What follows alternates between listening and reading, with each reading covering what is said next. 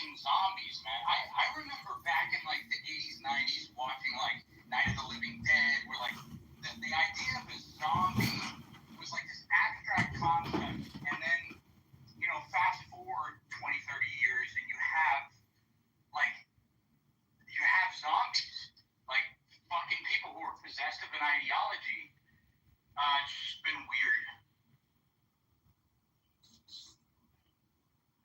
You guys know what I'm talking about? Like, there's this constant. I'm not aware of what you're talking about at all, but I'm listening. The zombies. There was the Swampers? No. Zombies. Can you hear me? I can hear you. What do you mean by zombies? Okay. So there's this concept in theory of mind, philosophy of mind. This guy David Chalmers, he came up with this concept called the P zombie. A P zombie is a philosophical zombie, and from the outside, when you interact with this person, is essentially an NPC, right? You're interacting with this person, but behind the veil, like there's just a script running.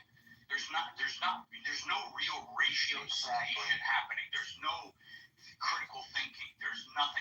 All there is knowing a monologue.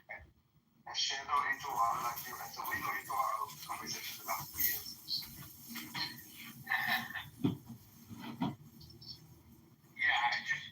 I don't know. There was a time when it was like an abstract thing, and like zombies were, they didn't exist, and now like they fucking do, man.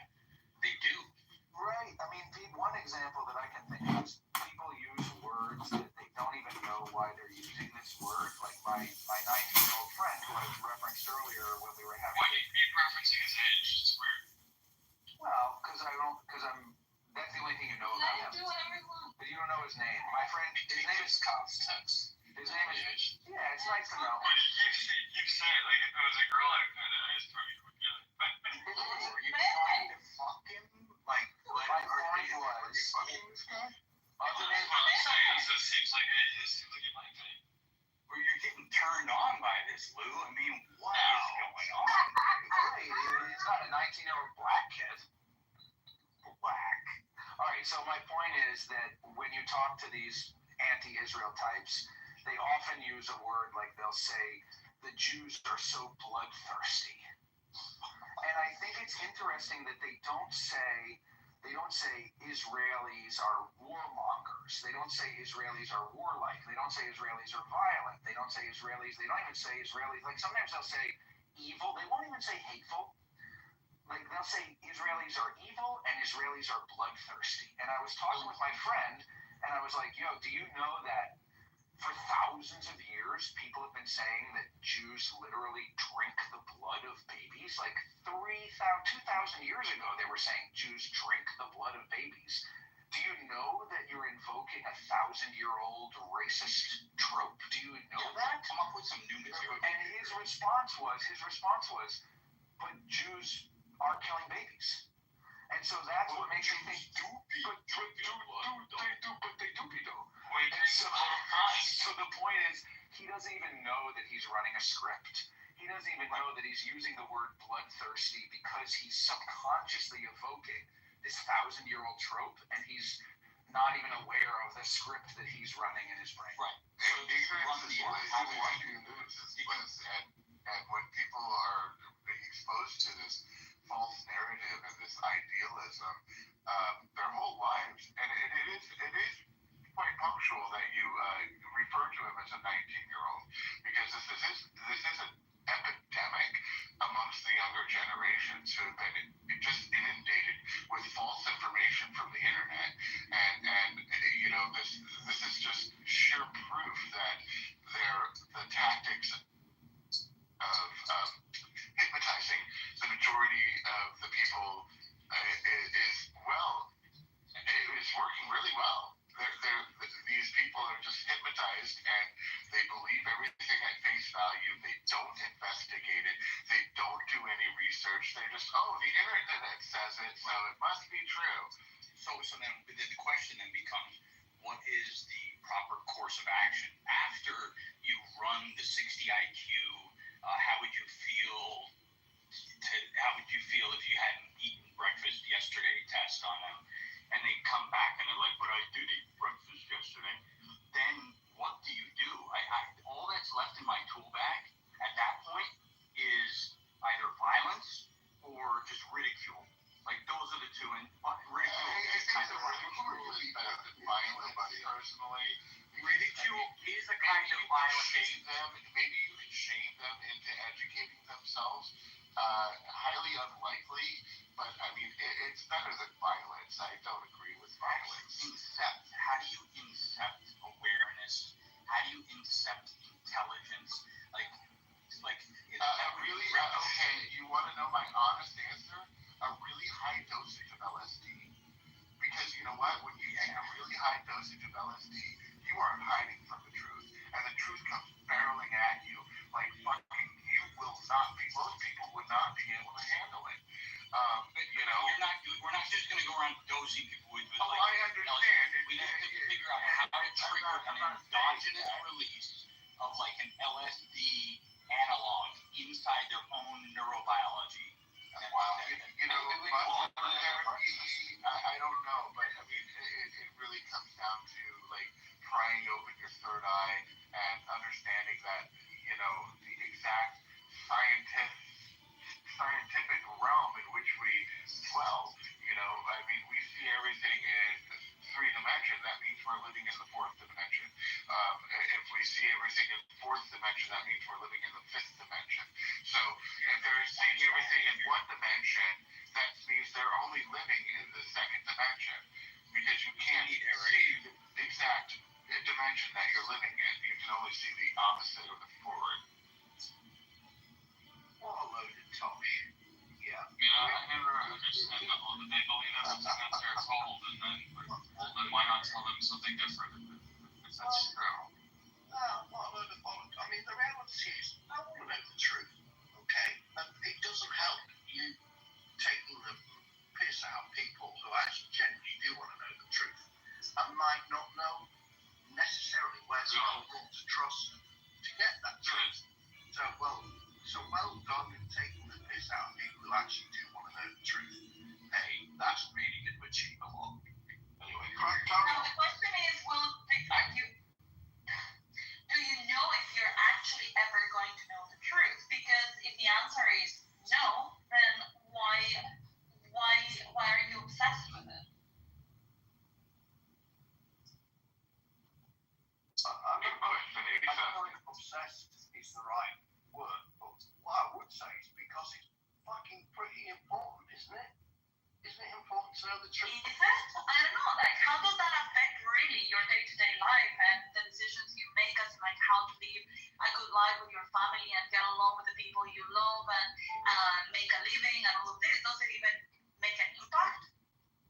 Yeah, I do live in the U.S. and I'd have to say that, the majority of people are absolutely content being ignorant, and don't want to look into things like, how the King James Bible is even in existence. They don't want to know the history of it.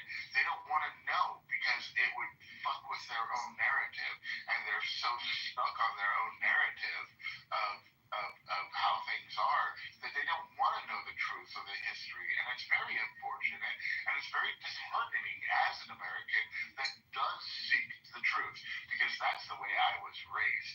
I was raised to always question authority, always question the people, always refer back to biblical texts to make sure that your pastor is telling you the truth and not his own damn opinion.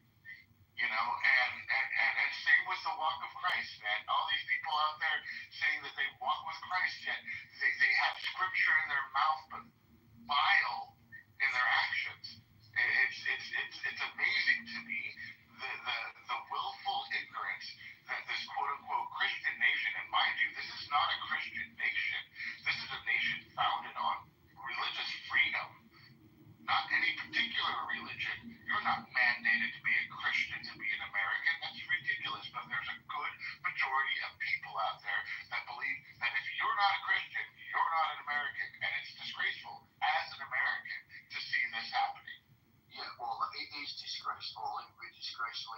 place where secular societies, so the freedom of to worship who you wish is so fundamental. And so to try and turn it into something else, which is called, our government's got to be based upon religion, well, then that's just like Sharia law. It's just the same concept. Yeah, that's a sure sign of oppression. I mean, that's the way oppression has always worked. They use religion and falsified religion on top of that. I mean, I dare anybody to go read the Ethiopian Orthodox Bible, which is the oldest Bible on the freaking planet Earth, and the most complete Bible on the planet Earth, and then go read the King James Bible and tell me how they're relative. Yeah, right. Well, obviously it was written in Greek, and then some guy translated it, to English. But that translation, well, it was written in Latin originally, and it was the Bible was a book that was only held by the people and people of very high wealth. It wasn't a common book amongst the illiterate of the countries because, well, they couldn't read it in the first place, but much less could they read freaking Latin. So do you think it was a mistake to have it translated to different languages? Because I know you gotta look at the context of, like, let's say the King James Bible. King James freaking imprisoned his own mother, Mary Queen of Scots, and then beheaded her. He also wrote 3 books on demonology, as well as retranslated the freaking the Bible into English. So, I mean, just that short bit of history, knowing about King James, his nefarious freaking adulteries, his assumed homosexuality, or at least bisexuality, and all these things, just about King James. Just about King I'm gonna look into it. Yeah, thank you. Importantly, to this, Mary Queen of Scots was beheaded by Queen Elizabeth I. Well, Queen Elizabeth I, she died without any children, which is why then I think it was James IV and the V of Scotland. He became James I. The reason I'm asking is, like, in the Islamic world, right? They don't encourage translation. They'll say that any translation that's not Arabic will change, the meaning of the text, and therefore it's not really the Quran, right? But the problem is most people don't speak Arabic. They're Muslim, and so I thought this was a problem, but now I'm confused. I'm starting to think maybe it was a good thing. What do you guys think? I think it's a good way to preserve the integrity of any book, and that's just any book, because especially when you translate it to English, as somebody pointed out earlier, American English is terrible. It's misrepresented. It's not well translated. And that's part of the difficulties that have fed to this absolutely absurd idealism of Christianity here in the United States, especially because if you'll notice, a lot of these quote unquote Christians, man, they don't embody they don't embody Christ. The teachings. Yeah, that's why I was embody the teachings of Christ, which is peace, love, humility. Shoot, the Bible completely condemns. The Bible completely condemns. Are you sorry, you guys want to reset the room then? No, Daniel either. Yeah, we're the second anytime. We're here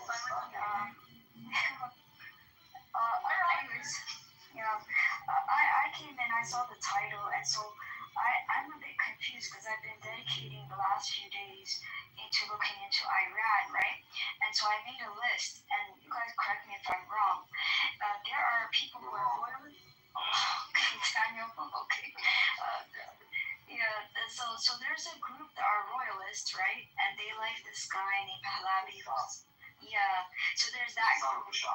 Yes, and I watched the interview with him. It wasn't Farsi, but I've seen people translating it, and he said that he's okay with having a constitutional monarchy. It doesn't have to be hereditary, and he seems like a nice guy. But then when you go online, you get Iranians that hate him, and then you have Iranians who are what's it called? Anyways, there's so many. Yeah, like there's some. I know that Iranians are Shiite, but a lot of other Muslims are starting to like Iran now because they're fighting against Israel, so they're winning brownie points when most of those Sunnis never liked them. So it's strange how that's happening. But so what do you guys think will happen? It's just that the people, the Christians, that hate the Jews, and they dislike the Muslims as well, but now they're supporting Palestinians, and it's simply because the enemy of my enemy is my friend. And so it's like they all share a disdain towards the Jews, and that's what matters the most to them. Yeah, like Jews, unfortunately, hating Jews has become a unifying force. It sucks for Jews, but for Khomeini to be put on a pedestal by these Sunnis, it's so shocking to me to see.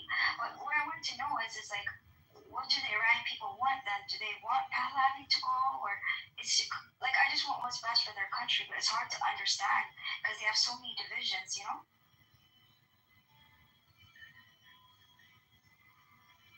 Pahlavi looks like a nice guy, but I don't know. He seems like a really nice guy with a nice family, that cares for Iran, but who knows, right?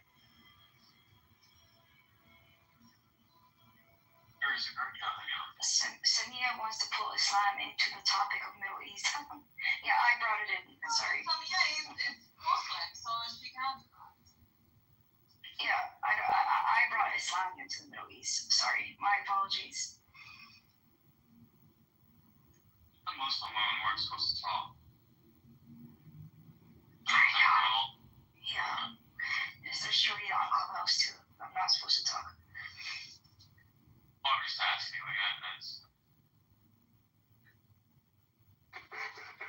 that's fucked up. Well, I mean, it's your religion, not mine. Did you see actually in the UK that they're really now pushing against the Sharia, not law because it has not been codified into law yet, but all these Sharia rules that they're trying to implement on citizens that are criticizing Muhammad or the Muslims or all of this stuff. It's amazing. We just had somebody sentenced in jail, I can't remember how long, 2 years, for burning the Quran, but they didn't specifically state it. They said that the actions of this person posed a worrying issue for, sorry, don't quote me, but basically this person, because they burned the Quran and they've been sentenced, this is the first blasphemy case. Oh yeah, they created a law, an anti-blasphemy law or something like that, right? Yeah, against Islam. You can do what you want with any other religion, but if it's Islam. Well, not you can't do shit about the Jews here. In the U.S. at least. Yeah, but it's not illegal, honey. Well, no, I think it is in some states. I don't think you should make fun of people's religion. You think it is in some states? It's not, dude. I mean, killing Jews is illegal, but criticizing them, everybody does. Obviously, You can actually stop them from going to class, make mass protests, call for their death, but you think it's illegal in some states. That's fine. I mean, they're trying to pass laws that I'll look into. You look into it. How much I'm going to wager there's no law that says in any state of the United States that says that it's illegal to make fun of Jews. I mean, I didn't say that make fun of them. So restate your statement. Let me think about that for a second. And That's also, a good idea. it's not, I mean, what's happening in the universities is not critique of the Jews. What's happening in the universities is they're preventing kids to go to class, and they are threatening them, and they are taking possession of buildings, and they don't let them in, and that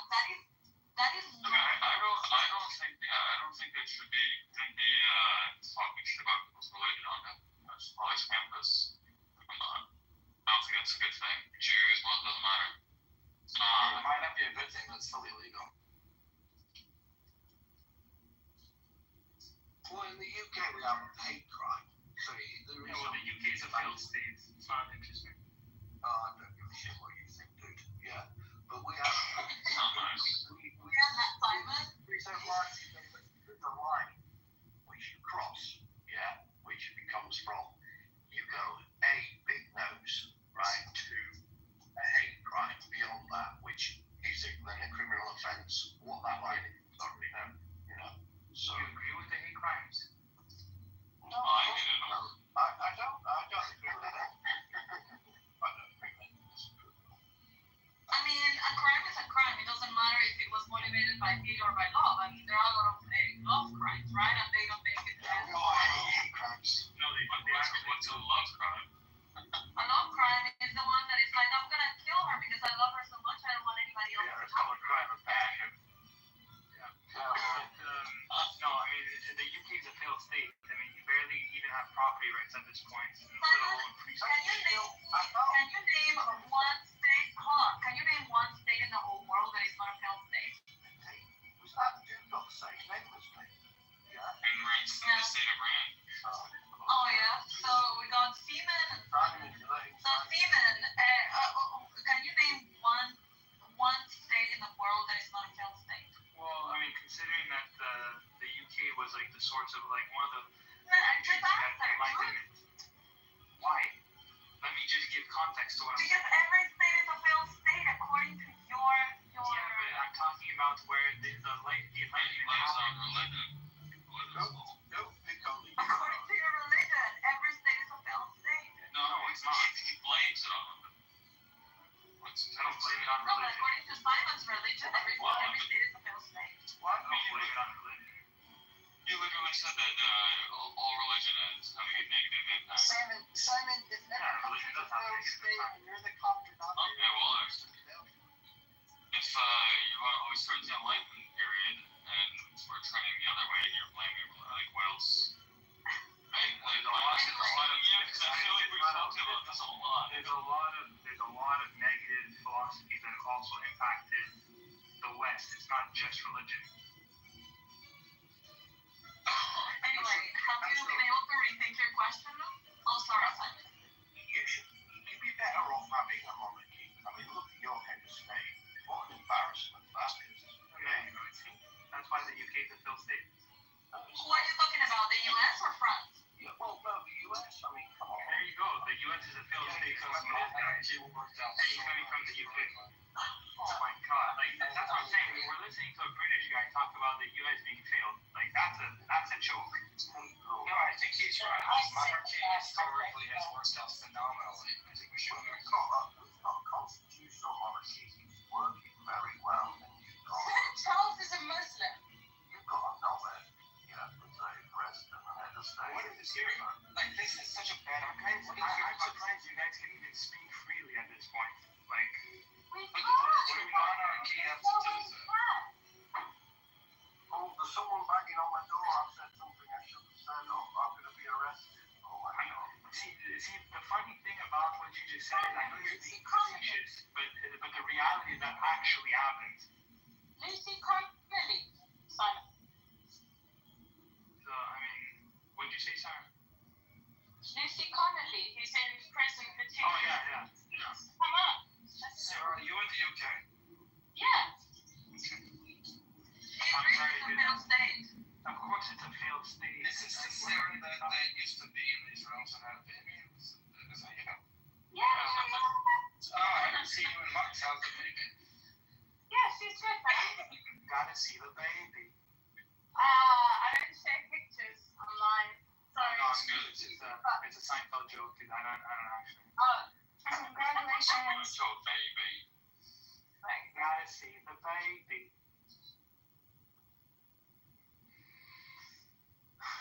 But yeah, anyways, sucks. We don't have any freedom of speech. you guys barely have property rights. Your police don't even have proper equipment to defend themselves, let alone protect its citizens. I mean, what are we even talking about? How's the Where is this? in America?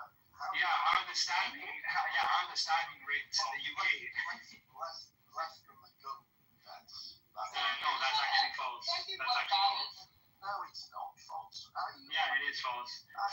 it's something like out of all the gun-related deaths in America, it's like less than 30% of them are actually homicides. Okay, so what you're saying is, Simon, how about you look up British Simon?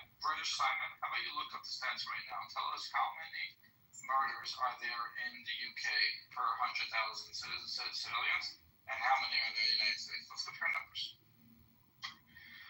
There's a reason that they lost the war. Very safe compared looking at guns, gun deaths alone. Right, but that's a stupid metric. What the question is exactly that's what I want. Okay. Because taking away civilians is another thing that has worked out really great. So far, your idea was to take away the guns from the civilians and institute a monarchy. You were selling me so far. well, I mean, look, there was a degree of sarcasm and dark humor in that suggestion, right? However, I don't think, the Second Amendment, is it the Second Amendment that says, right, we all, come on.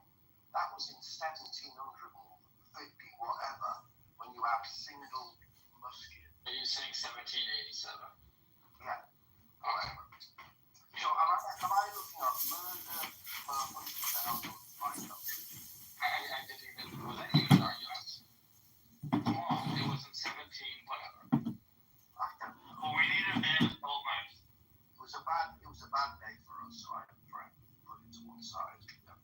But you're looking good with your head. The Second Amendment was written a decade after your bad day. Yeah. Okay, thank you. It was a bad day for monarchy. It was a good day for humanity. You're welcome, by the way. These people get the wrong idea with that. I mean, I live in Arizona. You can walk it like everybody's walking around with guns. It's really not as dangerous as people. Yeah, it's like especially when it's like understood that people are armed, and it's actually tends to be less violent. The unsafe states are the ones where it's like the gun crimes are. We don't like it. I don't know. I mean, really, it's just sort of the. Where gun laws are the strictest is where there's the most crime. Go into the inner cities where the strictest gun laws, and you'll find the most crimes. 100%.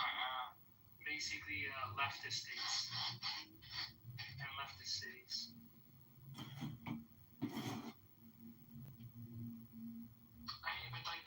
Just in principle alone, this is not even debatable. You just basically don't have freedoms. Everybody's just a cuck to the government. Wow, are you living here?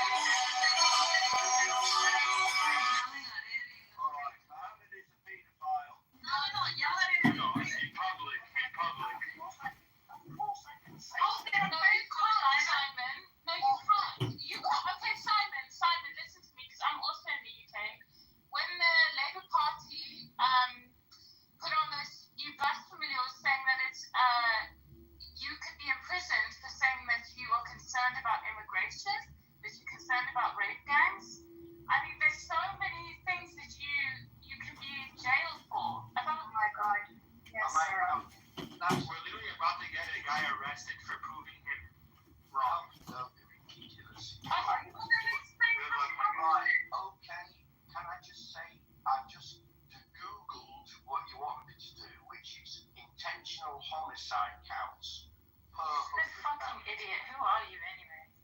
Oh, so Someone just wrote in the chat, can you deny the Holocaust was real?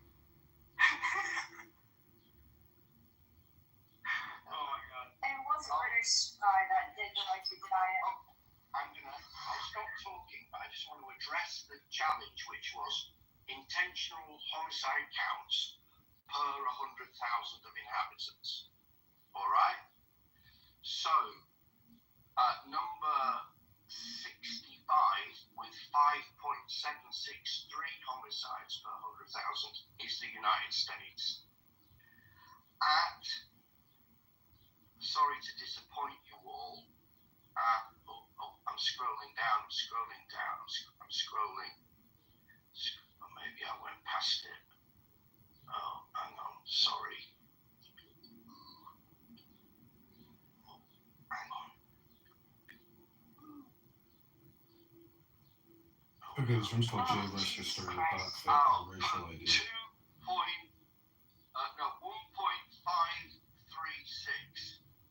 Yeah, the 1.148. So, those people who quite happily broadcast that there are more deaths due to homicide and murder in the UK compared to the US by population percentage, you're wrong.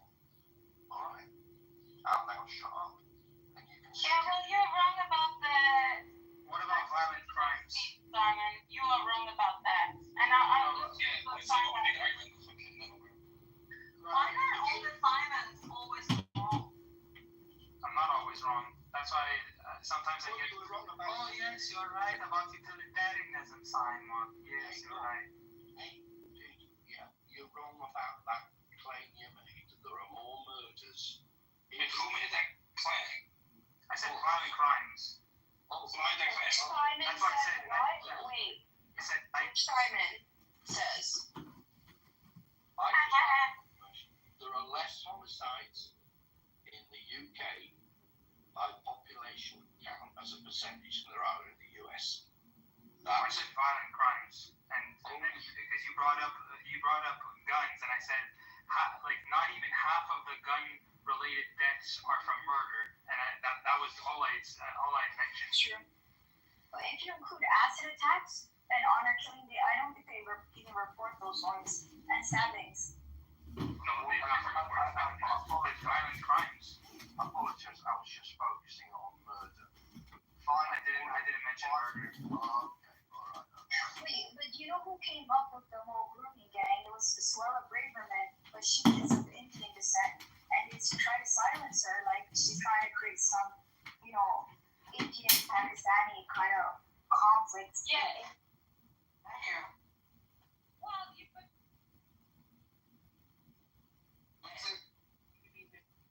Asians and what? It's an emergency, Iranian emergency delegation that keep trying to negotiate to stop the escalation of the situation with Israel. Okay.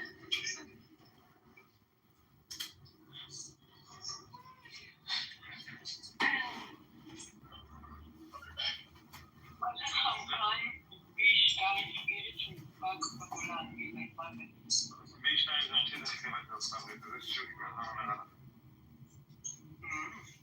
לא, אני רואה, מטוס יום הדין, ה-E4B, נסיעות חזית תחת מוקדמת ליד וושינגטון, נכון לאחרונה שבוע כזה נצפה, הייתה מ-11 בספטמבר.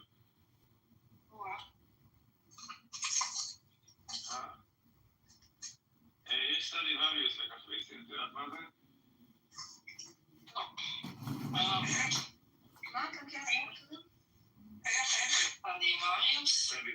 יש לנו סטרדיווריוס, אבל... יש בארץ, אני לא יודע, אני כבר מיליון שנה בישראל. יש. מה זה המשחק הזה? איזה משחק? מה אתם מנסים? אני צריך לנחש את שלוש חנויות בגדים שחנה הכי אוהבת. אם אני מצליח היא מביאה לי 100 שקל לבית, אם אני לא מצליח אני מגיע ל-20.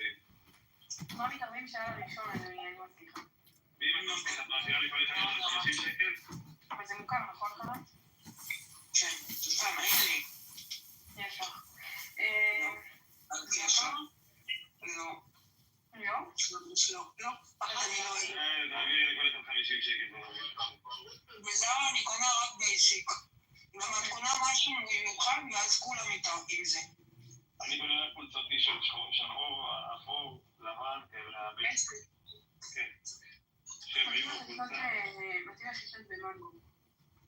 גם לא. אני אהבתי את ההשתנות האלה בירושלים, שנקראת טוב, לא טוב, לא, שבגדים. אני אוהבת מה זה מודיעי. טוב שופ. מה טוב כן ממש? מה סימן יודעים מוכנים מעליי לקרוב כזה לבנות, זה כל מיני כאלה, לא? גם בגדים, ומקבוצת מהקבוצה של זהב. מה זה מודיעי? מה זה מודיעי? הייתי שם פעם מעליי, נראה לי. זה כאילו זה חנות עבודת ה-24/7. חנות הכי רגילות, אבל הן מתוקות. את מוצאת משם שזה שונה? כן, אני מוצאת בטח.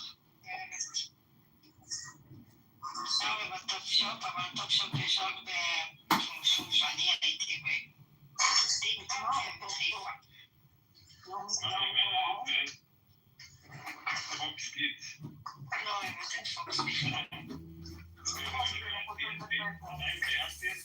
לא, מה פתאום, כן ולא זוכר? כן ולא. וואי, מוכר לי. כן ולא, נו. אני קונה מאוד. איפה? אצלנו. רוס.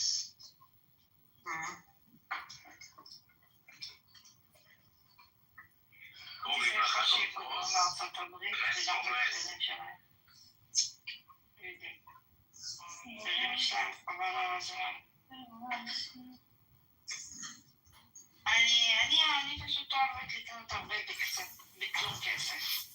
אז אני אגיד לך מה קורה, אתה אוהבת פוקס תגימוני? לא, בכלל לא. לא. אורבניקה? כבר לא. למה? בואי נראה כנחשים מה אני אוהב בזה מותג. אתה אוהב מנג'י? סוכה קרבן. לא, אוהב... מה קוראים לזה? נו, של המטיילים של המטפסים. לא. קולומביה וכאלה. קולומביה טובים. זה מותג השני, לא, מה המותג הראשון שאני... נו, אני יודעת, זה דומה לקולומביה, איך זה נקרא? נו, זה לא היה ברס. לא, לא נורפס. נורפס זה קולומביה, מבחינתי זה פה מותג, אבל אני מדבר על מה הראשון שאני... מה הלוגו? טימברלנד. לא, זה נעליים, אבל אנחנו מדברים על בגדים, נכון? טימברלנד זה לא נעליים, זה גם בגדים. אצלנו זה נעליים. לא, טימברלנד, צודקת, יש לנו בגדים, כן. אבל לא, זה לא... אוקיי. קיצור נייקי, אמרנו. קשור, יש להם את הפעילות הכי טובים בעולם. אני יש לי את הסט פליז של נייק, את הקפוצ'ונים והמפסי טרנינג שלהם. כן, אתה אני אוהבת אדידס. איזה 40? אני גם אוהבת. זה לא רק אני מת על אדידס. אני גם אוהבת. אדידס, אני מזכיר את הרוסים האלה מהראש פיתוח. אני באדידס, אתה בכל הצהריים הכי הזויות, כל הציוני המוזר הזה. לי יש נעליים של סטיילה מקארטני עם אדידס, ואם תראו את התמונה של זה, תבינו מה הסטייל שלי, מה אני אוהבת. אין לי כוח שלך. המותג האלה, אולי נעליים. נשמע לך לקום להרים מזוודה ולהפך. היא פשוט לא רוצה לחטוף בפניה. אני אוהבת גם קרוקס על... אתה אוהבת קרוקס? וואי, זה זעזם. קרוקס על זה גדול, לא? אבל אני אוהבת את הסטיילה. חנה, כמה שנים את בקרוקס? אבל לא קרוקס הרגיל, אני לא הולכת כמו זה... לא, יש את החנות של קרוקס, יש לה דברים יפים, אבל לא הייתי הולכת עם זה. בסוף שלי המזמן של מסעדה? לא, יש לה קרוקס על הפלטפורמה. אבל רגע, בקרוקס, כמה אני קדימה את הסיכות האלה? כן. יאללה, אני קניתי כזה של כיס, סתם תפת. הנה, זה... יש להם נעליים יפות, יש פלטפורמה, כולם סנדלים, אבל אני לא הלכתי עם זה כי זה לא נוח. אני בהלם שנכנסתי. מה השאלה? יש לה לבית שלה. אם יש לה אג. איזה מושפעת. אני לא אוהבת שאתה מכור דווקא, זה... לא יודעת, לא אוהבת. האמת, יש בקושי גם נעליים. אני נחמד להיריון. אני מה זה ההיריון שלי, עד עכשיו, עם ריף. כאילו, אני לא יכולה להוריד אותם מהרגע, כאילו נדבקו לי לרגל. מי זה? זה נעלי, שלי זה נעלי אצבע של ריף. וואי, יש להם נעליים כאילו נוחות בצורה מפחידה. אז מאז שהייתי בהיריון קניתי, אני לא יכולה להיפרד מהם. ואני קונה מלא נעליים, לא מסוגלת. רק אותם. רק אני חננה, צבע נאות. הכי נוח. אבל מזונות, זה אבל לא 300 שקל. גם הרבה קר, ברור. גם זה יש. כן, זה יקר, אבל זה נוח, מה? לא יודעת, לקנות צבע נאות. פשוט פה זה $30 פה באמריקה. כל הקיבוצניקים שמים את זה. יש עוד איזה חנות. זה נעליים של קוקסינלי. כן. אנחנו קוקסינלים. מי אלה? שכחתי את השם, יש עוד איזה חנות. גם הייתי קונה בה באילת דווקא. To go. לא, ממש לא. יש את זה בכלל כתוגרם הזה? יש, כן. אני יודעת מה. מה שאמרתי לך. סקופ. לא. לא סקופ. אני אוהב גם את הופעת הגלגל. 3 ב-100, 4 ב-100. מה זה? אתה צוחק? לא, נו, זה גלגל שיש ילדים אז. אני עכשיו... 5 ב-100. אני נגיד באינטרנט אני לא אוהבת לקנות נעליים, אבל עכשיו קניתי איזשהו זה נעל כאילו שהיא שתי רצועות שהן שקופות, זה שלו, זה כאילו פלטפורמה שהיא מין פס כזה מבז' משהו ממש יפה וממש נוחות, זה פעם ראשונה שאני ממש נהנית מנעליים שקניתי באינטרנט. אני את כל המגבי בוקרים שלי קונה באמזון וזה אחלה.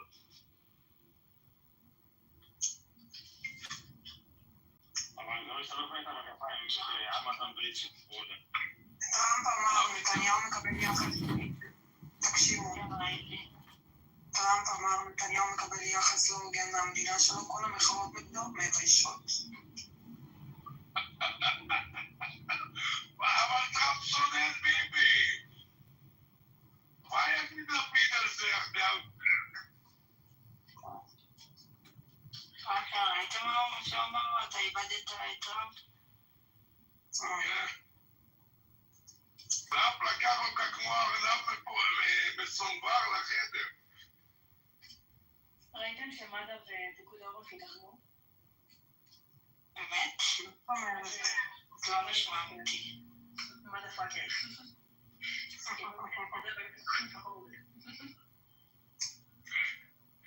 איזה אבלים?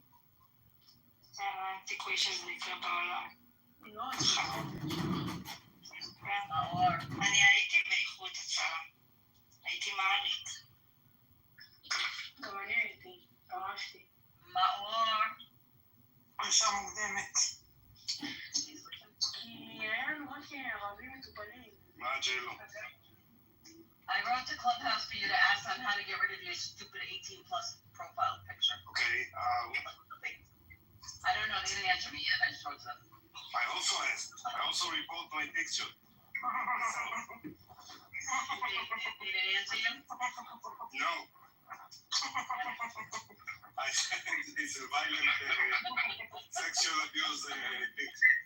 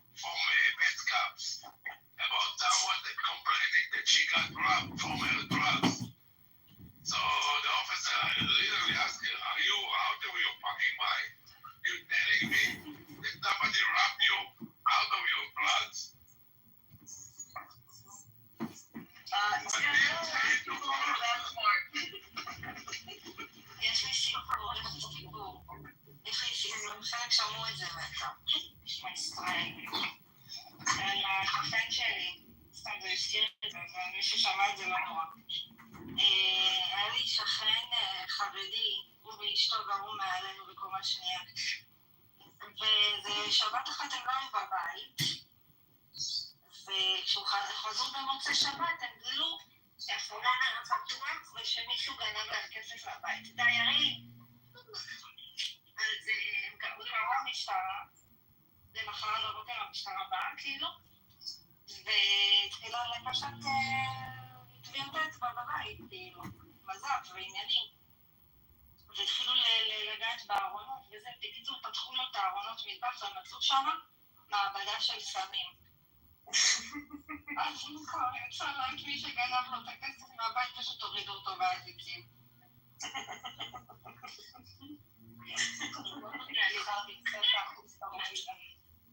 מה?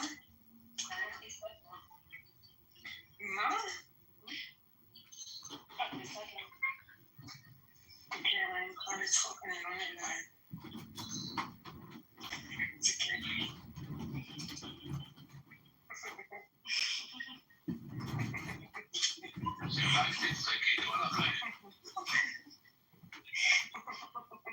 Aldo, are you there?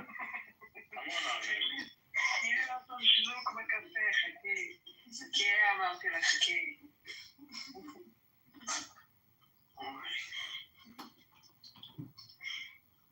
צמצמת.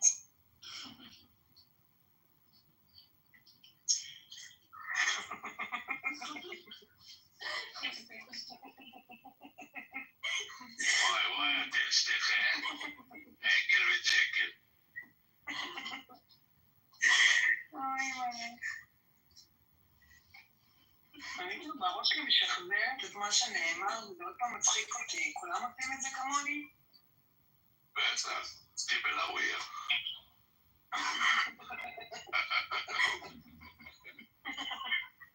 וואלה, הייתה הפעם הראשונה שנפתחתי ככה, בעניין מין. נו, אבל זה בדיוק העניין, לשחזר את מה שנאמר. בהחלט נפתח. תרתי משמע. תגידי, את גנשת תוך כדי? אני לא זוכרת. תדליקו נחל חומרים. לא יודעת. באוטו, אני לא יודעת, כאילו, הם שמעו רעשים, אז אני מניחה שכן. הם לא שמעו רעשים, הם עשו שם פטרול או משהו, ואז אמרו רכב, ואמרו, אני אבדוק אותו. זה מה שאת חושבת. מה? הגב שלך, מה שלך?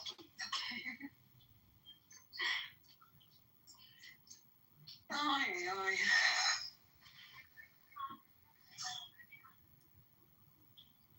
Apple is really good about like giving you your money back with subscriptions. Sometimes it's אנחנו המדינה היחידה שיודעת מתי מגיעים ולא יודעת מתי מגיעים.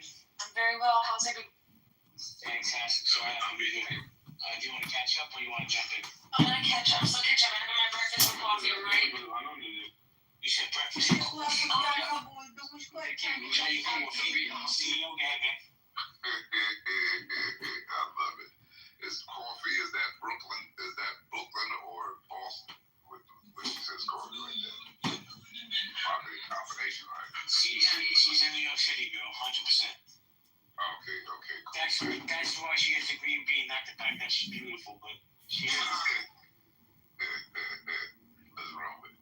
Now, this is going to add to what Nye and the other gentlemen said. And I think, JB, you asked a really good question, man. A lot of times we have these conversations but don't consider the linguistics of it, man. We're usually arguing about stuff and are actually processing the words and their definitions differently than the person that we're arguing with. So setting a level playing field in the languaging or the nomenclature, I think, is a good thing. So with racism, the reason I think it's taken out of context a lot of times is because most of the definitions, if you really read it, and how some academics speak it, is it means having the institutional power to do something with your prejudice. And so most people don't think about it like that, right? So we can throw it around. So racism, bias, implicit bias, prejudice, all of these words are used interchangeably, but they technically mean different things. Thank you, CEO. Hey guys, give me a second. Please don't bring up this idiot Funk. He's he's out of his mind leaving down there. So Alaska, before I go to you, we have two beautiful women on stage, each named after a state. We got Alaska and we got Nebraska. So let me say good morning to Nebraska real quick. Nebraska, how you doing? Good morning, JB. Good morning, everybody. I hope everybody's doing amazing. It's a great day to be alive. Yes, it is, and it's better that you're here. So, do you want to chime in on the conversation, Nebraska? Yeah, okay. I actually going to piggyback a little bit off of what Alaska was saying, and I like what she said, but I feel like there's a couple nuances that I could maybe potentially add that may or may not be helpful. So there is this concept that I want to introduce to you all, and it is called the accusatory fatigue cycle. And it's a psychological phenomenon, we can say, that you could observe it across any type of group. But I believe that this would particularly be able to explain why sometimes we see what we see among white individuals in the context of like them saying, oh, I'm experiencing, fatigue. Basically what happens is in the accusatory fatigue cycle, you have repeatedly accused. Let me see. How can I write this? Okay, it's when like a group of people, particularly we'll use white people for this particular case to apply it to white people in racial dialogue, right? They constantly get accused of a negative moral trait, like let's say racism or white privilege or white guilt or something like that, right? And it's not based on their particular actions they're talking about, it's based on the group. So a lot of white people are gonna come in, the form of, it's gonna be told to them like, hey, look, you're complicit in white supremacy, you're a white supremacist, you're a racist, you're privileged, it doesn't matter, you're benefiting from oppression. And when these white people start to, like, I think at first people are going to want to try to engage. So they're going to read about it. They're going to try to learn a little bit more about it. And then they're going to get into the conversation where they're going to get curious about it. But then what's happening is they are not met with any type of solution. They're not met with first there's no encouragement. So they're instead like, when they get more curious or if they start to push back because they're challenging and trying to make sense of what they're learning, they'll be like, oh yeah, that's, it doesn't even matter. Your empathy is insufficient, your allyship is performative, whatever it might be, your silence is violence. There's a bunch of shit that I've heard, right?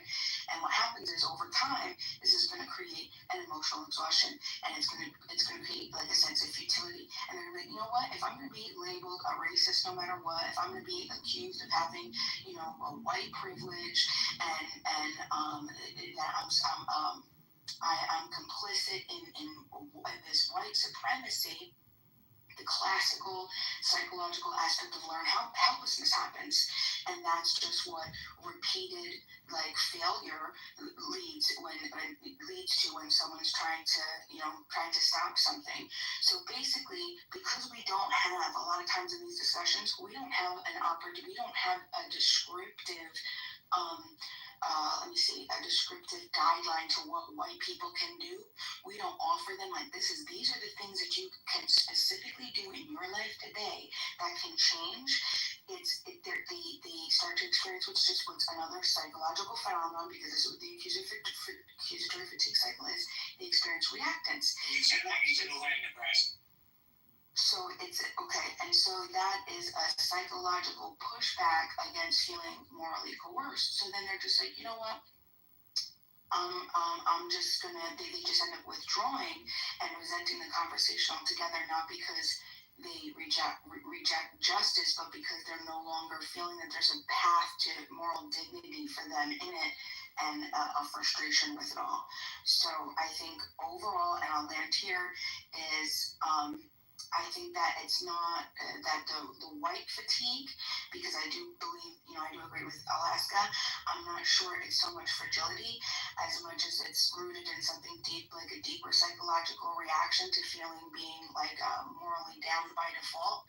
But the good thing is that it can be broken by just offering opportunity and an honest dialogue and a place for them to go and to make the changes so they don't have to feel that way. Thank you, Nebraska. Man, I love when you share, but I don't know how you don't pass out from a lack of oxygen. Because you talk like a New Yorker. You're so fast. But hold on, Nicholas. So I want to go to Alaska, and then I'll come to you. Alaska, you wanted to chime in? Yeah, I'm really, really interesting what Pima said. I was just trying to, what was I going to say?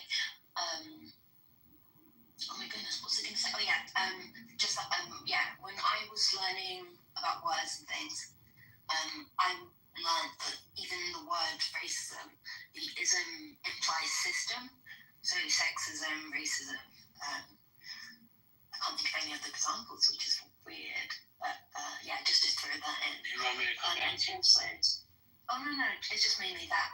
And also adding to what Bina said, the idea of cognitive dissonance is a subject I find super interesting.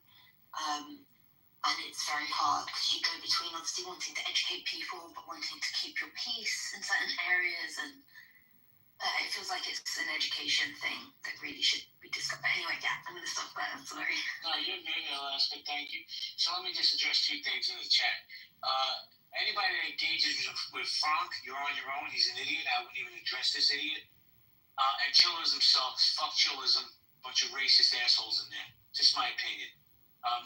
The great Nicholas, how you doing? So, Mother Spears here. Hi, the great JB. So, I got a couple comments. So, do you suffer from racial fatigue? Yeah, this app is, I'm exhausted. Like, I've reached a point where I just don't care. And I think maybe that is, becoming desensitized to certain things. Like, people say horrendously racist things, and I'm like, oh, it's Tuesday.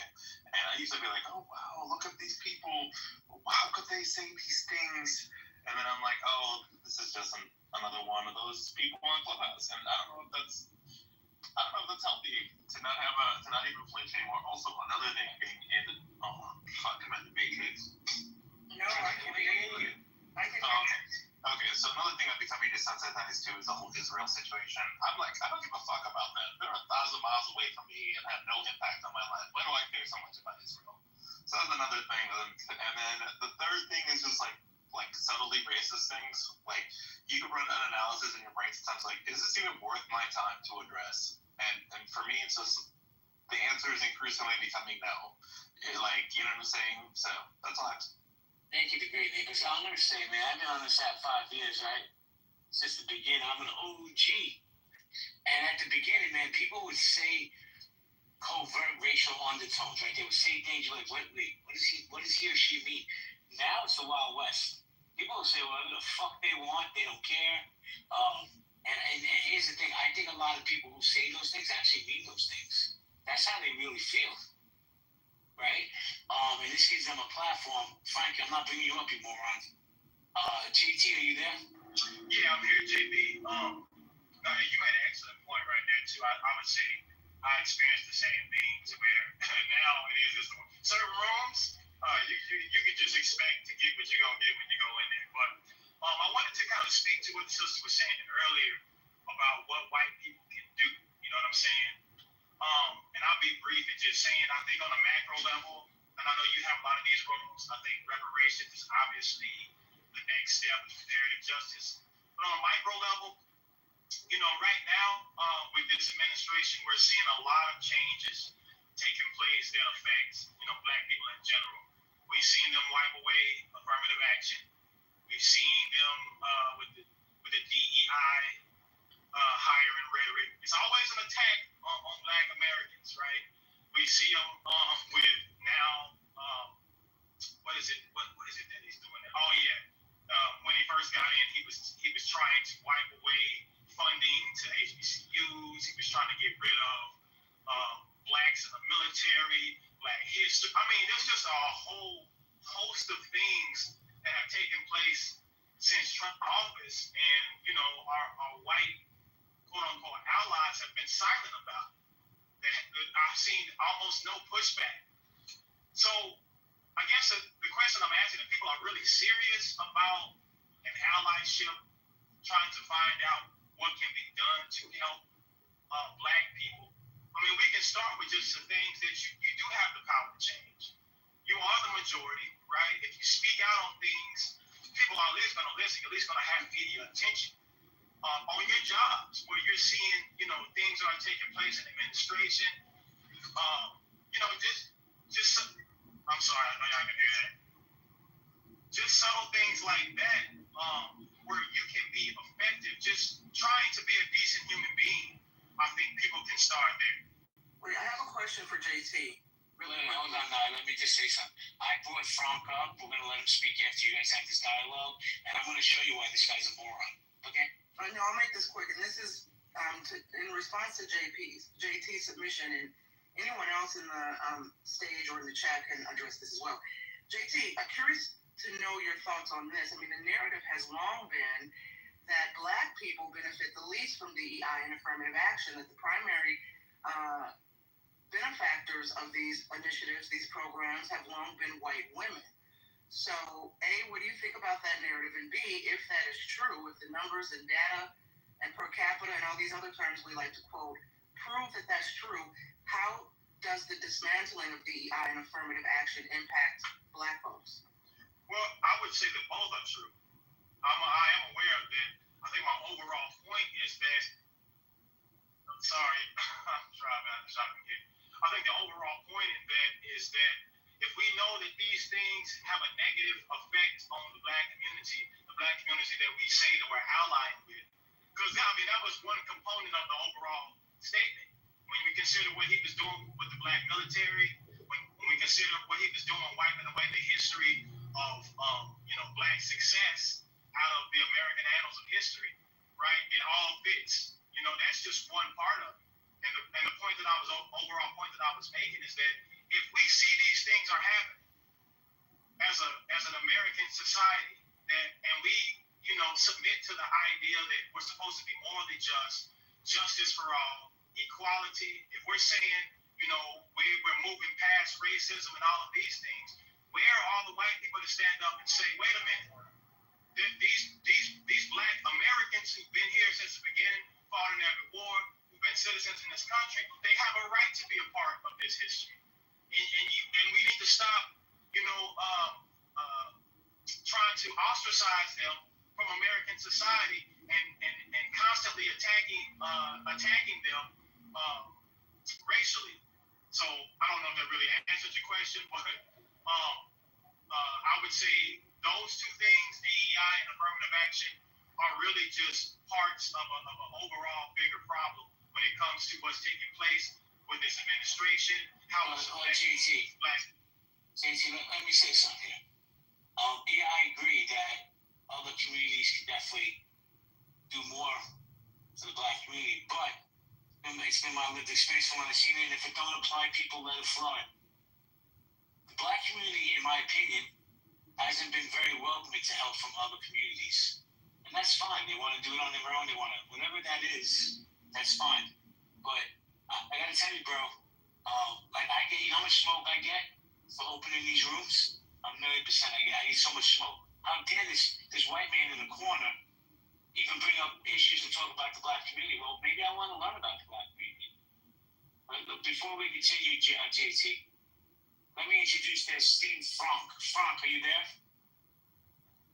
Frank. I'm here. Do you want to chime in on this stimulating conversation? Do you suffer from racial fatigue? Yes. Can you repeat what you said? Because it's pretty complicated. Because I'm not full like you. Well, why would you come to the stage if you don't know what we're talking about? I can talk. I can talk, but I can. Well, then talk. Talk on the subject. What are we talking about? Do you suffer from racial fatigue? Yes or no? Yeah, I can speak. See, this is what I warn people about this moron. Nobody listens to me. All right, go sit in the audience. Have another bottle of wine, fucking moron. Pete, good morning, Pete.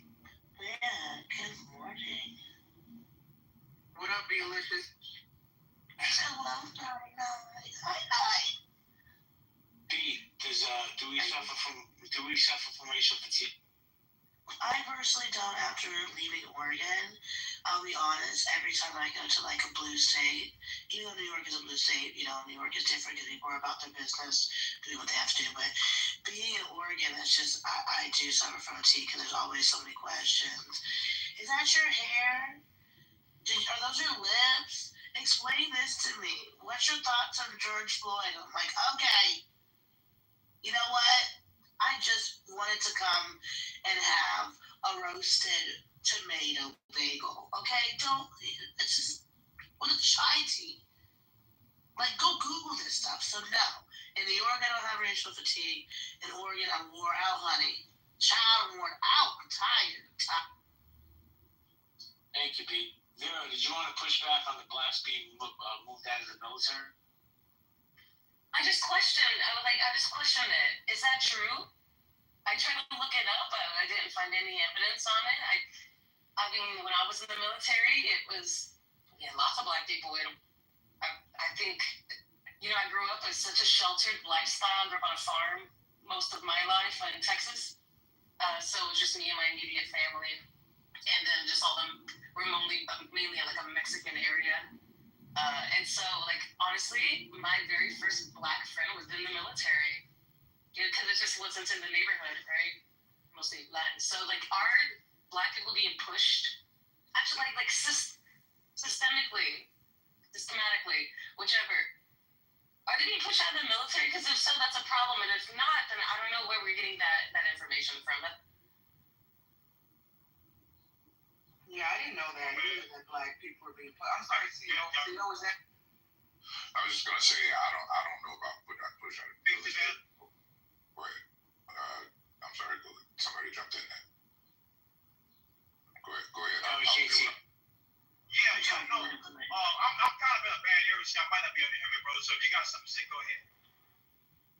I was just gonna say the reports that I heard, Bureau 9 and JB, were that I know factually what happened is that he took several black heroes, from Tuskegee Airmen to Buffalo Soldiers, and black people that had defended the country down from government websites. And then I think somebody challenged him, and then he put a couple of them back up. He just took Martin Luther King out of the White House. There was a bust of Martin Luther King out of the White House. Obviously, took Obama out. Blah blah blah. So yeah, there's definitely a movement with this administration to erase black history, to remove the accomplishment of noble black soldiers. You know what's crazy though, and I'm not disputing what he's saying, but what's crazy to me is he has no problems changing these forts back to Confederate general names. Yeah, well, that's a part of it. That's what I'm saying. He's whitewashing everything. It's almost like the lost cause. If people are familiar with the lost cause, the short note on it is after Confederacy died, the lost cause was a narrative or a movement to basically whitewash it and make it seem like it wasn't about slavery, and to make all of the people who fought in the Confederacy that were anti-American seem like noble heroes, and turned it into a thing about culture. And that was basically establishing the names of all these, just like JB said, all these military bases, statues with Confederate heroes, right? That was the lost cause. He's doing a new version of that. He's erasing black history and reestablishing all of the movement of the lost cause. So he's literally working like he's a part of the Confederacy to me, from states' right to reestablishing Confederate heroes, to erasing black people, to banning black countries, literal with federal lands, to use verbiage and coded words like DEI, woke, and BLM to discriminate against people of color. This is not theoretical. This is factual. I will respond to nine point that you made earlier. You spoke to white women being the chief beneficiaries of the diversity and inclusion program. Well, for what it was worth, it also eliminated benefits for people who are disabled, and a part of that group of legislation, and all other minorities. So yes, if white women in one sector of that, because there's multiple sectors, did get benefits, then that means the system needed to be reformed. So demolishing it doesn't help. So they give us so many talking points to excuse their blatant and overt racism, right? And so, oh yeah, well, white women benefited a lot. Okay, cool. Because women were traditionally left out of a lot of contracts. I owned a business, right, that where we partnered with different companies in a particular sector to bid for government opportunities, right? That whole business model, which is only one element, is completely busted because now those majority businesses that might be friends with the people that Trump are friends with, they have no need to even have even 5% of those billion and trillion dollar government contracts be associated with a minority vendor that's certified. And so it literally busted a lot of wealth from the government by being able to provide services. So if white women were a part of the last one, I'll make after this point, white women were the beneficiaries, it still doesn't remove the fact that black people obviously were able to get into businesses that they otherwise wouldn't be able to get in because they were locked out. And that's across the board when you really think about it. I'll just stop there and let somebody else speak. Thank you, Sia. Hold on, JT, because Moose has been patiently waiting. I think he wants to push back on the army thing. Good morning, Moosey. Hey, JB, thank you, man. The mod of mods. God, we agree to disagree, but you're a top mod. Yeah, and I'll say, I think it was Vero and who would ask in chat about, he's not like sending out, he's not dismissing massive troops of color, but he's doing it, he did it strategically. One of the biggest shakeup he did in the Pentagon was firing Air Force General, not only Air Force General, a decorated fighter pilot, 40 years of service, Air Force General C.Q. Brown, but he was also the chairman of the Joint Chiefs of Staff. Like, he's in the war room talking about Ukraine, talking about the Middle East, and he, I believe, was only the second black military personnel to hold such an esteemed position. And essentially, it was a major shakeup, and Trump's rebuttal was essentially, it was the DEI thing. We're talking about an impeccable record, and he was dismissed. I think a year and a half after he was appointed. So, again, it's not hundreds of black soldiers that he's firing, but when you fire somebody at that level, that sends a message. That sends a really strong message. Thanks, Jim. Thank you, Moose. Before I go to JT, I just got to make two quick announcements. This is really a pop-up room when a puppy's at the groomer, so when I have to pick him up, I'm going to close it down. Moose, you don't have to go down. Second thing, Vera, respectfully, that PTR is fire. JT, go ahead, JT. Real quick, JB. I shared in the chat too that the military before Trump they did an annual. They used to hire black engineers into the military. They would do that annually. There's an article talking about it there where because of once again the DEI, where black engineers had an opportunity. There was something that the military had set up a while back that they were doing annually, where they were able to hire from black universities. He shut that down as well, and just certain little things, as everybody else mentioned, where he's specifically targeting, black servicemen and black servicewomen. You know what I'm saying? Just to say, the brother he just mentioned, I wasn't even aware of him, but to have that type of tenure for somebody just to come in who's not a part of the military and just say, oh, no, all your accomplishments, it's all DEI, and just fire them. That's what we mean when we say, when people see these type of things, like, where are you? Where's your voice? And at the same time, some of those same people who would agree with that, as he mentioned and as you mentioned, will be the same ones whining and crying about Confederate generals who, committed treason against the United States government and tried to take it down, will be celebrated back, in their minds. I think it's just, those are the type of conversations that should be had with our quote unquote. Thank you. Let me just jump in real quick, guys. Two seconds. So, Sarah, I'm going to say something to you respectfully, right?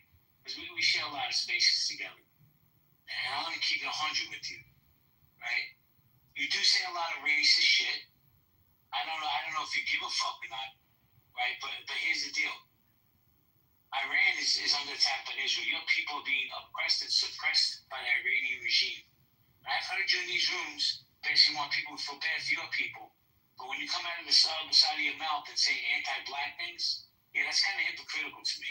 I'm sorry, it's got to say what it is. Let's go to Vera, then CEO, then Keith. Yeah, for sure. My experience in the military, it doesn't just revolve around my personal experience in the military. My mother's a Marine. My two brothers, my two sisters are Marines. Grandfather was in the Army. It's just uncle. You can't put your arms too far out in my family without hitting someone who served, right? Continuously, my 18-year-old niece just joined the Marine Corps. So, this whole decorated, and I'm decorated. I'm very decorated. You know what I'm saying? If you're in the military for 40 years, you are decorated. You are established. You cannot be in the military for 40 years without being an outstanding individual. Another thing in the military they try to teach us, it's not racist here, it's not gendered here. They do teach us women how to bend down, quote unquote, correctly, so we don't entice the men, of course. So what I'm saying is I don't put it past them to do some racist ass shit, if it doesn't fit their agenda. And I talked about this yesterday. If you move in the military, if you move away from the agenda, they push you out quick.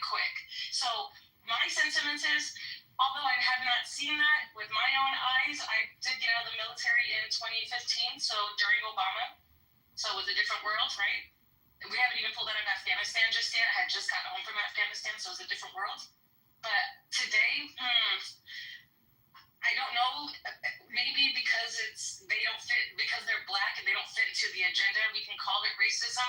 But even if they're white and they weren't fitting into the agenda, they'd be pushed outside the same way, I believe, honestly. Or Latin. Well, I have to say, Ms. Vera, respectfully, if you don't want to entice men, don't wear that dress, because why? Just gotta say that. I'm out now, so I'm going to entice all y'all motherfuckers. It's working.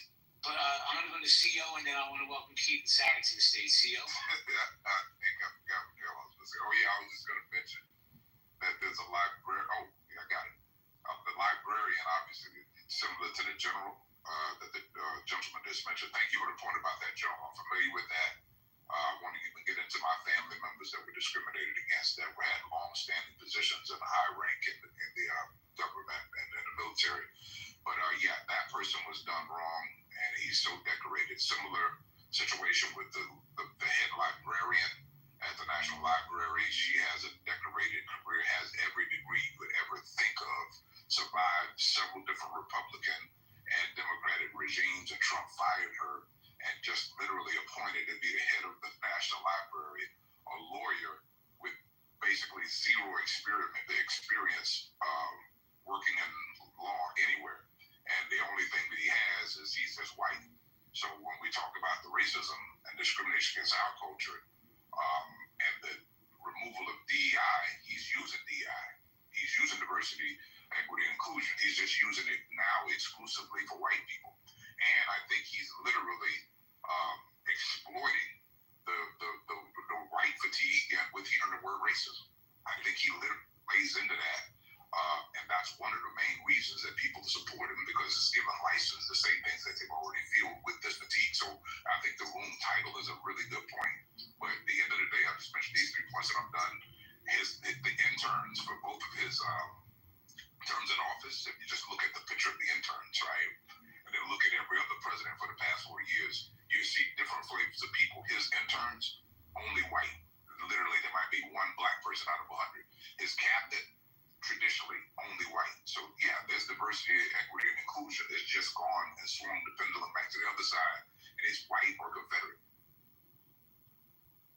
Thank you, CEO. So Keith, I know you were here first, but I definitely want to go to Sarah because she's not very patient. Good morning, Sarah. Good morning. How are you guys? Doing fantastic. How are you? I'm good, thank you. Hey, I want to say something though.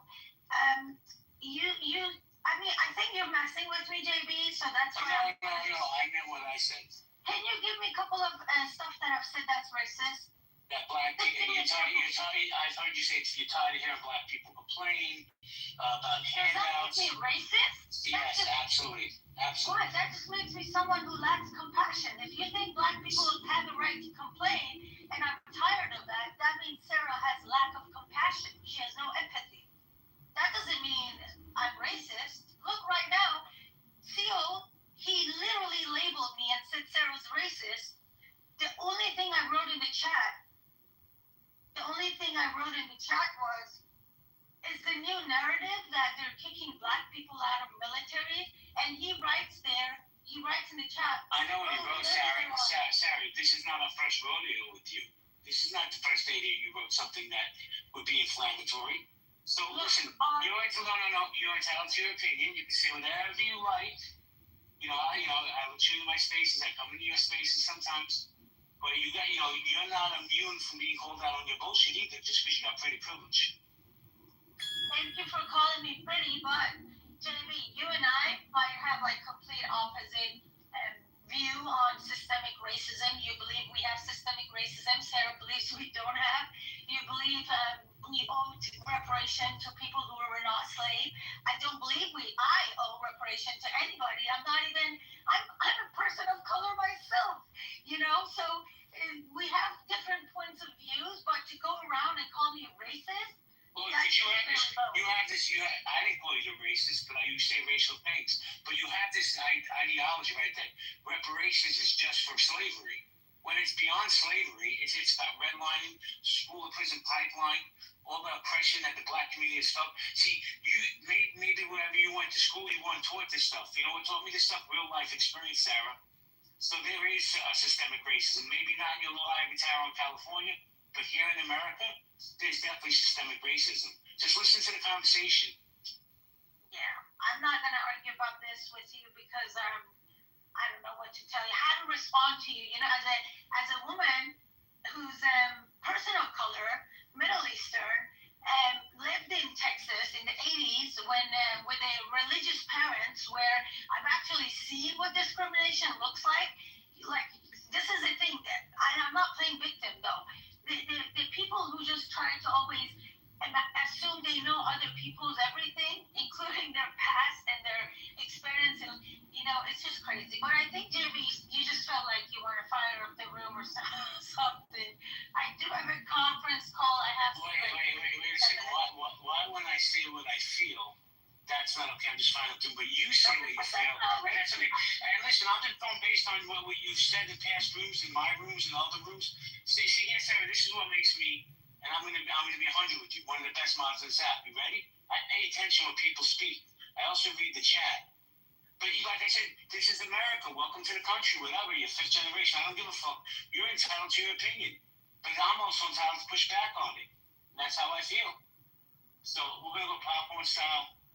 Thank you for coming. Oh, I'm sorry. Let me go to Keith real quick. Sorry for the delay, Keith. How you doing?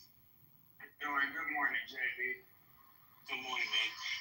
Listen, Keith, I'm not trying to dox you, but I've heard your story a few times. I think more people should pay attention to you. The mic is yours. I appreciate it, JB. Peace to the room. I just wanted to say, man, I've been tired of it a long time ago, like when I was 8 years old. But I come to the conclusion that, what don't kill you make you stronger. And I'd rather deal with the devil I know than the devil I don't know.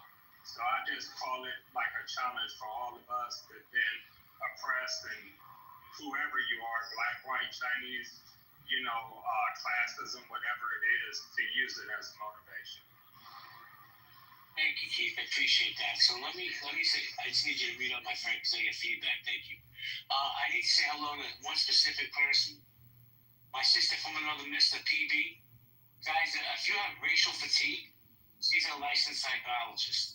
So we'll have a one-on-one session with you for free. This is how generous this woman is. She don't care what color you are. She don't care what religion you are. She looks forward to it. So guys, please reach out to BB. She runs a room called the Back Room. Run into that room. Share your thoughts. Alaska, you want to say something? Sorry, no, I feel like we should hype them up, get them paid. I don't know. It's all good. Thank you, So let me welcome Tori to the stage. Good morning, Tori. Tori, are you there? All right. Good morning, Dave. How you doing, Dave? Dave? I know you are. Good morning, everybody. Dave, I need you to do me a favor, bro. I need you to cash in that pink ticket. But okay, do you want to chime in? I'm sorry? He's new to the app, clearly. Yes, I've been listening, but I've never really. Okay, so this is what you do. You're gonna see where it says healthy debates up above. You click that and you join the house. But do that when you're done speaking. Did you want to? Okay. Do you want to join? I did. As far as racialism, of course, every black person's experienced that, or should I say, a lot of black Americans. You're in the matrix, young man. I can't hear you. Dave, you're in the matrix. Yeah, your service is not great, bro, so it's coming in and out for us. Jeez, okay. It's significant. Yeah, my bad. No worries. It's my fault. So I'll fit aside until then.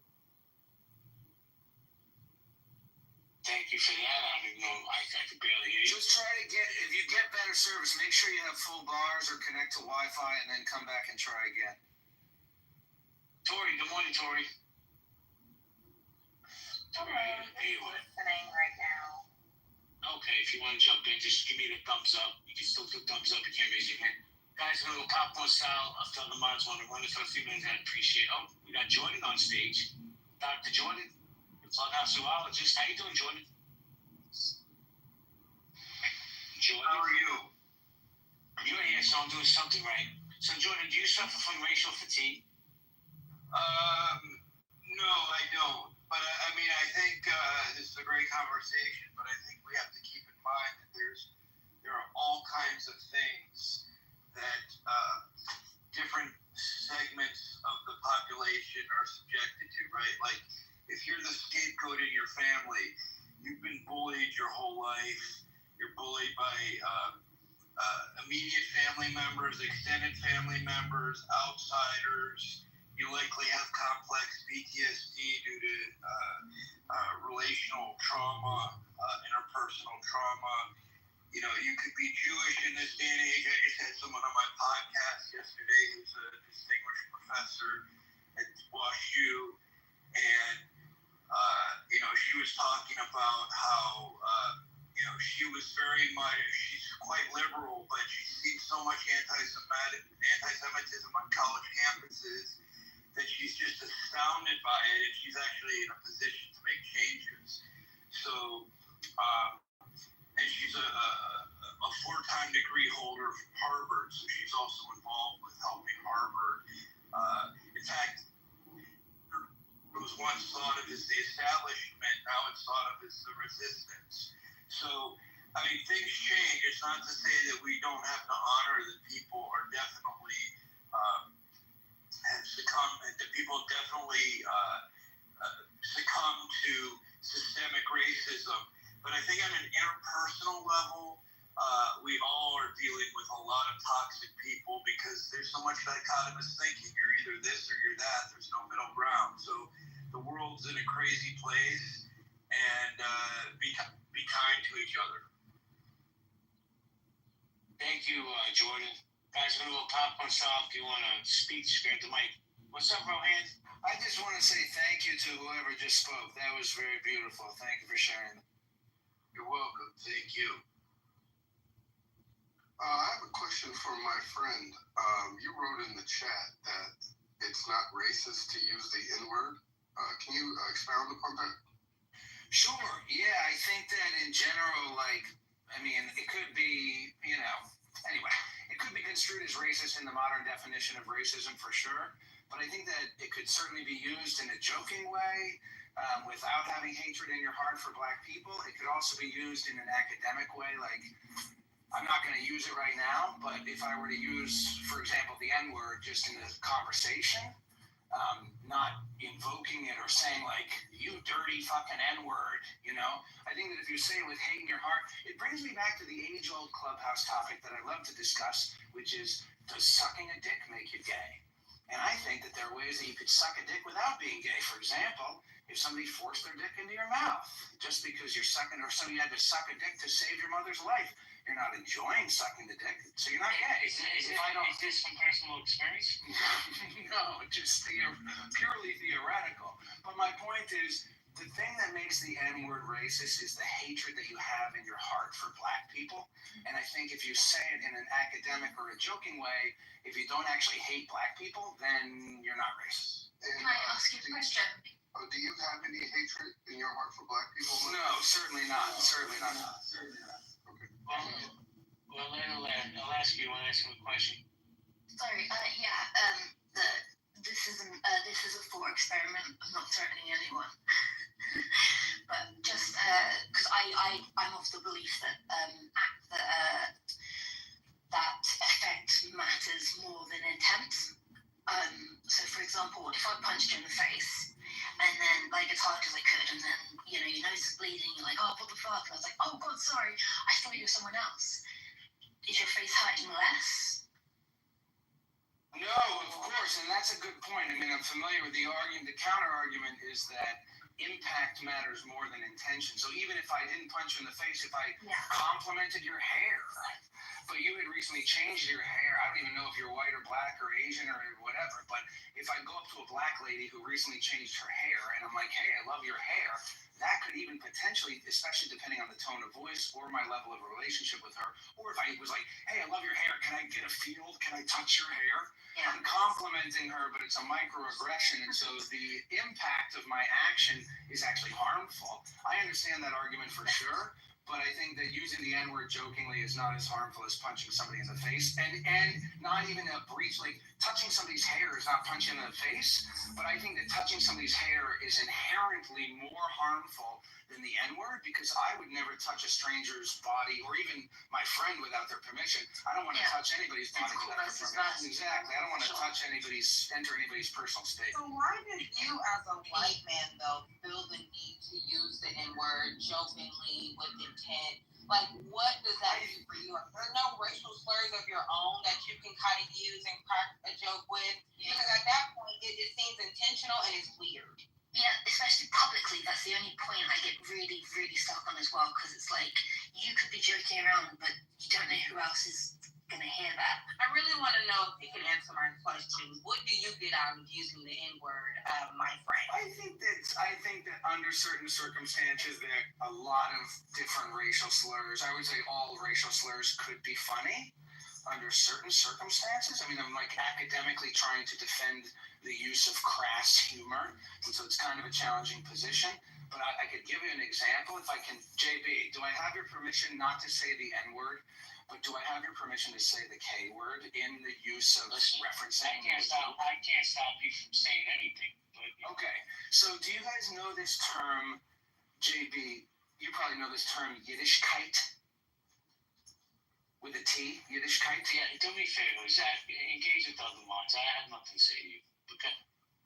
Okay, well, I'll just be brief. There is a term, Yiddishkeit, which I believe is a Yiddish word, Yiddishkeit. And it means like, basically like the greater Jewish community or like the Jewish way of doing things, or, it's a term that refers to Jewish community and Jewish practice. So you could say like, here we are in Yiddishkeit because you're like having lunch with your Jewish friends, or you could say like, oh, that's part of the Yiddishkeit, referring to some teaching from the Torah. It's like, oh, that's just Yiddishkeit. It's more of the complete idiot. Like, did you wake up this morning and fall on your head? Like, I just have to ask the question. I'm trying to say, guys, I gotta go, but let me just finish my idea really quick, just to not dangle on a cliffhanger. I got questions too. I know, but I have to go to work at noon. I gotta run out the door. But the joke that sometimes I make with my friend Randy on this app is, he says, oh, Yiddishkeit, and I say, oh, I know you don't like Yiddishkeiks. Because the joke is he's an anti-Semite, and I'm like, yeah, you don't really fuck with the Yiddishkeiks, do you? And the joke is really funny because kike sounds like kite with a T. And so I know the word is Yiddish kite, but it's also funny to be like, here I am with the Yiddish kikes. And it's just a funny racial joke. Anyway, I gotta go, but I will. Would you let a black person use that word? For sure, yes, for sure. Black people should use that word and your community won't get offended. I don't want to should all over you. Saying the word should is pretty tricky, but I certainly don't have a problem with it. But I gotta go, and I'll be back later. Thank you, JP. I appreciate you. Everybody, hold on. No, you don't. You're a piece of shit. But let me say hello to Rohan real quick. Good morning, Rohan. What the fuck have I walked into, Jack? You walked into one of my typical rooms. No, it was going to started me. No, until he started talking, it was going pretty good. Well, listen, it starts off great, and then we get to Zach and the other races coming in, justifying their thoughts. Hysterical. Look, very interesting topic. Have people been speaking on the topic itself? Yeah, we actually been having a great conversation, but he likes to come in and center himself around his racist views. It's like playing with your food, Rohan. But we can get back to the conversation. I'm actually going to be leaving in a few minutes. I got to go pick up my puppy. Show us a picture, please. You want to picture my puppy? I'll show you a picture of my puppy. Yeah, show us the puppy, all right? And by the way, I'm just popping in. It's like 2:45 in the morning over here, so I'll be heading off to sleep very shortly. Thank you, Rohan. So while I look for a picture, his name is Enzo. Let me say good morning to Black Rage. Black Rage, how you doing? I am that I am. Okay. Did you want to chime in on the conversation? I came up because something was being said, but I see you guys don't necessarily rock with the last idiot that was speaking. That was pretty idiotic. I don't understand that sentiment, but nonetheless, what do you mean by racial fatigue? What specifically are you talking about? Because as a black man in America, shit, I've had racial fatigue all my life. So what are you referring to as racial fatigue? Really, we just want to hear what you have to say about it. So, it seems like you're going to have a lot to say about it. Oh, no, I don't have too much to say about it. I just don't. I got an echo. I just wanted to figure out what are you guys referring to as racial fatigue?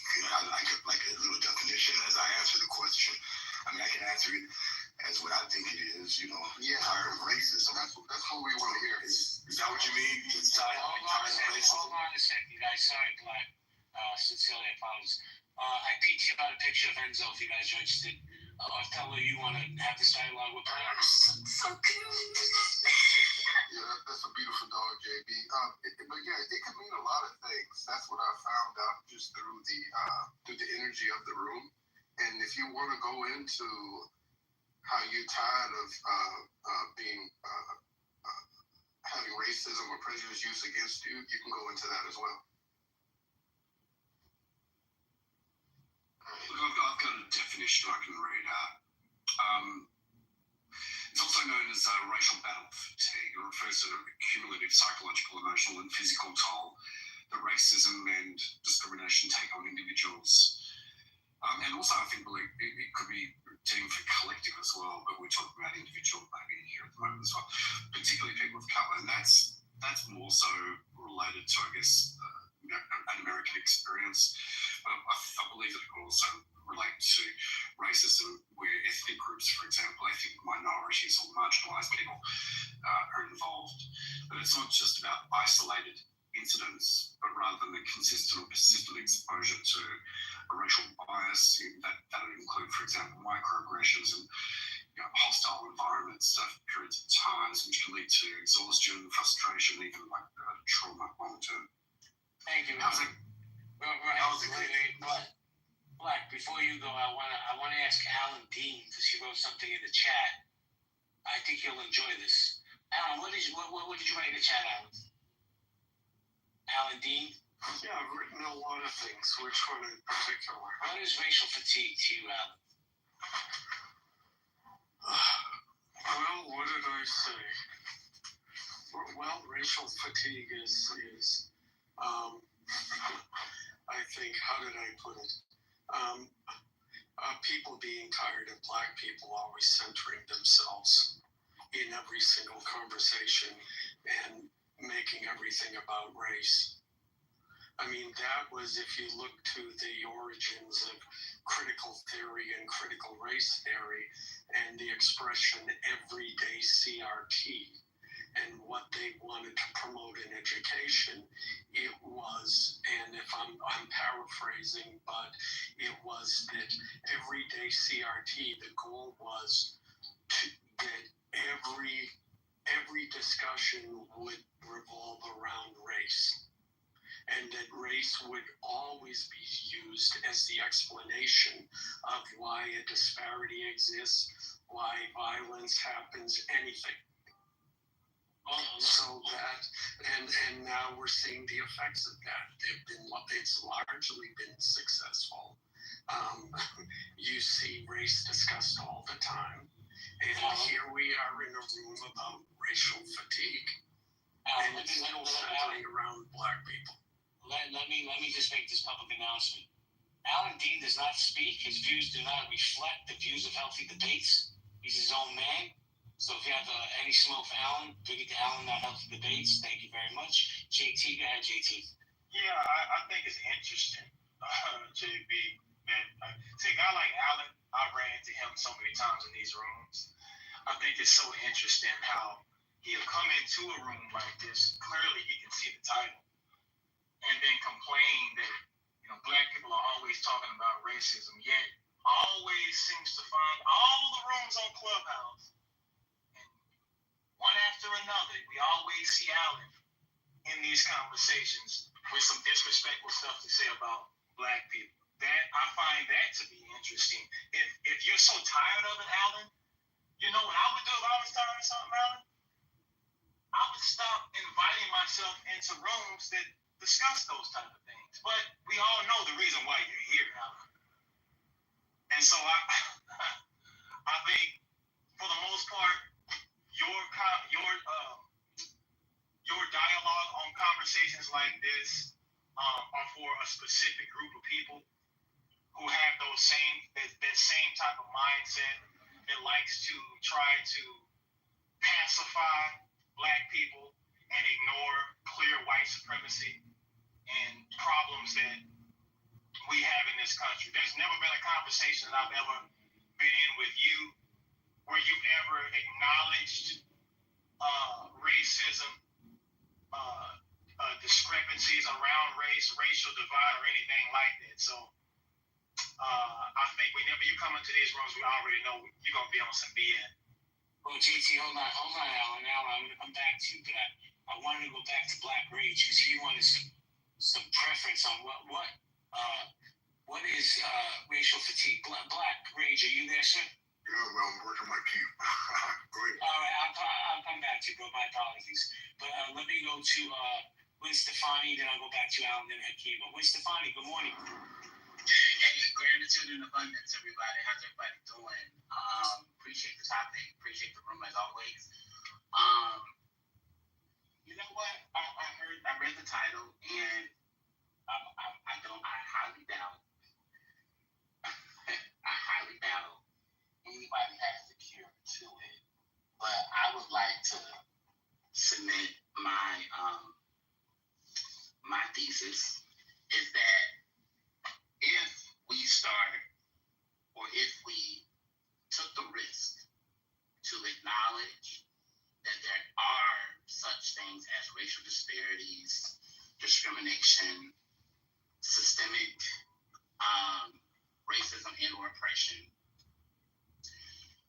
if we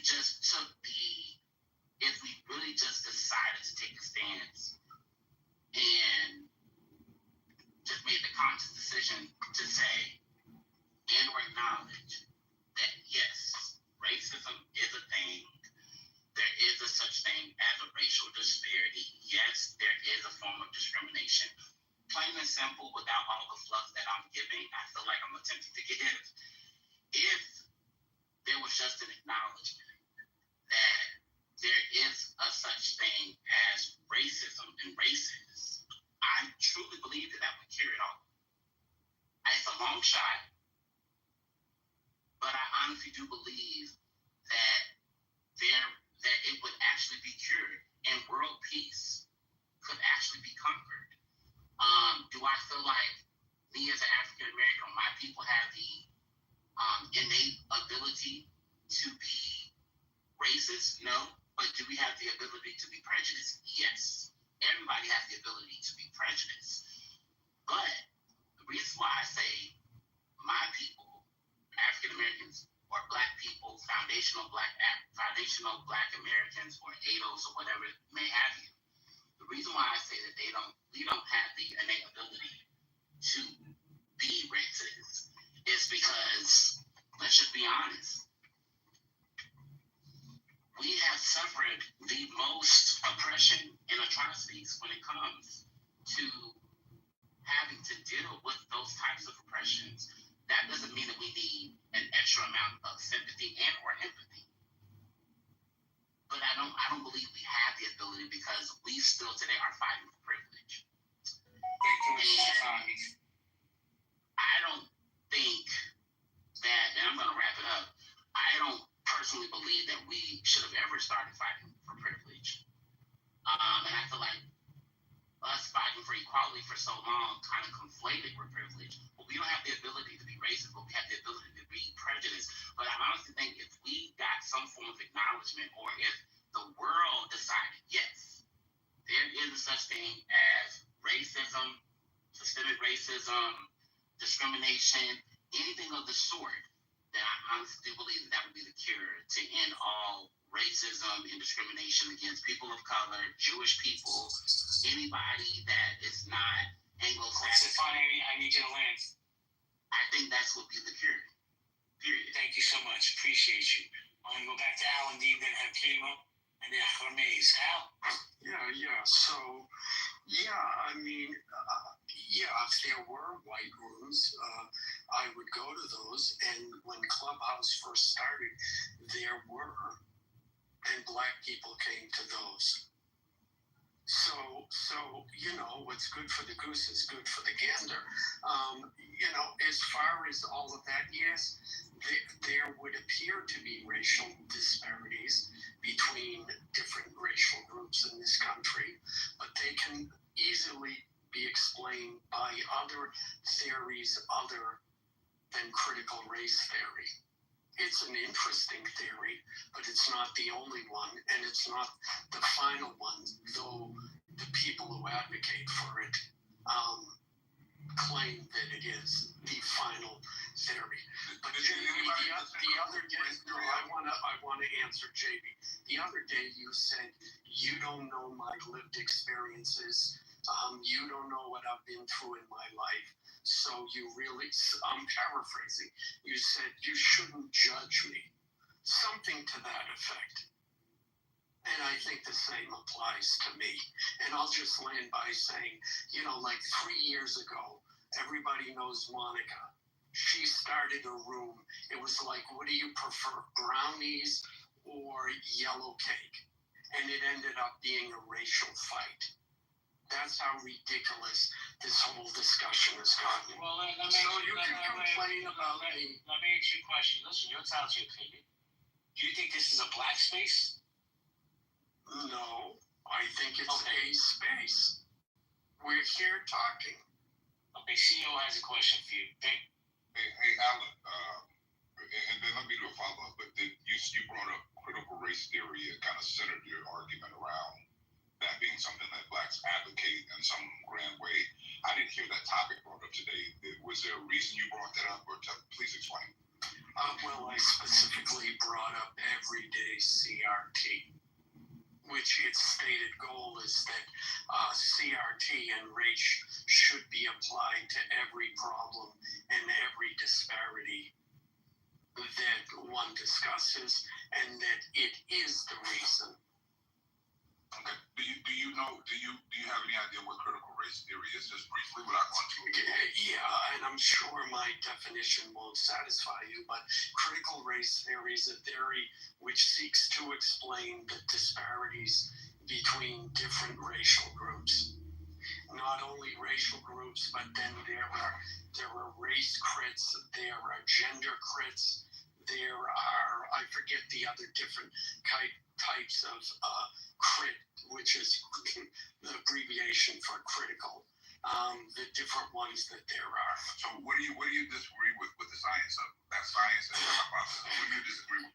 Well, first of all, as a theory, it's based on lived experience, which I have a lived experience. Well, no, that's not what science is. The science is a more critical analysis. I think that's what but science. Hold on a second. It doesn't have. Just really quick. It's not about a lived experience. It's a critical analysis. That's what I'm saying. Have you ever read anything? Let me just say this and just get off of it.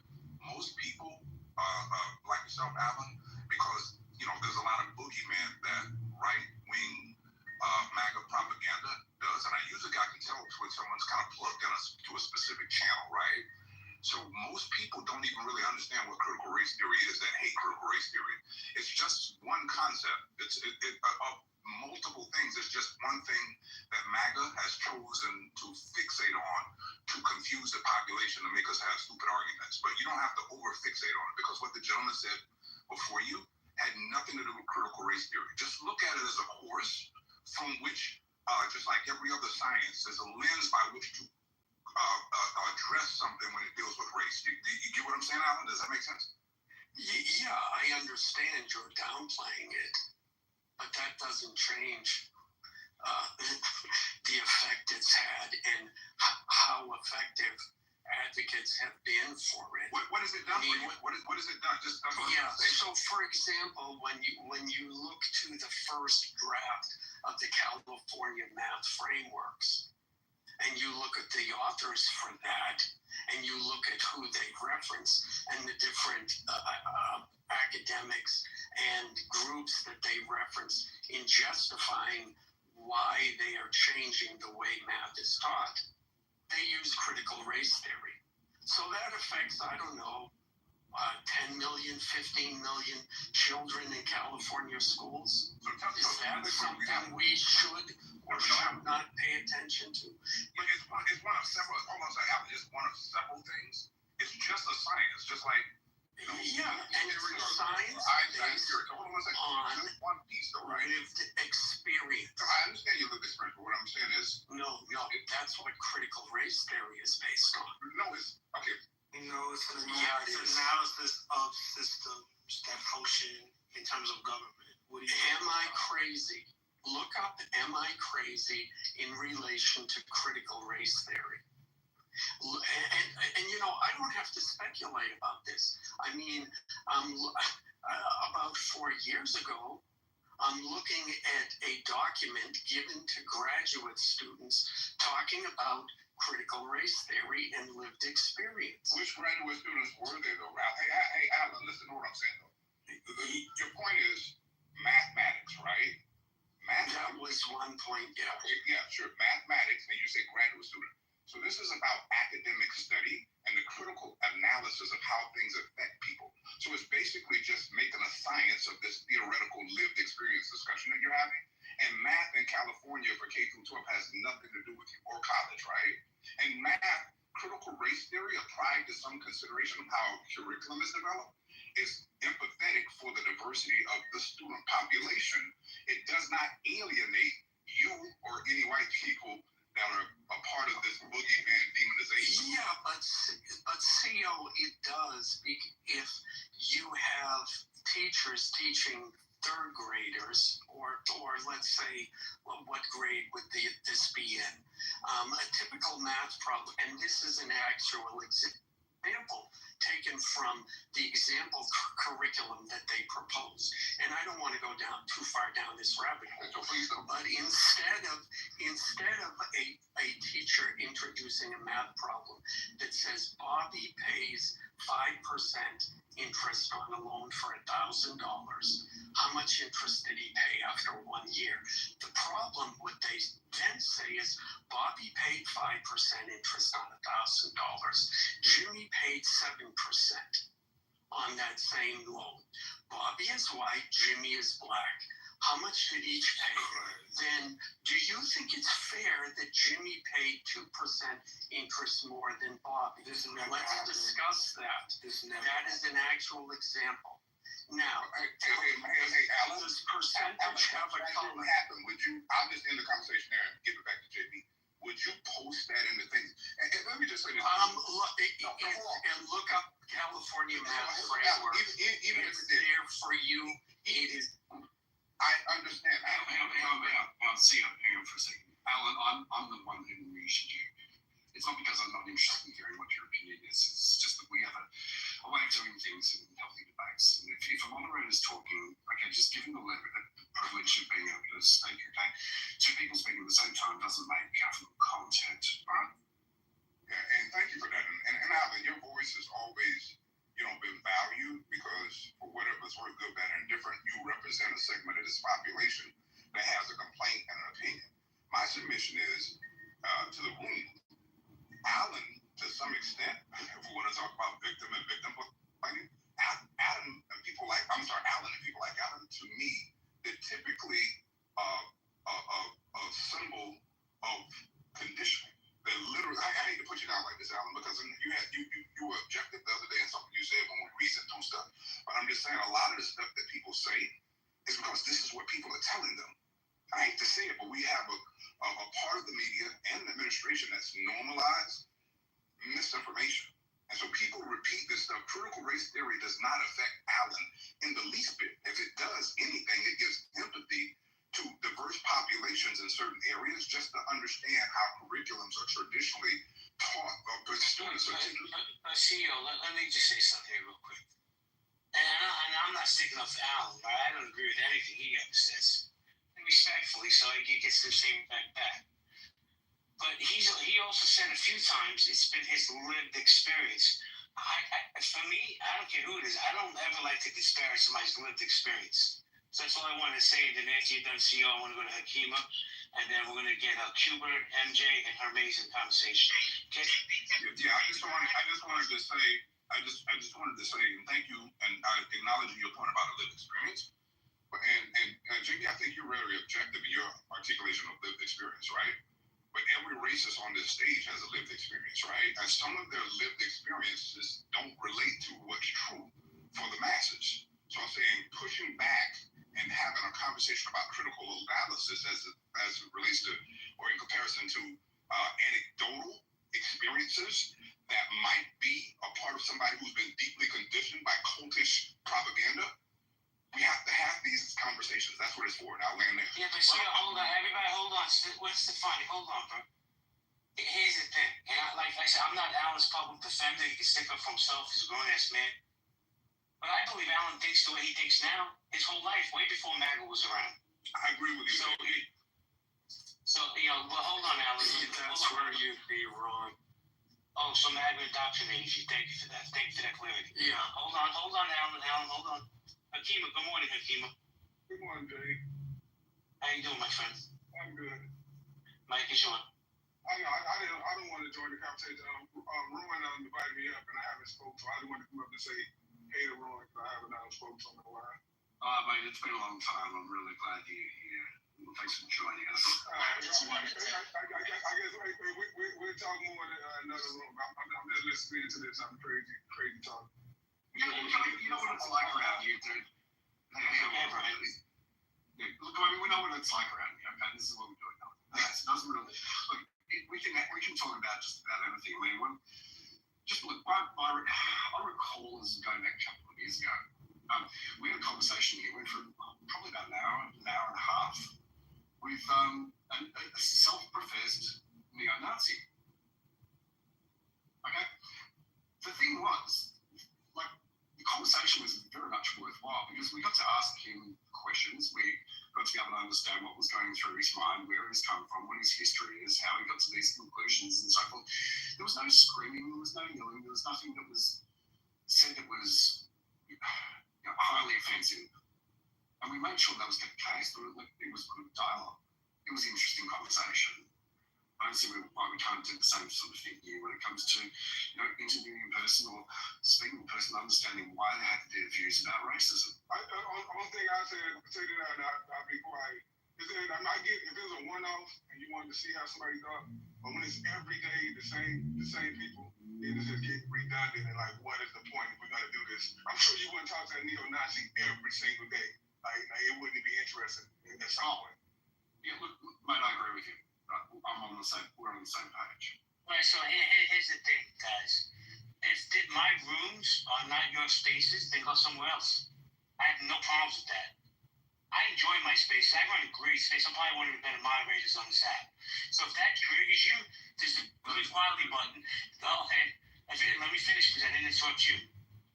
But when I run my space, I run some of the best conversations on this app. Now, if the topic bothers you, because yesterday we didn't talk about the black fatigue or racial fatigue. We talked about the Jews yesterday, Rohan.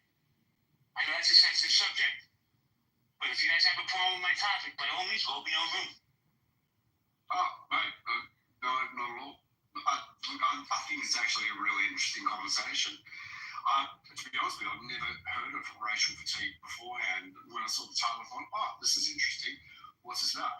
It obviously doesn't relate, directly to just one group of people. Although in America, and that's what I was saying earlier when I was reading more about and got a better understanding about, it does deal with like ethnic minorities as well, by virtue of the fact that racism isn't just about colour or race in itself, but about ethnic minorities as well.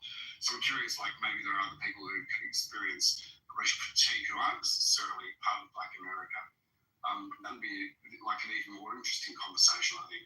But I love your rooms. Well, we've had plenty of people in here who aren't part of the Black community speak on this. Because racial fatigue is for every community. Yeah, I gotta be honest, Rohan, I have a little Jewish fatigue on this app right now because the Jewish mafia doesn't want to hear the truth. I'm keeping it real. I keep it real. And I'm a proud Zionist. But I call out what I call out, man. You call them the most racist. That shit was wild. But that's how I feel. Because my lived experience showed me that. Like, nobody could disparage my lived experience. Go ahead, listen, I get it. Listen, you and I have been two of the biggest supporters of our community on this app. But the hypocrisy, arrogance, and elitism that comes out of our community sometimes, all that does is stoke the flames of anti-Semitism.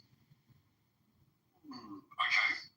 I don't know much about what the experiences you're talking about, but I'm happy to have a conversation with you about it.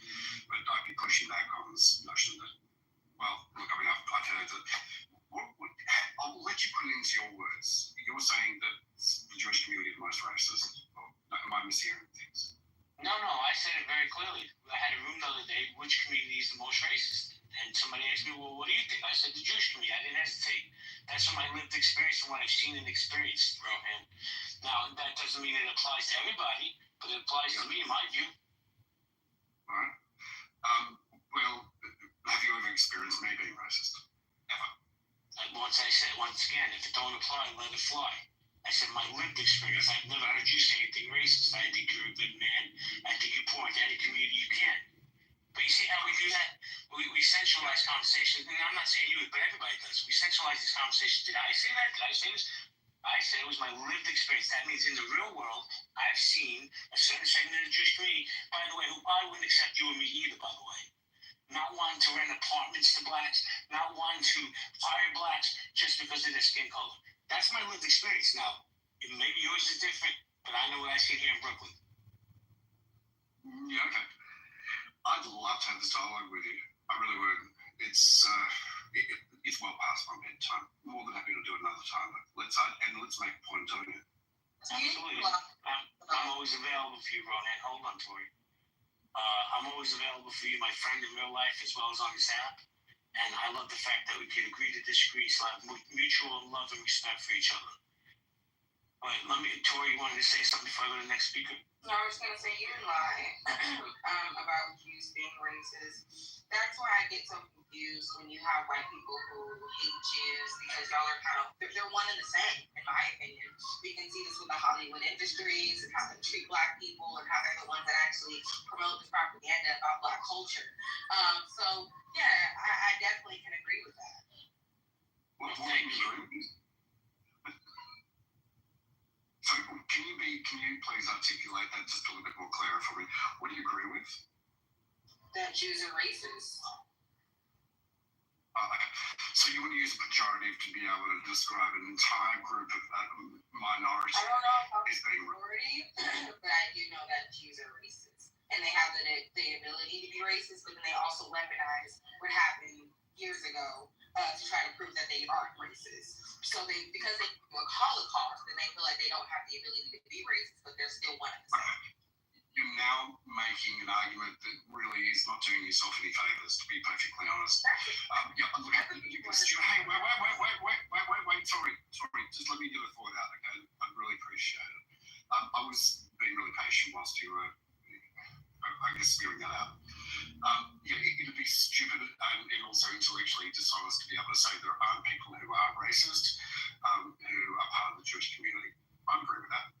But to be able to label an entire group of people as being racist is actually racist in itself.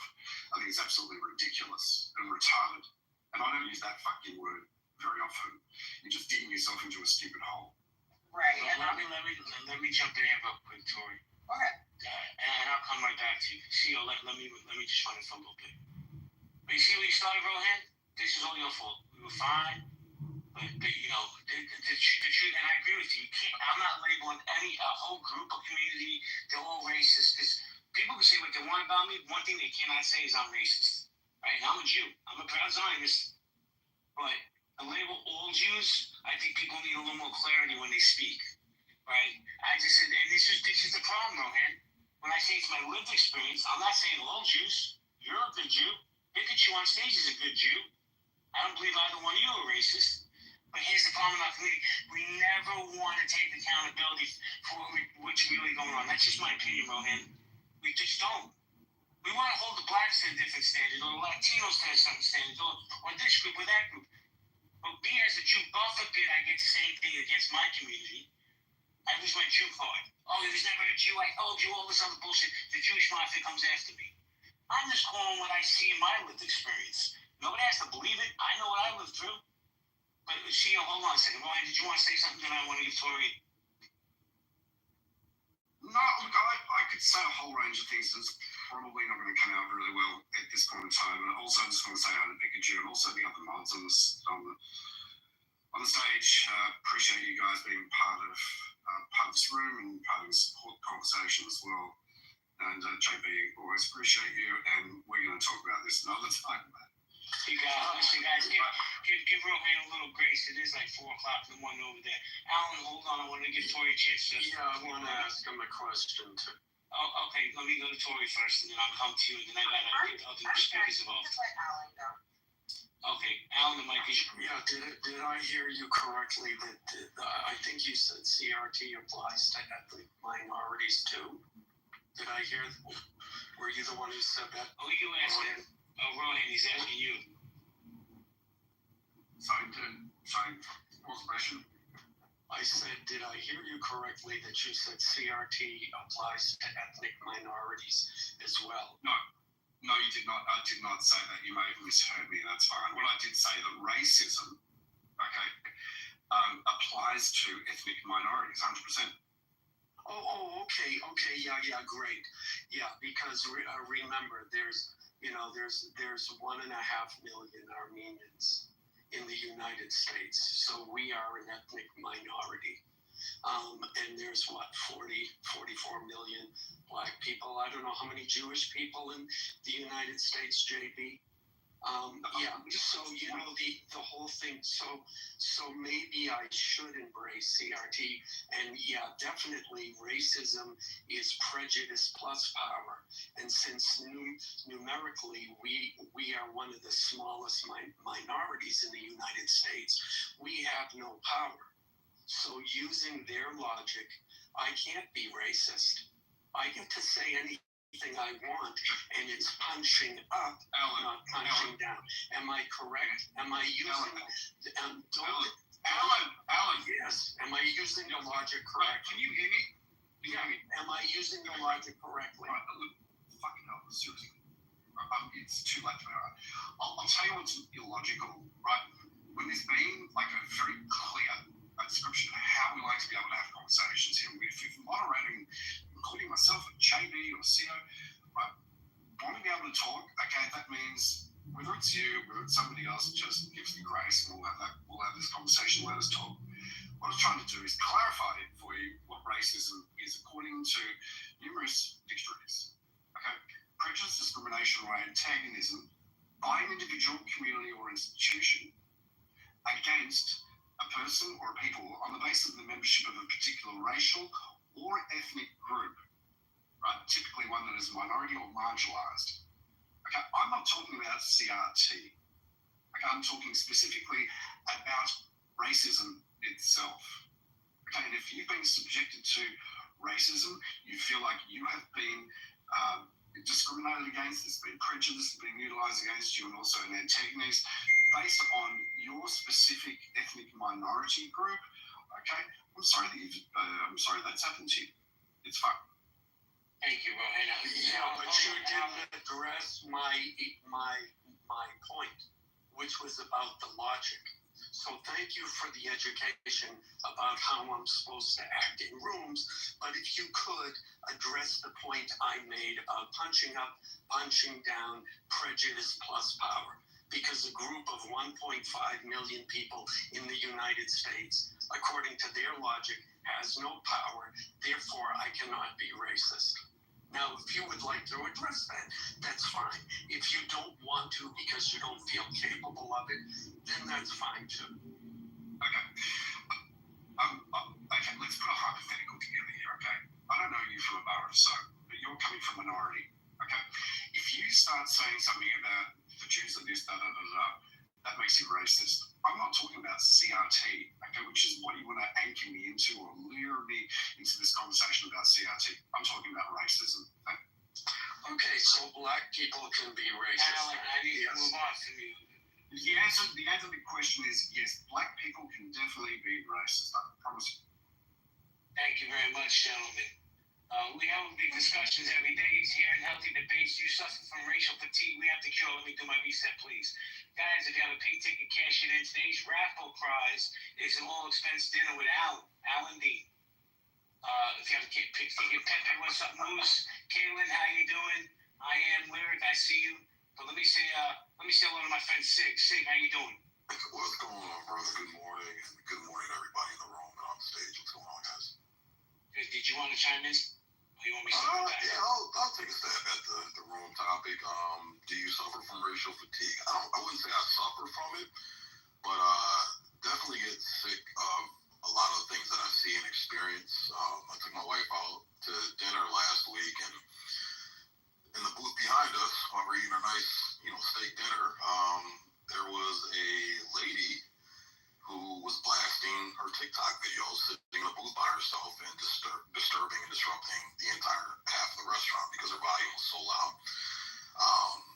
That shit I typically run into with a certain group of people, and it's very frequent. Even my wife pointed out, she was like, "What the fuck? That shit is loud, man. Like it's in your fucking ear, man. Like, what the fuck is going on, So, shit like that, I do get tired of, I do get sick of. I wouldn't say I suffer from it, though. But yeah, man, it's out there, man. Like, I'm not going to deny it. There's certain racial stereotypes that certain racial groups project very frequently. And a lot of people are scared to point it out and call it out. But if you pull them into a private room and have a conversation, they'll be 100% honest with you and say, yeah, this is my experiences with certain races, and I frequently have noticed very annoying, very fatiguing behavior.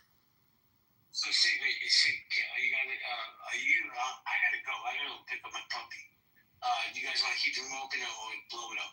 Sig, Nye, Rohan, Vero, CO? Yeah, we can keep it open, man. Yeah. All right, do me a favor, guys. For the mods, can we all play nice with each other, please? Respect each other. If not, just say boom the room. I gotta go. I'll catch you back. Take it easy, JB. Right. Can someone give a definition of racial fatigue? Yeah, I think that the definition of the room wasn't necessarily talking about the behaviors of black people. I think it was black people being fatigued with racism. That's been the tone since I've been in here anyway. And then, when Alan came in, he kind of changed the trajectory. And now we're kind of of talking about. Well, we talked about CRT for a while, and I'm not exactly sure where we are now. I guess my question is the remnants of, I guess, persons of color, Black people being racially fatigued. What type of effect did the Willie Lynch letters have on the entire United States? Can you ask your question again, or a little bit more clear? Yeah, because I got a bit lost. Yeah, well, I think piggybacking off of what Hermes stated about Allen's premise on CRT and it being a larger, I guess it being an extension of a much larger issue as to why there's racial fatigue, I guess one would ask what type of effect did the Willie Lynch letters have on society as a whole? Some people might not know what the Willie Lynch letter is, so, and you know, of course, I'm sure you know there's some debate that the Willie Lynch letter was completely fake or fabrication of multiple racist ideas that were compiled into one letter and attributed to a certain author or authors. But if you could give the room kind of a Cliff Notes version of what the Willie Lynch letter is, that would be helpful perhaps. No, I'm good. I was gonna say in 2025, when Stefani started. Yeah, 2025. I mean, people won't even read the instructions on how to work their fucking iPhones. You think the majority of people in 2025 have sat down and read the Willie Lynch letters, or and Nye's completely correct. There is some discernment from a lot of people whether they were true or really existed or not, man. So yeah, I would highly doubt they have any effect because nobody, the average person in 2025 doesn't even know it. I think I've heard that it's actually not an actual letter, but I think the premise of what it's supposed to stand for, I think that's accurate. I mean, when you consider, what was done, the psychological effect that, slavery in general, has had on melanated people across the globe, I think that it's prevalent, of course. But, I mean, at the same time, too, there are a lot of things that have taken place, over the years that affect, Black communities, economically as well, that across the board, when you're in a situation of poverty, you tend to act out, in those ways. So a lot of the things that we see in the Black community that negatively affect our people are because of the economic situation that we are in. It's because of the government undermining in our communities. There's a various list of reasons why there are problems in the Black community. If that's the conversation that we want to have now, I think we could express that a little bit more, kind of open that up. But I think the Willie Lynch letters definitely speak to that, but I don't necessarily know if those letters were actually true. I just want to say, like, from my research and stuff, like, yeah, it's fake. Because within it they mentioned like a summit that was like meant to help slave owners kind of get more control and stuff. But that summit, there's no evidence of it ever happening. It didn't happen at all. So yeah, I'm kind of listening in and out. That was a really good point that was made. I think people don't realize that when you feel that, like, if you're privileged, if someone benefits from whatever privilege, or they've had a charmed life, they don't have the first clue as to understanding why someone might be reactive or activated, triggered, etc., angry, acting out, etc., because they've never been down and out. And it absolutely makes sense that when communities are down and out because of marginalization, they're going to act out. Why not? Like, when you see other people who are living the fucking dream, like I have, for example, extremely wealthy family members, including extremely wealthy siblings. I spent a lot more fucking time in school than they did. I failed a lot more. I took more risks. And I've been down and out in my life. I've been in jail, etc. I mean, I was a privileged Jewish kid. So if you don't know that experience of being down and out, you can't I shouldn't say you can't possibly relate.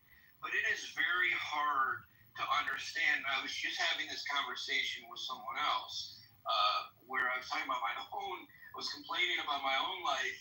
And I was thinking, it wasn't until I was feeling better about myself that I was able to, climb out of that anger, that resentment, blah, blah, blah. So this is where empathy comes into play, empathy and sympathy. And the problem is that most communities, most people who have been privileged have not endured the kind of humiliation, the kind of negative experiences that they could even grow from, right? They've just lived a fucking charmed life. They don't know any better. So the question is, do we have empathy and compassion for them? I guess we can, but I think it's also fair to say, yeah, of course that person's fucking pissed. Their life isn't going well at this moment, right?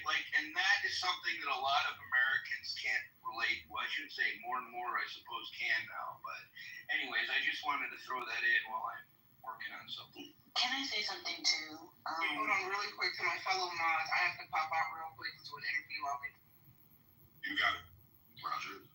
I do want to say this though, especially when it comes to us discerning if something is real or not. The absence of evidence is not the evidence of absence. Just because you can't find evidence of something existing doesn't mean that it did not exist at some point. Even when it comes to me, I know for a fact that I can't find any information on my great-great-grandparents, right? I can't find any records or anything like that because realistically records weren't keeping very well. But that doesn't mean that my great-great-grandparents didn't exist, right? So when we start having conversations and saying, oh, well, we're going to hunt this down and we can't find any evidence of it, doesn't mean that it didn't take place. It's just something that may have not been properly categorized, or even if it was categorized, it happened so long ago. It could have been lost. It could have been destroyed. Anything could have happened to it. That's true.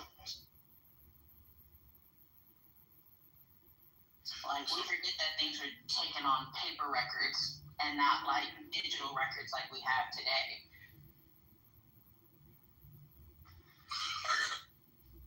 That's a great point. Was somebody about to jump in? Yeah, I was going to ask the driver a question based on his last statement, but if you want to go, you can. Okay, cool. The driver, so based on your last submission, got a question for you. Do you think the world owes anybody any empathy or sympathy or understanding of their current life situation? No, I don't believe the world owes anyone anything, but that's not how we internalize the pain. So if you feel down and out, you're still going to be acting out. You may or may not rationalize why.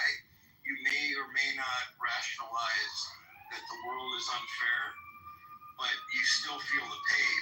So that's the important part. And someone in a therapeutic relationship with a clinician would be trying to work on these things so that they don't act out because they're processing trauma, what have you, anger, all the emotions that are associated with this kind of despair. And this is across all groups. I'm not suggesting that the impoverished white person experiences the same grief, despair, resentment as someone of color who's been marginalized. But fundamentally, this is something that people internalize and tend to act out. Reactive abuse, communally, collectively, is very similar to reactive abuse individually. If you get pushed enough, if you get pushed hard enough, you're gonna fucking act out. This is what we see with protests. We see all kinds of things. So that's all I was trying to share. I think it's a really good point. And if I could bring up a couple of things. First first is, speaking of the reaction abuse, and you speaking of it in a psychological frame. If anything, for those that are having the other side of racial fatigue, where you're tired of black people complaining, I would just submit that you're actually adding fuel to the fire, right? Because if people are marginalized, disenfranchised, and have to deal with a certain reality, and the large swath of the country, namely the administration of the United States government, is basically saying that this thing that they feel does not exist and that they're stupid for thinking it and taking advantage of it. I think, to the gentleman's point, it actually has an adverse effect on the community. And it's always kind of sort of cool to paint these, when we have these stories that talk about the narrative in comparison and contrast to other, cultures. It'd be like telling Jewish people that the Holocaust doesn't exist, right? You're not going to find a friend in that community that'll stick up to you, support you, or be an ally if you said that to any of them. It's not working because it's bullshit, right? So I'm just saying we just have to be very careful with the lady that just came on and said the Willie Lynch letter doesn't exist. Well, the Willie Lynch letter is more true than Columbus discovered America, and in every school book they write that bullcrap down, even though they know it's BS, right? Here's my point. You also said, and no, not to pick on you, because I'm sure this is what you're conditioned to believe, but you said that there's no convention where slave owners got together and coordinated slavery. How do you think a bunch of little men? I just mean the event that they mentioned in that letter specifically. So you just saying the slave conventions that were multiple by slave owners that they had all the time on how to manage slaves. You're just saying that it wasn't named as you saw it in some publication. Is that what you're describing? No, just I saw that there was a bunch of research done into it. Let me see if I can find it. Okay, so even if you found it, what I was saying to you, Alaska, here's the facts of the matter. There's not one letter, but there's multiple letters. All they're just saying is that there's a process by which you enslave a human being. There are multiple publications that are written. Well, his last name was Lynch or his first name Willie. The part of the lynching and the part of the chattel slavery experience, when you say that, it's like you're denying the heritage of some group of people in America, and that's what becomes offensive if you don't understand what you're saying. It's a systemic process that was very intense, it was rape, it was torture, it was the separation of men from women so that they couldn't have family, it was breeding. It's so deep and insidious, so to infer or in the least bit say, well, the conference wasn't named what it was named in the letter. That's the part that would come off offensive. Does that make sense, Alaska? Yes, no, of course, yeah, and that I don't at all think. So yeah, I definitely don't want to comment. Yeah, so they did a number on the people, and what was also mentioned, for whatever it's worth, in that style of letter, so that indoctrination is basically almost the same thing as an elephant. If you train an elephant and you put a chain around its leg and make it walk in a circle, then even after you take the chain off its leg, it's going to walk around the circle in a circus. Well, the theory of the tools that they used were to indoctrinate and subjugate, torture, and rape our women so that they would teach their children, men to be effeminate, and women to be dependent, right, and independent, right, while they were indoctrinated with a bastard form of a patriarchal religion, and then gave none of the slaves a part of that patriarchy and did not allow them to read.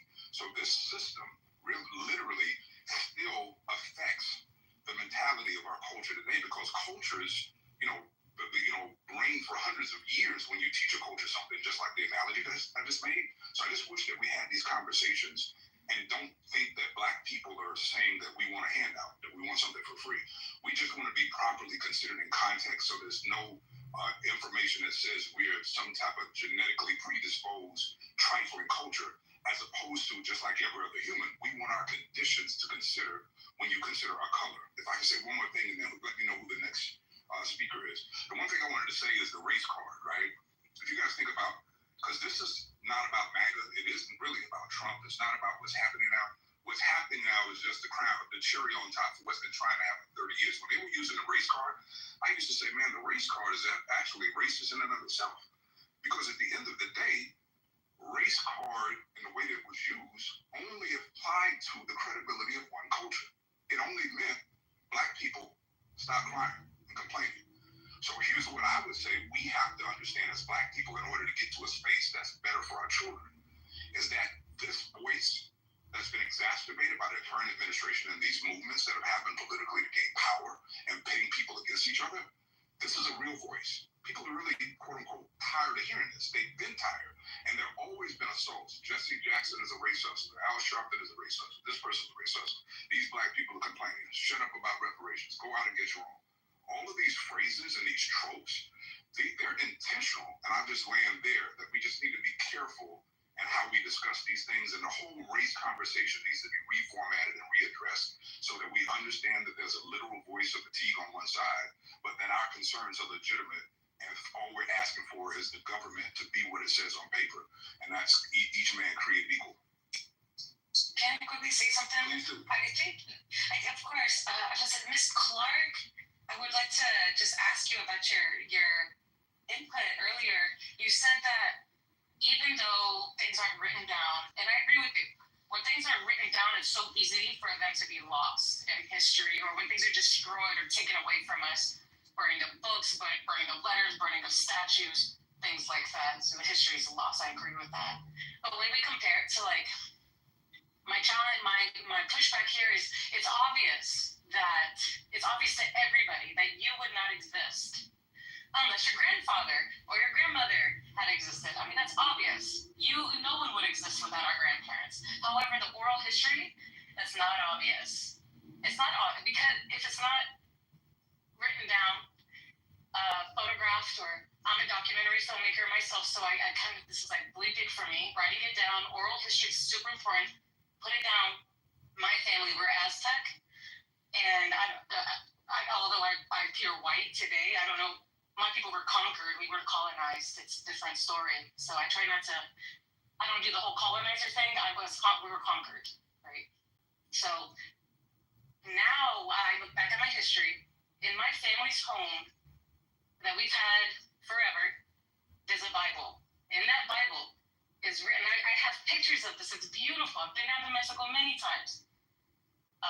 Everyone's written down. Marriages, deaths, births, divorces, murders, history, everything's written down. And if that wasn't there, I would know none of it. I wouldn't know about the first people to come into America to fight against, the Union, to fight against Civil War, things like that. So,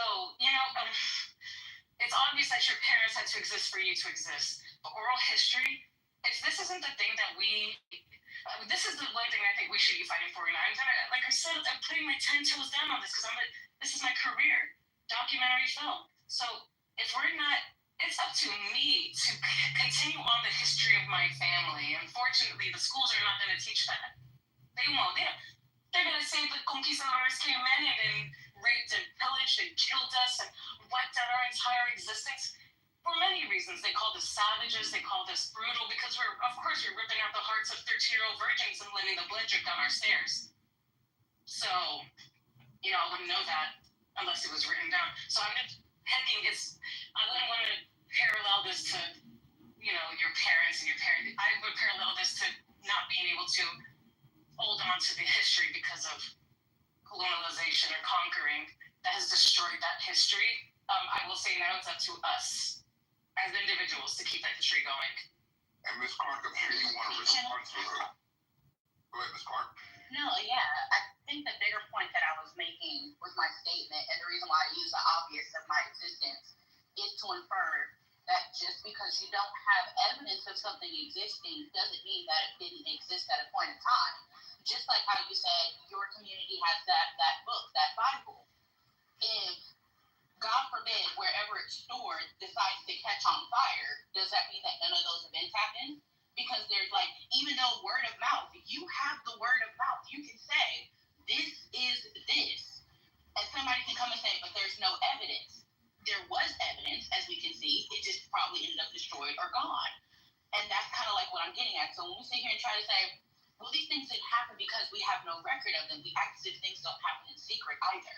We act as if things can't be written down. Like, I'm pretty sure there was documentation that my grandparents existed and they had their names. and it was written down in a book, because, like, let's be clear, people back then, when they were born, they just went on a line in a giant-ass book, who's the mother, who's the father, time and birth, right? And where you're born. In my case, wherever they held them burned down.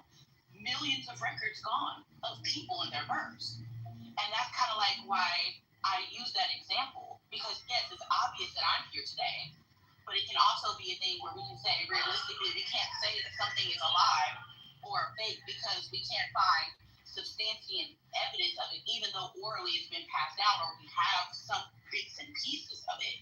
That's why I said the evidence of absence is not the absence of evidence. Hey, did you want to push back on that? Yeah, I'll just say one thing, and I completely agree with you, 100% agree with you. But my only thing is that it is not obvious at that point. Because we don't have the evidence, it's not obvious. So it's difficult for people to understand. That's all I was pointing at. It's obvious to understand that your grandparents exist because you are the evidence. But because we say something with no evidence, it's harder for people to be persuaded. That's all.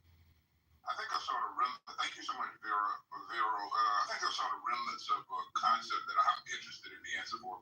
Hey, Sarah, is there anything that you think that you like about Black people? Sarah? What is it?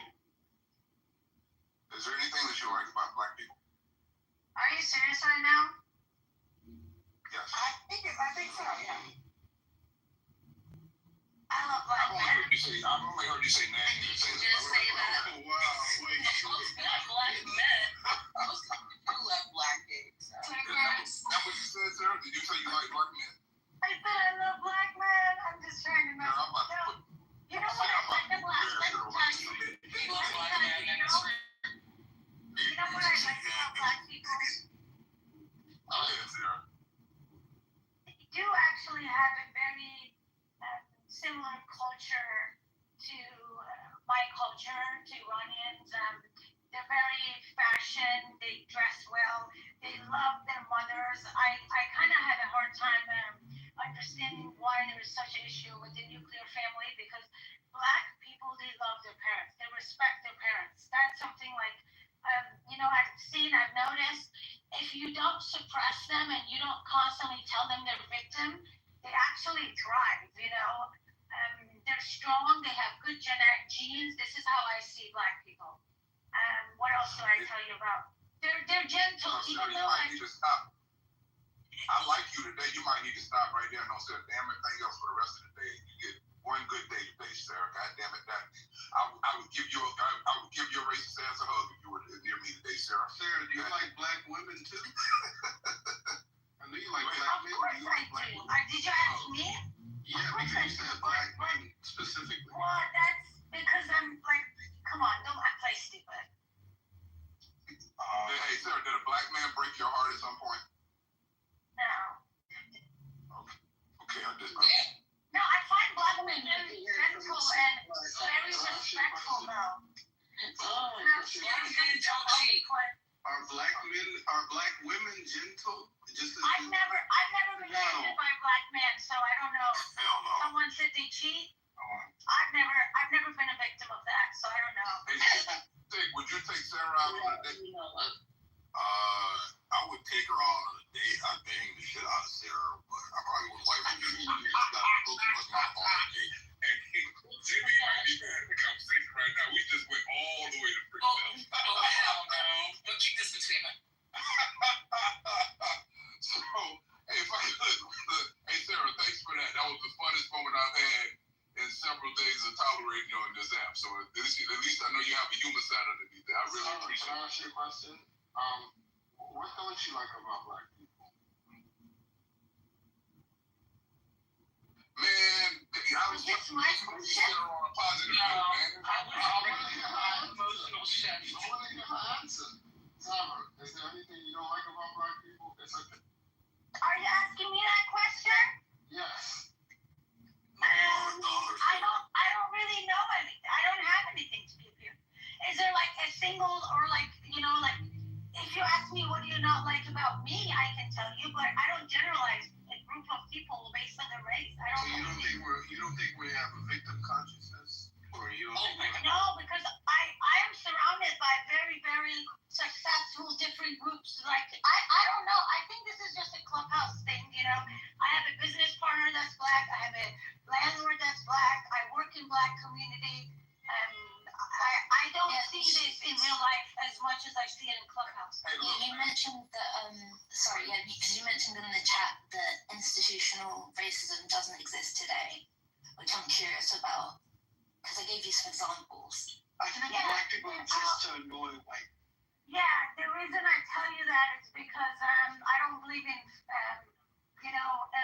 differences in the same issues that people say equal right for women. I don't believe in that either. I don't believe America's racist. I don't believe America's sexist. How do I? Huh? Are you marrying me? Who's talking? No, I'm not marrying anyone. But who's talking? That's either Pepe or Keegan. I haven't said shit yet. I'm not talking. No, I really don't believe in that, you know, and why is it is because honestly, I'm an educator. Like I don't see it. Like, look, do we have racist people? We absolutely do. I probably live in an area. I live in LA, so I probably don't even see, you know, the racism, like the community, society racism that people experience in other places. You know, but that's different and systemic. I don't see systemic racism. But I know that, like, I've never seen a racist judges, racist sheriffs, racist. That doesn't mean systemic. That doesn't mean. Hold on. How is CRT judge? How is a judge or like a mayor or like a sheriff not systemic? That's top down. Is what's in the law, then it's like. That's not what systemic necessarily means. It's a system that's designed for people to fail, and I don't believe we have that. So we don't have to. Hey, Sarah. Hold on a second, Sarah. Truth, is that your voice asking her that? I'm sorry? Was that you asking her about systemic racism? Oh, yeah, that was me. It was me originally. Okay, and just for the record, Truth, and welcome to the stage. I don't know when you came on. And this is a room hosted by JB. He does a remarkable job with these healthy debates, man. We've had this discussion. We've talked about several things. Some of the mods have been here with him forever. I'm relatively new to the stage. All of these opinions don't represent the host nor the moderators, but these individual opinions. Sarah's jumped on stage because we accused Sarah in some regard of having racist views. For whatever it's worth, Sarah, I don't know you're racist because I don't know your heart, but I'm just saying a lot of the things that you say might have racist viewpoint or come from a racist viewpoint is what we say, and that's my opinion there. So for whatever it's worth, true, I would offer to you, and then I want to hear your opinion, that I can count. Let me see, 1, 2, 3, 4, 5, 6. I would count there's probably 6 people, which I would assume represents almost half the stage, that literally have said that systemic racism doesn't exist, and racism. What?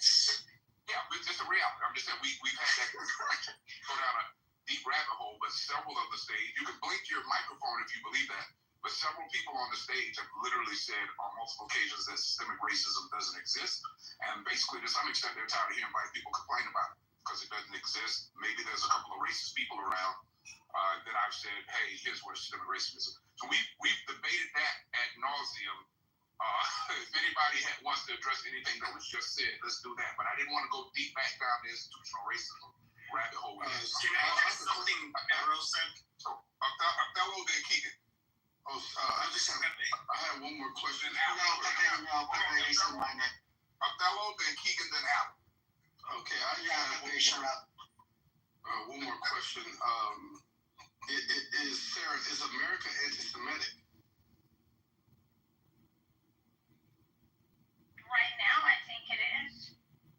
Okay, but it's not racist, you said? But systemically, they're not anti-Semitic. No, that's not a systemic. But I feel like we are seeing a lot of anti-Semitic, you know, like, I mean, all this stuff that happened in the colleges, they were anti-Semitic. And someone's like, oh, yesterday she was a doctor, today she's an educator. You can be both. Like, you don't need to, like, I didn't change my job. I'm a college professor, but I also practice. So yes, I am both. But as an educator, I was in the colleges, you know, and I'm in LA again. We're radical here. I saw a lot of bad stuff right here in LA. I saw people going too far. You don't think it's anti-Semite to stop people, students from going to the dorm because they're Jewish? Are you serious? You bring about all the suffering of the black people, in the past, and then you don't understand how problematic it is for any group of people to be stopped at their dorm and not being allowed to enter. But are we systemic anti-Semite? I don't believe that. America's the land of equality. We're all equal. There's a breakdown in an understanding of terms here. So systemic has an exact definition, especially in the context of political. It does not mean legal. And this should be obvious, right? Because what you're suggesting is if it's not in the law, how could it be a part of the system? You mean Jews were people were prejudiced against Jews in Nazi Germany before it was on the books? No, until it was on the books. And therefore, by your estimate, the moment slavery ended, of course, things were just amazing. You obviously would not say that, so you're already full of shit because you don't even believe. No, I'm not saying when slavery ended, everything was stop. No, stop. I'm not saying that. No, you're full of shit. Sarah, hold on. Sarah, you don't get to call me full of shit. Like, shit is your face. Hold on a second. Yeah, because you just called me out because I don't believe in what you want to see. What the fuck? Hey, I'm going to give you guys a couple of seconds, and then I'm going to pull a JB. Yeah, I just want to finish my point just real fast. Yeah, and I say that with all due respect. Sometimes people need to be called out because they just have a desire to keep. Hold on, say we have beef. Can you put that on head? You can hit me on mute. Let him finish. Yeah, hit me on mute, and then I'll give you the same courtesy, except I won't hate you. Because you don't know any better, but you know you're full of shit. Here's how we know this. If I ask you the day after slavery ends, there's no systemic racism, you would never say that. So what you're trying to argue in actuality is the degree to which there ever was systemic racism is no longer relevant. But you're not even using that verbiage because then you have to defend that literally, and you can't because we have academic peer-reviewed paperwork that proves so many different examples of systemic racism. And you're a modern woman. It's 2025. Fuck me, right? You got ChatGPT and Google. You could literally just put in studies, scholarly studies, examples, systemic racism. But you haven't done that. But you're on Clubhouse running your mouth. You're full of shit. And I'm not going to be nice about it. Shut up. So hold on a second. Everybody, please. Look, I'm not going to be on here long. I'm going to pass it to Nai and Sig and Vero in a second. But while we're here, at least let's respect the host. He's really adamant about letting there be one mic. Let's not demonize any other person. Let's talk about the issues, not the people, if we could. And then, these are tense, topics. They're hard topics, but let's be respectful, please. Sarah, please don't come off the mic, or I'm going to move you back to the audience. Now, we had your ass in the audience. Here, I'll go to audience. I'm not going to sit here and tell me. I understand. Okay. I wanted to hear Sarah, but I didn't move you. One of the mods. I moved her because I'm tired of her mouth. Goodbye, Sarah. Just go down to the. Good. Sarah. Yeah, and good, better, and different truth. I knew that wasn't going to go well. That's why I tried to move you away from it. So I said, let's not go down this systemic racism rabbit hole. And you took the bait for it. So truth, I'm going to partially blame you for that. All good though. I got another one for you, Truth, because there's another one that doesn't believe in that BS systemic racism either. Keegan, go ahead. Thank you. I'll recenter us into the subject of if I suffer from racial fatigue. I do suffer from racial fatigue. Okay, I suffer from really not the fatigue of race, but rather fatigue of the culture. I do have fatigue of Black culture. I believe it's become anti-American. It used to not be, of course, back in the 60s and the 50s, but it has become anti-American. It lacks respect and just being cordial with each other. I have many examples, just anecdotally, my own life that I have to deal with. I bet we all do, even Black men and Black women will have their own experiences with Black culture. And so I am tired, and I am looking for the cure. CO, Sig, Vera, Nai, if anyone has a cure for my ailment, please help me. And you're ill. So I'm waiting for the cure too. So I've mentioned plenty of times on this space, and I have Black fatigue, and I do. Well, I'm reminded when I come here. Although I'm sorry to interrupt, I'll make this very quick, and I'll pass it back over to you. And when I come in spaces like this, I get white fatigue. fatigue because you have voices, and I'm not saying this applies to all white folks, but you have non-black people who deny racism, systemic racism exists. You know, they deny lived experiences. They deny laws that have been in place for years. It might not be laws that are, pushed today, but there's this blissful ignorance about the history of this country, especially how the land, our land is soiled with the blood of blacks and natives, and yet you have non-black people, non-melanated people who will pound their chests and claim that it's all fake news and made up. So I have white fatigue, anti-black fatigue, and y'all know I have black fringe liberal fatigue. I'm not sure that there's a cure, Keegan, but if I find it, I'll let you know, sir. Keegan, if we're just going about by this situation that you presented to us yesterday about how you were at the park, playing with your child, and everything was copacetic until a black family pulled up and they were having a birthday party. When you have a birthday party, you have music.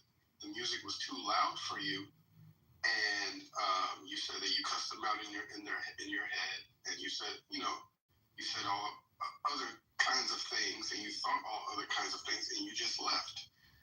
The cure, I believe, would have been to go up to this nice family and ask them to turn their music down and give them the chance to maybe show you, that they weren't combative or anything. You said that there was a party, they had birthday cake, balloons. This wasn't a group of thugs. This wasn't a group of threatening people.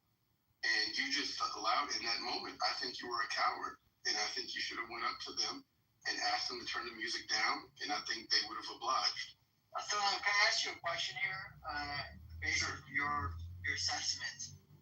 Again, I bet you, same as me, will sometimes use stereotypical cues to understand safety. If these individuals were wearing designer jeans that they were sagging below the waist, mothers wearing, Cookie Monster PJs and Crocs, and their hair was nappy, would you still feel the same way? Would you feel like and again, blasting rap music that was cursing? Would you still feel like these people will probably? I wish you would have went up and said the fact that dog shit out of you. Yeah, exactly. That's what I thought. That's what I thought. So this is the thing. Like, what is nappy hair? Hair that has not been properly groomed. It shows a lack of, again, just a lack of self-respect. And what is life, Keegan? Hold on. I'm just gonna ask you a few questions. Hold on. So can white people that have unproperly groomed hair, can their hair be nappy? Oh, without a doubt. Again, if this was a white family that came in beat up, again, they came in a GMC Terrain that most likely smelled like marijuana. I never smelled it, but I just always assume. As a mechanic, I have been in many vehicles that end up being picked up by black people, and it's always smelled like marijuana. But I continue here real quick. If a white family came in a white, beat up minivan, and they're wearing white beaters, and they were playing country music super loud, I would do the same thing. I would say, okay, I'm with my daughter by myself. There's no reason for me to don't try to be respectful and act with decorum, knowing that these people probably lack the intelligence to do so. I wouldn't talk to those white people. I would just leave the park.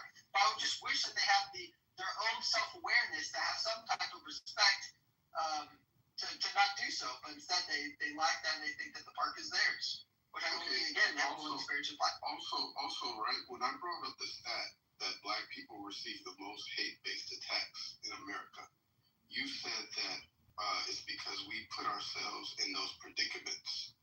Do you still agree with that? Again, not every single predicament, but we all, when we look at these type of metrics of what a hate crime is, the same thing when feminists say that 1 in 3 women are sexually assaulted in the world, and then you look at the metric of what sexual assault means in those type of data points, and you find out that being catcalled is considered sexual assault in those type of data points. I wonder what they consider a hate crime. And we went through that. We found out that again, the threat of possible violence is a hate crime. So we actually don't even know what is considered a hate crime in this country. country. That's why those data points actually don't. Brother Otello, real quick. See, this is what we got to understand about people like Keegan, because we see this every single day. If you have social media, how many times have you seen black people just existing, right? I see every day, literally every day, a brother who works for Amazon trying to deliver a package, and somebody white stepping outside, ready to shoot him, ready to gun him down, calling the police on him. Somebody's walking the dog. Somebody's doing black. Whoa! I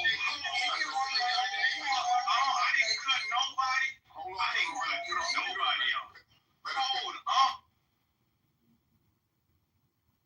We want to make one mic on JT, please. Oh, I'm sorry, Sid. Go ahead. Oh, no, you got it. JT, I appreciate it. How many times have we seen black children trying to sell candy or trying to sell lemonade, and you got a Karen walking up on them, ready to call the police on them? See, the problem with a guy like Keegan is nothing that the black people were doing at the park, a public space, having a birthday party for children. It was just the fact that he had to see them enjoying themselves as black people in a park. Hold on,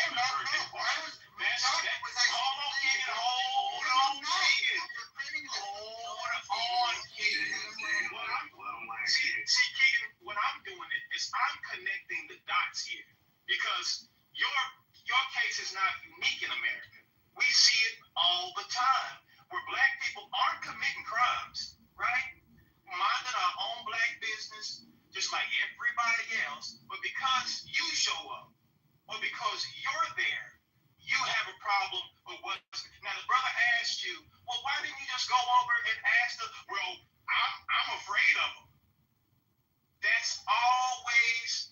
That's the reason why when the Karen and the police come up on it. Well, I don't know what they would do. That's why I called the police, because I fear for my life. I don't know what they would have done. So black people are criminalized when they're actually committing crimes. Black people are criminalized when they're trying to deliver packages on their job. Remember, there was a case last year where a brother was just trying to deliver a package and he got shot by a man because he was delivering a package. Hey, JT, right? Hey, good point. Give you 30 seconds and then let's give you. Okay, yeah, no, cool. So my point is, the problem is not with the black people, because we're not talking about crimes being committed here. We're talking about people just enjoying their life, trying to have a birthday party. And see, for a guy like Keegan, that's a problem. So that gives him black fatigue, just understanding that black people are doing the same thing everybody else is doing, having a birthday party in the park. That's the real. Keegan, you want to respond? Real quick, I just want to feel like Keegan. Hold on a second. One of the moderators is speaking. Go ahead, Sig.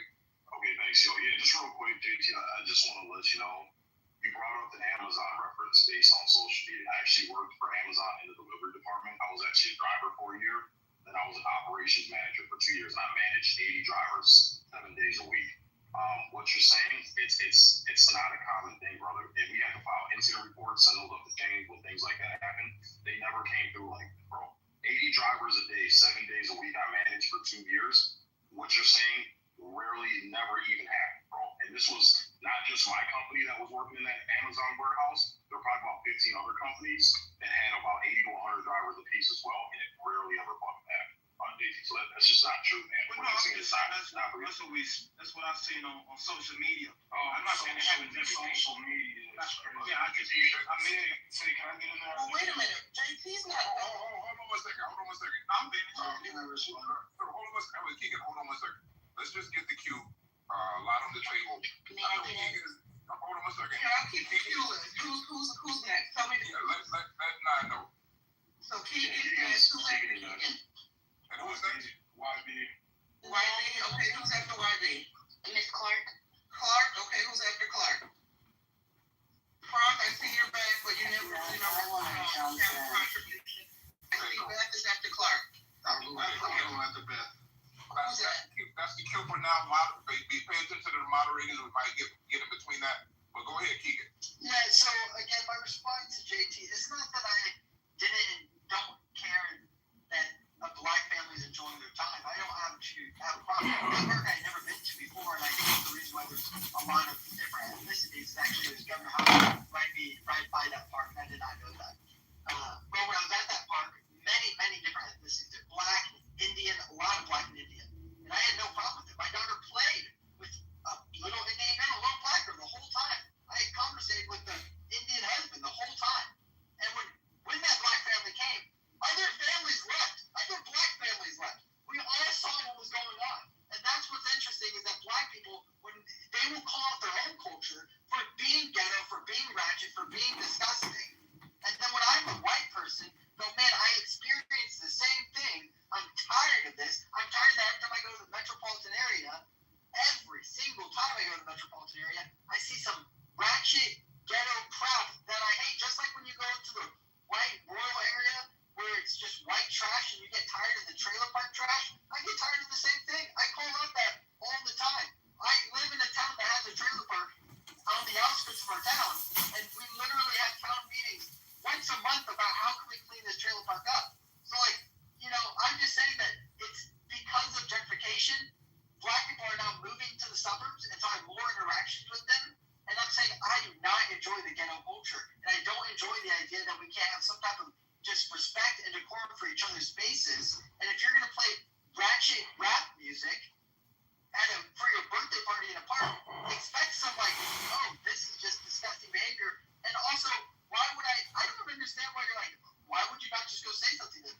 Because we understand the stereotypical behavior of those type of individuals are willing to commit violence. If I want my daughter, I'm not going to put myself in any. And if I did, and there's a video of me getting knocked out, you know what the cops would say? That white man should just mind his own business. He should just say nothing. Give you more than 30 seconds to wrap it up. White boy. I'll say it again. He said man, I'm just saying boy, sorry.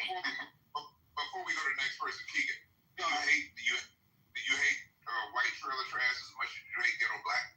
Without a doubt, I hate white. I think I actually probably hate white trailer trash more than I hate ghetto black. I'll have to come back to you on that one. Hey, now who's next? YB's next. Go ahead, YB. Yeah, I will say this. I do have fatigue at this point. These racial conversations are kind of getting old. A lot of people are talking about the systemic racism situation. I don't believe it is to the extent of what people are saying because there is really no policies that are really holding you back.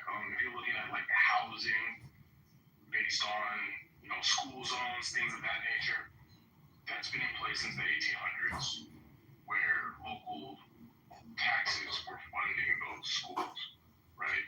You might think it is, systemic because mostly there are black people that live in those predominantly poor areas, but that's not a systemic situation, right?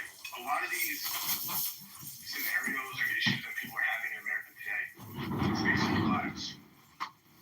It's your social circle, realistically. The wealthy blacks aren't having this issue at all. They're not. Let me ask the question, YB, before we go to the next person. Really, and I posted it early. Hey, thank you guys for joining the room. I'm bootleg hosting. I'm not as good as the regular host, but I'm just jumping in and trying to make sure that people have a voice and get to speak. The room is healthy debates. We've been talking about race. They've been doing it in a responsible way. We had a couple of people that obviously they showed themselves and their attitudes, but that's what we're here for. We're trying to find something productive and positive about it. We have a queue here right now. If you want to speak, just let us know. Moderator Naya Stick will acknowledge you. YB, let me ask you a question really quick before we go to the next person.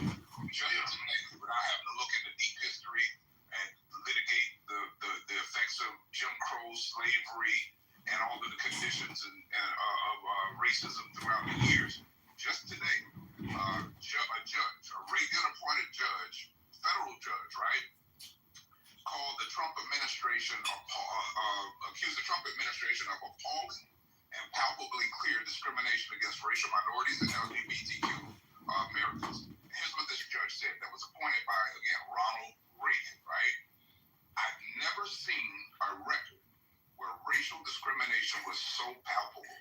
I've sat on this bench now for 40 years. I've never seen government racial discrimination like this, said U.S. District Judge William Young a Massachusetts-based jurist who took the bench in 1948. And for the record, he was referring to the illegal and voided NIH, National Institute of Health cuts that Trump has tried to make that alienates the culture. Now, we don't have to look far. That's just one of dozens with this current administration. And you say what? You said the healthcare cuts? Yeah, these were all of the healthcare cuts that Donald Trump made. This is one of dozens that I can use as evidence, right? You say it doesn't exist, so forth and so on. This is a judge that said he's never in 40 years seen this type of government racism. Tell me your opinion.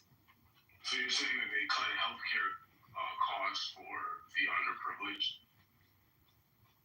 Before we get into the specifics of the cuts, these are the NIH cuts that Donald Trump made, right? Let's go with what the actual judge said over 40 years. I understand that aspect of it, but I have to get a better perspective on like what are the cuts involving, right? Like, is it people that are making less money that can't afford it to where it would benefit those individuals? Is that what? No, it's price cuts to the companies, the major companies. That's what he's cutting, making sure they do better pricing for the American people. Okay, it's not about taking away. Hold on a second. Welcome back, JB. Hold on a second. Is anyone who's speaking now a judge or familiar with law or familiar with discrimination? I'm getting benefits, though. I'm getting benefits, and they're not cutting my benefits. You don't understand benefits at the legal level. They're not cutting my benefits. What voice is that? That's cool. See at the bottom. That's cool. See the resident moron. Yeah. Hey, they're not stealing my benefits. Okay, hold on a second. Hey, cool. See, would you let the gentleman respond, and then the moderator, the main moderator, is back. JB's in the house. JB, we were just talking. We had a cue. YB came on and said there's no racism. I repeated the article. I was giving him a chance. JB wanted to know. I'm sorry, YB rather wanted to know. Well, what were the cuts about? YB, I would just say before we move to the next point, and then let JB reset the room. YB, if you could just tell me how you respond to what you actually heard. The legal expert that sits on the bench appointed by Ronald Reagan, right, said he's never seen this type of racist bullshit in 40 years of him sitting on the bench. Your response? Yeah, so you want me to just respond to a statement that he made? Okay, let's just go to the next person. Hey, how is it racist if it affects everybody?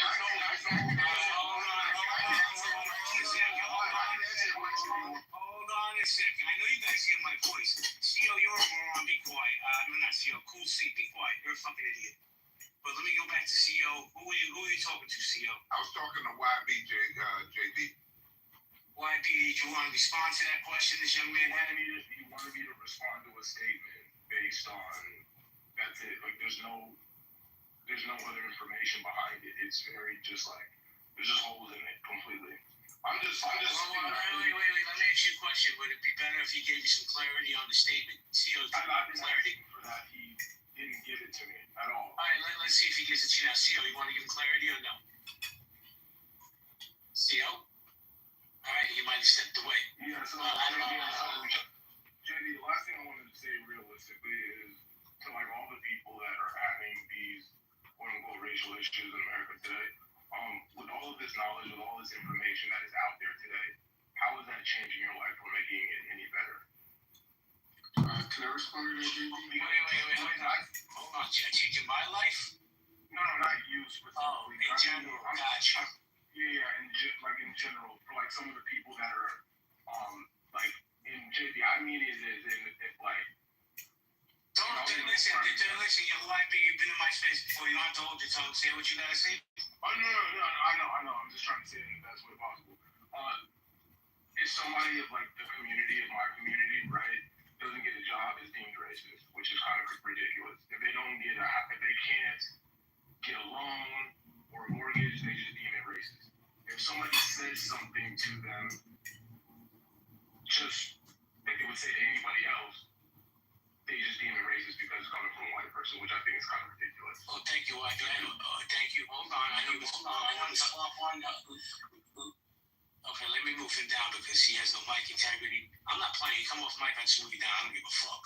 But we're going to go Miss Clark, and I think Othello said you wanted to chime in. No, wait, Clark and then Beth was after Clark, just FYI. Okay, so we'll Clark, Beth, and then Othello. Miss Clark, Yeah, I think that this conversation is kind of, I'm not even going to address what Keegan said. I think that we've got to a point where we tend to still assume that systemic is supposed to be like governmental power and laws on books, but we forget that systemic can also be a curated environment where these things happen. I often use the military as an example, as a prior military veteran, because I did see where certain departments and things had certain individuals that realistically I would never want to serve underneath, quite simply because they curated that environment. And I'm talking about like JAG has come back and investigated them for 10 years worth of discrimination and racial practices. I'm talking about like when you have people, I'm just giving an example of it, of white airmen who have been caught with drugs, but the black roommate is the one who suffers the consequences to get out because they didn't tell or were unaware that they had the drugs. There's a lot that can go into this. And like I said, granted, if you want to try to say systemic is only on a level where realistically governments are involved, laws are in place, that's on you. But systemic can also be a curated environment. Like even when I live in the South, right? It is nowhere legal for there to realistically be sundown towns. And people operate in that way. But guess what? They still fucking exist, and I know where I can take my ass and where I can't. Even though, quite literally, there's no law in the book that says it's okay for there to be a sundown town. They still do that. They still have a system set up in place that people partake in to enact these things. And that's the part that I think has shifted. I don't think systemic racism is no longer the outward projection where, you know, your fire marshal, your judge, your policemen, and the regular people are involved. I do think that systemic racism has changed to be curated in certain smaller environments where it can be hidden better. Now, am I saying it's just completely rampant, like it's just all like Rick Tar out here? No. But when it does pop up, it's like this quick way to, and I will say this, when it does pop up, there's like this really hard push to make it seem like it doesn't exist. And then at the same time, I will say, as my fellow black people, we do have a way of conflating, because I'm not going to get off the YG about what he said, because I do believe that black people conflate a lot of shit to racism when it's not. But when it's overt and it's there, it's still a push to act as if it doesn't exist. And that's why I use the military as an example. Thank you, Ms. Clark. Nye, I'm going to let you run it for a little bit because I just got back in. I'm just trying to catch up. Is that okay, Nye? Nice, Sig, Vero, CO. Guys? Anyone? Yes. Beulah? Thank you. I know Beth was next. That's all I know. I'd like to hop in the queue. All right, Beth and then Truth. Beth? And then JT. It was Beth and Othello. It was Beth and Othello. Was it Beth, Othello, then Truth, and then who was the last one? JT.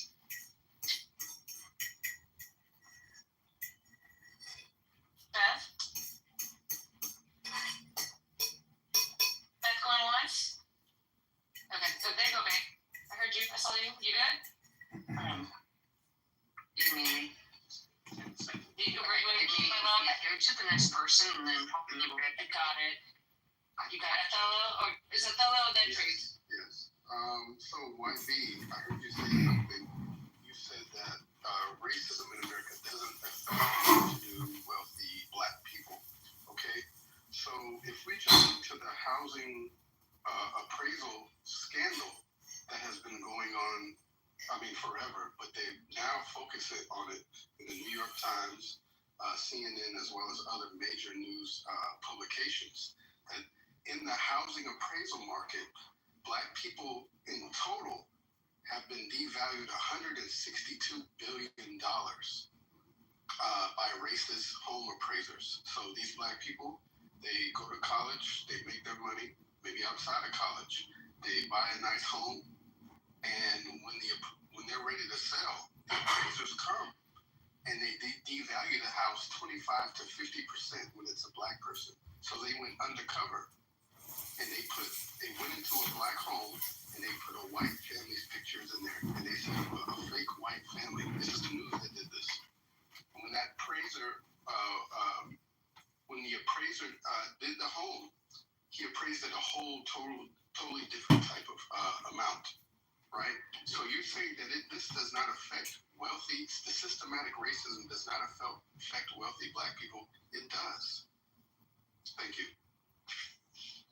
Yeah, okay. So based on what I'm reading here, it has to do with specific low-income neighborhoods, right? So if you can tell me which wealthy black person that it affected, right? It wasn't specific low-income neighborhoods. There's multiple reports going around, and they're talking about the appraisal in certain low-income neighborhoods, but they're also talking about black people who have homes in multicultural neighborhoods. I have an example. I'm really sorry to cut you off. I have an example of a famous person. I cannot remember his second name, but Ryan, who did the Black Panther movies. Ryan Coogler. Yeah, he did. Supposedly 10 to 15 years old, though. Yo, wait, hold on a second. We'll see you, fucking moron. I know you get a lady speaking. Get a lady. Yeah, like from my memory, he tried to get some money out, and they called the police on him and whatever else, right? That's one example. Wait, what do you mean you try to get money out of the house? I don't understand that. Let me read the title of the article. It's widespread racial bias found in home appraisals. Researchers found that evidence of a persistent practice that gives higher values to homes when the occupants are white and devalue them if the owners are people of color. And that does not matter about the neighborhood. So even if it's in a low-income home, low-income neighborhood, if the white owner owns that home in a low-income neighborhood, he's going to get a higher appraisal. And when they did the total amount that was devalued from black people who want to get their homes appraised in America, they've taken $162 billion from us just in home appraisals. What year was that article? Okay, give me a second. That's old. It's like 10 years old. 10 years is not a long time. May I speak to Alaska? Because you also had the actor, you also had the recent actor, director, Ryan Coogler, who was a prominent black man, who was a wealthy black man, go to the bank to try to pull out money, and they racially discriminated against him and wouldn't even let him pull out of his own account, even though he provided them with all of the ID, all of the information, all of his bank card. And then they called the authorities on him. And he sat there and was like, they're like, why do you have so much money? He's like, I'm a director. And they're like, yeah, right. And he's like, no, I directed the movie Black Panther. And they're like, yeah, right. And then when he pulled up his picture, they were like, we don't think you're him. And he's like, my name is on my ID. My name is on my bank account.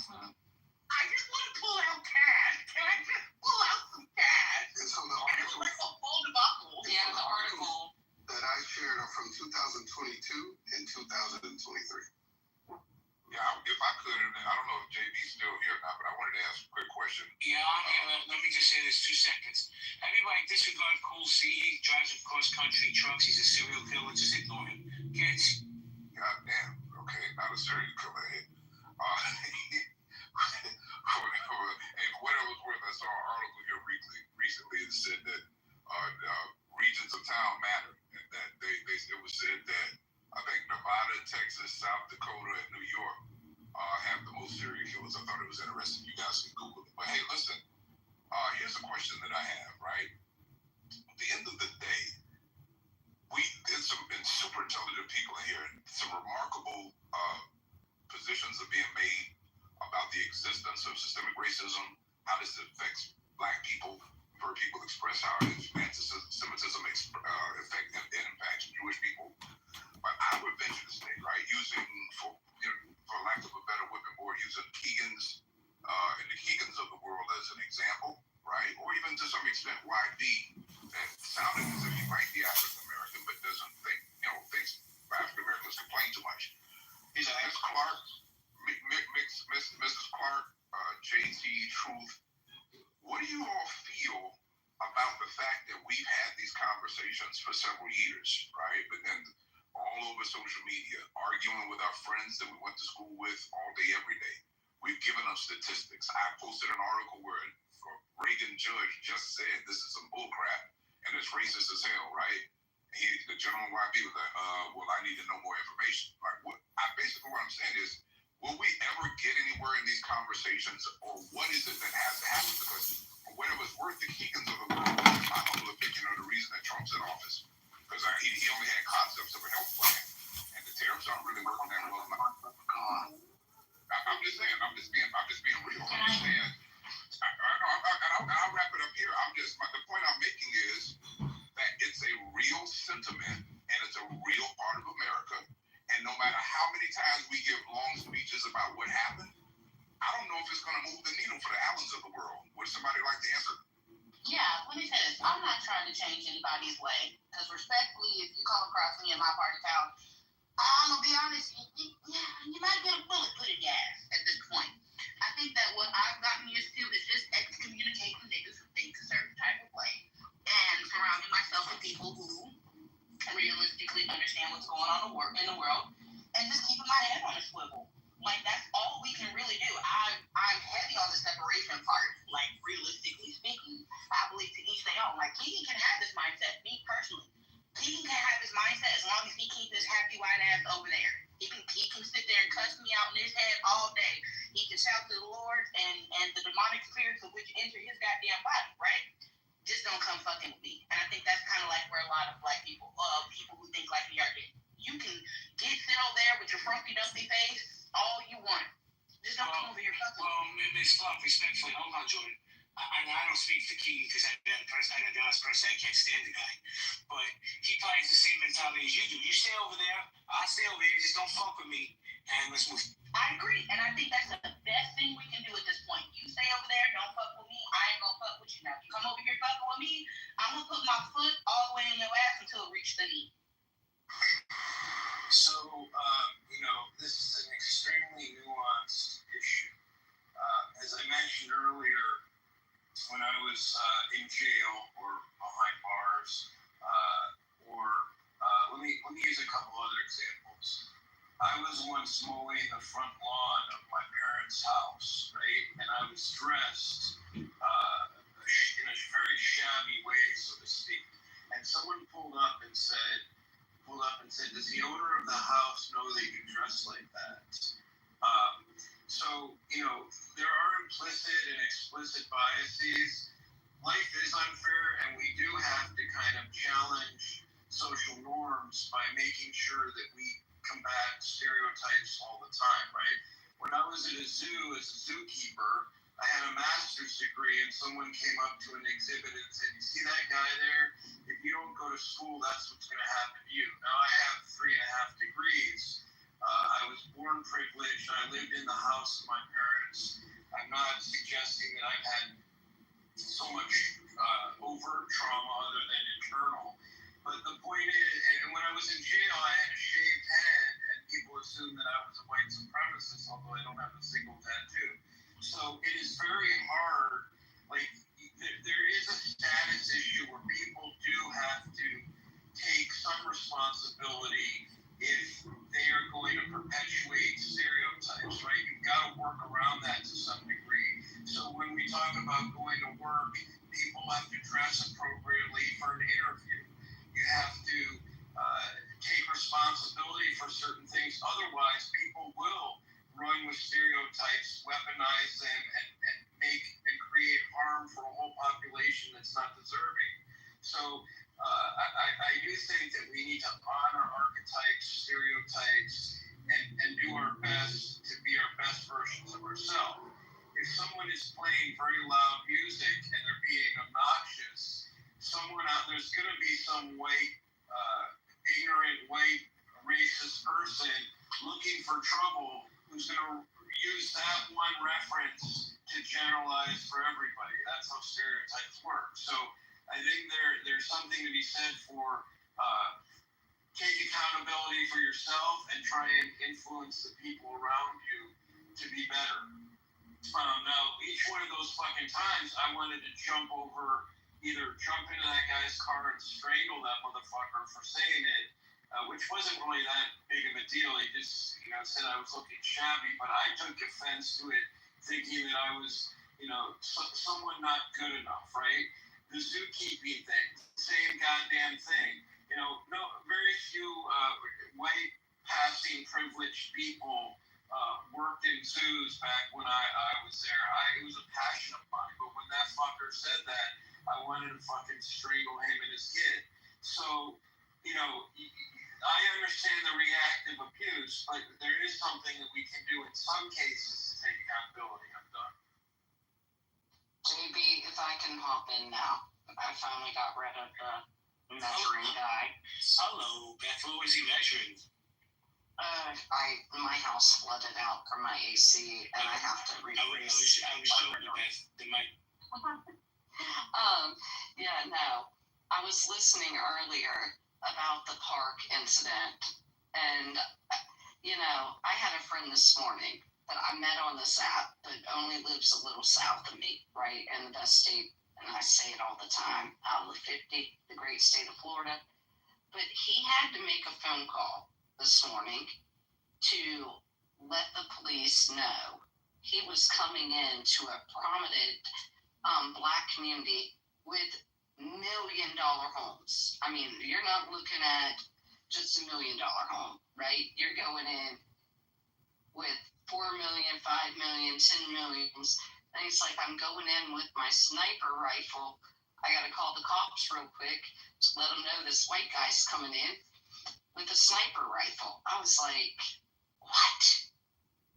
Like, they called you to come out. So, and he's not killing anybody. He was there to get some animals out of the way. But, yeah, I think the tables can be flipped every once in a while and realize that, white people aren't always the problem. Like, he knew to take security and let the law enforcement know he was coming in to that property and why he was there. So that's all I had to say, JB. I just listened to the nonsense. Okay, I'm gonna let Vero and other mods run it because I'm flirting with somebody in the chat. Did I miss my turn? Go ahead. If you then. I think it went on for popcorn for a bit, but yeah, go on now. Appreciate that. So because when my turn was up, we were talking about Sarah had said something to the effect that America's no longer racist, etc. So I was trying to think of the simplest way I can put it to the skeptics, right? So imagine a world where after World War II, the Nazis are defeated, but instead of being shamed and having the swastika banned, certain Germans just decided to fly it. They said, city rights,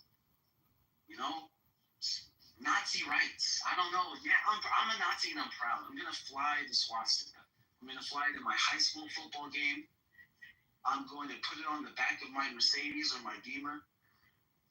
I'm going to litter it with bumper stickers or et cetera, right? And they tried to normalize it. Now, that's what the Confederate flag is. The Confederate flag is literally a flag of treason on the cornerstone of trying to own another human being, specifically born out of hatred for that person. So it wasn't even practical indifference. It was literally like, oh, they're subhuman. We sell their children. We rape their women. Ha-ha. We beat them. Ha-ha. Most of the men die in captivity. Ha-ha. It's funny. We brutalize these people. Ha-ha. Right? And that culture is what the Confederate flag is all about. So anytime you hear someone trying to, no, it's culture, it's tradition. What's the tradition? Treason against America. You're insane. You're an insane person. Here's why that's relevant. The majority concentration of Black people are still in the predominant states in which they were predominantly slaves, right? We're talking about Georgia, Mississippi, Alabama, etc. Guess where Confederate, because we have polls on this, we have data on this. Guess where the Confederate flag is the most popular? In those same states. And we have the numbers. The numbers are going to shock you. About 1 out of 2. About 1 out of 2 white people in the South view the Confederate flag favorably and as a symbol of pride and heritage. Heritage in what? Okay, so now what you'll try to do is convince me and anyone with a thinking brain. This is why people laugh at America and why liberals can't stand. And I'm not a liberal, by the way, but as someone who's kind of center, I see two insane people arguing, and liberals have their own insanity. But this is where when they look at conservatives, like, you guys are in a fucking cult. You guys are like literally brain rotted. You're like, no, the Confederate flag. No, it's not. Literally, the cornerstone speech they're giving, and he mentions slavery multiple times. No, it's not about slavery. No. Literally, you're fighting your own country to own a human being, and we're having arguments. Anyway, 1 out of 2 people in the South, white people, are flying that flag with favor or pride, or they look favorable to it. No, 1 out of 3 flies it. 1 out of 2 is favorable of it, so they don't look down on you for flying it. Okay. They fly that at football games, high school games. They fly it outside of certain courthouses. They fly it outside of certain military bases, which is so fucking ironic, right? You have a U.S. military base, and you fought a civil war, and you're flying the battle flag of the treason against that government. But okay, sure, whatever. Then you come and tell black people, who the majority of us, like 80-90% of us, are in those southern states, there's no racism in this country. This is why you get told to shut the fuck up, because no one cares to argue with a fool. You get told to shut the fuck up. And if you have any integrity, you'll go figure out if I'm full of shit. You'll go, yeah, he had a lot of dip on his chip. Is he right? Am I really that brain dead? Do I have my head in the sand? Am I in a cult? But you know how you'll prove me right? You'll just keep fucking blabbling and do no research. And you'll come back with the same talking points. No education, no research, no debunk. I just made a ton of points. You'll just blabble like it didn't make any sense. You won't address any of the shit I just raised. And you'll just beat around the bush. Wait. Truth. When you say you, who are you talking about specifically? All the people who like to put their head in the sand and say there's no racism in this country, there's no racism in this country. Got you. So I know Holly has her hand raised. Holly's a little Georgia peach. Yeah. Okay. I missed your first part, but I heard you talk about the flag, the Confederate flag in the South, as indicative of racism still going strong, and that 1 out of 2 white people in the South believe that the Confederate flag is that they love their Confederate flag, right? Okay. I'm confused why. So I don't see it as that as a really good proof that, I'm not saying racism doesn't exist, by the way, but to say that the Confederate flag and then I'm sorry, that's a little weak, bro. I saw a black dude in a truck recently with Confederate flag going strong, flying out the back of that truck, man. I mean, Confederate flag, regardless of what the history of it is, we can quibble over what the war was fought for. I think it's pretty clear. Yes, slavery was a big issue, but it's not the only issue. Like, the Confederate flag for most people in the South today is not symbolic of their love for slavery and their desire to enslave black people again. Like, it's indicative of their love of freedom, their pride in the South. It's just, you're doing too much with it, man. Like, it's just that, because if the question was, do 1 in 2 white people in the South want slavery again, and do you hate black people? I guarantee you the answer would be no. So since neither of us can read minds, let's just make it really simple. How is the Confederate flag different than the swastika? What? Bro, Can I answer? Your question? Yeah, so just go ahead and make me sound dumb. How are they different? Yeah, that was disingenuous, bro. I'm just gonna. Why y'all keep cutting in? Okay, sorry. Yeah, she seems intelligent, but it's a fair question. How is the Confederate flag different than the swastika? How is slavery? Okay, first of all, Confederate No, I didn't say slavery. I said the Confederate flag. Literally, the Confederate flag. How is it different than the swastika? Okay, I guess if you want to mince words here, you're right. Like, the swastika has a deeper history than just the Holocaust. So if you want to talk about what symbols mean to people, I mean, what do you want to do here, bro? Like, we could take this all day long. Like, symbols mean different things to different people. But wait, truth. The swastika, by all intents and purposes, all across the world at this point in history, is accepted as a symbol of hate. Confederate flag, living in the South, Confederate flag is not viewed upon as a symbol of hate. Maybe by you, but I'm telling you, that's not how it's. Do you think black people agree? Ask your black brethren who fly the Confederate flag what it means to them. Black people don't fly the Confederate flag. They absolutely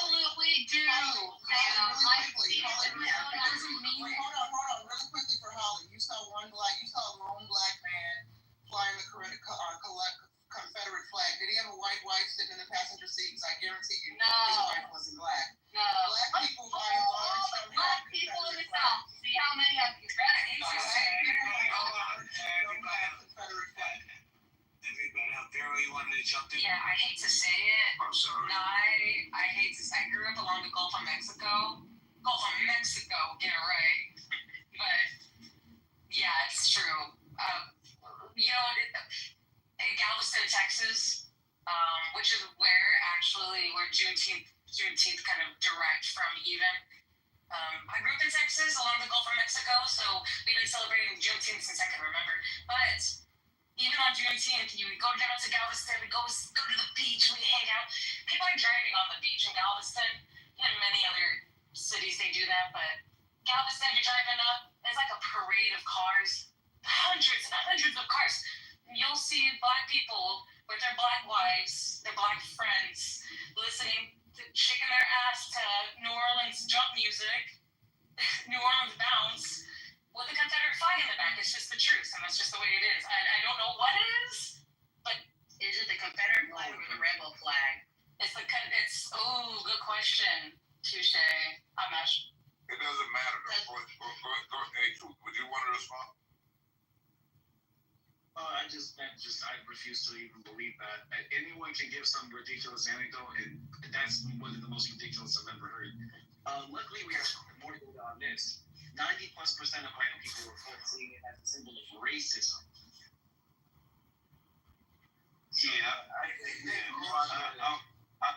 Go ahead.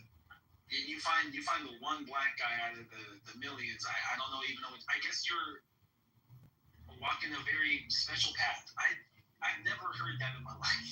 And you know what's interesting too, truth about what you're saying, bro, is that the same people who would say something like that and try to diminish what the Confederate flag has meant to the literal descendants of slaves, right, are the same people who have no problem with Trump, we talked about earlier, removing black heroes who fought for this country from the annals of history.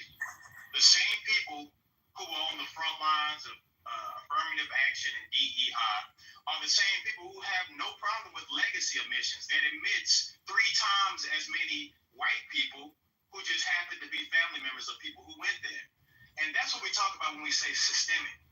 See, when you talk about what the system of white supremacy does, it privileges you to the point to where you don't even have to be bothered with having to worry about it. See, for you, the Confederate flag is nothing. It's fun and giggles, right?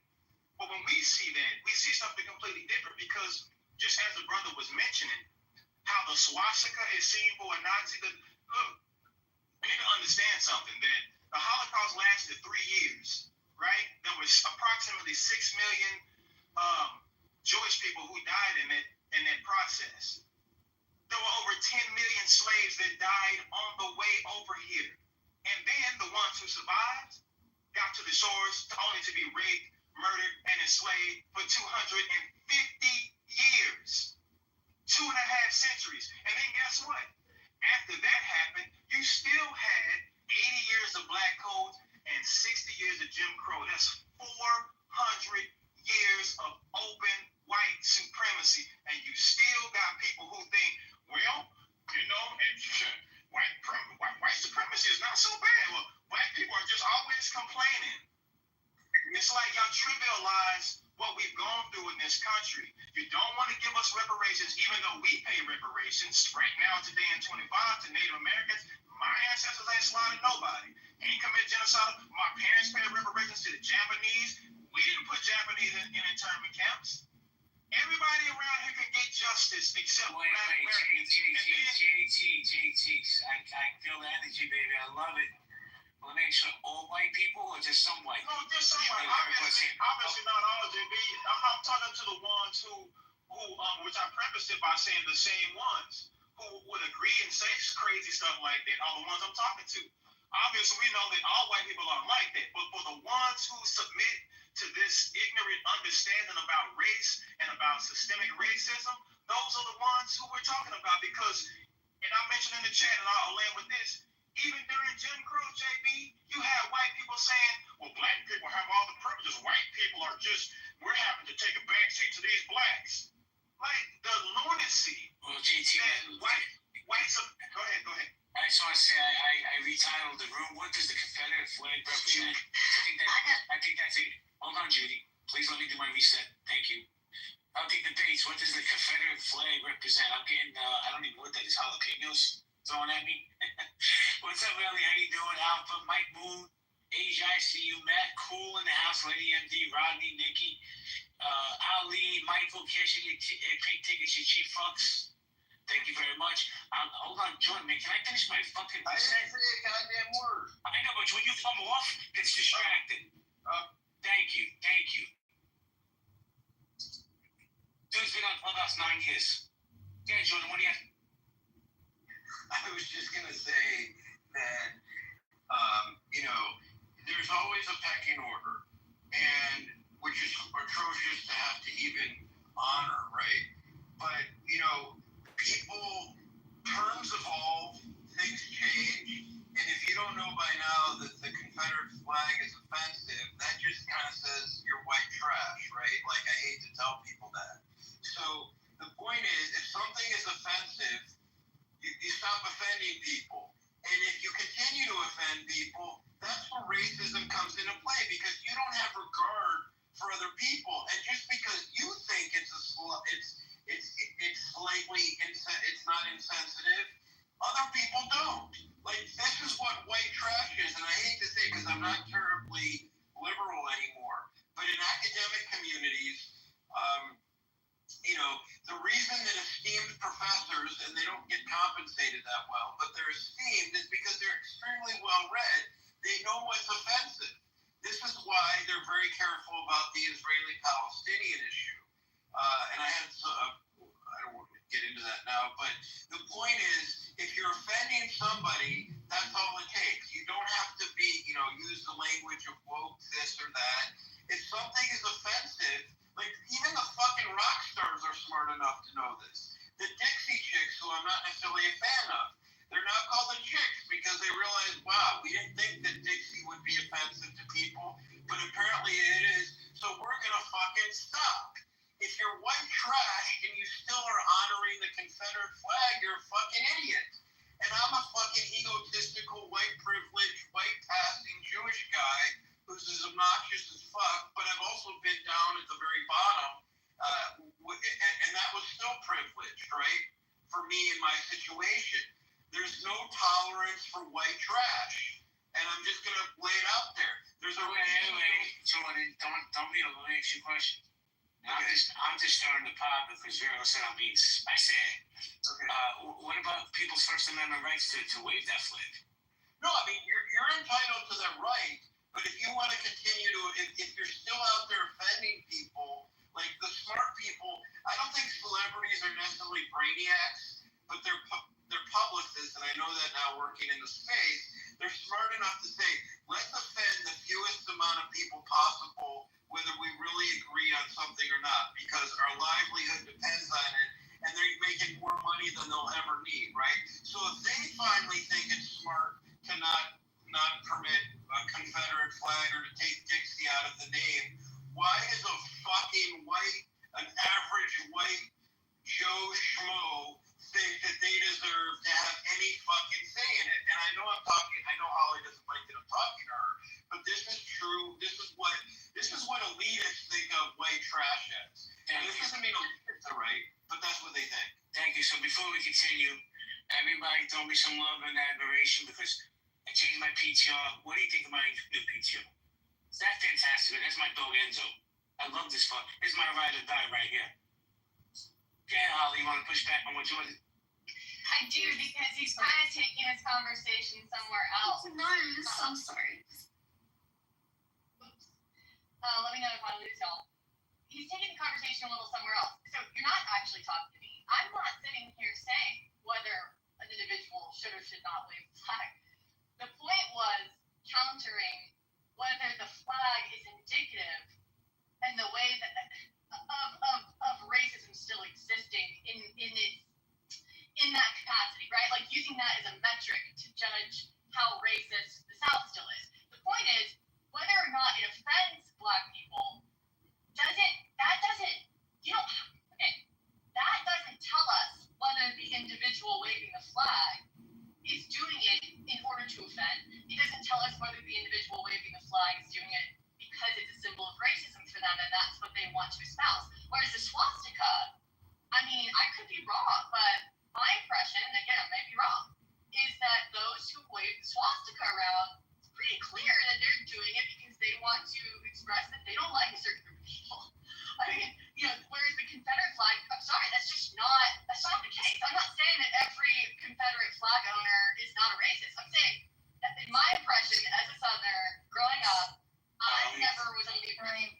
Hold on, Alaska. Ollie, I love you like a fat kid loves cake. But I don't think I've ever disagreed with you more with everything you're saying right now. But I know Alaska wants to have a dialogue with you. Yeah, guys. Alaska. Oh, yeah, sorry. I was saying that. I'm sorry. I was waiting to see you because I thought I cut you off.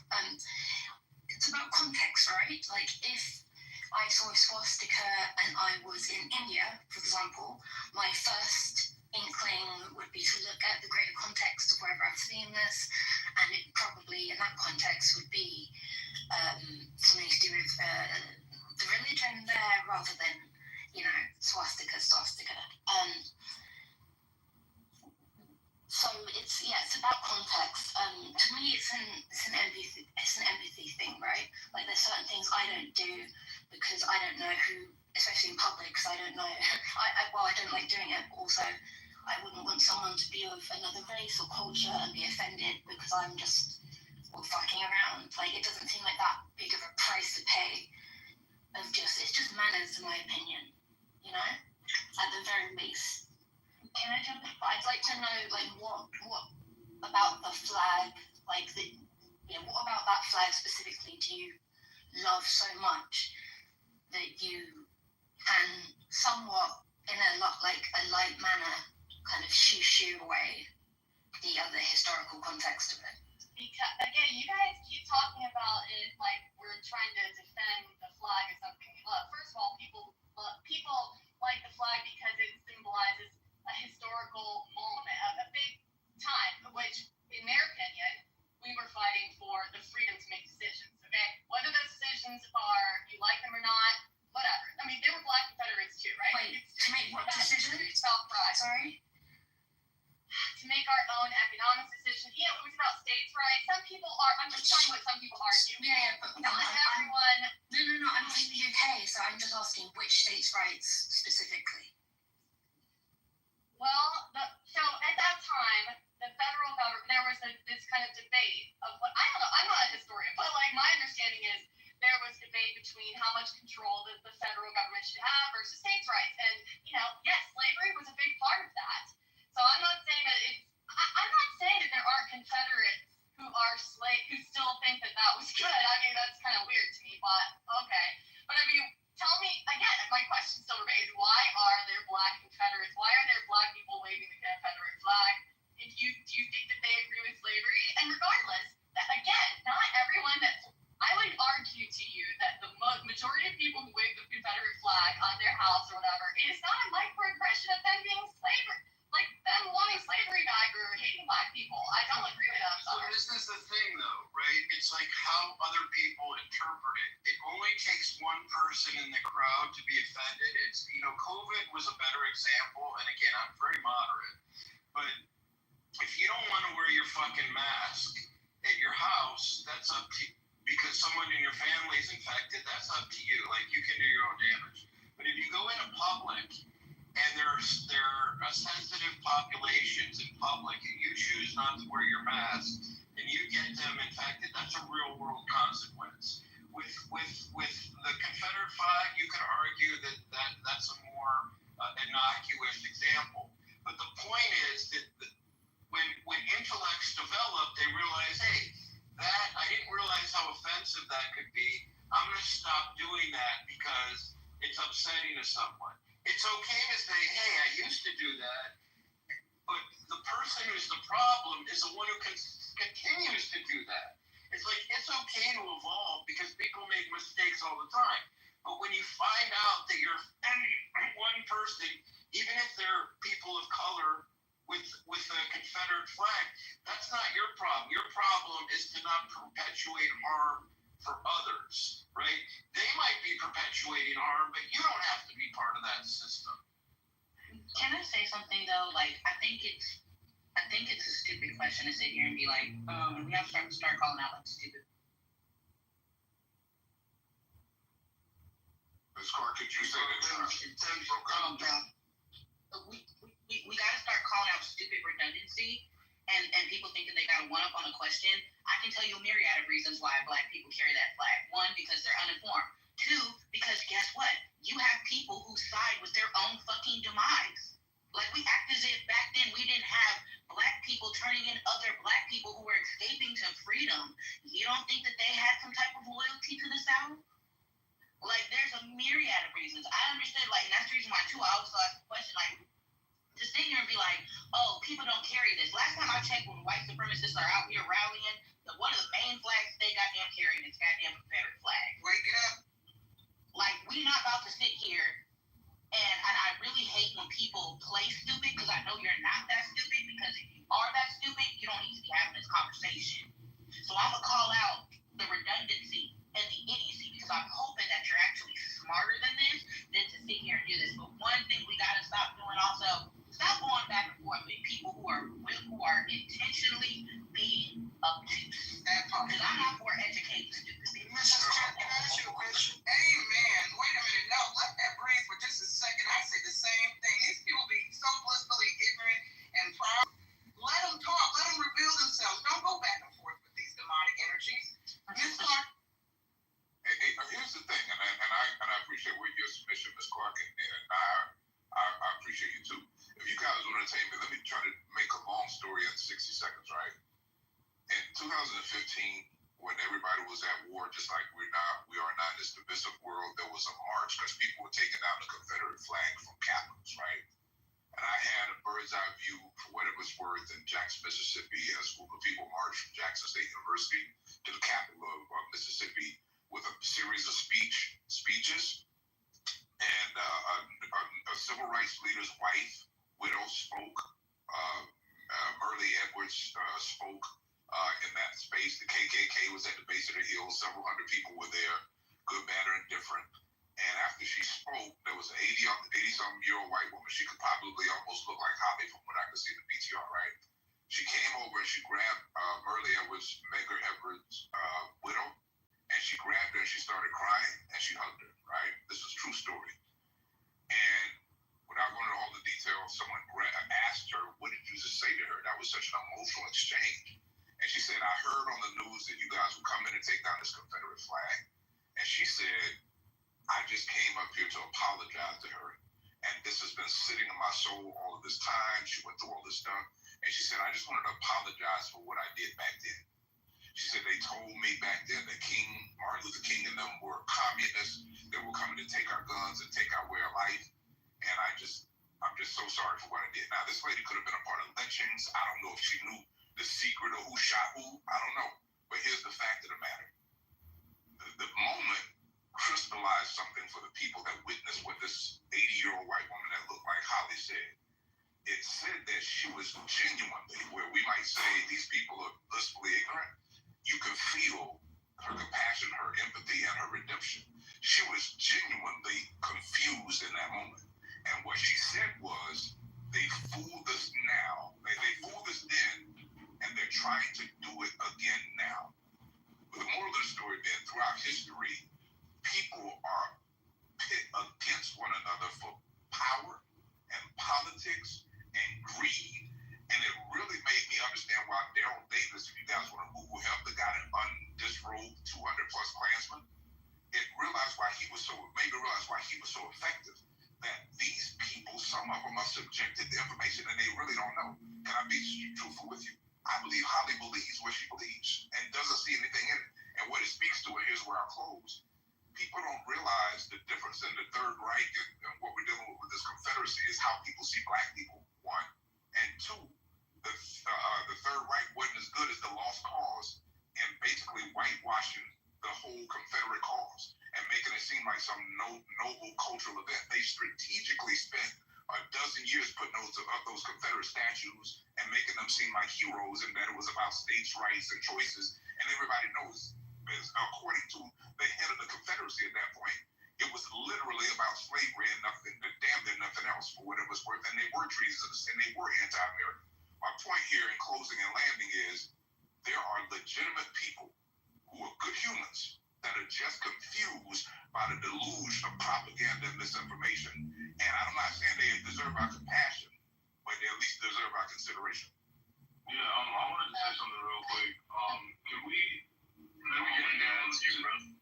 Yeah, so I have a picture of a black guy who was raising the Confederate flag. Honestly, I live in the South. The Confederate flag honestly doesn't bother me at all.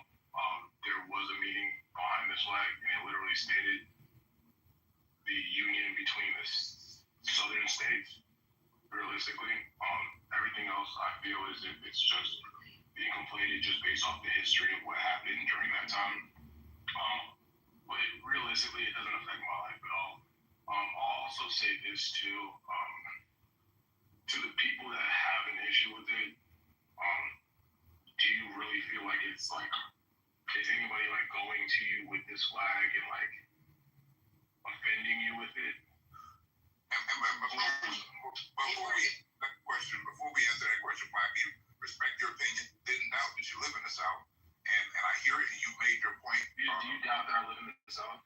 No, I didn't doubt that you live in the South. It's only yeah. Bobby, appreciate your opinion. You heard it before. Did anybody want to respond to actually what I said and the conditioning, where basically my point has always been, this is literally an issue just like if we want to compare it to the Nazi Third Reich regime, the propaganda was the issue. It was demonizing that group of people to make them feel as if they weren't worthy of anything. And I'm saying that's the hard part. When you understand what this means to black people, and then you can just callously laugh at it and look at it like you guys are stupid for feeling this way. I'm saying this is a condition that's deliberate in how people make us pit each other, one against each other. Anybody have any? Wait, Theo, I had one more thing to say. Theo, you interrupted me again to where I lost my train of thought. I didn't get to complete my full statement. Let me give you 30 seconds. Yeah, 30 seconds. Okay, cool. So the whole talk about 400 years, I get that, but at the same exact time, everybody has to have smoke for the Spaniards, the French, and the Portuguese, because they are the ones that brought majority of black people, including my family, to the Americas, right? They were the ones that did it in mass, right? Everything else just was a trickle effect of what was just already happening, right? They're the ones that started it. So to have this smoke for America, that I get for everything that happened after the fact, but the majority of the smoke needs to go to them, in all honesty. Okay, Spanish, Portuguese, and French. Anybody else want to respond? I do. I want to go next to. Hold on a second, Holly. Who's after Holly? Jody. That was me. I've been waiting, but no, I'm gonna let the lady go first. Okay, Jody, yeah, ladies first. I think that's what JD will want. So Holly, go and then Jody. All right, Theo. I like what you said. I do. I just want to get some things straight here because I feel I've been quite mischaracterized. I appreciate that I hear what you're saying. It's offensive. I get that. I'm going to go back to the initial reason why I spoke up. I was countering the claim that the metric, by using the number of people with Confederate flags or that view it as a symbol that is worth waving in the South, I do not believe that is a quality metric to use to measure the prevalence of racism. That's my only contention, because regardless of what it means to you, I'm telling you that in my experience, this is all anecdotal. I'm saying I disagree with it because in my experience, it is not a symbol of racism to those that I know and the people that I know that wave it. It is a symbol of freedom. It is a symbol of Southern pride. Okay, so that is my only contention. I'm not saying I think it's a symbol of pride. I'm not saying I wave the flag. I'm not saying we should wave the flag. I don't really give a fuck. If it offends you, I'm sorry. Maybe it's not a good idea. I don't really fucking know. I'm saying it's not a good metric for measuring. We heard you every time you say that. Hey, Holly, have you ever by chance read or just Googled what the lost cause is at all? I've not seen it, but let me say, the reason I've said it multiple times now, CO, is that I'm being lambasted. And by the way, I don't appreciate this because my livelihood depends on my reputation. No, I am not okay with people making comments about me going to Daughters of Confederacy bullshit. So all you motherfuckers in chat, fuck up. Thanks, you Alaska, you little bitch. Yeah. Oh, okay. I was. Hold on a second. Holly. So listen. So basically, what you're saying, you want us to respect the fact that something offends you. Point noted. Hey, Jody, go ahead. Fuck no, bro. Okay, now I'm being this character. You guys don't know how to listen. You guys are bad listeners. Can I just? Hold on. Let me just hold tight. Holly said that she was offended, right? I said you want us to respect the fact that she's offended. She said she's offended. She literally said that she wants to respect the fact that people are offended by the Confederate flag. She literally said that she's not encouraging people to wave it, and she literally said maybe we shouldn't be waving it. What I heard her say, okay, fuck whatever. I'll go on mute. That's cool. I'll go ahead. Okay, hold on, listen, my friend. So here's the statement I made. She also literally said. Well, here's the thing that I was in the middle of the sentence. No, hold on 1 second. You don't get to tell me hold on 1 second while I'm in the middle of He's literally moderator. Who are you to come in this back room and just bogart, brother? Okay, so we put him back in the thing. So hey, Jody, did you want to speak? Yeah, I did. That pissed me off. Like, I mean, you're the moderator, ain't you? It's okay. Am I mistaken? No worries, sir. We can go back to the point. We moderate. No, thank you. All right. Anyway, I literally live in the South, man, South Georgia. Then y'all were familiar with Hazelhurst, right there in that area. And let's be for real, man. I lived in Atlanta. I lived in South Georgia for a while. Look, the Confederate flag. Let's stop it, man. That's their last middle finger to the North. To black people. Okay? It's their final act of rebellion. For many of them. I don't disagree with Miss Holly. There are some Southerners, it's a Southern pride thing. It's a cultural thing. But that's a very small faction of white Southerners. Very small. Very small. And that's what they. But the vast majority of them, it's a middle finger to the North. It's their final act of rebellion. Their viewpoint is we lost the war, we lost control of black people. At least we can still wave our flag. And come on, man, and let's use common sense. When you see these white nationalists, these openly racist groups marching, besides the swastika, what's the other flag they're waving? That speak. Come on, man. Neo-Nazis and neo-Confederates tend to run hand in hand for whatever it's worth. Is someone else? Thank you, Jody, for that submission. JB's back. The host of the room is back, so he can make sure that everybody gets a voice. Anybody else wanted to speak? Oh, Jordan's in it to me anyway, but go ahead, Jordan. So, yeah, this is the same thing that's emerging with the term Zionist, right? And again, I'm all in favor of condemning the Confederate flag because I think it's ridiculous when it offends someone or when it starts to offend the population. That's time to take it down. If you resist and persist, you are perpetuating racism and discrimination, ultimately. But with Zionism, for example, there's a new movement to stop the use of the word Zionism because some people, not all people, are weaponizing it, right? And so if I come in a room and there are other Jewish people in the room, and they're not offended by the term Zionism or Zionists, but I am hypothetically, then then someone is offending someone. And so even if there are Jewish people to apologize, accommodate, whatever, we can't control other people in that regard, but we can tell others that we're offended, right? And so I'm just using this as an example. This is how language gets weaponized and evolves over time and becomes highly problematic. So if you find the term Zionist problematic and other Jewish people don't, right, you are accommodating this language in these spaces, right? And this is how I see the issue with the Confederate flag.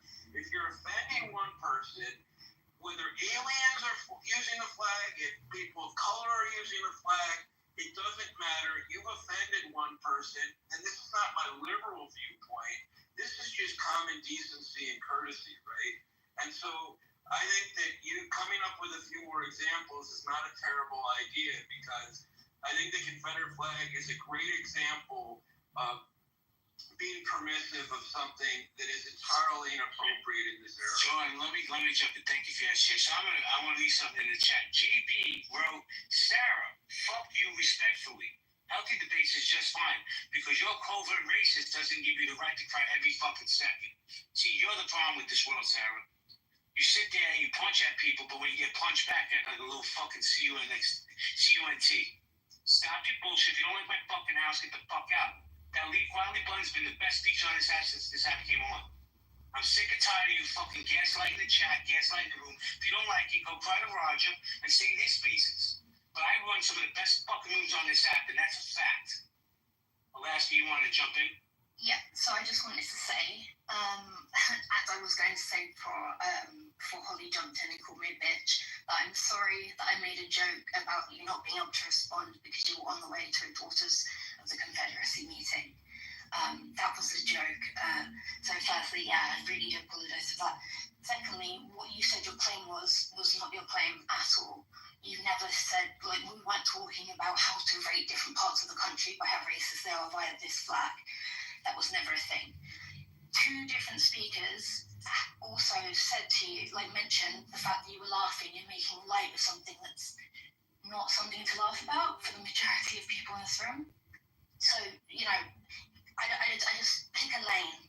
Do you want to make fun of stuff and, like, have jokes, or, like, am I not allowed to? Just let me know what the rules are, and I'll treat you in that manner. Yeah. Okay, you're wrong. Like, I want this more respect. I'm laughing at what is typically what I'm fucking laughing at, bitch. Fuck off. You know what? You're a little cunt. I'll make it out so I can pull it. Bye. Tea is usually good. Like, chamomile helps me. Oh, fuck, shut the fuck up, you little condescending. Okay. Alright, thank you, ladies. Let's not be passive aggressive either. Let's just move on. I'm being Thank full you. time aggressive. That is no. You were being forward aggressive for sure, Holly. You sure are. Well, let me jump in real quick. So here's what I heard, right? I left this room, and then I got 2 text messages that Holly was getting punched down on. Now, Holly's a big girl. Trust me, she's battled with some of the biggest influences on this app. So I'm not here to white knight or save her and put on my cape. But we're all entitled to our opinion, even if you disagree with it. Now, here's the problem I have. When 2 hot chicks are fighting, let them fight. Back to you guys. Okay, as a woman though, I don't want to embarrass ourselves by just talking about slander. But for sure, I wasn't talking about you, Holly, being passive aggressive. I'm actually talking about Alaska being a little passive aggressive with the chamomile tea. But hey, that's your thing too. I'm gonna come with it. But I wanted to get back to the points and to the conversation.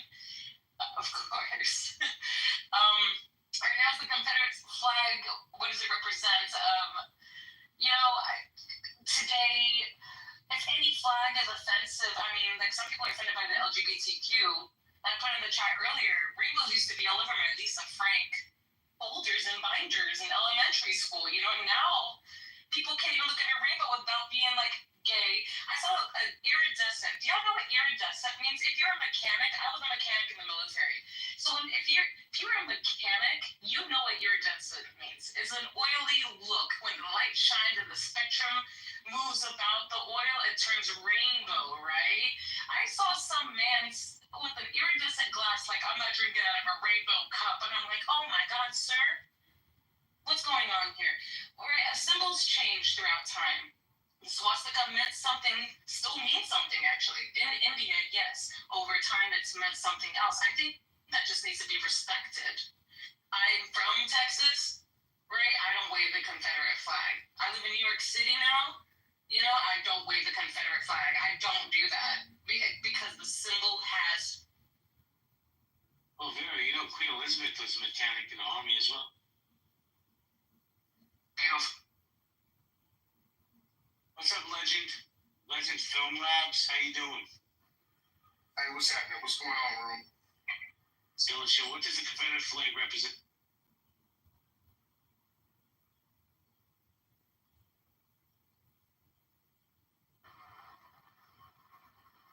Can I interrupt, JB? He's such an asshole. Go ahead, man. Just a warning. Nobody ever get in a car with this guy speaking right.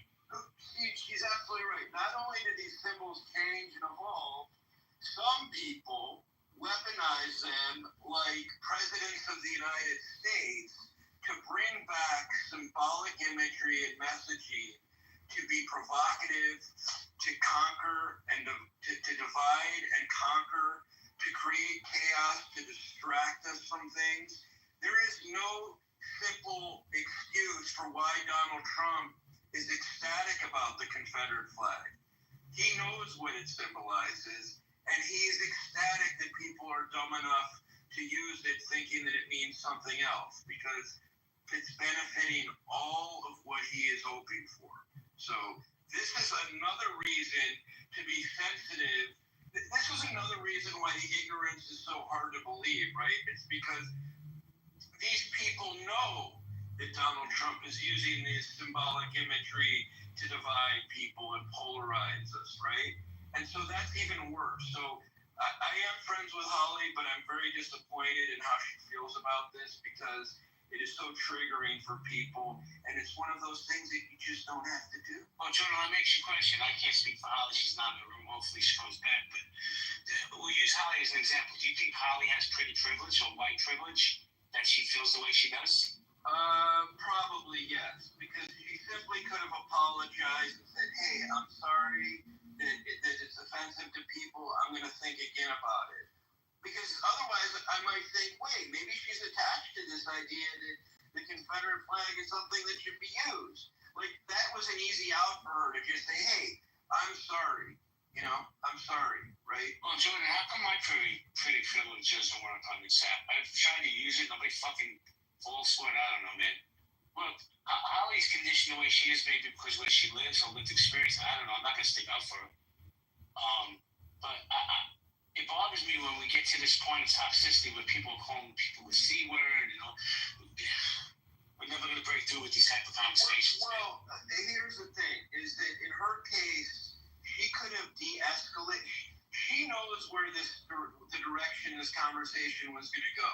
So in this case, and I feel bad that she's not here, but she pushed it, because she could have simply said, hey, that's a perspective, you know, I'm going to think about that, and dropped it. But she's the one who allowed people to become reactive, because she kind of pushed a bit of an agenda. Well, Jordan, let me say this real quick, man. See, we got like this dingling in the chat, Sarah. See, this is the problem I have, Jordan. Now, anybody listening to what I'm going to say, you don't have to agree, but just please hear me out. We use words so liberally, right? Because CEO was attacking her point. I don't know if he was attacking her personally. I wasn't here. Okay? She calls CEO a racist. Now, Sarah, I'm a little smart. I'm not the smartest guy in the room, on the stage, or in the world, right? But here's the deal. I'm smart enough to know who to make my mods. Jordan, a nice Jewish man in California. Vero, she scares me, but she's a nice lady. I will always mod Nye. She respects the space. Okay? CEO and I have built a rapport off this app. I got to know this man personally. Right? I'm the cracker in the corner. And I don't think he's a racist at all. I want to, if I can empower him for his beliefs, I'm going to do it. The problem is people like you, Sarah, who have fucking blinders on and don't want to hear people. You listen to listen, not listen to hear. And that's the problem. You live in your little fucking ivory tower. Yeah, because you don't want to talk the most shit in the chat, Sarah. That's why I'm addressing you. To be honest with you, I'm going to be respectful. I'm so sick of her bullshit and her fucking victimhood. She loves to poke at certain communities, but when they poke back, oh my God, he's a racist. He's a misogynist. Listen, crying Karen, your days are over. Cancel culture's done. Go ahead, Nut. I just noticed she said in the chat that I moved her because, wait a minute, what's it say? Because she said she likes black men. Not she like black men. Oh, can you hear me now? No, I can't hear you. I can hear. Can you hear me now? I can hear her, yeah. Yes, I please. just want to address this. Sarah says in the chat that I removed her from space because she said she likes black men. Since I didn't even hear you say anything like that, if I had heard you say that you like black men, I would have told you to take a big BBC and shove it in your mouth and shut. Because you just kept going on and on and on and on about absolutely nothing. I didn't hear you say you like black men. On that note, take a BBC and put it in your mouth and chill out. Or sit and spin on it. Just take your pick. One thing we will agree on, the far left is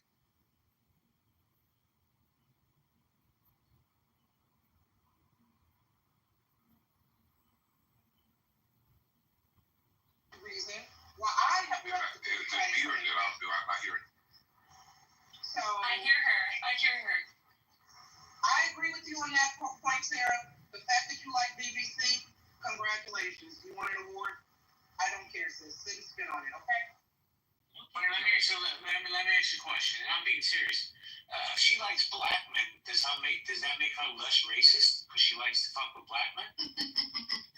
No. I'm just asking seriously. You know, because she said some racist shit in the chat, but then she'll say, that wasn't meant to be racist.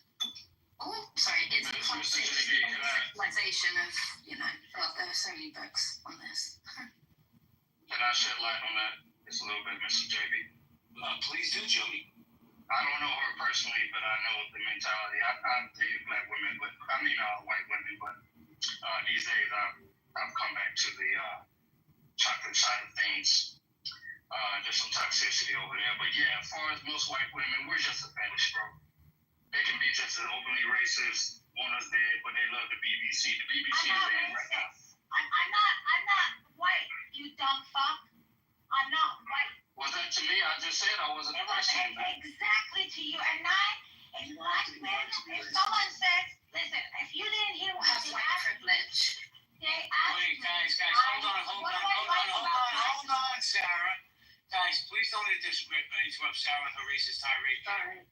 They asked me, what do I like about black people? And I listed a bunch of things, okay? And I joked at the first, I said, oh, I love black men, but the fact that when someone says the men of your race are desirable, you refer to them as BBC, it actually shows how low you see the men of your own community, of your own race. I like people. You need to go home and sit down and reflect on that.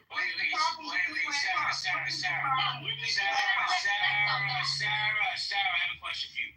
Is it true about BBC or is it myth? You would know better. I'm not answering that, but I said it's because they have a culture, they respect their mothers, they're soft, they're nice, and you refer to the men of your own community as BBC, like they're worth nothing other than getting fucked or getting fucked by them. That shows how low you think of your own community. That's all I'm going to tell you now, because that is not racist and that's just disrespecting black men. Let me just say this to Sarah in the talk room. about the men of your own community like. Let me just say this to Sarah in the room. Sarah, in your response of two things. I'm Generation X and I'm a Capricorn. You know what that means? I don't give a fuck about what you're talking about, Nick.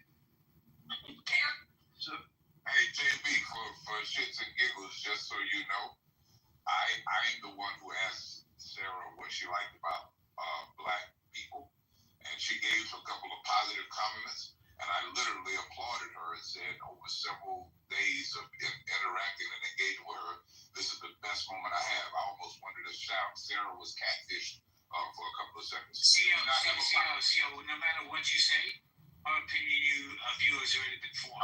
100%. So, Sarah, did I not have a positive moment with you on the stage? You did. We were having a very genuine conversation, and I know you had a positive moment because of my comments, you always thought differently, and that's why I always laugh at people. I'm like, I am not. So wait. That moment didn't unfine all the other BS. But go on. It's okay. No, I'll let you guys have the dialogue. But Sarah, let me ask you a question. If you had a moment with this gentleman here, why would you call him a racist? You told me give me a name. I looked at the stage. I don't know. But why do you say that's racist? Because he called me racist earlier today. Oh, okay. Because he doesn't like non-whites. He likes me. Yeah, but I doubt that, sir. I don't know if he likes you or not, JP. You don't know my history, sir. So anyway, and JP, with Holly, Dude, I don't want to talk to you. You're an anti-Semite.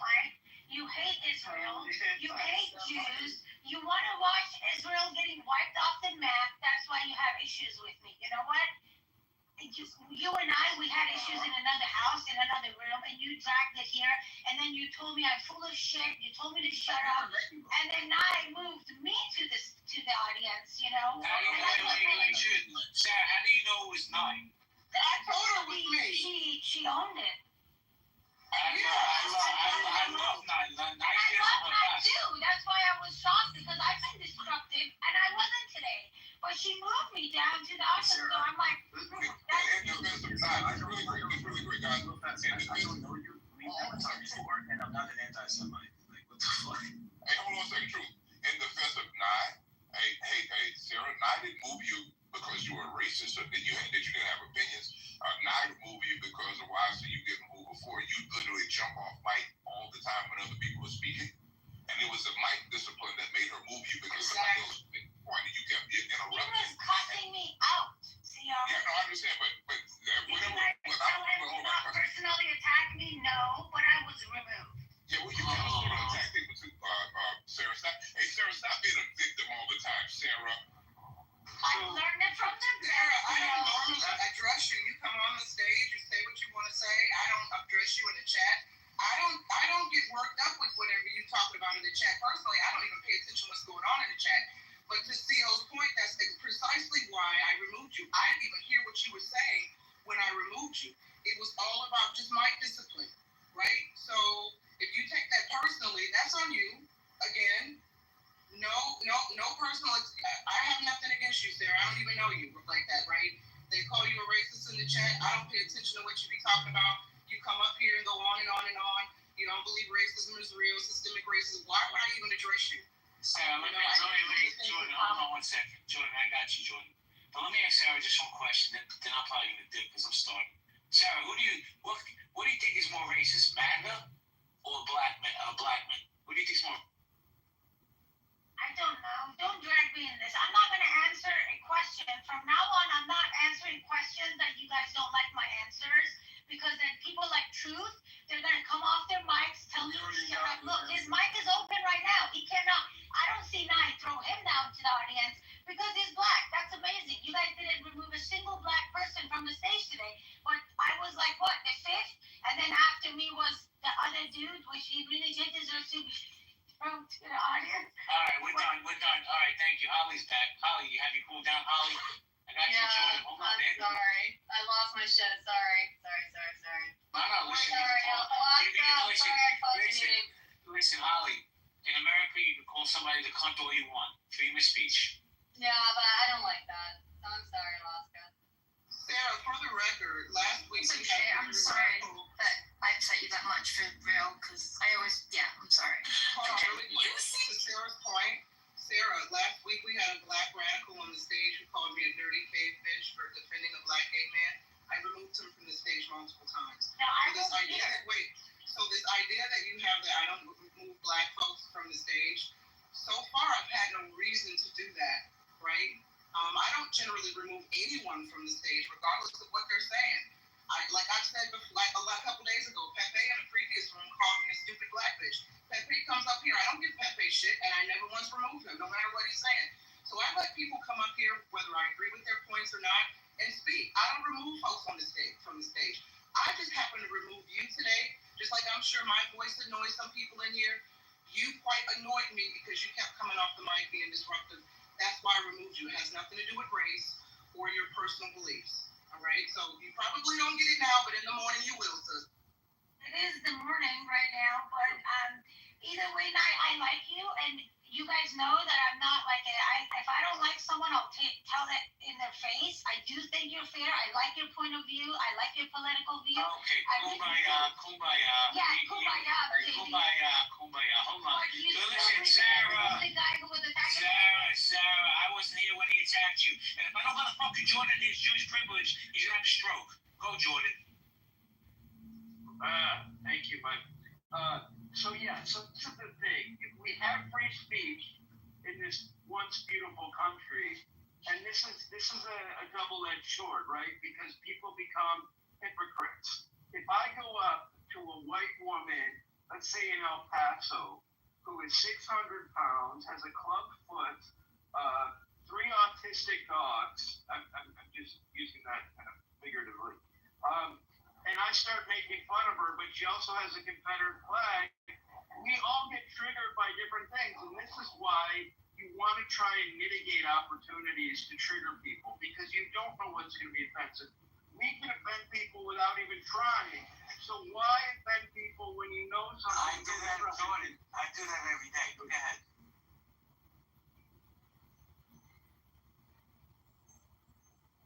So that's all I wanted to say. HAB, let me know when you have a second. I have a second, so go ahead. Yeah, let's say you're California addicted. Yeah, I've been in the room when we were talking about systemic racism when CO and SIG were having it outright. You remember that? JB? Yes, go ahead. Now, I've been on this app for a long time. I just like to get to know CO a little bit better. Where did he come from and who is he? CO, you're kind of new, and I'm like wondering how you suddenly coming out and saying all the things you're saying. What do you represent? I mean, I know that you're definitely not representing Republicans. You're definitely a Democrat. That's super straight and obvious. I'd like to get to know you a little bit better, man. We're not going to center this around me, man. We were centering around Sarah, so I thought maybe we could center around you a little bit. I'd like to get to know who the king in healthy debates is. Because you're one of them now. I won't suck up all the oxygen in the room, man. There's enough people on here for that semi-joking. But go ahead and ask me a straight question, Sean B, and I'll ask it, and then let's pass it to someone else. Go ahead. What do you have? Well, that was my question. That was it. Just curious where you came from when you joined Clubhouse. Just wanted to get to know a little bit about you. But I know it's kind of switching subjects. But it seemed like we were centering on Sarah a bit. Down here. Hold on. My second question is, you got Treese down here, who's also like your little minion. You need to change your name to False. Because you're all false. Everything comes out of your mouth is false. Oh, sorry, what's one thing I said that's false? Oh, sorry. Your liberalism is a viral virus, bro. You're the on left. And I have no problem with Democrats. You're like extreme left. Are you getting paid? Is someone paying you? Soros paying you and CO to be here? Hold on a second. Hold on. Hold on a second. Hold on. Let me address something real quick. Speed up if you can, please. Sean, let me ask you a question, man. Does it trigger you that I have a strong black man as one of my mods? Does that trigger you? Not at all. Okay, so why would you question who he is? What is it your business? If I signed off on him, hold on a second. If I signed off on him, that should be enough. You don't ask the same questions for Vero or Nine. Nine and CO are basically relatively new around me, but I like the energy. I like what they stand for. So I don't understand your question of who is he and why is he a mod in healthy debates. I'll tell you what, Sean, and I say respectfully, let me finish. Go open the room and pick whatever mod you want. I'm going to pick my squad that resonates with me. Go ahead. No, I respect you. All I was trying to say is, JB, you are transparent and you speak your truth, and you're one of the best mods out there. You give everyone a voice on your stage, for real. And that's what you represent. So, and I know Vero. I know Vero. I definitely know Sig. I know several people. Yeah, but you know what happens, Sean, you know what happens on these apps? I've been on this app for over 4.5 years. And so have I. But you know what happens on this app? Rooms, houses, whatever you want to call them, they evolve or they die. You right? So I needed. Listen. I'll keep it real. I love Jordan. He's my friend in real life. We can talk to each other offline. But Jordan's part of the old squad of Healthy Debates. I was the only one on Healthy Debates that was running for months. And I said, you know what? I need people that I resonate with. Now, it's not that I don't resonate with Jordan, but the subject matters that I run, I resonate with them because they have a voice. They have a voice that I can't speak. I don't have that voice. I'm not a black man in America. I like to run these shows. Who's Jordan? He's the driver. He's the other mod. He's the other token white guy in the room, okay? Oh, I just was asking. I wasn't trying to attack, but I did want to ask. Well, listen, there's a big voice that's attacking friends of mine. Obviously, you know your friends. Hold on, Jordan. Your friends they gotta have some respect on the stage, you know? Okay, they got my respect, and that's enough. But let me tell you something, man. The people that you're white caping for, Holly, Sarah, I fuck with these ladies. But they say polarizing shit all the time, and they have to be called out. Now, listen, I had no problems with what she said. I don't agree with it. I wasn't here when she was getting punched down on.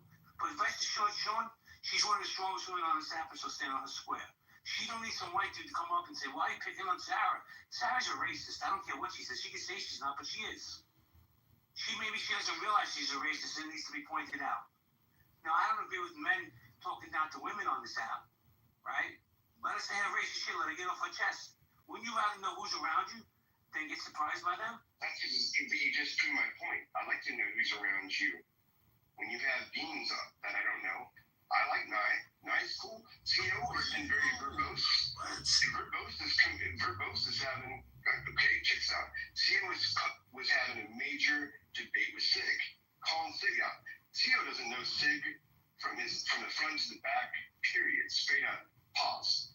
Okay? So, CO, you're saying we need to know who we're talking to? Well, I don't know who I'm talking to on your stage except for you, JB, and Vero. Okay, once again, I'll say this. If I mod them, that means I'm signing off on them, which means I know them, which means I trust them.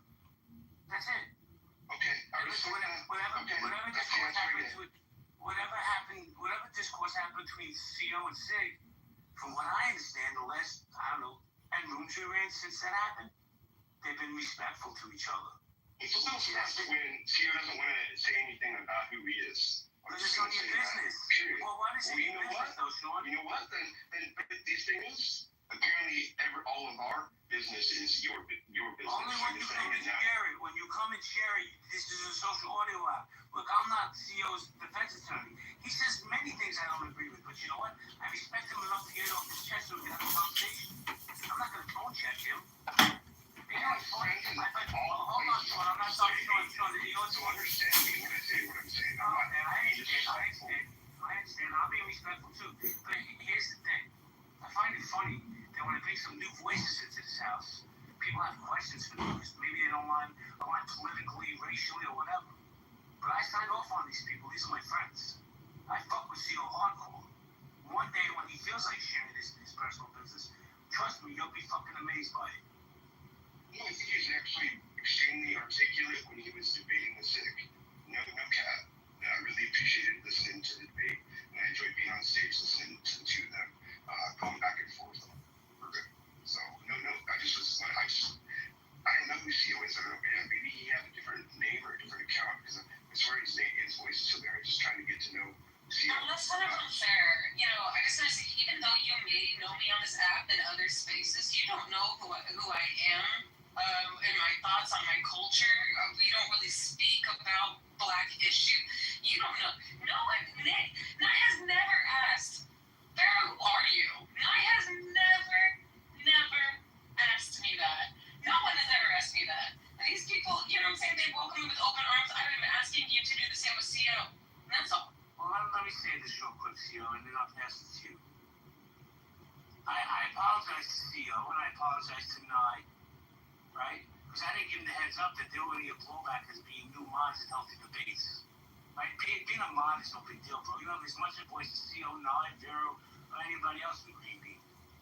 So I should apologize to them because I knew there was going to be some blowback because I am tired of hearing, the old healthy debates are so great.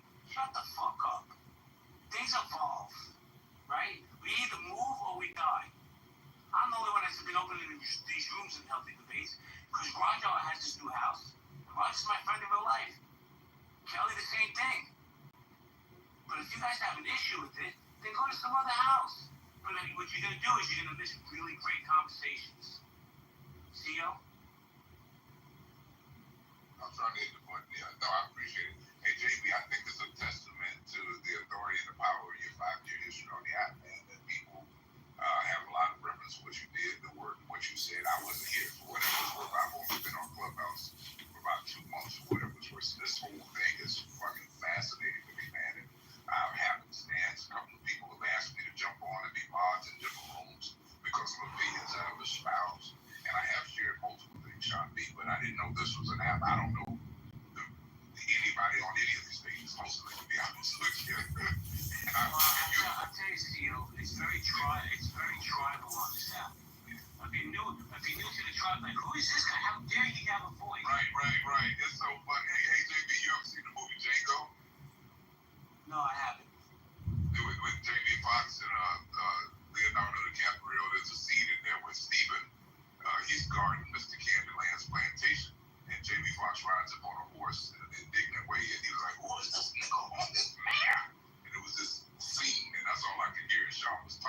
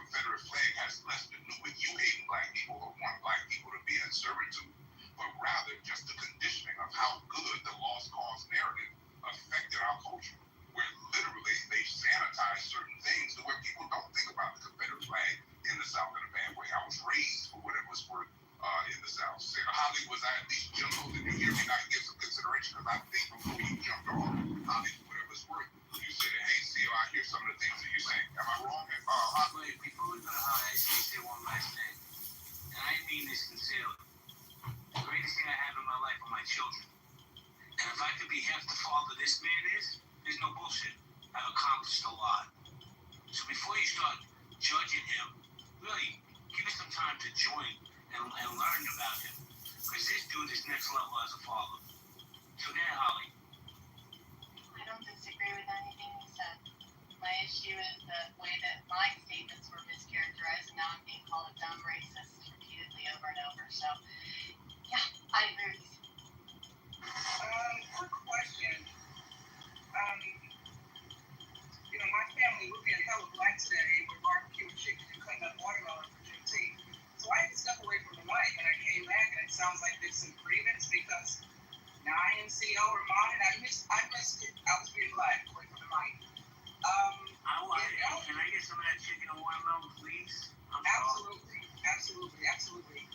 No chicklets here. We don't have any chicklets though for anybody who wants to know. If anybody's triggered, I'm honored that JB mods me. I never, I don't hit up JB on the back end. Because truth be told, I've had people hit me up on the back end, mad at me. Why are you on stage with him? Blah, blah, blah, blah. Why are you modding with him? Right? I was always a listener. So, for me, it's an honor to be on the stage. Most of the time, I'm up here listening to learn. But if y'all are triggered that a black woman has the mod badge, congratulations, you're the winner of the Dumbo Award. That's not my problem. I'll go back on it. Happy Juneteenth, everyone. So something I want to say, he got off the stage, and we were so past now, it bothered me, because Sean, you said I need to change my name to False. Like, just give me one example of a single thing I said that was wrong. It is especially relevant because the things that I said, if you found contempt in anything that I said, that's highly suspect of your character. Because literally all I did was talk about the history of the Confederacy, the true, objective, unbiased interpretation of that, the comparison of it to the swastika, the favorability polling of that flag in regions where black populations are the highest in concentration, and how black people view that flag. And everyone else seemed to have got it. So, it's like, you denying that is suspect. Well, before Sean answers, because he's coming back up, Sean, give me a second. Let me just get this off my chest. It's these gaslighting assholes who continue the toxicity that derails these conversations. Right? For Sarah to say, oh, Holly, you're still being attacked. I didn't hear one attack. CO came at him with respect and grace, but that's not enough for you. Get out of your ivory tower, go cut some fucking grass, and stop with the bullshit, lady. Yeah, Sean. Yeah, I wasn't even here for most of the topic that currently is now. It was earlier on when we were talking about racism and systematic racism, right? And I get it. I'm definitely not one that would deny that whites have privilege. Okay? There's definitely differences in how people are treated based on color. That still happens to this day.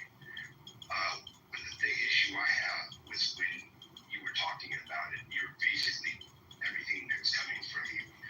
We're just CNN key points. I mean, I could basically go on right now to ChatGPT and say, give me epic key points from a liberal standpoint on systematic racism. That's what you're doing. That's cool, but you know, like I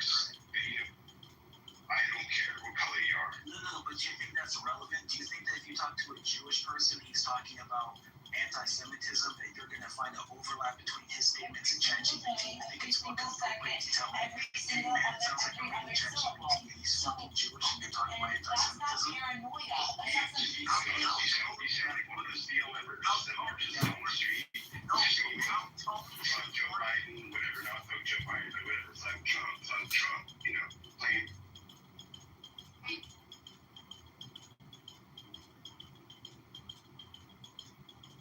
Oh my god, fuck. As in, oh man, my minutes are, where was I? Uranium, right? Under civilians' homes, funded all these terrorist motherfucking proxies, destabilized the fucking region, openly poked at Israel, daring Israel and the West to stop it. That's not some sort of passive posture. That's a form of aggressive escalation. And let's be clear, Iran isn't just building weapons, it's exporting their ideology. It sends weapons to Hezbollah, it sends it to Hamas, trains militias in Iraq, Syria, crushes its own people at home, and like you'd think that they treat the nuclear weapons as a defensive measure, but look at how they treated their own citizens.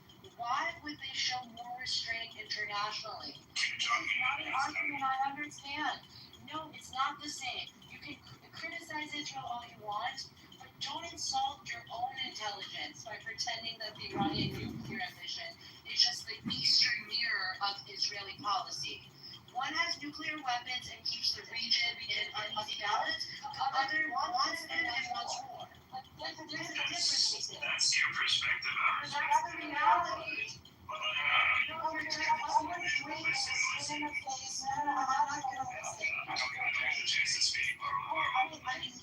I know I'm speaking. Yes, I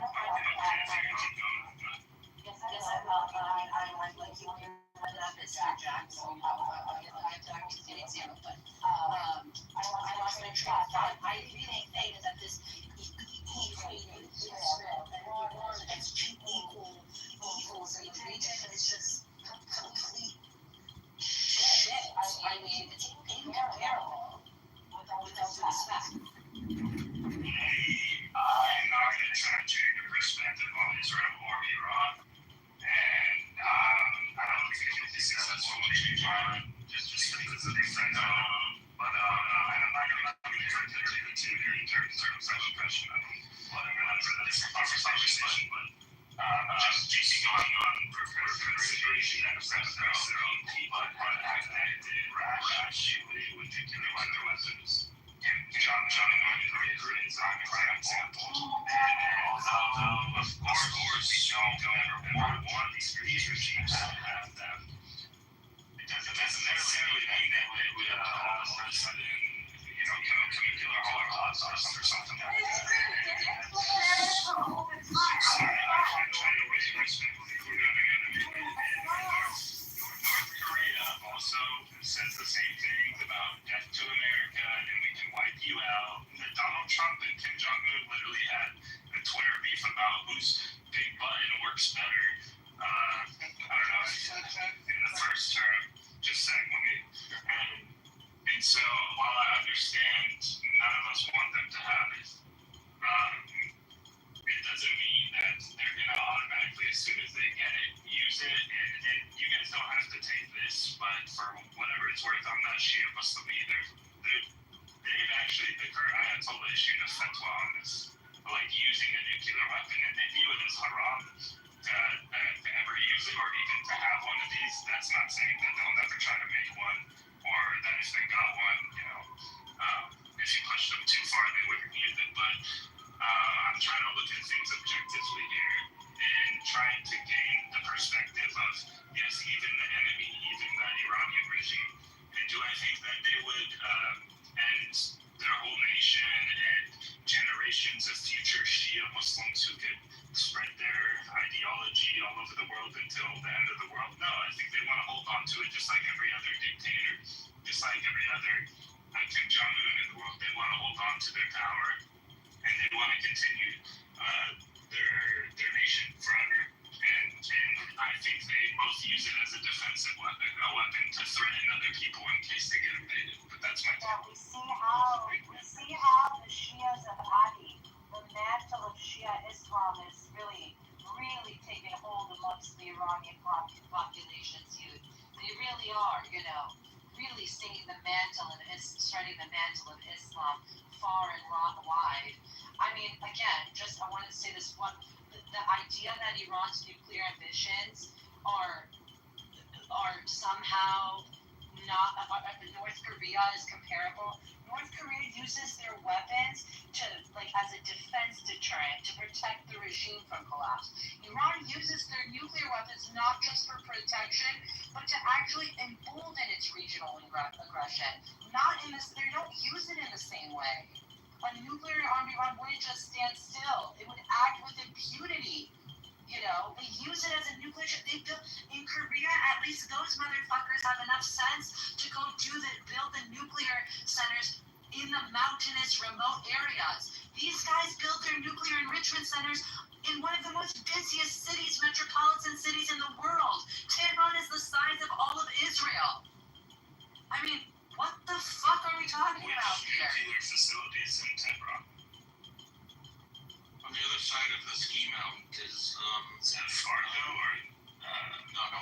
in the center of the country. There's a plant that builds the TNT that compresses the components together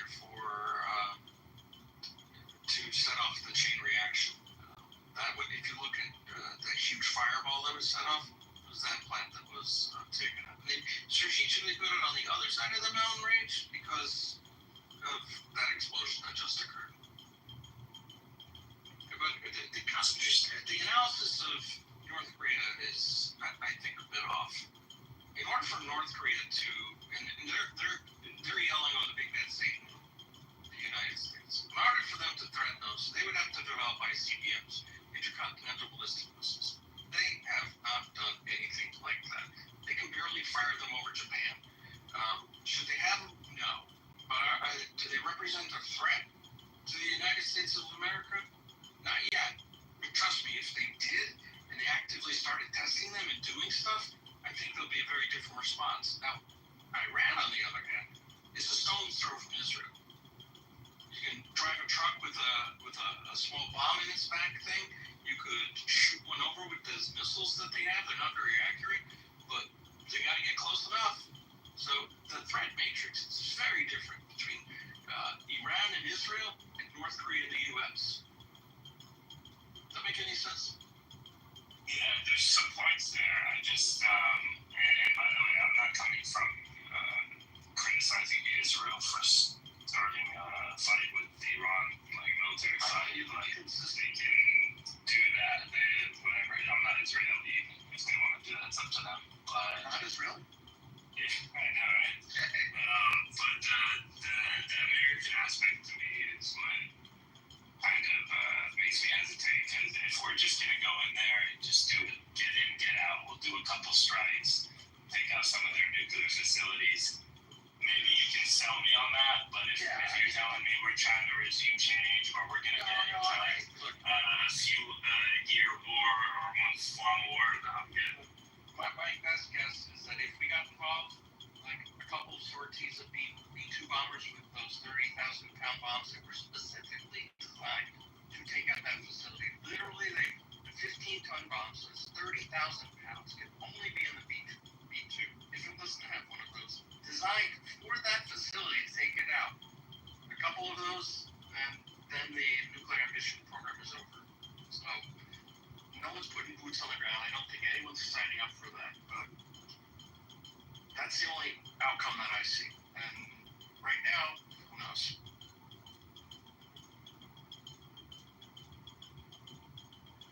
Well, I still haven't given up the fact that I think that Israel could still pull it off internally by putting special forces in there and gaining access through the elevator shafts and everything, and just blowing the stuff up with conventional explosives. Jeez, that takes a lot of setup work, I mean, you know, have you ever Well, I haven't seen all of the flights of tanker aircraft going back and forth that refuel helicopters only, that crisscrossing the skies of Syria. They're there for a reason. They're not to refuel F-35s. Well, I guess I'm looking forward, to going to Tehran one day when there's not an Islamic extremist regime in control of the government and the society. I don't know, that's just me. I don't like Islamic extremism.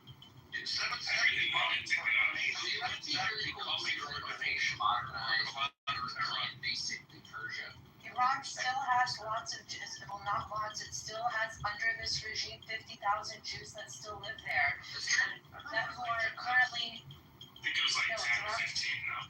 no, it's around 50,000 across the entire country. There's 10 to 15,000 just in Tehran. But those populations have shrunk, obviously, over time. So, again, I mean, I was just watching, I mean, this is anecdotal, but I was just watching Iran Air, like from a flight from the 1960s, which was its first Tehran-Tel Aviv flight. That would be so corny and cute. It is really corny and cute, but it existed, and everyone, these Persian, we are really happy to be here. But I mean, honestly, that could be us in the next 5 years. There could be a direct flight from Iran. Not even 5 years. In the next 2 years, there could be. It's as easy as a light switch to turn Iran back to a sane place. Well, it won't be the same place, but it can be a different place. It can be a better place. It could be less Ayatollah. More There's videos on YouTube of sorry, go ahead. No, it's okay. I forgot my go ahead. Video, just real quick, there's like videos of like random Westerners, like Americans, Brits, going to Iran and visiting and stuff and flying on their current airlines, and their current airline is, I guess because they're sanctioned to hell, they can't really, they're not really able to do the correct maintenance on all of the Russian aircraft. Yeah, they're like just really shitty condition right now, but the vibe I saw of like people who traveled there and they do like their video vlogs or whatever is like the people are super nice. They've got, again, those sanctions, so like they have their fake version of like pizza, KFC and shit. But it really made me kind of want to go there before all this actually kind of off. But it looks so beautiful though. Like they still have a lot of the old like parts of the ancient Iran, I guess you would say. And there's a lot of cool like architecture. Tehran is a super cool city. Tehran is a huge city. It's like, I mean, this isn't just some, bump fuck hole. It's like a huge metropolitan, it's the capital of the country. And so, it's just like a Denver because the city is placed like in it's on the edge of it's a mountain range or whatever you call it. What is where it, whatever. Like the Mile High City.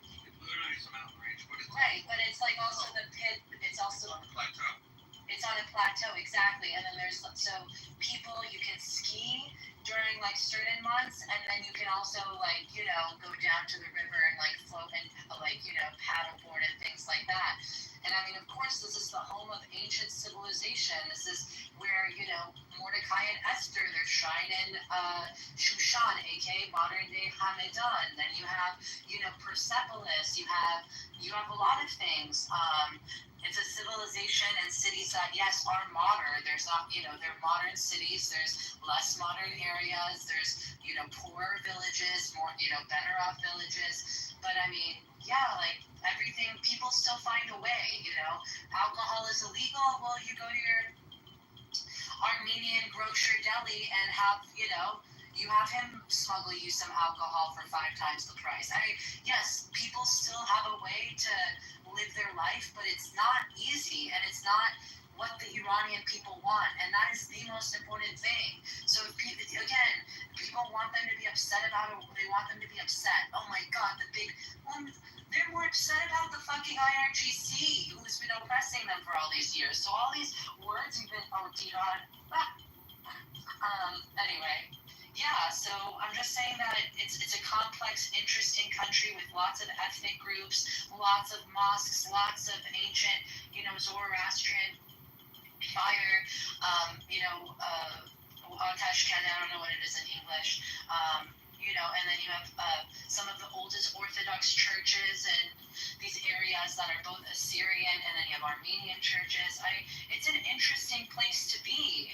It's an interesting place to see, and it's really warm culture and very secular. How are Christians treated under Ayatollah, under the current IRGC? Everybody has to follow the laws, like the civil laws. So everybody has to wear hijabs. Everybody has. Even if you're Christian, even if you're Zoroastrian, Christian, or Jewish, you still have to wear hijab when you're in public.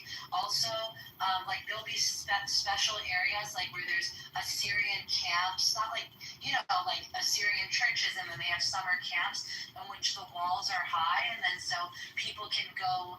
They don't have to wear hijab in those areas. But, and yeah, there's very special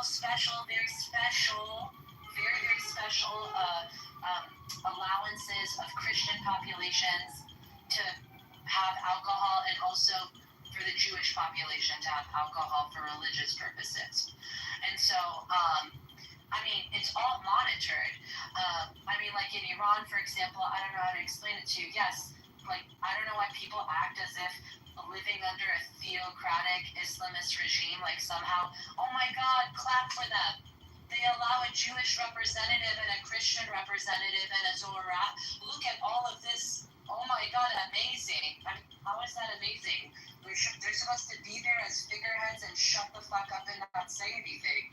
Every time anything happens, the head rabbi of Iran needs to, shit on everything and anything that has to do with the Jewish people or Israel. They're gonna get taken hostage. And Christians, well, no, I mean, tensions are so high that, I mean, there's war right now. So, I mean, who's to say what's going to happen? Right now, they already killed a doctor who they thought was a conspirator or who allegedly had fed the Mossad information. So they're already executing people. We're in the middle of a fucking war. They're still... The morality plea, Daniel, did you see that? They're still picking up people for indecent hijab. Like, they're still trying to do that stuff. If the war stops us from imposing our religious fundamentalist Islamic laws, the Zionists win. I got a question for Roya on Tehran specifically. It's like, I know it's like the more modern big city, like has so much history or rich, everything about it. It's beautiful, and I know a lot of the people there, they have like a mix, right? It's like the Iranian people, and then they have like the IRGC assets that are in and around Tehran as well. And with some of the statements coming from the Israeli defense minister and even Donald Trump saying like the residents of Tehran will pay the price, or saying like Trump said that everyone should evacuate Tehran now, with what happened in Baghdad, which was also a beautiful modern city at one point, like whatever, we like took that all out and just carpet bombed the fuck out of it, and I don't know how many hours, but just like brutal assault on that city. Carpet bomb them? Is there? We didn't carpet bomb them. I mean, whatever, it completely destroyed it, and with the rhetoric that's coming out right now, it seems like they're making similar threats. That's not the way that IDF Farsi is speaking to the Iranian people. It's not the way that Iran International is speaking. Almost done. I just want to He's hurting my head with the bullshit, man. Who is this? I'm just asking a question. What do you? That's not a question. That's a propaganda statement. Half of the I mean, go ahead, John. I get it. Just trying to get this question out. They're going to carpet bomb, so the people should stay scared.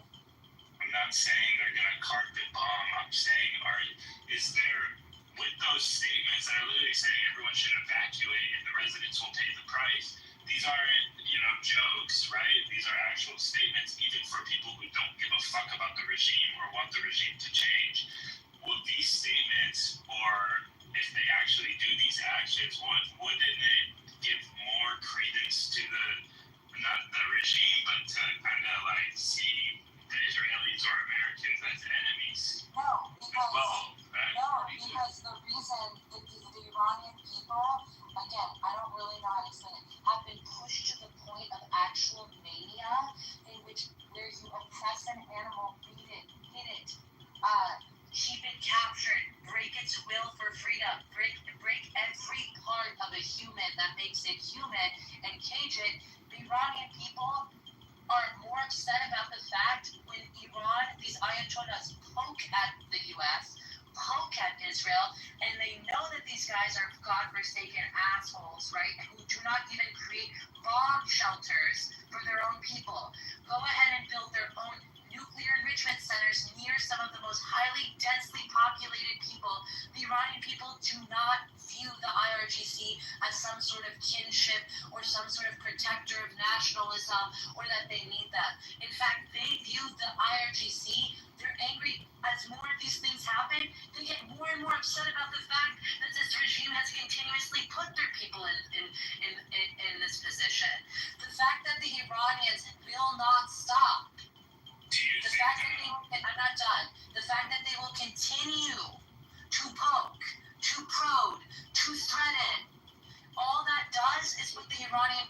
in more danger, and they understand that. And by the way, that's not the overwhelming sentiment that's being shared amongst the actual Iranian people. IDF said, the IDF has a branch in Farsi, and so in their communications, because of high levels of both Iranians inside Iran, outside of Iran, relying heavily on that information. Also, there's a very large portion of Persian Jews that also follow the IDF and Israeli news in Farsi, so for older generations and stuff, so that already exists, and so A10 knows what I'm talking about. That's not the way that the messaging has spoken. Most people have listened to Bibi's statement about we are not at war with the people, we are at war with the IRGC, a brighter Iran. That's the 99.9% of the messaging. Trump can eat shit for turning around and scaring the shit out of the Iranian people, but that's not the narrative that the Israelis are sharing. In fact, their precision is making people actually be very happy. And I know that's not something you want to hear, but it's actually the reality of it. Because people are so worn down by the regime because it's comparing apples to a fucking elephant. It's not one and the same. They are happy. This is more of a liberation of Normandy type of energy than a foreign Zionist entity who's going to infringe upon the mantle of Shia Islam energy, if that makes sense. Yeah, that makes sense. I was actually saying how impressive and surgical the first Israeli strike on Iran was. The fact that they went after those scientists and chief of the IRGC. So I'm not even coming from that angle of demonization or whatever. You know what I mean? I'm just talking Impressive. Totally, I get it. I'm just saying that they have been precise, right? And so yeah, and by the way, I'm not very aware of whatever propaganda the regime's spreading. I was just referring to, like, of course, they're still not going to fuck with the regime in any case, but like the specific statement about like Trump and also the one from the Israeli defense minister saying the people, the residents of Tehran will pay the price. Now you can read that as the IRGC guys who are in Tehran will also live there, or the people. And I just I get weary when people start making statements like that, because to me, I think if anything happens, Tehran, aside from the IRGC assets, shouldn't be what should be a method of. I know it's a party method of destroying Tehran to accomplish. We are in agreement, Jack. I'm just saying that for one defense minister who may say something like that, you have the prime minister saying something that's the complete opposite. And so far, and I'm not saying people are not scared, that type of messaging isn't scary, that Trump should have not opened his big fat mouth, but we all know the way that Trump actually talks, and we also know who's actually calling the shots right now. It's not the United States. Show a little respect to your president, young lady. We know that this is the Israelis, and again, I understand that's one out of 100 different messages that are coming from the Israeli side that are very clearly showing that we are trying to be precise, we are trying to protect, and that's the same news that the main news networks. You obviously can't trust the internal, news, right? Because they've been bombed, one, and two, they've just been infiltrated, but also the top Iranian news networks that Iranians inside of Iran watch that are outside of Iran are also, right now we have Babak Akhshanian, who's the main correspondent between Tel Aviv, Iranian reporter who's live and is reporting straight what the Israelis are giving to the press to report, and none of that messaging is remotely scary in a meaningful way that makes the people feel like they're public enemy number one. So I'm just saying, I get it. There was also something that one of the I guess parliamentarians had said that was warmongering, and then later on he came back and walked it back. Of course, people are going to say stuff in moments of war. Also, the mullahs and the Iranians are saying things in this moment as well. We're going to crush the Israelis and we're going to wipe out Israel off the face of the map. I mean, everybody is saying something, but that's not the overwhelming rhetoric that's coming out from the Israeli side to the Iranian people. That I can assure you. It's that way. Because I feel like they would only do the bidding of the regime if they start going the other way. So, but anyway, I have a meeting I gotta prepare for. But it was nice talking to you guys. I appreciate it. Nice talking to you. Yeah, it's nice talking.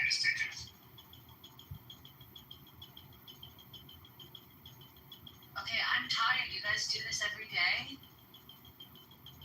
No, not every day. I got Jesus Christ. It is exhausting sometimes, especially when you have people fighting you in the rooms. It's horrible. But I know that yesterday we had more like a more philosophical type of room, but it was cool. Like we have not allowed too many retards on the stage these past couple of days, and it's been different. It's been more relaxed. I mean, I'm just saying, a lot of the people that I know are right now up in the north in their like 1960s retro villas partying right now. I know that's not everybody. I get it, but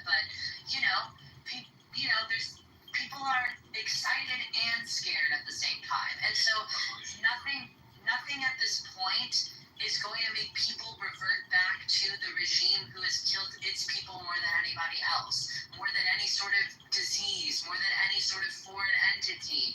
I mean, the biggest threat to these people has been the regime itself, and that's undeniable. Undeniable. Like, that's not something that only one part of Iranian society knows. Every single person has been touched by this regime, and not in a good way. I would say the same thing about the American government. Anyway, can we bring back this Irish anti-Semite? I'm actually in the mood now. I want energy. Northern Ireland, yes. What is wrong with their Irish? They really hate Jews. Northern Ireland problem, and I don't know if they have to be simplistic about it, but they just say, it's the fucking Brits again.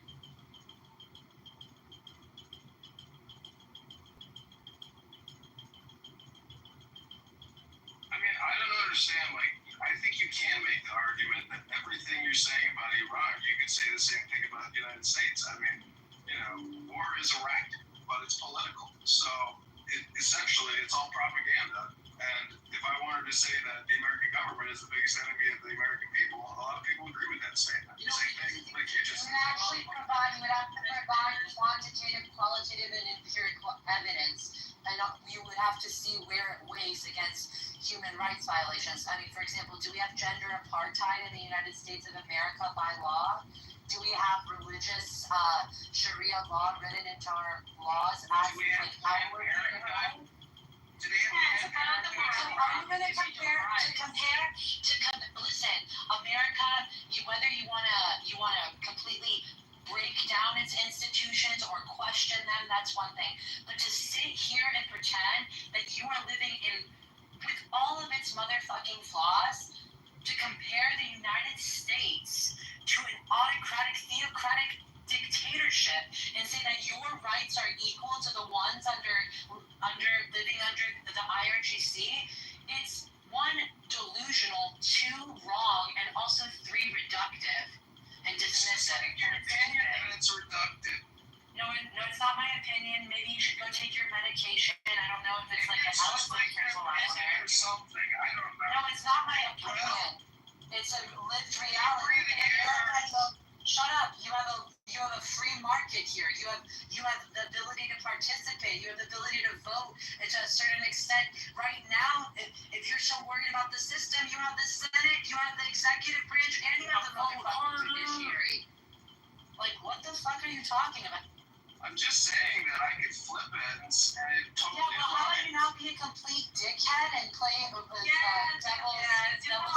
They claim that governments are the enemies of the people. I mean, that can be applied to every state around the world, but there are also degrees, right? And the United States is today the last bastion of freedom that there is in the world. Like, actually, they respect individual rights. Yeah, I think they we have to work. How about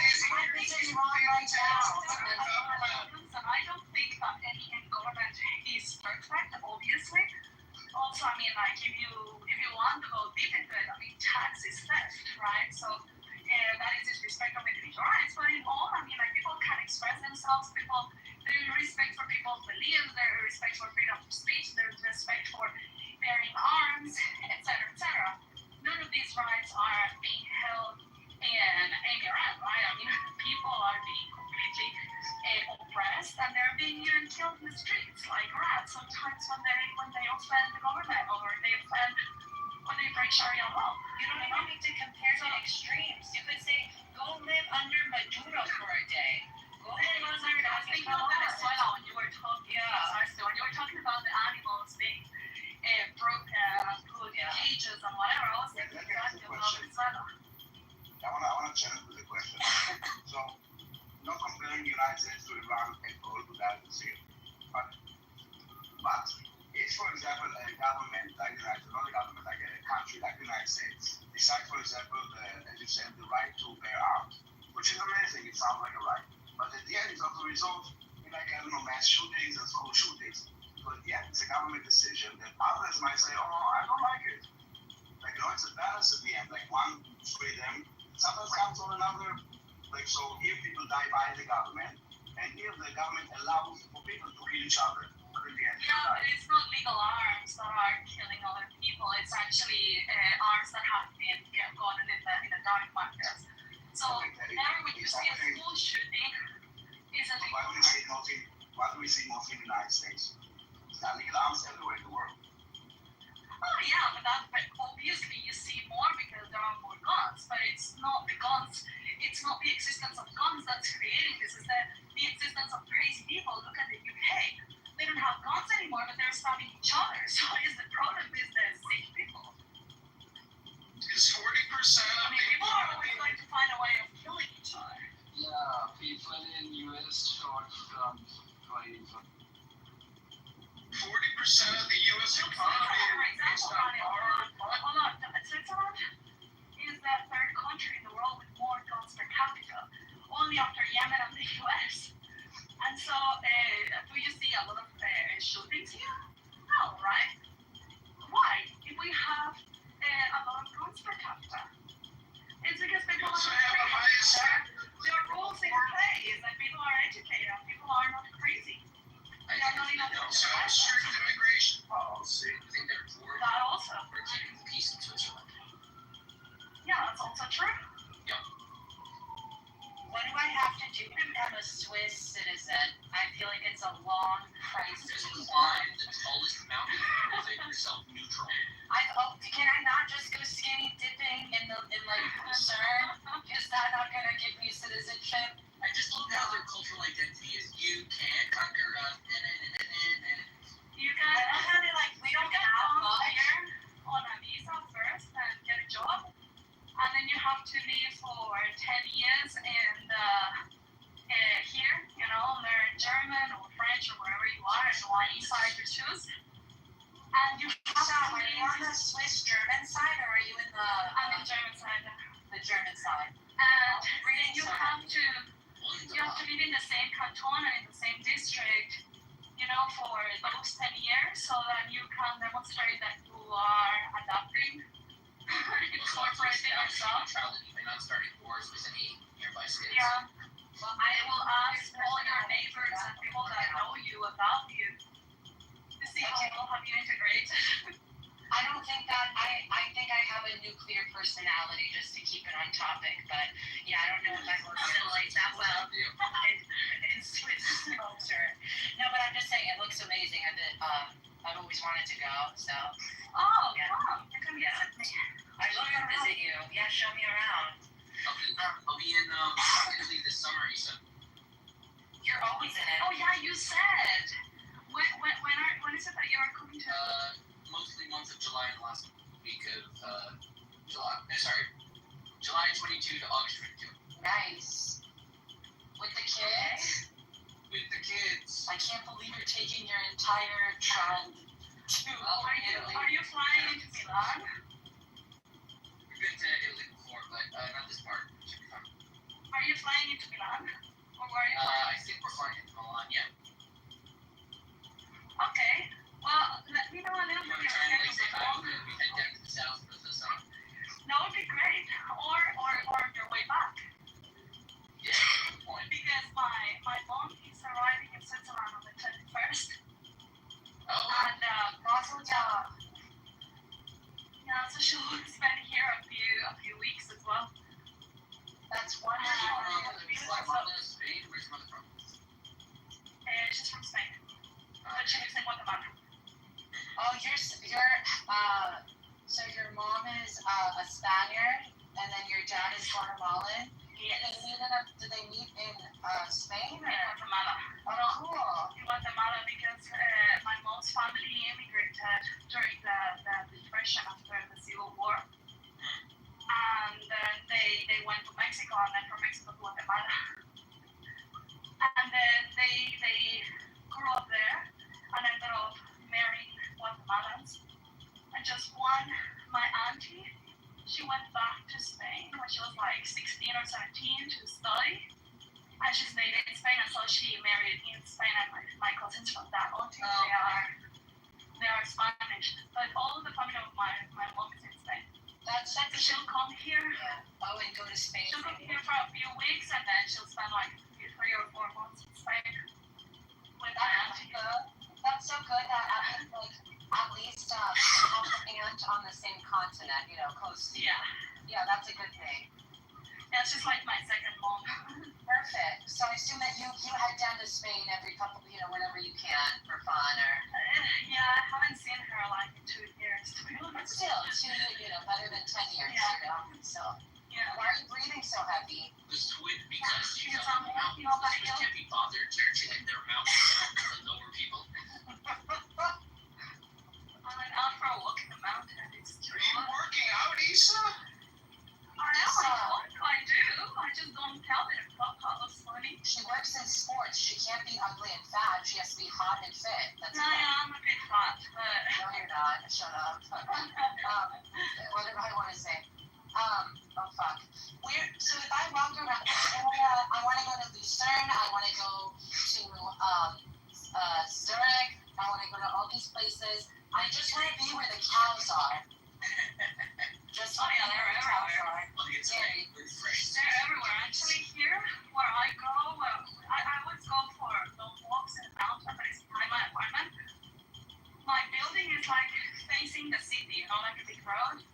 But then if I walk 10 minutes to the back, I hit a hill, which is where I am right now. And I just go for walks there. There's a farm. And you get to pet the cows and the chickens and play with them. I get raw milk over there. You guys, I like Adam. I think Adam isn't bad. Like, I'm not gonna say I like him, but. Good job. Oh, sorry. Is his name not Adam? The Jack guy. He's not in bad faith. I'm not usually in the discussion. I don't know them that well, but his voice sounds familiar. The one that had like that one sounded like Mike. Was that Mike? The gay Mike or no? I don't think so. But I did like his Jack. His voice also sounds familiar.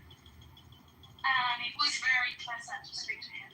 Algerian, Palestinian. Half Algerian, half Palestinian.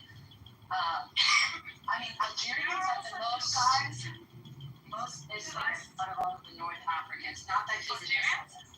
Yeah, in comparison to Moroccans and Tunisians, their population is relatively more secular, less, Islamic, in comparison. They have a lot more, now in recent years, in the last 10 years, there's a lot more secularization and also support for indigeneity and returning back to non-Arab identity. But Algeria, they also have an Islamic government in place, so. A lot of people are tied to the military apparatus there. But yeah. Are you proud of this moment? Are you feeling proud right now? Are you excited about the future of Persia? It's exciting to me, yeah.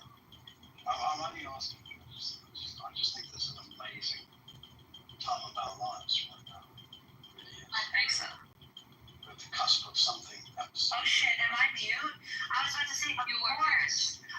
This is the liberation of Normandy on a way bigger scale. This is an amazing thing that's happening. This is the Western civilizations, the basic markers of human rights being stood up for in a meaningful way for the first time ever. Thank you, Bibi. The people that I know, all of them, they're scared, right? They don't want to die. They're scared of war. Who likes war? Point blank period. Yeah, but what Israelis like war? Do you think people like going into bomb shelters? Do you think that people like when they have to evacuate their home? I mean, do they like it when Iran threatens their life? No, but yet still the people are united together. I mean, I feel so proud of this moment. I feel so proud of this moment. It's amazing that the Israelis have put up with it for so long, but now the time has come for the world to be reshaped. Yes. It's fucking unbelievable. It's unbelievable. It is unbelievable. I'm just going to say so many Iranian Americans ended up voting for Trump this time because a lot of them, which by the way, like that's, not very usual, but after kind of it's like, dude, I mean, Biden, who was about to hand them billions and billions of fucking dollars, okay, was just going to just hand them money. Thank God it froze. Thank God they froze the transfer. As I've always said, peace be upon it. Peace be upon it. Don't I mean, I'm just saying, I don't support Donald Trump in a lot of ways, but at the same time, even a broken clock can be right twice a day, right? So, I mean, whether it was the Abraham Accords, whether it's we should, I mean, we'll do whatever, America should do whatever Israel wants America to do. They're not the ones calling the shots, and unfortunately, Donald Trump is not going to be the one that's going to win the Nobel Peace Prize or take the recognition Well, yeah, not change, lies, and fraud. Take your medication and then try to participate. Stop projecting your lack of medication on. Anyway, Come on, John. Come on, Josh. You said you're telling me to take my medication. I know, but I'm just saying. It was a friendly reminder, John. It was just a friendly reminder. That's right. Exactly. Daniel said. Just don't be an asshole. Oh, it's friendly. Okay, got it. And you're a very pleasant person.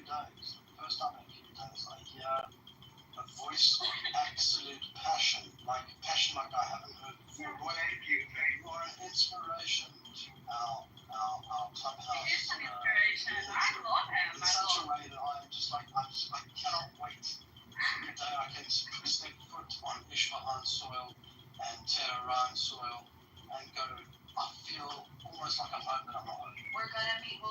We'll be going to Shushan together by 2027. That's the goal. We're gonna do a tour, then we're gonna go to the south of Tehran, and we're gonna go visit the King Daniel's shrine. We're gonna do all of those things together. Is there going to be anything left? Maybe Shushan should be the new capital. Maybe it should. There's nothing in Gaza anymore, so why do you think there's going to be anything left in Iran? Do you know, when I was a young kid, my father always used to buy Persian carpets.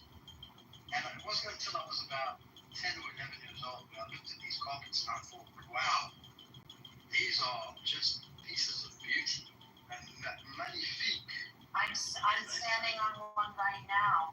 Actually, one of the things that is crazy that probably the Iranian, whoever comes into power afterwards, one of the top priorities. Well, this is right before the revolution, the Israelis and the Iranians were working on the technology around desalination. Like, put all of the political stuff to the side. Like, the region, there's an ecological crisis happening across the Middle East, and we really need to be focusing on that. And, the Israelis were helping the Iranians with a multi-million-dollar desalination project because Iran suffers from a water crisis. So that's actually the next thing. There needs to be an exchange of science. There needs to be exchange of agri-tech and all of these things. And also there's a lot of successful Iranian Jews in America, all across the globe, tech moguls, the guy who owns eBay, the guy who I can't think of all of them off the top of my head, but, they're wanting to invest, and I'm just saying, like, who knows, maybe well, I don't know what's happening with Elon Musk, but who knows what the future will hold? I mean, we could have a brighter, more cohesive, less Islamist, more secular, more open, more modern region where people are allies and everyone makes each other richer. That would be so much better, right? If we could all just help each other make more money. Extension of the Gulf. Yes, let's make money. Let's not be poor. Like, no, who wants that? And I want that one to be the truth. Yeah, everybody become everyone can learn to be more money savvy. Honestly, well, there's no problem with that. Oh, I heard a joke this morning. It was something like, why the Jews make good at football? Since when? Because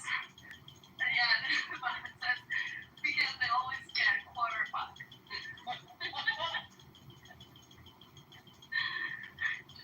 I read an amazing piece this morning from Imam Hassan from Paris. Yes, I read that too. It was such a nice read. Somebody shared it the other day, or I don't know. But it was not too long, right? Isa, they made a good point though. That I keep calling him Adam, whatever, Jack. Batat also needs to kind of be, Batat is also dangerous, They're not a good athlete player, but again, all of these guys, there's levels to this shit, you know what I'm saying? I just really don't like when they take away that, everybody is bad, everybody has corruption. No, not everybody hangs gays off the noose of, at the time of, they're not equal. They're not equal. What are these? It's like Qatar likes money, they like business, and this is what Trump is like. He's getting that money too. A business partnership. So when you have got a business partnership, that becomes stronger than just diplomatic relationships just for the sake of getting along. Then you put some interest, you put some meat on the bone, It's like, okay, yeah, let's do this. Let's make the risk for billions or trillions, so none of us is gonna mess up. The funniest tweet that I saw, I'll just say this one. The funniest tweet that I saw was the Iranians said that they hit Mossad's headquarters, I don't know where. And it's okay, we're all in Tehran. And did you guys see that? It was really funny. It was like, it's okay, we're all in Tehran right now. The other one that was really good was when Trump got a call from Putin, and Putin said, I'll be the peacemaker between Iran and Israel. And Trump turned around and said, no, you deal with Ukraine. Good. You just deal with Ukraine. Is that him saying that, figure out the Ukraine situation sooner rather than later? That would be nice. Someone saying something to this motherfucker. Absolutely. As I said, peace be upon him, Donald Trump. He will be remembered in history. He will be the next prophet in those biblical books. Guaranteed. The Iranians love Trump. They love Bibi. They've loved Bibi for a while, but especially after when he hosted the Crown Prince in April of 2023, and then he did all of this cultural stuff, Persian-Jewish unity kind of stuff. People have been kind of obsessed, and now people are just that's the Bibi Darnakone, meaning make Bibi's hand not hurt from the slap he just slapped across the face of these guys. And he's right, fuck them. I hope they choke on some donkey dick and die, honestly. You know that these Iranians now want to go to the White House because they're so shit scared at the moment. They don't know what the fuck's going to go on. They want to do a deal now. They want to go to the White House. A little too late. Fuck you guys and fuck your deals. You're about to die. Get ready. And I just want to clarify, I'm talking about the Iranian IRGC for anyone in the audience. But too bad. No more deals. No deals. Where deals? What deals? No more deal.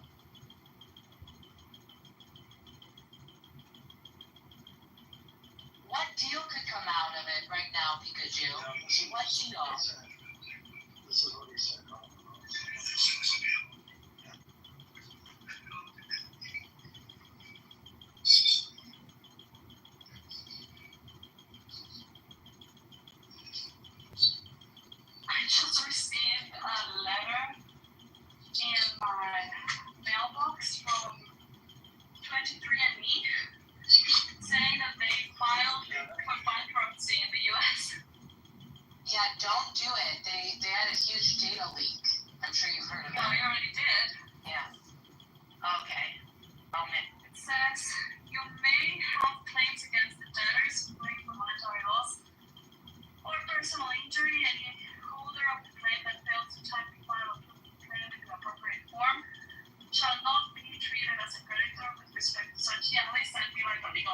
used to tell me, I guess, my rights that I have got a complaint to it. Do you? No, I did my 23andMe. That's the reason why they have my address. Did you find out you're Jewish? Yeah. I said, oh, okay. 4% Ashkenazi. That's definitely from the Spanish Inquisition side, yeah.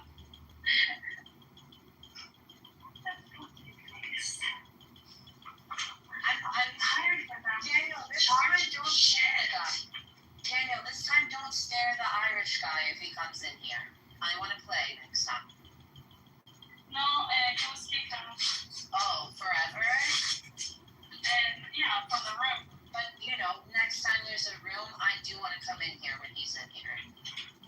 Like, it's like a high-stress situation. All of us want to shit on somebody, and he's the perfect specimen to shit on, personally. Which Irish guy? Some Ramble son. He's a fucking piece of shit, that one. He doesn't even hide his anti-Semitism at all. It's not even close. Yeah, he's just straight up, fuck the Jews type of energy. The other one is Rickson. Rickson, the American. He's also another one. Who's that? Fuck the whites. Fuck the whites, fuck the Jews. Hates the whites, hates the Oh, he's black? Oh, well, black people don't like Jews or white people sometimes. Everything in black culture in America is the Jews' fault, apparently. Everything from Motown, these Jewish music executives were shoving drugs down the roads. What about their liberation? No, only oppression.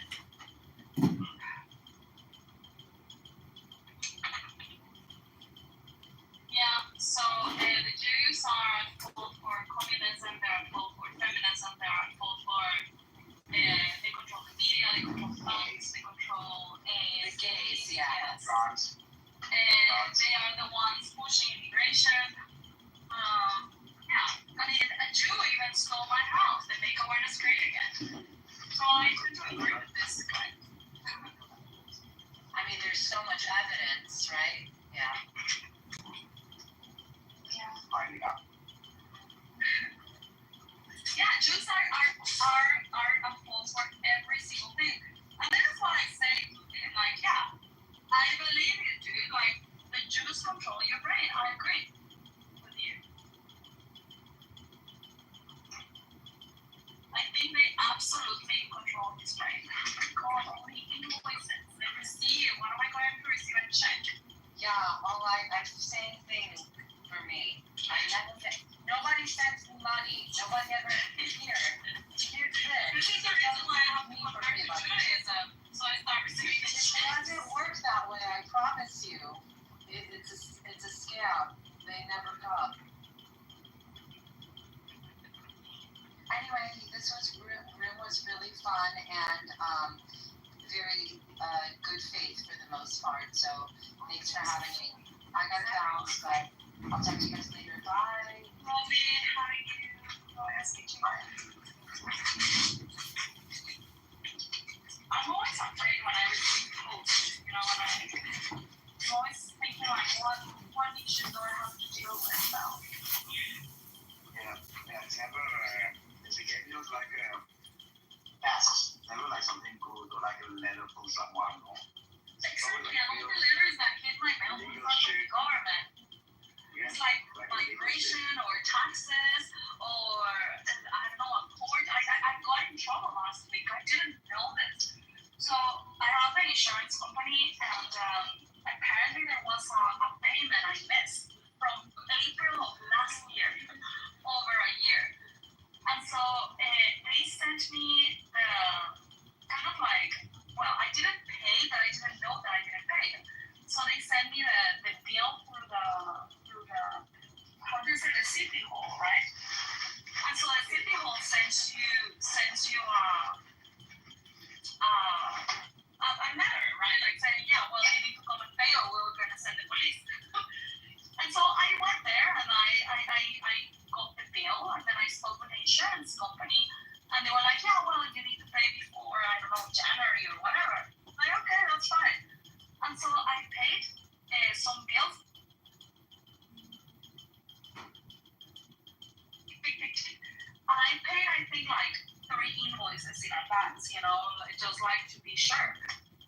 And I'm just like, okay, I'm gonna pay like 3 in advance because you receive like 5 at a time and then you just start clicking on them.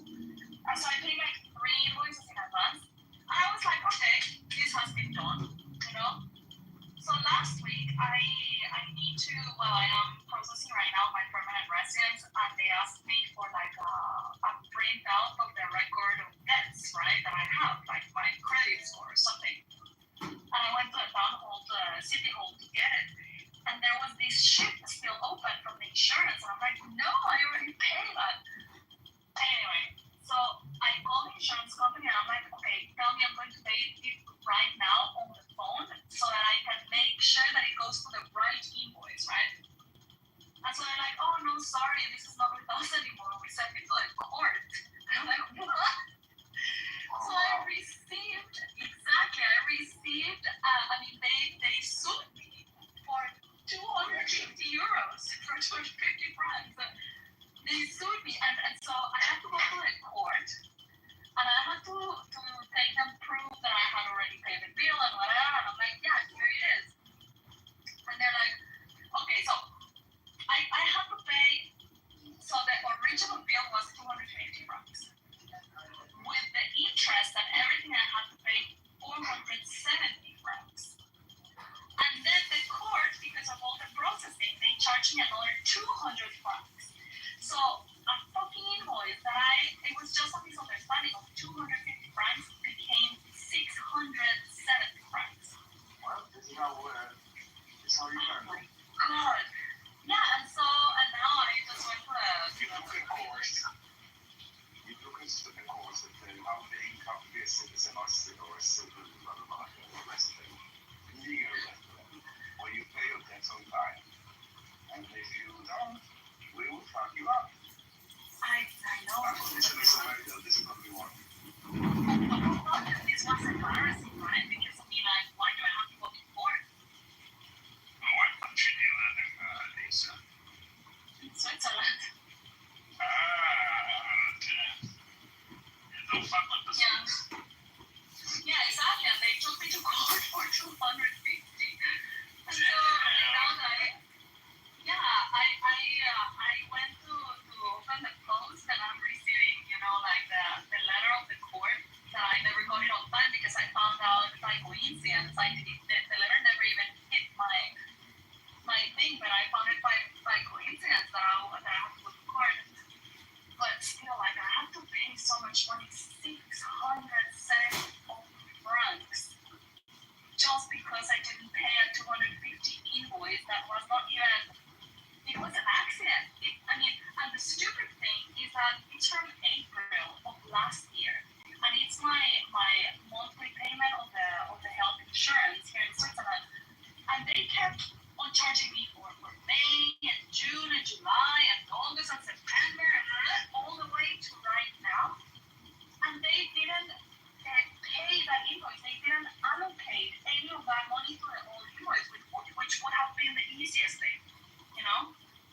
And instead, I just skipped one payment accidentally, and it became a huge issue. It was ridiculous. Damn. So yeah, I'm taking myself my little issue. That's fucking great. Oh yeah. Yeah, and they can send you even for less than that. Is it one of those countries where they do, if you get a traffic ticket, they charge you based on your income or not? No. Okay. No, but it was accumulating, because I had it there for like a year, and I didn't even know. Because they sent me a notice, my insurance company, my health insurance. I skipped 1 month, and I didn't know. And so they sent some notice to me, and I went to the city hall, and I got the bill, and I'm like, okay, I'm gonna pay. And so I called the insurance company, and they said, well, anyway, I just, why are you leaving, Daniel? I'm trying to listen to something. Oh, but you will be back. Yeah, I think it's like that soon. But where are you from, Issa? Originally from Guatemala. Okay, I was wondering. I heard South American twang. Yeah, my accent, it was indeed sort of South American or Latin American. But it's a little bit weirder, I think, than just plain Latin American. It's very fucked up, my accent. Like, I have picked up stuff from everywhere. Guatemala. Yeah, Guatemala. Is Eitan still there? Eitan, are you there? No, probably not. Everyone was saying how pleasant it was to speak with you today, even though you are against, like the opposite. Yeah, it was nice speaking to you guys too. I enjoy conversations where we can like have serious discussions and shit, you know? Instead of do you go to Amir's room? I'm banned and suspended from ever going to his room, so Why? He's blocked me. Why? Because what did you do? He has a narrative and a script he reads off, and if you're a Palestinian and you don't agree with the bullshit he says, or you want to explain certain things he wouldn't know because he doesn't live in that society, he will flip out and he holds a grudge. I told him I liked Saudi Arabia and that I said very nice things about Saudi Arabia. He didn't like that, and he called me a Zionist and a kafir or some shit. And then I trolled him for like a month, but anyways, he kicked me out because I correct him on his bullshit. Yeah, I think that they say a lot of propaganda. I know that I might be biased because I am on the Israeli side, but I think that they still have a lot of bullshit there. And they are not thinkers. They just want to fight, they just want to yell. It's just so annoying. Yeah, they do the most low-hanging fruit conversations, and it's just like the most childish bullshit. And so, like, to me, when I would go in those rooms when I was allowed to, I got the vibe that if you came in and didn't know anything about this topic, you would leave a hardened Zionist, because the shit he says is so ridiculous, and the way he treats people is just retarded. So yeah, he's never treated me badly, but I don't really go there. I have been there like 2 times also. Okay, yeah. If you're a Zionist, you probably love that room. It's just like a joke. It's so stupid. No, I mean, like, I tell to the guys, the Jews, like, I don't consider myself a Zionist. Like, Zionism is an ideology, right? I support Israel, at least in this conflict. I believe that they are on the right side, and I support civilization. I think that there is so much to point fingers at Hamas, and the Gazans themselves, I see them both as victims and perpetrators. But I think I am of the idea that they have become perpetrators not because of their own fault, let's say, but because they have been manipulated and intoxicated a lot by Hamas. I think that they could have the potential of being good people, but they truly see Israel as their enemy. And they will try to get rid of them for as long as they need. And it's a mentality that unless you have an epiphany, like a miraculous epiphany one day, they're never going to wake up from that realization. They will never see a way of having a peaceful relationship or whatever. But that doesn't mean that, I don't even know how to take this, the label, Zionism. But I don't stand with Israel no matter what. Like, whenever they do something or will do something that I don't agree with, I will critique it, and I am not, it's not part of my ideology. I don't subscribe to that ideology, so. Yeah, I never understand when people say, like, to any country I have unconditional support. Really? They could, like, do anything and you have no conditions to support? Like, but I actually have a lot of criticism for Hamas too. as a Palestinian, I feel like in a lot of ways their actions do the bidding of against the progress of the Palestinian people, I'll say. But I think also that the Netanyahu found it a very convenient place for Hamas to be was Gaza, so he didn't have a problem with them being there until obviously October 7th. But I don't like the way he handled the war either. I thought, and I know actually how surgical Israel can be, and I just I don't like the fact that fucking Gaza looks like an empty desert today. Yeah, but you also need to, I mean, if you were the idea and you want to go only after terrorists, right? But then you have terrorists that are identifiable as terrorists, but then there are civilians that are terrorists as well, that are militants, right? But that don't dress as terrorists or don't act as terrorists, right? But they're still there out to kill you. So it's a very difficult situation to fight with Gaza. You know, I think it's one of the most difficult battles that any country has ever had. On top of that, you know these things, that Hamas stores weapons in civilian buildings, you know, like schools and hospitals, and even on their cradles of babies and stuff in their own homes. And the reason why they do that is strategic. Like, I understand it. You know, like, I would, if I were them, probably I would have had the same train of thought, right? And it's like, okay, we are going, because we know the principles or the morality, or even if you want to say that the IDF is immoral and they just do it because of international pressure. But you know that they have to abide by certain rules, right? And they are not going to bomb a school, or at least will think about it, or at least will think 10 times or strategize 10 times before they actually go for that school, right? As a teacher, school has not been in session since this war began. Like, no one's at school. Let's be clear. No, I mean, there's people, they're using schools as shelters right now. I understand, but the And so building. my point is that when you see this from like an Israeli perspective or an IDF perspective, they put you in an impossible position when they have weapons in schools or churches or whatever, and you need to get rid of these weapons, but you're also told that you cannot destroy these buildings. And so it is not all on purpose, right? It's like Trump's to your enemy, and it's just strategy, right? It's tactics. And so when we talk about the destruction, just very briefly, when we talk about the destruction of Gaza, we need to take these things into consideration.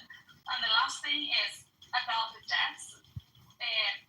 When I was looking at the deaths reported by the UN, which comes from the Gaza or the Hamas or whatever government, and you see the breakdown, you see that are reported, let's say, to make just round numbers, let's say it's 40,000, right? So you see 20,000 are categorized as terrorists, and then 20,000 as civilians. And the 20,000 of civilians appear to be, for example, 80% are women and children, right? And so when you're like, oh my God, when they're killing civilians, they're almost exclusively killing women and children. But then this gets to people, but what they don't tell them is like, the reason why it's 80% women and children is because there are barely any men in the civilian side. Because men are usually militants of Hamas. So all these nuances, you know, serve the narrative very well because they are not told to the people, and people are not used to rationalize these things. Yeah, I think with that last point about the men, with the fact that I think Gaza is like 2 million people, and it's like half men, half women. And so let's say there's like 1 million men, but even the IDF's intel, as far as the last time I read, was they believe there's still about 40,000 Hamas members. That was the number at the start of the war. So I don't think it's safe to say like most of the men are Hamas or part of Hamas are fighting. I think it's like a very, very small minority, but regardless of whether it's Netanyahu or Israel's breaking any war crimes or not. I just think, just purely off of the aerial photos alone, honestly, I'm not okay with that at all. I thought that, and pretty much every build, like there's entire neighborhoods, entire cities that just got destroyed. So I'm not a fan of that. And I feel the same way about Tehran. I don't think that should happen either. Like, I don't think they should go and make it like Gaza, because that's when you start losing support from people, in my eyes. Like, when you start going and taking out like entire neighborhoods or towns or something, that's not good. Even if there's no one there, like will not happen in Tehran. It's not happening. No, it's not. I agree on it. I'm trying to say there is a reason why this is happening in Gaza, and it's part of the warfare that Gaza is doing. That they are using, like the buildings, like. I don't think that you understand how many IEDs, like explosive devices, that are like planted like all over the Gaza Strip.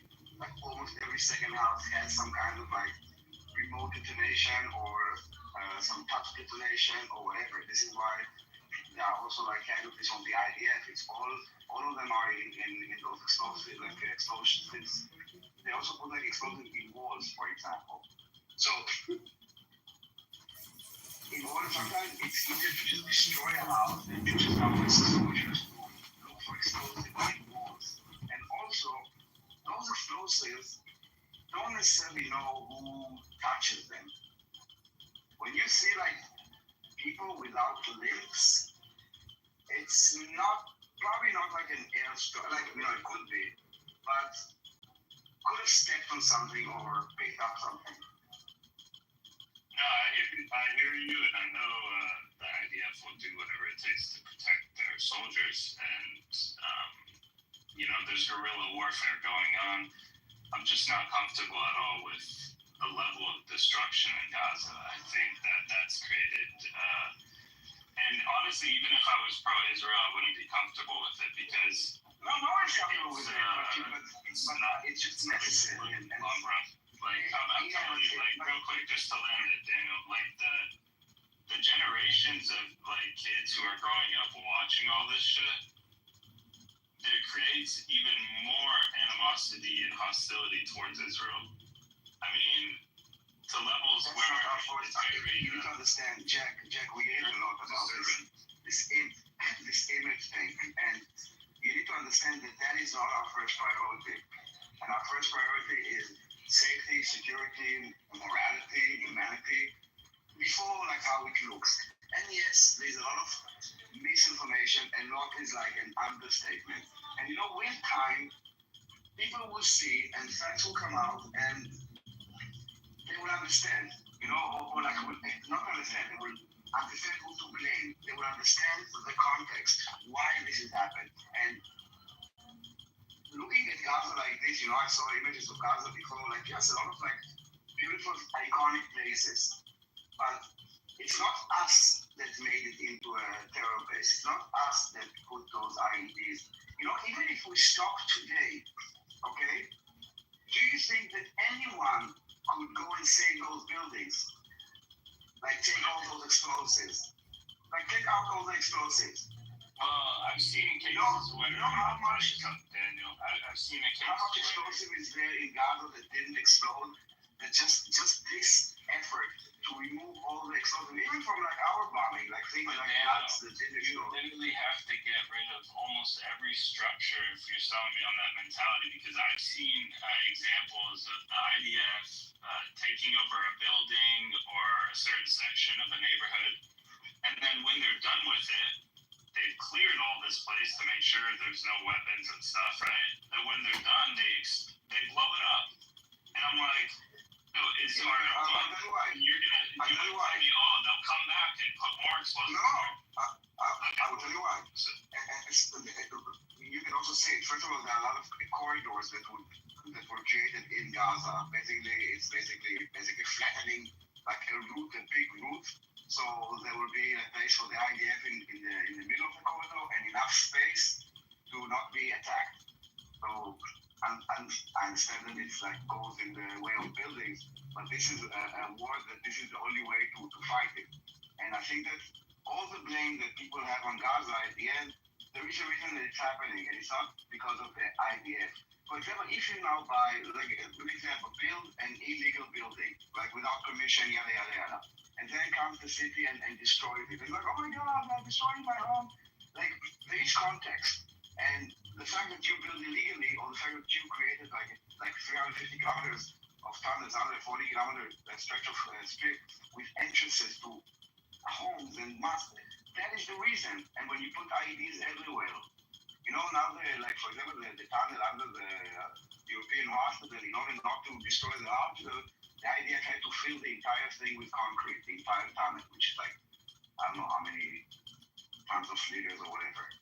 But we cannot fill the entire Gaza with concrete, and also I don't think the population will want, like if you would fill the entire tunnels with concrete, you cannot kill your future like growth there. They destroyed Gaza. You need to like really like you guys the crew, you need to blame the Hamas or the Palestinians or the world even. I criticize that whenever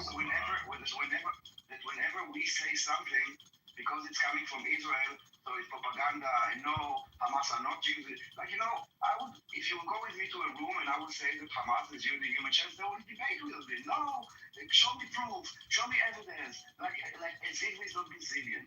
No, I don't care about Brazilians. It's not that. It's just you get like Hamas does in a way do that, but you guys do it to the Palestinians too. And in my view on that, we do tunnels for them? No, human shields. But my critique, my issue, well, I'll get into it in a second. I'll show you in a second, but the guy with the car? The guy with the car? Just a second. What I'm saying is, fuck, man. I'm not holding you to the standards that I'm holding Hamas to, which I agree with you, does stupid ass shit, and I have my criticism. But the shit I've seen the IDF do in the way that they've carried out this war, there is a better way, and it's some of the shit I've seen is despicable, man. Like, genuinely despicable. Without context. I'm not just one of those people who retweets and keeps scrolling. No, like if you're talking about a soldier, that blew up a building, that is not like a soldier doing whatever they want. You know what a big operation it is to blow up a building, and how many different units are involved, and how many approvals it needs to go. And then he presented on TikTok like, he's enjoying it blowing up a building.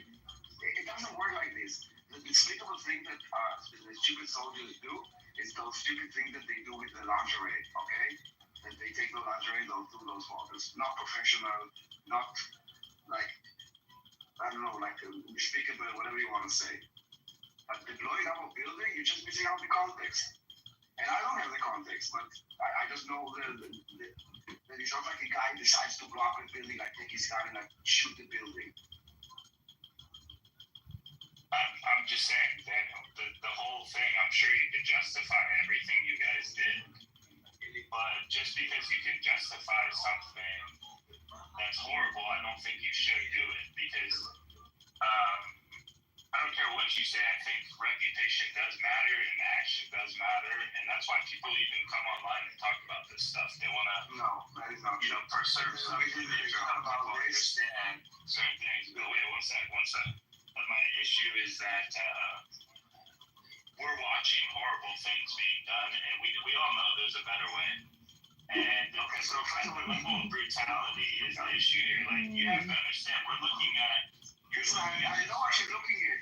You are being fed this. There's a reason why you are overwhelmed with those images. Dude, like, I know all of this. I might be able to speak, man. I just want to make my point, and then you can respond. But I'm saying that you're looking at this from the perspective of this Israeli, and I try to look at this in your perspective, my perspective, the American perspective, who's not any beef in this fight, but just watching. And I can tell you, like, the way that it's conducted makes it look like this brutal superpower is just relentlessly brutalizing 2 million people in Gaza, which is a 25 square land. That's the. I know. Listen, dude, believe me, I'm more aware than you about the image that is being presented and the skewed image that is usually lacking context and it's meant to evoke emotion.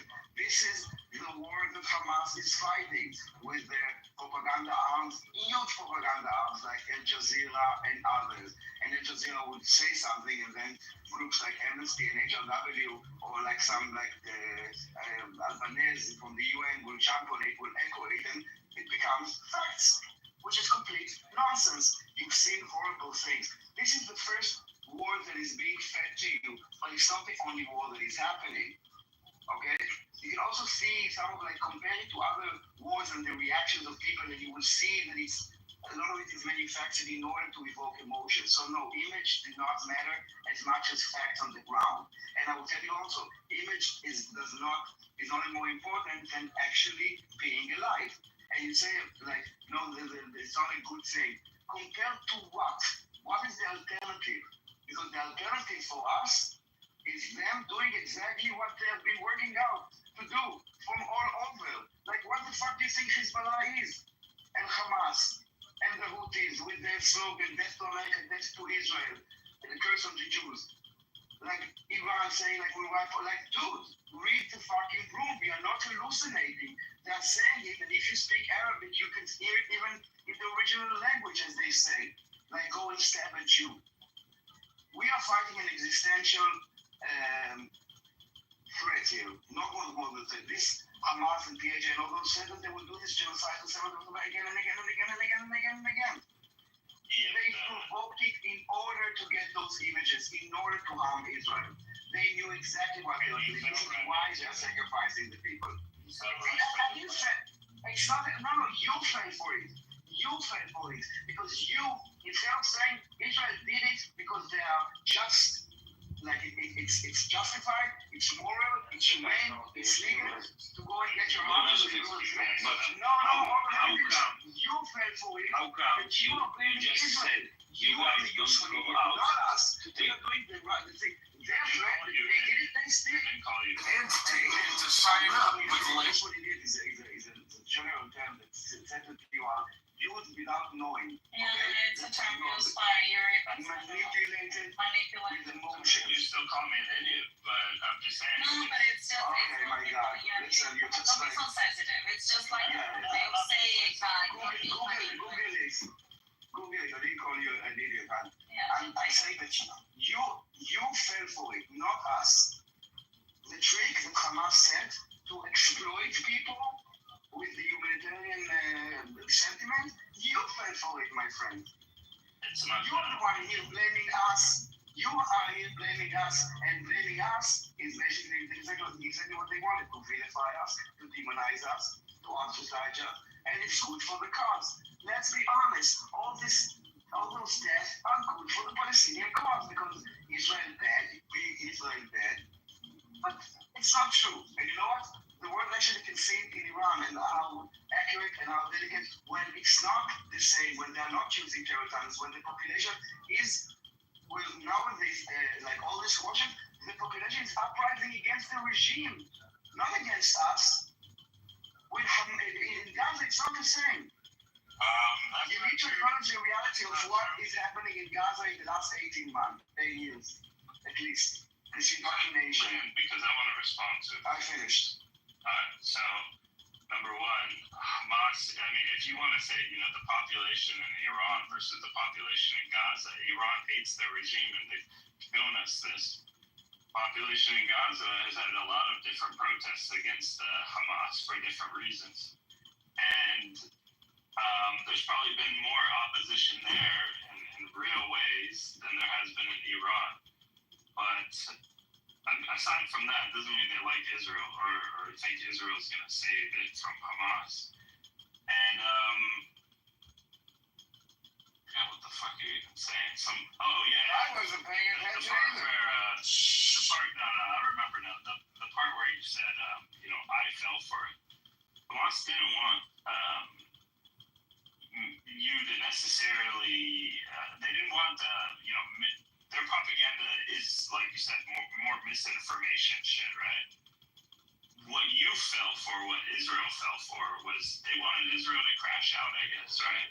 They wanted Israel to act emotionally rather than strategically, and less surgical, and less clever, because we've seen what Israel can do when it wants to be the IDF, the Mossad. Hold on there. The most clever operations I've ever seen. In what case have you seen Israel acting emotionally? Let's just respond the point you just made. I'm trying to just keep it to the thing real quick. I'll land shortly. I'm not going to talk long.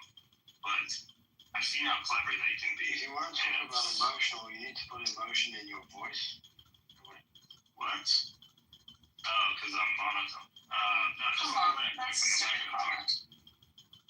Basically, I've seen how clever and surgical and impressive their capabilities are and what they can do and how they can operate. And you can't convince me what you guys did in Gaza was any of that. And I think they succeeded in making you, kind of press the red button, not just on Hamas or all of Gaza, but on the proxies too, which some of it ended up.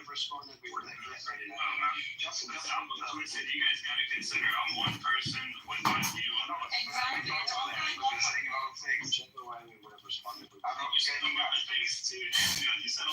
Dumbest profiles, bro. I'm gonna keep picking you until you fucking have like some kind of profile that works.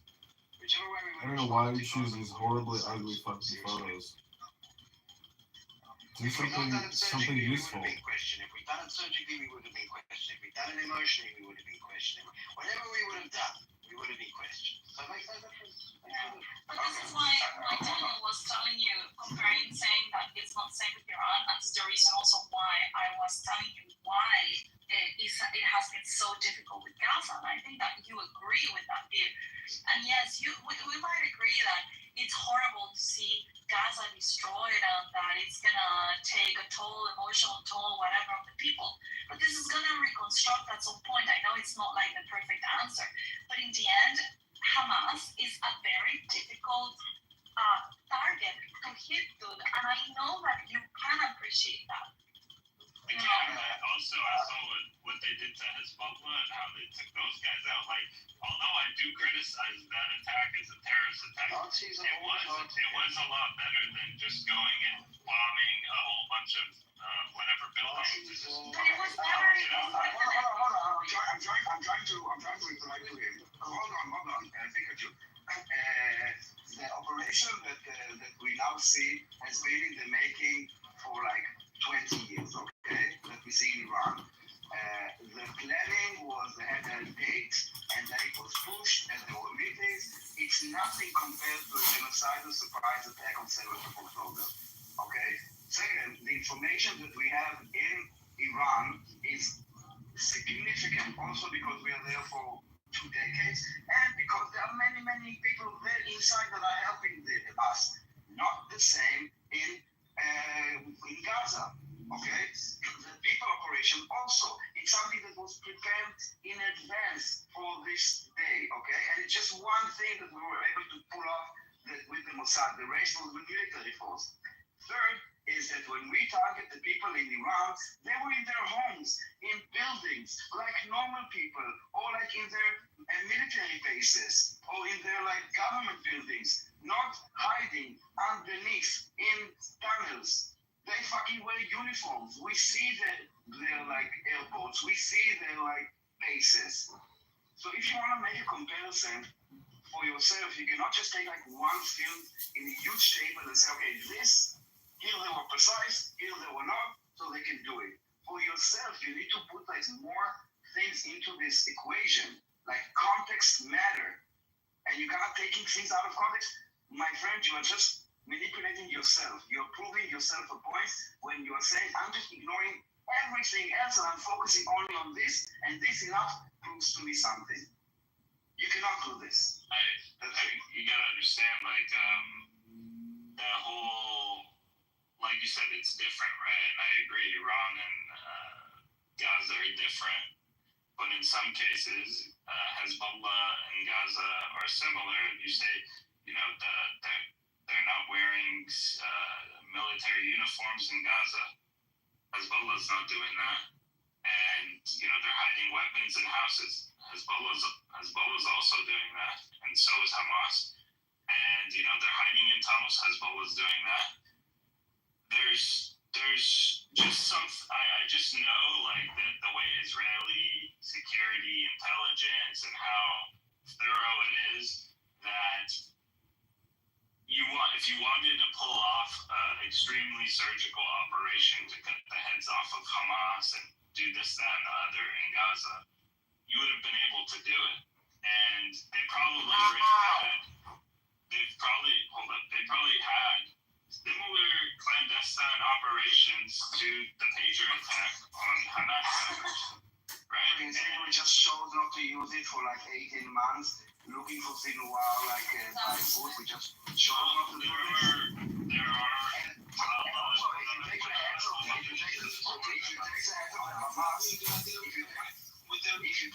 the Hamas, it doesn't topple the organization. It doesn't, like, they will just replace it with another one. It's really not the same. And also with Lebanon and the tunnels, it's not the same infrastructure. It's in Gaza. Like the complete city is like this underground Gaza underground. It's not the same when they're kind of carving in a mountain and hiding there. And yes, in Lebanon also some houses were destroyed.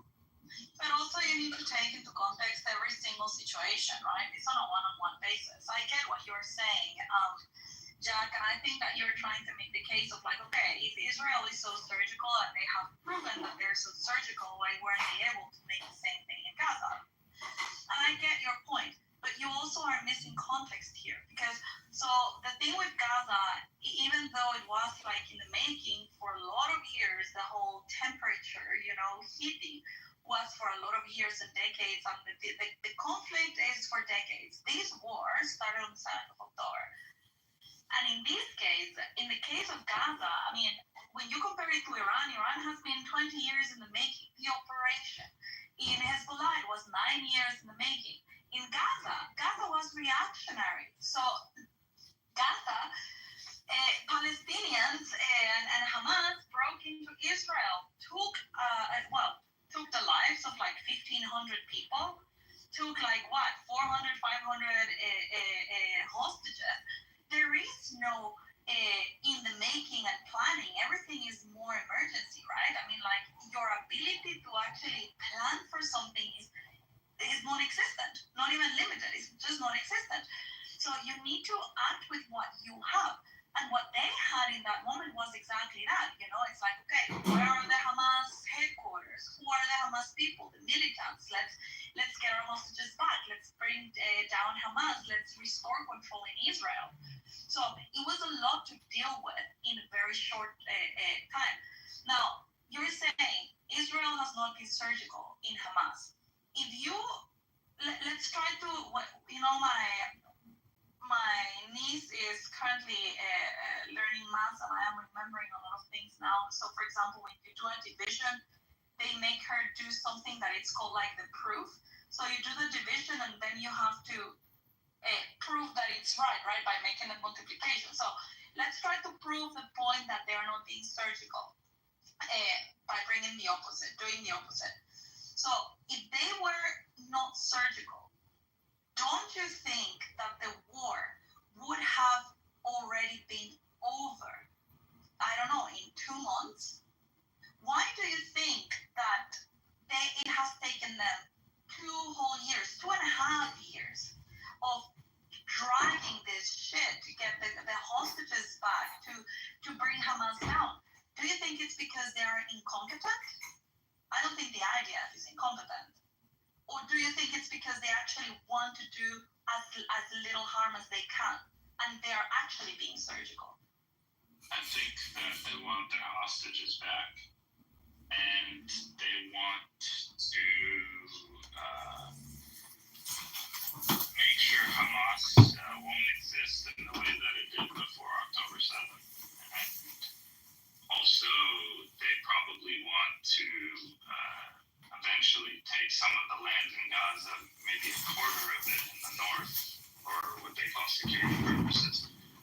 I don't think they have a plan for the day after, and I don't agree with surgical. I'm just going.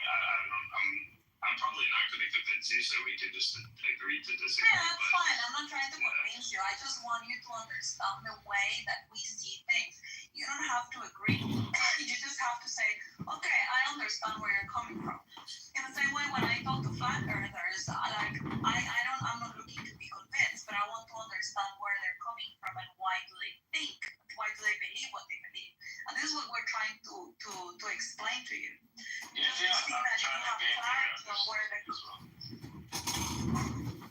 Also, but I wanted to bring up, like you said, they had a short amount of time to deal with Hamas, but I don't agree with that. I think they had like 20 years, and they bring this up all the time, the Hamas charter, and although it did change in like 2017, they never stopped being the group that wanted to take over Israel from the river to the sea. They never. Yeah, but the difference is, Jack, is that the Israeli public and even the Israeli government, and my sense is that they were lulled into a false idea that Hamas actually didn't have the capabilities to do something like this. It was every couple of years, they're going to fire rockets every couple of years. They'll go in, bomb some rocket launcher sites, and that'll be it for another 2 years. Nobody thought Hamas had the capabilities of this, right? Everyone got fooled. So again, the whole situation is so different. Urban warfare versus right? There's no Israeli soldiers on the ground in Iran. There's Mossad, but there's not foot soldiers. It's not infantry, right? The way to handle an urban warfare is very different than when you can bomb from the air. All of those things. And another thing I'll just mention, the way that Gaza plays politically in the Israeli public and the way that Iran functions in society in the Israeli public is very different. Very different relationships to those two ideas. Right? For 40 years, Israel and the West has been trying to stop Iran from getting nuclear weapons. 40 years. Real quick, Caleb, like on the idea, maybe I'll give you this. Maybe they were, the Israeli intelligence community was being a bit reckless, or I don't think they were under it. I think they knew that there was this kind of styled attack in the making, and they had intelligence. The Shin Bet had intelligence. The Mossad had it. Maybe they didn't think that intelligence was serious enough, or that it was an immediate threat. But they would have. They thought that they would be good. Just a second, man. I've read enough about like certain articles about how there were prior warnings, not even just like the day before or anything, but months and a year before, and there was a lot of signals that the Mossad and the Shin Bet had about this style attack being in the works. But my other point is, like, I'm pretty sure there might be elements of people in Israeli society or even the government that maybe got comfortable with the Hamas there, or didn't, thought they were neutered, or, they had been deterred.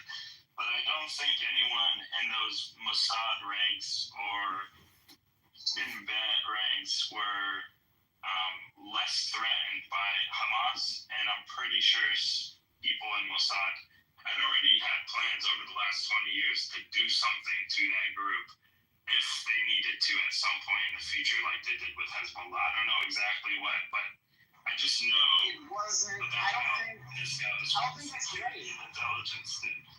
I mean, look, the security failure of October 7th will run, first of all, out and will run deep, right? So if what you're saying is right, my question is like, so who ignored the Mossad?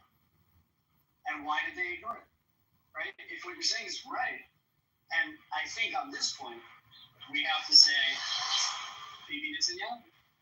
we have to talk about, right? We have to talk about all of that stuff about him keeping himself in power and his trial and Smotrich and Ben-Gvir and all of these alliances and things like that and how that functions and works with Hamas. It's a political, right? That's a major factor, probably to why.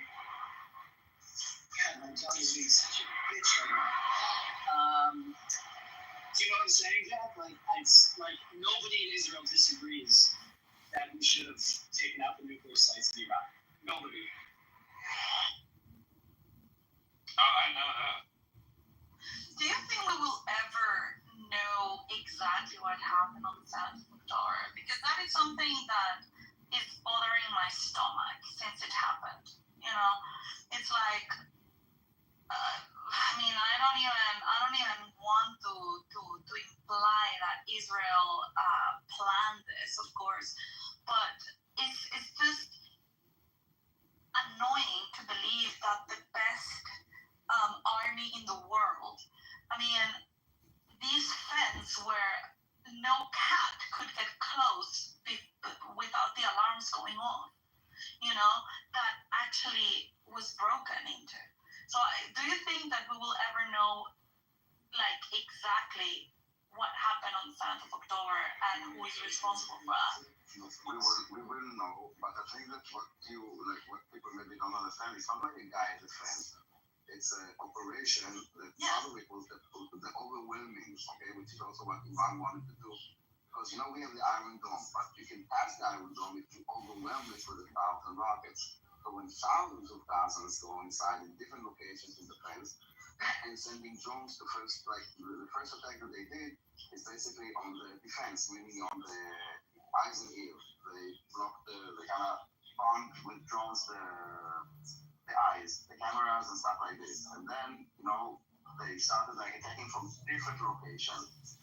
And this is how it started basically. And there are now investigations for each location separately about everything that has happened after the attack. And then they will do also investigation internally of the information. But at the end, intelligence, yes, there are signals, but you don't always react on signals because sometimes signals are meant to see how you would react. So if, for example, they would kind of go all to one place and then react, then they would know that we see that, for example. So you don't always act on signals, and the focus is now deterred. Okay. Yeah, I would like to actually, I would love for all of that to come to light, because, and if there were people responsible, they should be punished, even if that was, I don't know, Netanyahu's responsibility, there needs to be people responsible for what happened. It's not always about punishment, because sometimes it's not someone they did something that he was supposed to, but you do learn from it. And this is why we do the investigation, not in order to go and hang someone and find, okay, we now know who to blame. That is not the point. The point that we want to do is to see how we can improve from it, what did we miss, what enough. I think it's basically more about thought process, how you conceive Hamas, or how do you understand the connections or abilities, or even import of weapons, or stuff like this. So they will understand how they got things wrong, but I think it's more systematic than finding one person. It's too decentralized. It was a chain of events rather than just the fault of one person. Okay, to learn from it, to every time that something happens, even now in Gaza, every time the soldier dies, so it's immediately an investigation, what was done in the procedures, how did you approach the house, what's the thing that you do before, did you send first a dog and then a drone inside, and then they kind of see what in the procedure was not on, so it will not happen again. For the same reason, I have trouble, believing that it could have been planned, because it is so decentralized and it would be people that you would have needed that all of the idea would have to agree that there is a breach and that there will be all of these people, hundreds of people killed, right? It would have to be too many complicit people, and there's no way that you would get all of these Israelis to agree. Yeah, in an organization basically of people sacrificing their life. It's all about brotherhood. You cannot like go inside. It's not about money. We're not a professional army that anyone can just sign in and come out. And this is the livelihood of the people. Like every single person is in the IDF, right? And also with people saying Netanyahu decided, like also Netanyahu is not making, like he's not a dictator that can make all decisions. Yes. Like he said that there are nuclear bombs in Iran and he sent the army. Like he's not an Ayatollah. Like no one would go if like if the Air Force, like at the end, it goes to intelligence, they need to find the site, they need to find like what ammunition, like there's a lot of like stuff going on, except like he said, like go bomb Iran, they have nuclear weapons. Like it's so stupid. Yeah. Yeah, but that's I mean, like I would really like I think that you guys come to a movie. The failures of the idea of October to see what went wrong. But I would definitely love to see a documentary or something about it, because it's very interesting. I want to see a movie about Rising Lions, about the operation, the beginning of the operation in Iran, like the first night, how it happened. And on the Beatles, like how it was planned, how it happened. That would be amazing.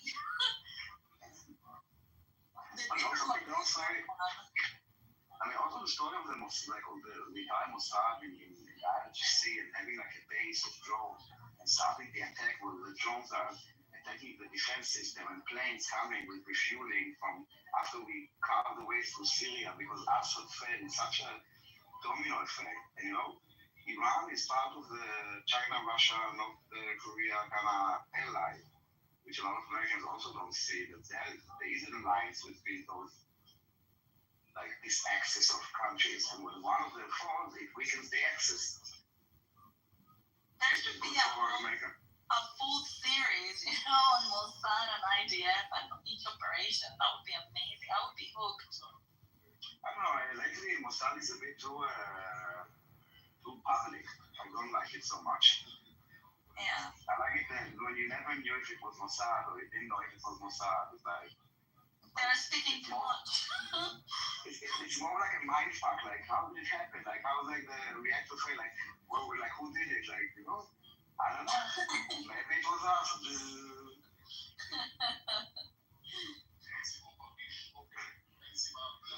Yeah, but those guys are ridiculously intelligent. Like it's amazing the minds of those.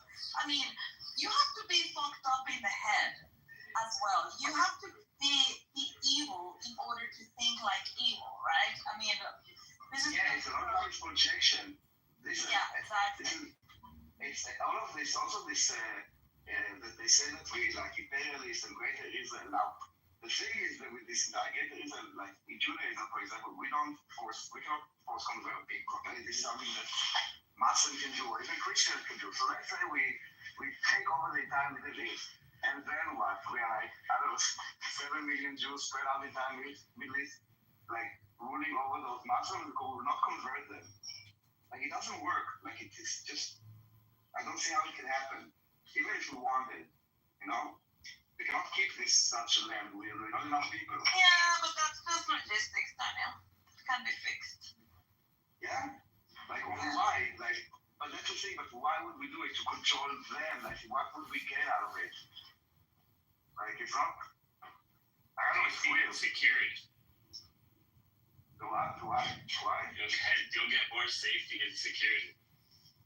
Like you think like they say we put like I don't know a Jewish prime minister in in Syria and around like all of them are like Muslims, some of them jihadists and like I tell you now to do this. Like fuck you, bitch. It's fun. What's actually kind of ironic is the fact that you guys don't convert people, or let's say you don't bring those people you conquered into your fold. It's almost worse. Worse? What do you mean? Well, this is the mentality. This is the mentality of a colonizer, right? This is just This is just ridiculous. Why not be pluralistic? Why not be pluralistic? Okay.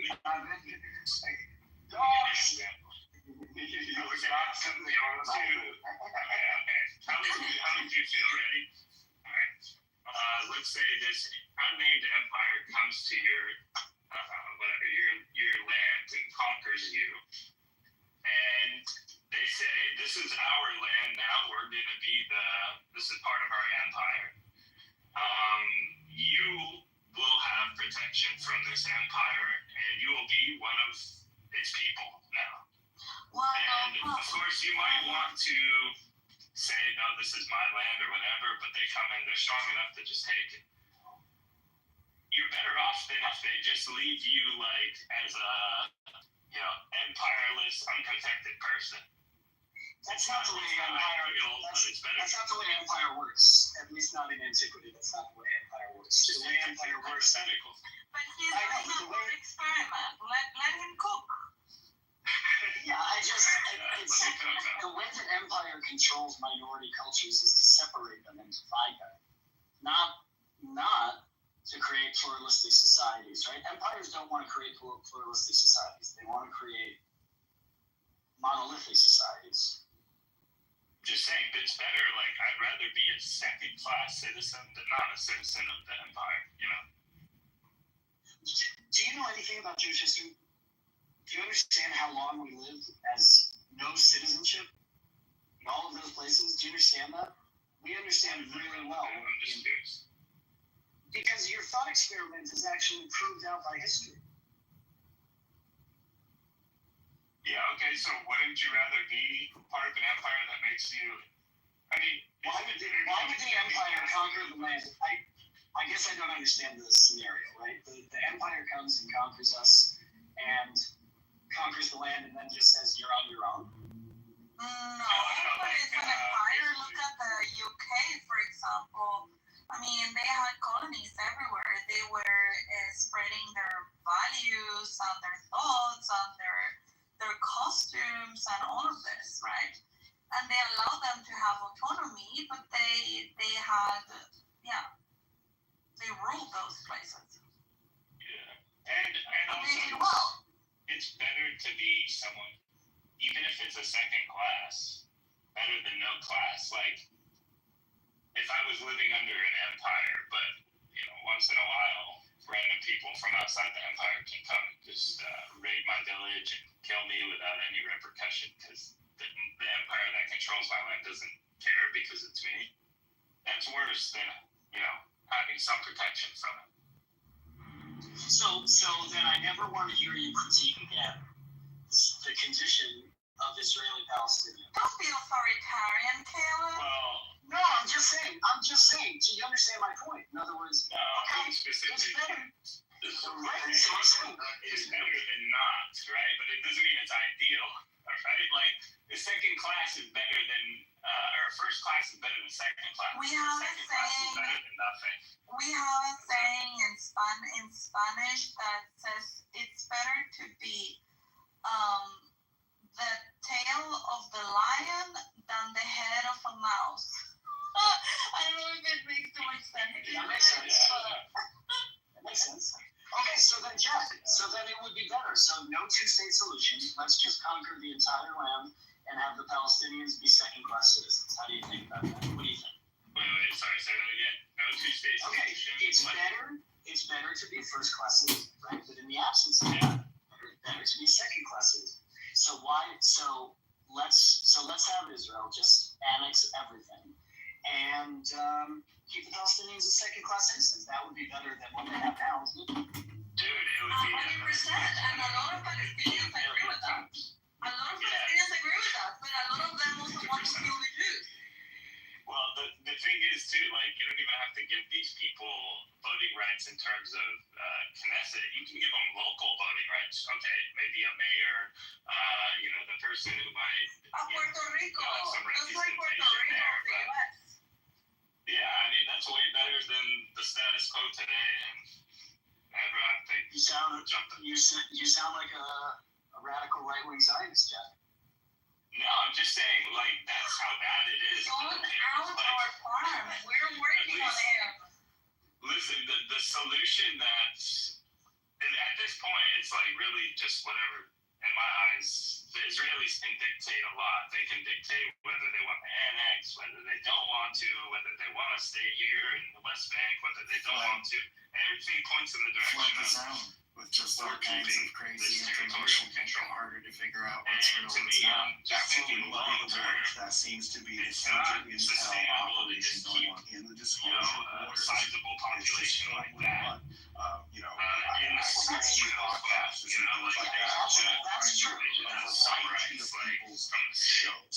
One of the I think things that's in my true. experience And also, trying to I pull think you're a little bit is giving these into people that are like effectively like It's such everybody a is great sitting choice. back like they're not trying to be a newsman. And sort of to big They really are. Everybody's trying to be like a journalist, Like, a news yes, there should person. be But things they don't want around any of the liability. They don't want to have a journalistic integrity. They don't want to do any research. So they'll have on anybody, and then you say, I just like to have on everybody. I want to hear everybody's opinion, and I want to look up to the audience. Well, then you just give me a whole Money bunch on of the floor says that's standing on the riverside putting no effort in and just allowing anybody up and say, yeah, go right ahead. Whatever you're spewing, you grab the water as fast as you can.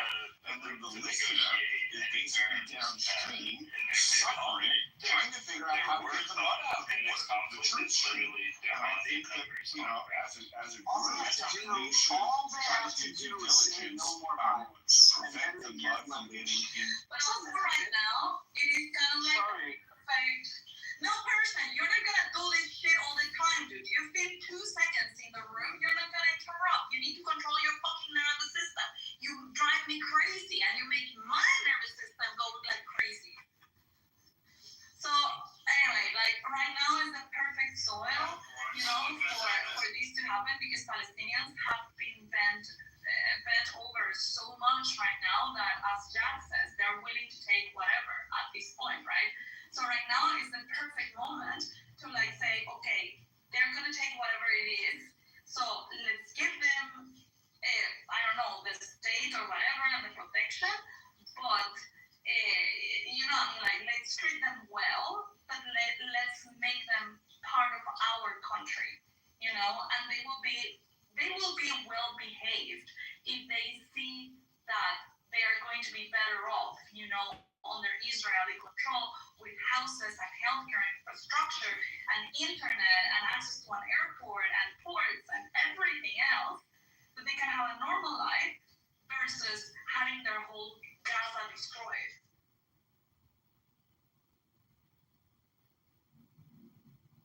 It's better than the status quo, 100 times better.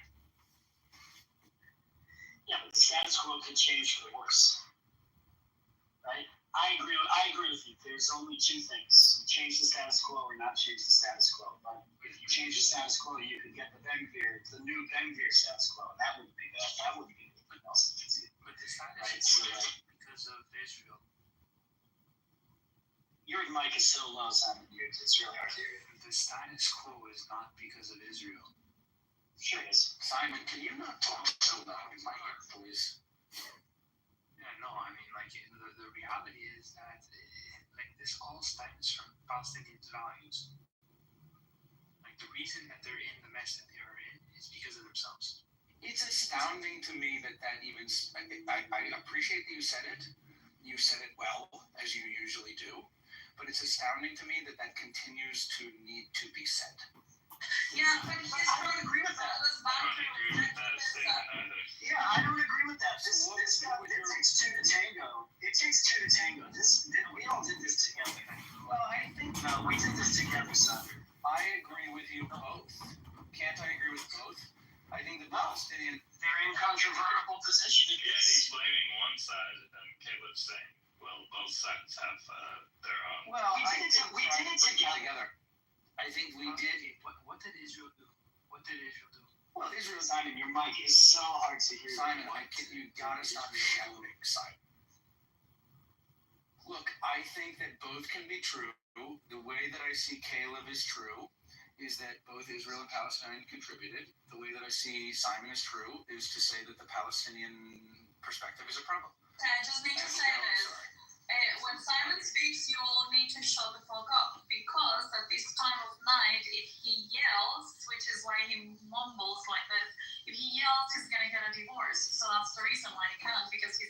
it's gonna kick him out. That's right. Fair enough.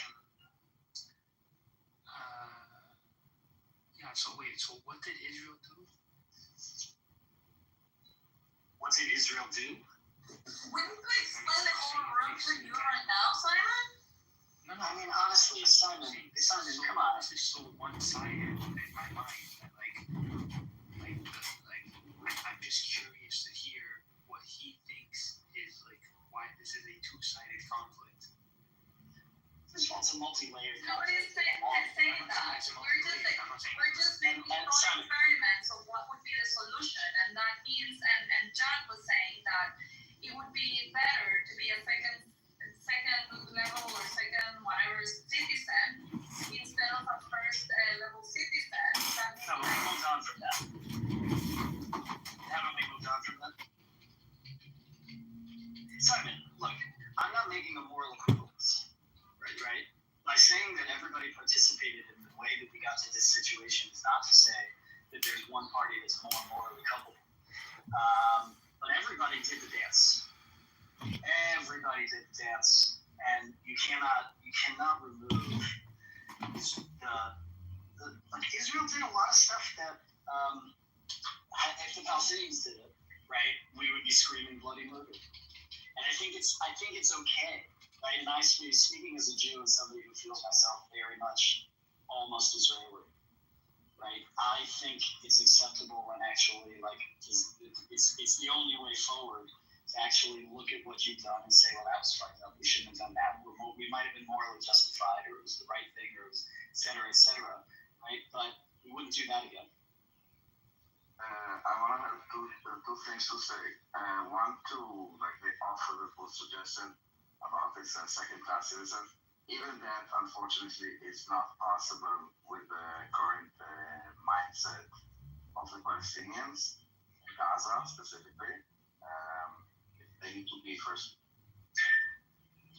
removed from this indoctrination somehow, and that would be not a one-day process. That would take decades or like at least years or maybe generation, anywhere between them.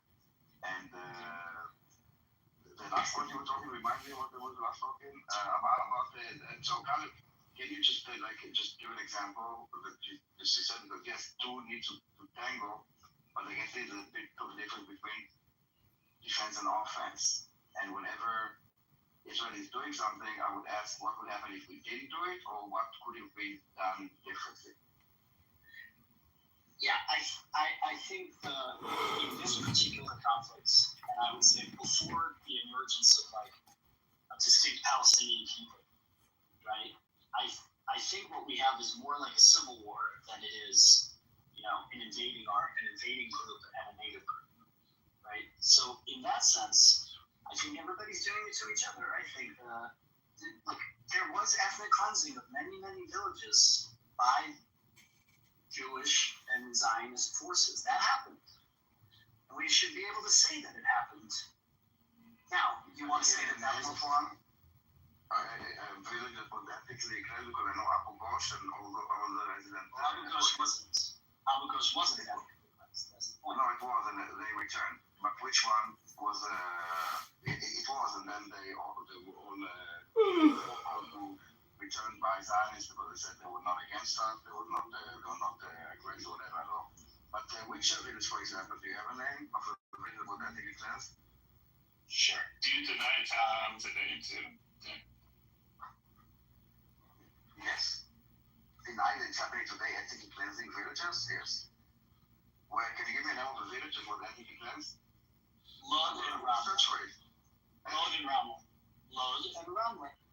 Okay, and when exactly do you know, or not exactly, like what, when did it happen? July 48. Okay. Right, and again, I'm not making a moral equivalence. I'm just saying, let's say facts, okay? And this stuff happened. War sucks. In war, people do brutal, terrible things. Some people might say all wars are crimes, right? I'm not sure I would say that, but some people might say that. And I think we can be clear about particular Palestinian ideologies way, Simon, I don't think represent the entirety of all of those people, right? The indoctrination is the second point, but that's not the whole story. You're erasing history when you tell the story that way.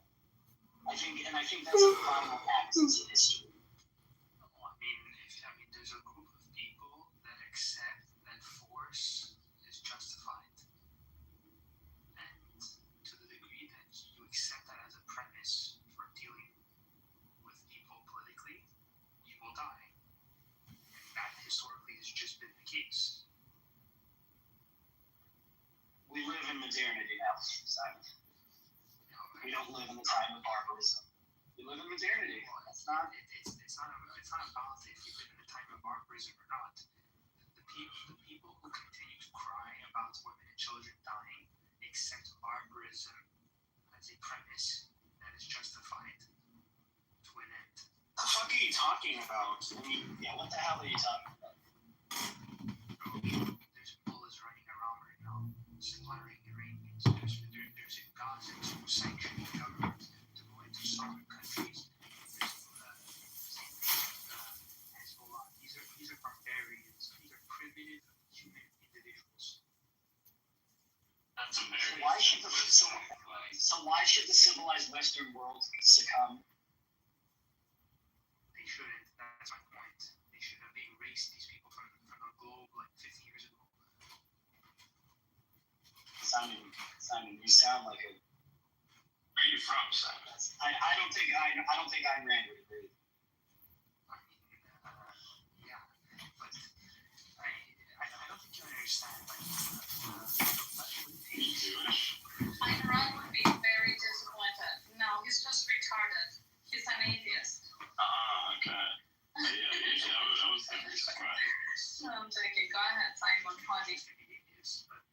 No, I mean, there's nothing about that. If there's people chanting death to America, death to Israel, you won't wipe those people out. Like, the way you get into forever wars is because you don't actually do what it takes to actually win the war. Should you just do what like Pol Pot or Hitler did, just go on a mass canceling spree, like permanently? This is so it's just genocidal sounding. Yeah, and Simon, you're forgetting the social aspect. But Simon, you're forgetting the idea that like after you kill the people, you have to like rebuild the society, rebuild the culture. That's why Germany and Japan are positioned where they are. Right? It's not because we defeated the Nazis or the Japanese militarily only. Had we just left and then said nothing, or helped them to rebuild or reacculturate them, there would be nothing. It's two parts. Oh my God, Simon, you're so young. The U.S. went into Japan, completely eviscerated them, and shoved the Constitution down their throats. And they're thankful because of it. And then did a process of denazification. If you're talking about doing a radical Islamization, I'm all on board for that. But it cannot be handled only militarily. You're wrong. Well, I mean, how would you do it? Did you hear what I said? You can't do it only militarily. There has to be a plan. I agree with you. I agree with you. Again, Japan is a perfect example. Japan is actually the example I go to. Great. So now you're negotiating against your own position. So now you're negotiating. Hold on. I feel like this guy doesn't understand the region. It doesn't. They do. It doesn't understand. Like a basic understanding of it. The position that they are is because all of their values stem from fucking Allah. So like, who am I to do? That's not even true, by the way. My secular. Okay. George Habash. Simon, George Habash. Do you know who that is? No. He was the leader of one of the most violent Palestinian resistance / terror / fill in the blank organization, and he's a Christian man. I thought he didn't do it for Allah. He did it for a whole different set of reasons. And I don't think you have a basic understanding of like the root of this particular conflict. And you're speaking as if this is like a blanket thing for the entire Middle East, which is like super complicated. It was my understanding that the Palestinian resistance movements in like the 70s and 80s, for example, a lot of them were actually far left, like they were more Marxist. Communists, yeah. Yes, and they also was more of like a nationalist, like Arab nationalist, pan-nationalist type of movements. Yeah. It wasn't all. It's at least from what I've read about it, that they weren't always like. That was the first group to really come and make it their political philosophy be Islamism. By the way, I'm not talking about like the radical leaders of these of like Hamas or Hezbollah. I'm talking about like the average person, like that lives in these places. That still doesn't add up, brother. You were just calling for genocide of these foreign. It still doesn't work. Because. I mean, do you realize Brady hearts and minds has always been this strategy for the West that you can't just brutalize people? When we went to Iraq, the average person in Gaza Muslim? Today, yes. Okay. I'm saying the reason that you cannot just shove different values down their system, like especially Western values down their system, is because it's antithetical to what these people believe. And how did Turkey do it? That's not true of the people in Gaza, by the way, Simon. That's not true at all of the people in Gaza. Like, although it's one of the most closed off places, some of these people, I mean, a lot of these people aren't, Palestinian Muslims in general aren't even really, it's not like a religious society in that way. Even in the West Bank, the PA isn't like a Muslim theocracy, it's a secular one. You're thinking of North Africans, brother, or South Asians. Are you North Africans and Syrians? Listen, my mom's in London, or Montreal, or Chicago, perfect. Go look those cases up. You'll find that they're either South Asian, they're North African, or they're from Afghanistan. Go look that up, and I guarantee it'll be along those lines for almost every single one, or your occasional Saudi Arabian. But France's Middle Eastern population is a whole different. It's Syrian too. Add Syria to that list. Well, no. I mean, because like after both World War I and World War II, they had North African colonies, and each time they said, yeah, we need lots of people to help rebuild France, and they put them. They set them up in like housing, basically kind of like projects, and they never tried to assimilate them. They just let them live amongst themselves. And so you have like these large neighborhoods that are just like all Maghreb or. But they're all still there, dude. They don't assimilate at all in France, but they'll assimilate really quickly in America. They'll assimilate in a country that's better at assimilating those groups that they colonized or fucking made refugees or whatever. Like America, you can come, you can get here. Yeah, I know. It's all Muslim. Yeah. Well, you can't make general, dude. Listen, there's a lot of people that are Muslims, and they're from all different kinds of parts of the world. When people say Muslims, like, listen, that might not be the same Muslim country my family came from, where people aren't walking around in niqabs necessarily, right? I would be okay if Muslims were like Jack. I would be less resistant. I mean, some of the if you think of like the Muslims that have like a high level of involvement in like terrorism, it's like people from like Dagestan and fucking Chechnya. It seems like it comes in different pockets. In the Middle East. It comes in different pockets, but I think that the religion, the framework of that ideology and of that religion is like how do you say, it's perfect soil, for terrorism, because it's very compatible with the idea of dying by war and dying colonizing and all of these sort of things. So it's very compatible with the way that they have their religion structured. I get what you're saying. Like, you know how I feel about Islam. I just don't want to talk about that over here. Yeah. No, I mean, at the same time, I would say this: if I was living in like what was Israel, and it was, despite how long those people have been there, I mean, could have been anywhere from several generations, or a couple generations, I should say, or their ancestors go back a few thousand years. If I saw, regardless of any international agreement, if I saw a bunch of these fucking people moving in, I would just, because just how I am, rather nativist, I would probably resist them too, and just want them, them in their state to go away. Like, I don't think it's all Islam. I think there is like this natural instinct people are going to have, where they're going to want to basically get them, fight them off. I don't think that has to do with Islam. I'm not saying that has to do with Islam.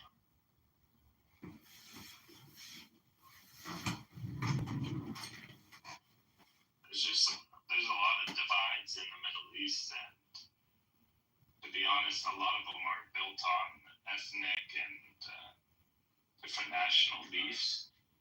Yeah, tribal beefs and shit too. There's a Muslim component to a lot of it, but if you look at stable Muslim countries, ones that have some success, or even if just they're really stable, they're typically just fine. Extremely conservative, but that's just how it is. They're extremely conservative. Well, what do you mean by conservative? Like, you have no civil rights? No, some, for example, even in Dubai, right? Like, they don't allow public PDA, public displays of affection. You can't even cuss at people, or like civil rights. You can't, like, they just don't want No, I think I'm right. In Dubai, if you want to be gay, to be honest, you can be gay. Like, it's fine, but you just cannot do it in front of people. Of course, if you're a Muslim, nobody has to know about it, right? But I mean, like, it's just public displays of affection. They have different rules though for like their citizens, and what they allow basically, if you're a Westerner who's just like, I don't know, not going to fit in, they can easily just tell you to leave. Hello, everyone. Simple solution. Peter, I don't want to interrupt you, but I've got a question. Questions at the end. Thank you. Sorry, I don't know, but you've been talking about the Middle East, and I want to just state some ideas about that. So if you don't know what we're talking about, then how come you want to add something? I don't want to add, but I want to ask a question. The questions are at the end. Okay, so shall I keep him at the end right now? No. Yeah. He's being cheeky. Okay, you can just discuss them. Answer the question. Go ahead, Mohammed. Go ahead, honey. Okay, thank you. Well, you've been talking about the Muslim countries in the Middle East. Who will achieve peace at the end? West or the Muslim countries in this area? West American people or the Muslims themselves? First of all, you guys have to organize and achieve peace yourselves, right? I think he has a fair point. I think that like Gulf Arab states in particular are rather stable. I think that it's just my opinion. I do think that you're probably going to see like what will be basically civil wars in Europe. When I don't know how far into the future that is, but I mean, to answer your question, I think that we'll probably see more violence, a lot more violence in particularly Europe, and you guys probably won't. You know, Pepe, a lot of those successful GCC countries, a lot of the times, I think they're all kingdoms, right? So they have like a really strong hold on the stability of that country, and a lot of times they have a parliament too, like even like Jordan, and they have great relations with the United States. And all those countries, man, they live like kings over there. It's great. Like for the most part, they're very wealthy. It's a good time. And what they're really conservative. What's up? They get a lot of things right. I mean, they have a lot of foreign workers and stuff, but they don't give fucking citizenship to people. They don't allow people to. They don't have a birthright citizenship. They don't have any of the garbage that you have in Western countries.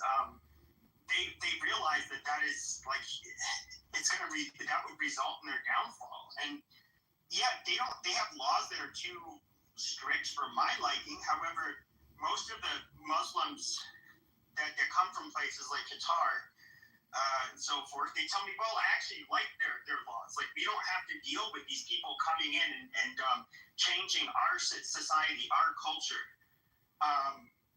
which I think is a good thing. I think that's going to be a big part of the West, why the West will probably delve into, war.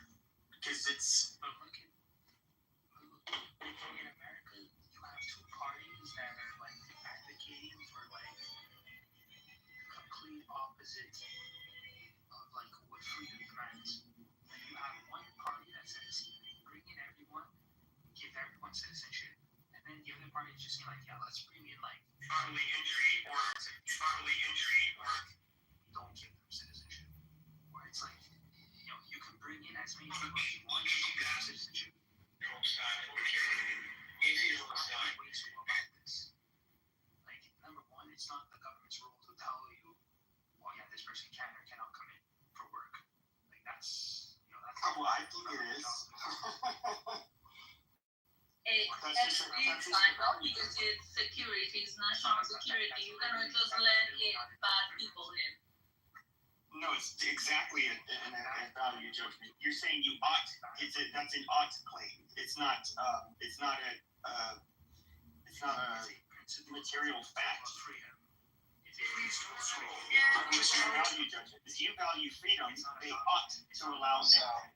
Yes, I'm on it. It's a value judgment. Like, for example, Switzerland, you cannot just come here and enjoy the country if you're not going to pay. The country, the government, has the right to vet people that are going to come in.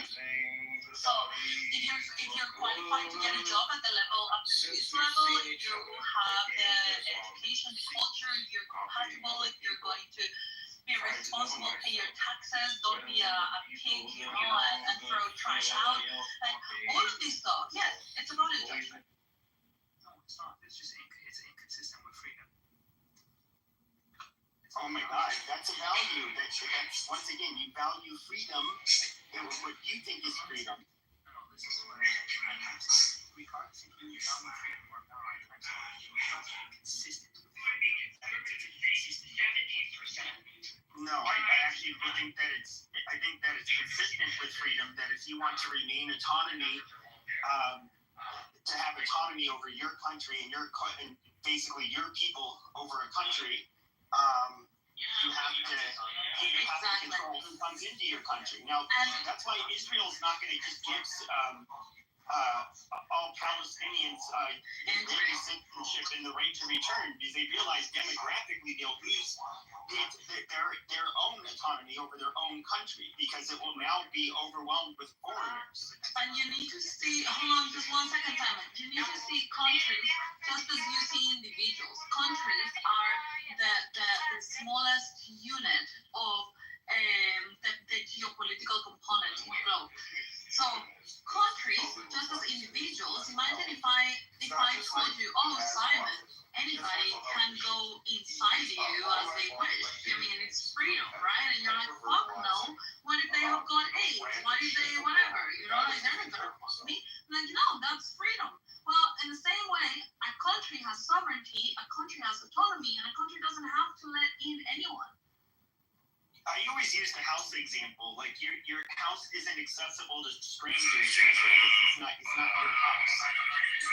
The difference is that your house is your property, and the property is not the government. The government can say, listen, you know what, like, But it is my country. It wouldn't be if you're not paying taxes, but if you're paying taxes, yes, you have certain rights that other people don't. Therefore, it's your country. You own it. So when Americans vote for, like, I don't know, policies that type of immigration, for example, because they want to have control over who comes in their country, that is perfectly in line with freedom. No, it isn't. That's my point. I'm saying the standard is freedom. If you want to deviate and you go into your own opinions about whatever you think is freedom, I'm telling you that is an inconsistent principle with freedom. No, it's not. Is not to tell people who can or cannot come in. You can only exercise freedom in your country where I guess you'd say that your people have the autonomy to dictate the policies of your country. Where it's like basically a democracy. Now we can, for example, if we were to allow the whole world to just come here, say open borders for the world, I mean, there's a good chance that we'll have a majority Indian population next week. We wouldn't be an American country anymore. I mean, I'm simply stating what the principle is. If you're saying I don't like that principle, let's just compromise on freedom. Then all you're saying to me is, yeah, I just want to compromise on freedom. It's not about compromising on freedom. You're compromising on responsibility, and you're compromising on obligations because you want to give freedom to people. Freedom doesn't exist if you don't have responsibilities. And part of those responsibilities is fulfilling the rules of the land by the law. And so if you want to be able to access a country, you need to abide by the rules of that country. And then the government can kick you out if you are not abiding by those rules. So yeah, there are conditions. Freedom has conditions. I mean, what do you think the Saudis would consider it freedom if a bunch of like homosexuals decided, hey, we're gonna all descend on Riyadh and we're gonna, like, I don't know, have a gay parade and do gay lewd acts everywhere? I mean, they would see that as like. You need to think this one through a little bit more, Simon. I don't think that you have thought too much about it. I've thought a lot about it. People do have freedom to stay away from things. Okay, you look at this and I don't even know. It's not even like a libertarian view in my personal view. It's rather. I'm not libertarian. It's an anarchist view. It's completely anarchistic, Simon, and you criticize anarchy, and you're being an anarchist. Anarchism is dumb. Anarchism just says, the hell with every institution in the world. No, it does not. The proper function of the government is to protect your rights. That's it. Which rights people have? There's actually like a conversation. People kind of do this in a way. Actually, I don't want to get into it, but I'd say there's actually like somewhat more intelligent people that will have conversations about, like, is it okay to lower the age of consent? And it tends to be, I forget what the study was, but it's a conversation that people with, like, I guess, higher levels of education and stuff think it's at least intellectually, like, it's an interesting conversation to have. Whereas, like, it's a legal matter. Age of consent is just okay, but it's a legal matter whether or not you can be a citizen in a country, though. I know that's my point. It's a legal matter. Should you let? Okay, but you said it's antithetical to freedom. But if a 16-year-old wants to marry a 26-year-old, I mean, I can make the same argument. It's a legal matter, though. So is citizenship. I know. I'm saying it should be extremely difficult to become a citizen. Okay. What do you think of birthright citizenship? Yeah, you shouldn't just become a citizen simply because you're born in a geographical location. Even though my son will be born in America, he should be getting his citizenship. Well. That's right. Randy likes to say the rules apply. What is it? The rules apply for me, but not for thee.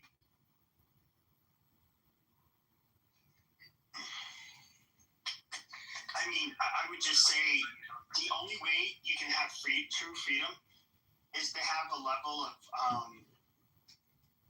freedom of association, which is something that involves both inclusion and exclusion. You can't truly be yourself or do what you want to do without, people that are, I guess, similar. Like, obvious example, why do homosexuals like to go to gay bars or nightclubs? It's obviously same reason straight people like to do that, regular bars or clubs. People create communities, like, even within the United States. And I would say our country is just, like, so different from most of the world that it's, I definitely don't want it to become like those other parts of the world. So I'm definitely okay with restricting people's ability to become citizens. But I'm not saying that is my entire position. I'm saying make it extremely difficult to become a citizen, because the way you radically shift a nation is if you just allow anybody to become a citizen. That doesn't exclude people from actually just coming in and working or educating themselves. It doesn't have to be mutually exclusive. I'm just simply saying don't allow those people to vote, because if you bring in 5 million Indians and then 5 million Indians vote for an Indian, you basically get India in 30 years. I don't want America to be India, but I don't care if the Indians want to come in, because eventually they just have to assimilate, because no matter how hard they want to work or how much they want to bitch, either you like it or you don't, but you have no political power in the country, so you're completely irrelevant. You have no say. But that's kind of what Middle Eastern countries do. They basically, if you don't like it, you just get the fuck out. And if you have a problem obeying our laws, we'll throw you in jail and then deport you as soon as you get released. Middle Eastern countries don't have, like, civil rights. I mean, I'm talking about you have full civil rights. Is that wrong? Human beings require freedom in order to operate as a human being. Yes, of course it's wrong. I don't think it's necessarily wrong. I think that's a value judgment. Of course it's a value judgment. You're talking about a human being and the necessity of the human being to be free. It's a metaphysical requirement for a human being to be free. Sure, but I would probably argue that it's far safer, for example, to live in Qatar. You probably don't have to worry about criminals robbing you or people jumping you, your shit getting stolen, getting verbally harassed and stared down aggressively by men if you're a woman. You don't have it. You have basic. Sure, but I would say I've talked to people who said they liked that. They preferred the trade-off. To them, it's worth it. Okay, they have the luxury because of America. Nobody is saying, oh my God, like that really nice Saudi Arabian car? No, that doesn't happen. That happens everywhere else in the world. Does anybody say, oh my God, that amazing... I know they have real Saudi Arabian... Yeah, that's it. They don't produce fuck. Sure, but I'm not talking about how they lack innovation. I'm talking about I'm not talking about them lacking innovation. We all know that. Yes, but what we're talking about is that now that they have the means to have a wealthy country because they have oil wealth, what is wrong with them wanting their... In fact, what the fuck is wrong with necessarily wrong with Sharia law if that's how they want to live? Well, you're just making a more relativist argument. It's like, well, like if they just want to have slavery, like who cares? Let them have slavery. I didn't say no. That's not quite the same. No, that's the logic you're trying to apply. It's just a more relativist argument. No, I don't necessarily consider them the same. I understand Sharia law can be like, I think, like barbaric, but can be implemented in ways that are like not that bad. You're simply saying, what's wrong with another nation doing what they want to do? And I'm saying, well, what if there's a nation that does not have slavery? Like, at what point do you say, actually, that's more? Well, yeah, I would say slavery. There's a country that makes rape of any woman you want, like, legal. I mean, yeah, there's things that are, like, obviously cross the line. I don't think anybody would deny that. I didn't cross the line. I mean, cross the line for who? That society doesn't care about that line. Well, it's interesting. You know, Mexico, this was like back in like 2000, 2001. It's some parts of Mexico, it's like really rural. It can be like a couple hours to even go to the nearest like town. Like their concept of rape was like, haha, that sounds like a silly judicial law. It wasn't a big deal to them. And the women, I guess, didn't feel that traumatized by it because there wasn't like this stigma in this out in the middle of nowhere group of natives. I mean, in Sharia law, like, yeah, like 4 men have to witness a woman get raped in order for it to be like considered rape. So, well, would you blame somebody who lives in Qatar or UAE for saying, yeah, we don't have the freedoms like when I was studying in the university, you know, at a university in America, but I prefer being able to live the way I live here.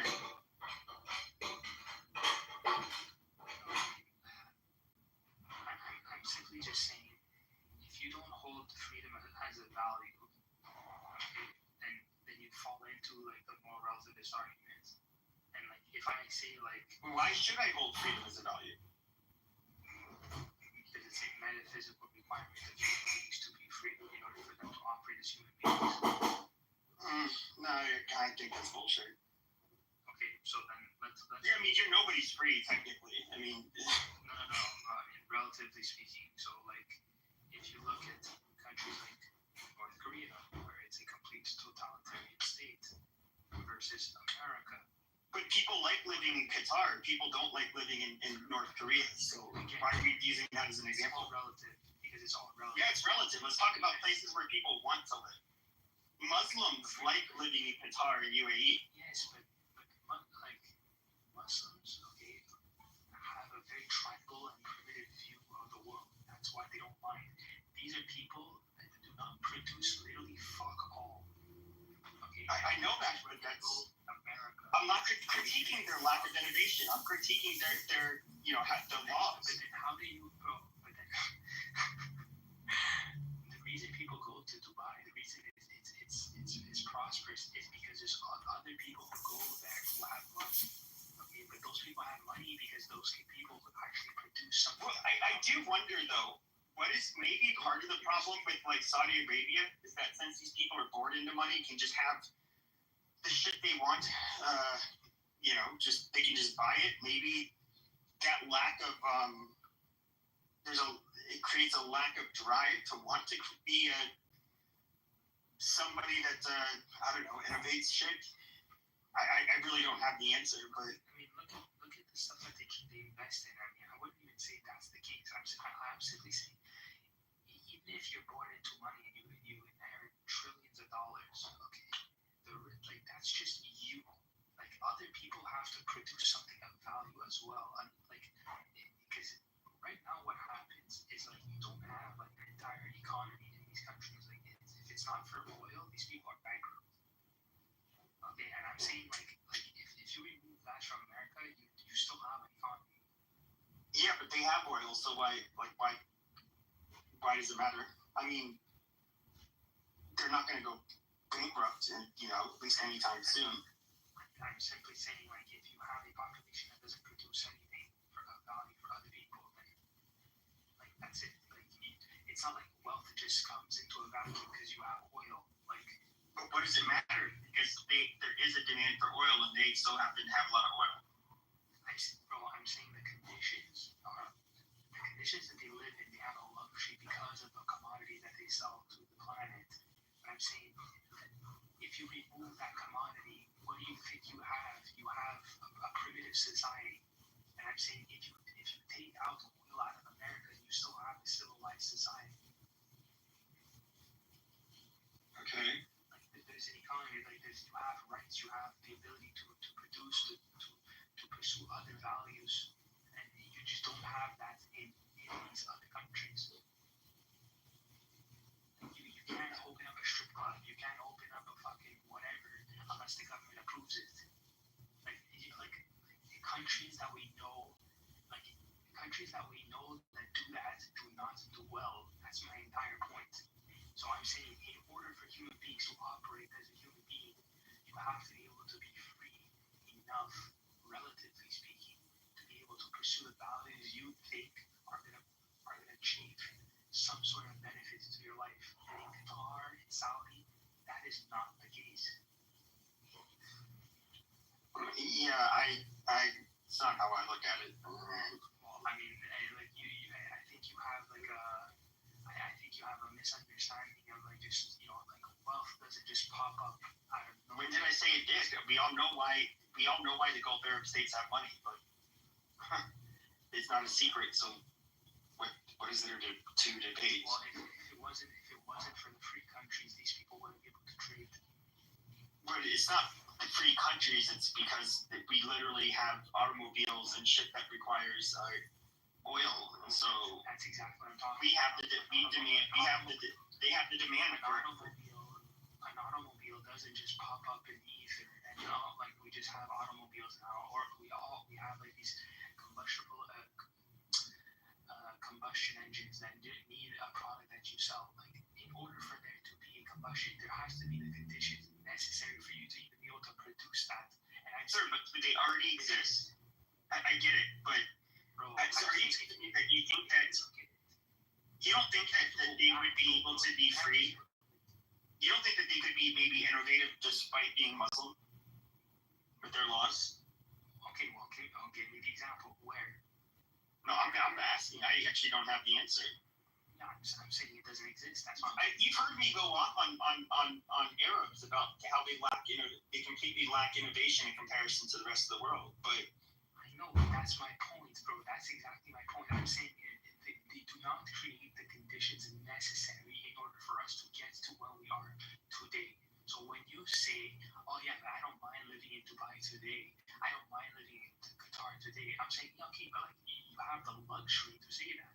But if we had to restart from nothing, and you said, yeah, let's go to Dubai, well, good luck, because that's not going to happen.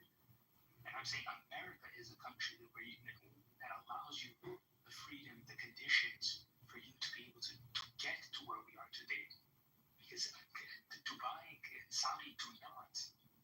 That's the beauty of America. That's why. I mean, it's for me, that's fairly. It's hard to say that is the cause. I do think it perhaps could be an explanation, but I also think that the fact that you have a group of people that do not have to be innovative, just because they're wealthy to begin with. I think was every bit as much of a likely explanation. Again, you're taking it as if it just comes into a vacuum, bro. That's my point. I'm saying restart. Okay, everybody in the world has nothing because at some point everybody in the world did have nothing. And I'm saying the conditions that America allows versus the conditions Saudi and the Middle East allows. Okay, America will win that 100 out of 100. Okay, so all you're saying is, well, now that we have everything, let's just go back to regressing. And it's like, well, why? Well, no, if I push back, this is rather recent flip in history where the West is as powerful and innovative as it is. If you look out throughout history, though, especially along the Mediterranean, North Africa, you cannot say that these Muslims were not innovative. I mean, they they had seaworthy ships. They were conquering people. They had their own architecture. They had all kinds of shit. So, I mean, yeah, we're more innovative than them now, but but when they didn't have oil money, they didn't really seem to be lacking innovation necessarily.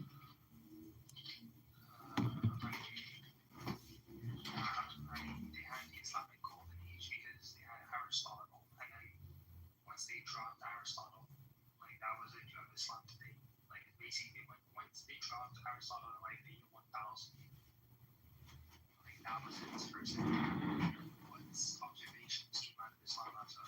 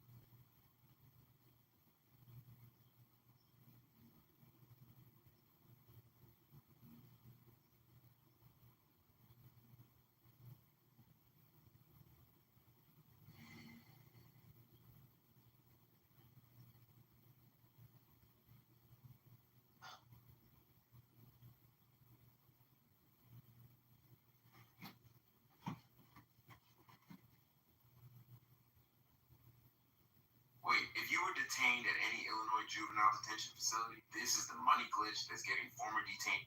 The function of a Zen teacher is to put his just in all say, for instance, you've got a drug and alcohol normal course of social person, a person who is addicted to drugs and alcohol, and he's trying by to asking have a nonsensical relationship with some and chatbot, making absurd remarks. and they're primarily trying to use it to all ways of unhinging things. And above all, keeping them stirred up with impossible demands. To hear the sound of one hand, to, without moving, stop a ship sailing out on the water, or to stop the sound of a train whistle in the distance. Magic. To touch the ceiling without getting up from one's chair. To take the 4 divisions of Tokyo out of your sleep. To take Mount Fuji out of a pillbox. All these impossible questions are asked. And in the ordinary way of interpreting these questions, we think, well, now, gee, how could we do that? See, that's a very difficult question that's been asked. And you have to think, what would I do to do that? Because we are caught up in a certain way of discourse, which the language game that we play, and the social games, the production games, and the survival games that we play are good games. But we take them so seriously that we think that that is the only important thing. And this is to unstick us from that notion and realize that it would be just as good a game to drop dead now as to go on living. Is a lightning flash bad because it lives for a second as compared with the sun that goes on for billions of years?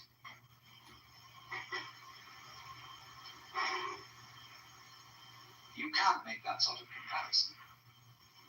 Because a world of lightning goes also with a world where there's a sun, and vice versa. So, long-lived creatures and short-lived creatures go together. That's the meaning of that saying. Flowering branches grow naturally, some short, some long. So, this then is a scene in a Zen community where spontaneous behavior is encouraged within certain limits. And as the student becomes more and more used to it, those limits are expanded until eventually he can be trusted to go out on the street and behave like a true Zen character and get by perfectly well.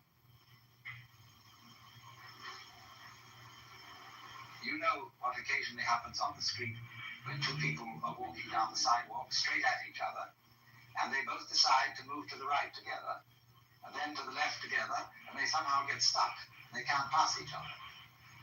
Zen teachers will pull just exactly that sort of stunt when going down a path and meet one of their students, to see if they can get him in a tangle, and can he escape from it. And you will find in everyday life that there is a very clear distinction between people who always seem to be self-possessed and people who are dithering and nervous and don't quite know how to react in any given situation, always getting embarrassed because they have their life too strongly programmed. You said, this is a common marriage argument. You said you would do such and such a thing at such and such a time. And now you've changed your plans. Not that the change of plans really caused any inconvenience, but just the feeling that when you say you will do something at a certain time, you ought to do it at that time, come hell or high water. So that's being very unadaptable. That's being a stone kind of sticky thing. If it after all doesn't matter when we do it, and somebody is offended because the time has been changed, that's simply because they are attached to punctuality as a fetish. And this is one of the great problems. This causes many automobile accidents. Men rushing home to be on time for dinner, when they stayed late either working or they had to stop for a drink at some bar, or when the girl feels that she has to, if she has a fussy husband, and she feels she has to have the dinner ready at exactly a certain moment, she ruins the cooking. You'd rather have a faithful wife and a bad cook. I'm not treading on any toes.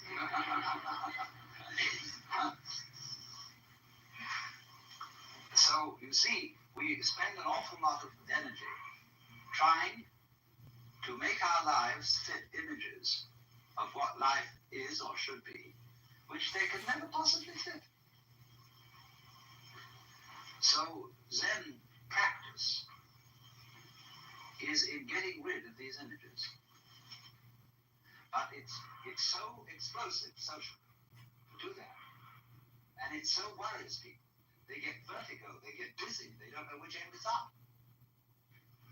And this happens, if you've ever been in one of those blab sessions, where they call them tea groups, I think, or something like that, where people gather together without any clear idea what this gathering is about. They know it's somehow self-exploration, but just how do you begin on that? And so somebody starts to push his idea, and then somebody else says, well, why are you trying to push your idea on us? And then they all get into an argument about the argument. And the most amazing confusions come about, but sometimes they all see what idiots they're being. And then they learn to live together in a really open and spontaneous way. I am a cheater, a thief, a liar. But not like you think. I have metastatic breast cancer, and I pretend that I'm fine, but I'm tricking my cancer. I'm yanking back more moments, memories, with an HER2. And HER2 is for adults whose HER2 positive or HER2 low breast cancer cannot be removed by surgery or is metastatic, and who have received prior treatment, or whose cancer has come back during or within 6 months of ending treatment. Enhertu helped people live longer than other medicines. Your doctor will do tests to ensure Enhertu is right for you.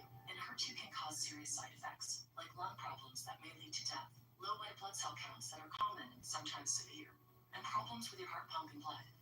Tell your doctor right away if you have new or worsening shortness of breath, trouble breathing, signs of infection, cough, fever, chills, feeling tired, swelling of ankles or legs, irregular heartbeat, sudden weight gain, dizziness, or loss of consciousness.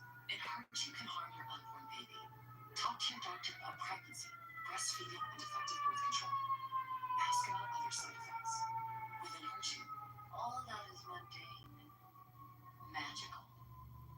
Mine. Sure, metastatic breast cancer will try to take it all, but not today. Hey TikTok, it's Alan Walker, and if you want to get this, or this, search Alan Walker on TikTok and tap the banner right now.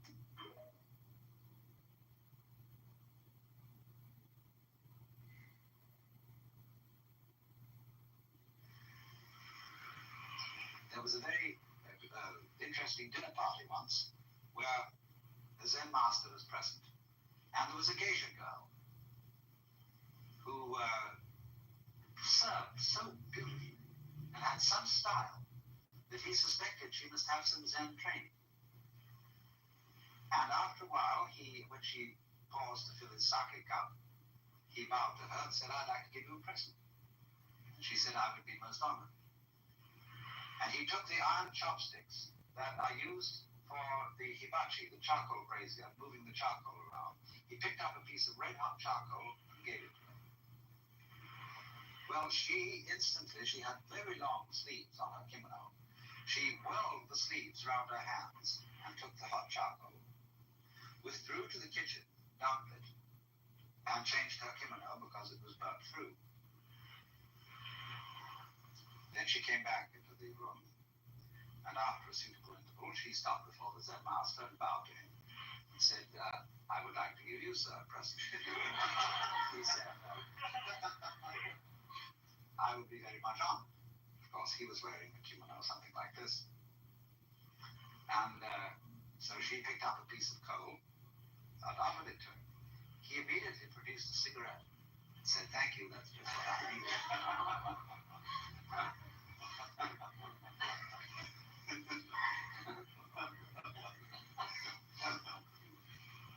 Now, you know, in the same way that we have this in our culture, certain people who are comedians, who know how to make jokes and gags in a completely unprepared situation,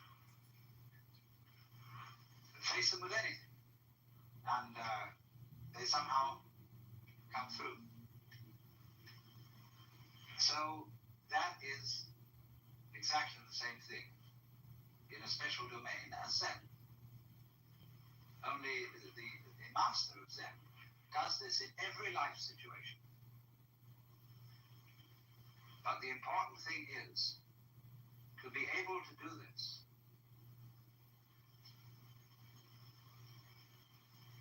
This is the secret. You must remember, you can't make a mistake. Now, that's a very difficult thing to do. Because from childhood up, we have had to conform to a certain social game. And if you're going to conform to this game, you can make mistakes, or not make mistakes. So, this thing has gone into us all the time. You must do the right thing. There's certain conduct appropriate here, there's certain conduct appropriate there. And that sticks in us. And gives us a double self all our lives long, because we never grow up. Do you realize that the whole of life plays a game, which is a childhood game? There are three kinds of people: top people, middle people, and bottom people. And there can't be any middle people unless there are bottom people and top people. There can't be any top people unless there are middle and bottom people. And so it goes. And everybody's trying to be in a top set. Well, if they're going to be there, there's got to be someone in the bottom set. And the people who do the right thing and people who do the wrong thing. Here in Sausalito, we have this very, very plain thing. There are the right people, nice people who live up on the hill. Then there are the nasty people who live down here on the waterfront, and they grow beards, and they wear blue jeans, and they smoke marijuana. And whereas the other people on the top of the hill drive Cadillacs and have wall-to-wall carpeting and nicely mowed lawns, and their particular kind of poison is alcohol. Now, the people who live on the top of the hill know that they're nice people. But they wouldn't know they were nice people unless they had some nasty people to compare themselves with. Every in-group requires an out-group, whereas the nasty people think they are the real far-out people, whereas those people, those hillbillies, are squares. And they wouldn't be able to feel far out unless there were squares. See, these things simply go together. But when that is not seen, we play the games of getting on top of things all the time. And so we're in a constant state of competition as to, if it's not I'm stronger than you, it's I'm wiser than you, I'm more loving than you, I'm more tolerant than you, I'm more sophisticated than you. It doesn't matter what it is. This constant competition is going on. In terms of that competition, we can, of course, lose place and in that sense make mistakes. But what a Zen student is a person who is not involved in the status game. When exploring the credit cards, you should know what you're getting into. With hundreds of offers, Credit Karma curates relevant options for you and shows you approval odds. So it's easier to find your way to the right card for you. Intuit Credit Karma.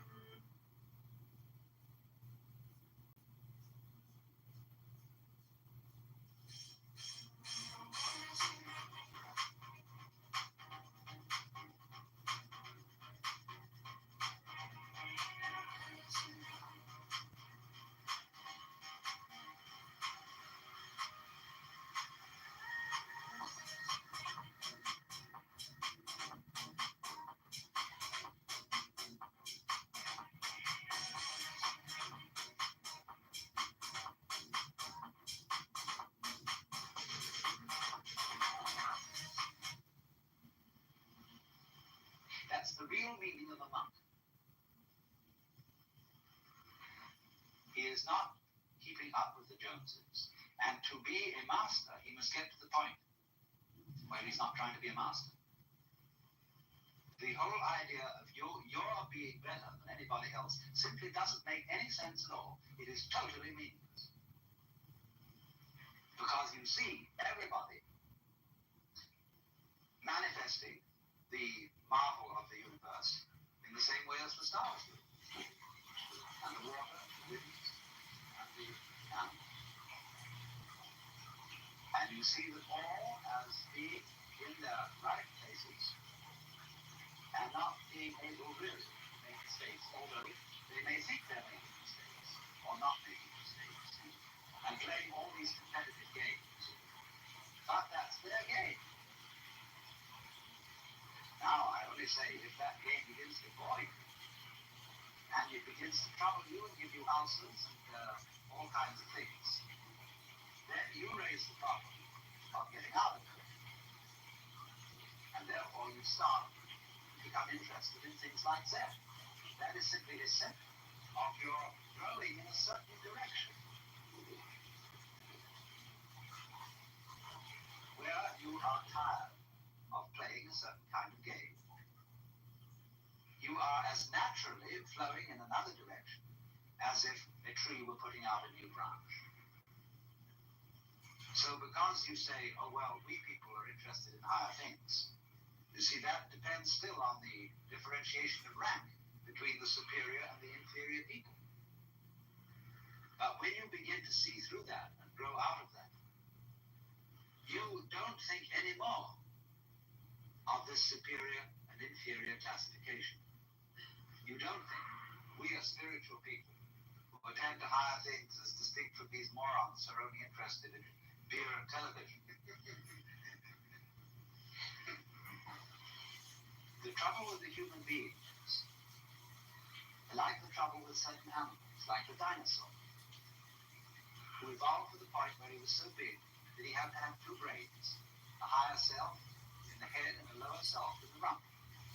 And the difficulty was to get these two brains to coordinate. But we have exactly the same problem. And we are suffering from a kind of difference that comes from being two brains. Now, you see, I'm not saying that that difference is there. It's a potential step in evolution and an opportunity of growth. But remember, in the process of growth, the oak is not better than the acorn. Because what does it do? It produces acorn. Or you could say, just like I sometimes love to say, the chicken is one egg's way of becoming others. So an oak is an acorn's way of becoming other acorns. Where is the point of superiority?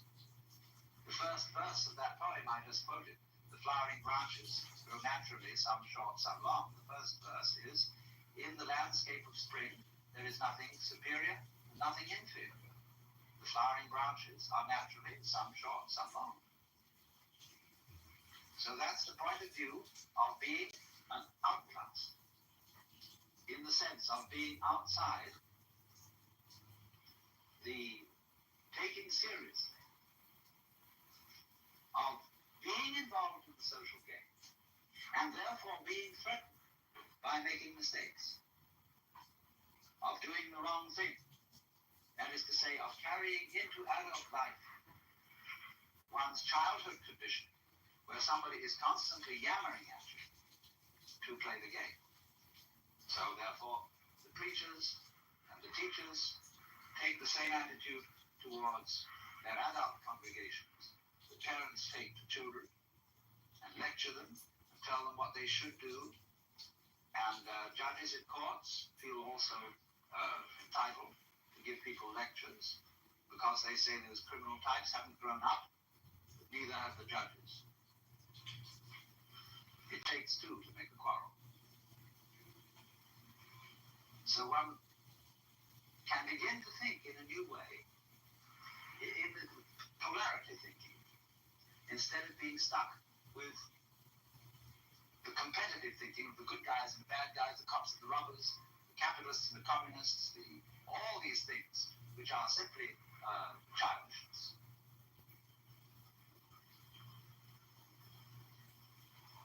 Now, of course, you recognize that the moment I say that, it's like talking in English in order to show that the English language has limitations. And I am talking in a language that seems competitive to show that the competitive game has limitations. As if I were saying to all you cats here, look, I have something to tell you that is, that if you get this, you'll be in a better position than you were before you heard it. But I cannot speak to this group or this society or this language-speaking culture without using the language, the gestures, the customs, etc. that you have. Not everything in Silicon Valley or any industry or life for that matter need be portrayed as home runs or strikeouts, success or failure. It's so ridiculous that it's portrayed that way, but it's what sells newspapers, so it's what you read about. The most successful people I know are divorced, and they tell me it wasn't worth it. Don't do it. Don't sacrifice your family. Hold your children up high as your greatest inventions, because they are. I invented something that many of you use every day. You don't know it. It's buried in the enterprise, but I know it, and I know how it feels. I'll tell you, it doesn't compare to every day holding that one's happy and healthy little hand. And by the way, don't step on anyone's neck to advance your cause. Don't sue anyone and try not to get sued. You'll sleep better at night. I've never been a party to a lawsuit in my technology career. Amen to that. My wife and I don't put work before our daughter or each other. Engineers in my company with similar families and I FaceTime meetings to offices. We don't have each other over for dinner. We don't have holiday parties. We get it done, and then we see our families. The Union of Concerned Scientists just forecasted that nearly 4,400 homes in Marin County alone are going to be completely underwater in less than 30 years due to sea level rise. So my generation, your generation, we're going to have to do something. For now, I keep searching for ideas, like taking our daughter to school on an electric tandem bicycle. We count the idling cars as we pass in traffic. We wave to them. They used to wave to us, but we're getting a little annoying now, so they kind of just, But it's something. It's something that we can do. Maybe you'll have an idea about attacking global warming. Or maybe you'll have an idea about attacking poverty.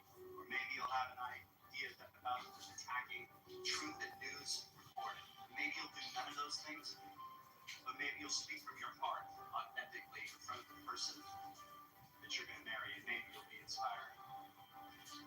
In an increasingly unrecognizable world, my career trajectory should be recognizable to you. This means you can do what I've done. You can have this life. You can be happy in your career and your family. And if you want the world to know your name, well, then I applaud you. I really do. The world needs you. And I'll wish you every success. If you're willing to sacrifice it all, get it all, blow out the curtain, just remember my name as your backup plan. Do not go where the path may lead. Go instead where there is no path and leave trail.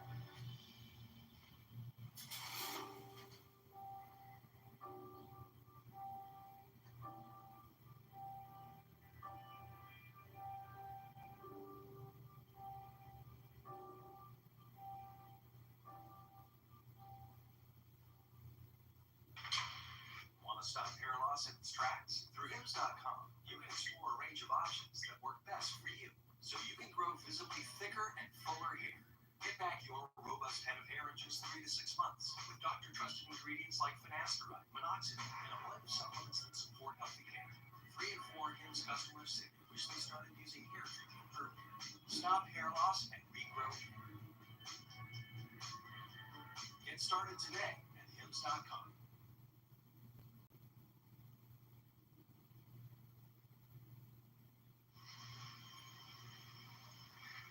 The Zen masters try to get around this by doing things, suddenly, that people just don't get. Well, what is this? Therefore, that is the reason why. This is the real reason why Zen cannot be explained. You have to make, as it were, a jump from the valuation game of better people and worse people, in groups and out groups. And you can only make it by seeing that they all are mutually interdependent. So if we take this situation, let's say I would be talking to you and saying, look, I have some very special thing that you've got to take notice of. Therefore, I am the in group, and I'm the teacher, and you are the out group. I know perfectly well that I cannot be the teacher unless you come. And so that my status and my position is totally dependent on you. It isn't something you see, therefore I have first, and then you get. These things arise mutually. So if you wouldn't come, I wouldn't talk. I wouldn't know what to say. Because I borrowed your language. So that is the insight that things go together. But then, when you see that, and aren't in competition, then you don't make a mistake. Because you don't dither.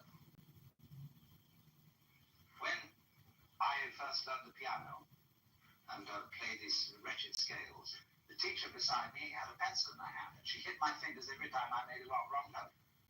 Consequent was I never learned to read music, because I hesitated too long to play the note on time. Because I was always, this is penciled on that. See? That gets built into your psyche. And so people are always, although they're adults, nobody is coming around and screaming at them any longer. They hear the echoes of that screaming mama or that bombinating papa in the back of their heads all their life long. And so they adopt the same attitudes to their own children. And the fast continues. Because there is no, I don't say that you shouldn't lay down the law to children if you want them to play the social game. But if you lay down the law to your children, you must make provision later in life for them to be liberated. To go through a process of curing from the bad effects of education. But you can't do that unless you two grow up. See, as we grow up. I, including myself.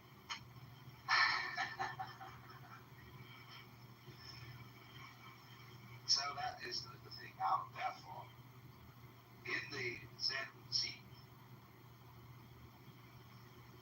you would think that the master, as we know him and as we read about him, is an extremely authoritarian figure. That's the way he deliberately comes on at the beginning.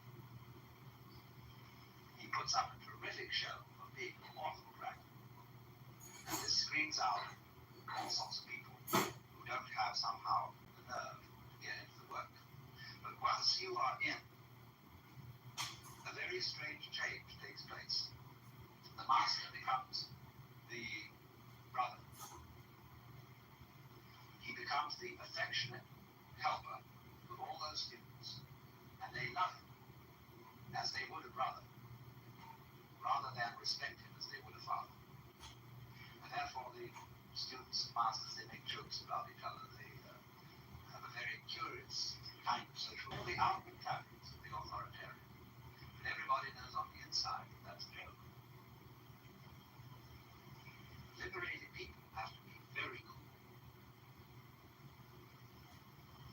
Otherwise, in a society which doesn't believe in equality and cannot possibly practice it, they would be considered extremists. Therefore, great Zen masters wear purple and gold, carry scepters and sit in thrones, and all this is kind of cool. The outside world knows that they're all right. They're disciplined, they have order, they're perfectly fine. Having discussed basic principles of what Zen is about, I'm passing on to the more practical side of it. A Zen monastery is not a monastery in the Christian sense. It's more like a theological seminary, except that it practices more than it teaches. Hey TikTok, it's I'm a Walker, and if you want to get this, or this, search I'm a Walker on TikTok. That's about it right now.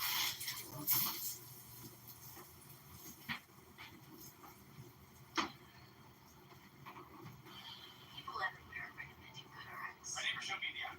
It's helped me save on my kids' allergy pills. GoodRx can save you a lot of money.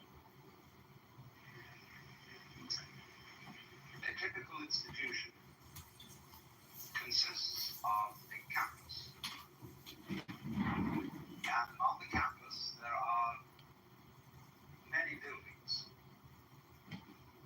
First of all, around the edges, you will invariably find independent temples that were founded in times past by noble families.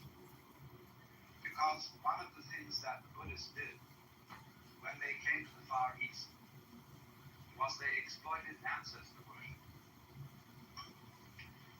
This was very clever of them.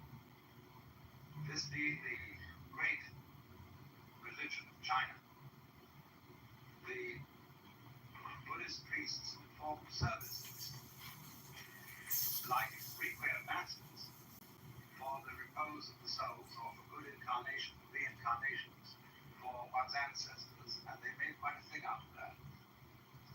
And so they have memorial services for the departed, and that's one of the principal functions of temples in Japan. People don't go to temple in the same way as Westerners go to church.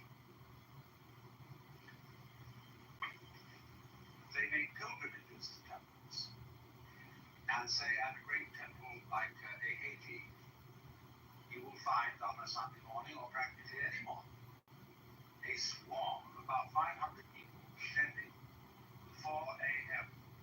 service of chanting the Buddhist scriptures. But they kind of in and out of the temples. They have special services. They have memorial services, weddings, funerals, or everything like that. But they don't have a parish kind of church community as we find it in the West. Although when Buddhism, through the Japanese immigrants, exports itself to the United States, they immediately copy the Protestant church institution and sing, Buddha loves me, this I know, for the Buddha tells me so. It's terrible. And all the young men, we say, who have never been in Japan, one thing they can't stand is Sukuja. Because they don't know what it means, and the priests don't know what it means a lot of the time.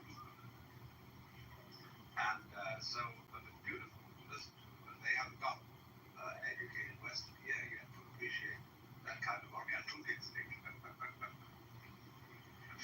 Well, now, aside from these many temples, each of which is in charge of a priest with his family, and some of them are having a hard time making go these days, so they become restaurants for very elegant food, or museums, and all sorts of things.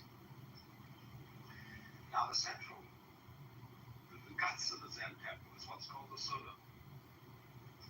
So, in Japanese, is the Sangha, the order of followers of the Buddha. Those it means all. So the Sangha hall, or Sodo, is the center. And this consists of a number of rooms, but the main one, the actual Sodo itself, is a large, long, spacious room with platforms on either side and a wide passage down the center. The platforms are 6 feet wide, and each contains a number of tatami mats, which measure 6 by 3. And every monk is assigned to a mat. And you probably heard as a child, fool me once, shame on you. Fool me twice, shame on me. How many times has the West been fooled by these figures? Agree. And, I do agree that it's a great idea to have this run by the Congress, because I do like the idea that the Congress, when we started this country, the Congress had all the power, really, and very little was given to George Washington. And by his request, by the way. That's right. American Cincinnatus, right? He did not go after power.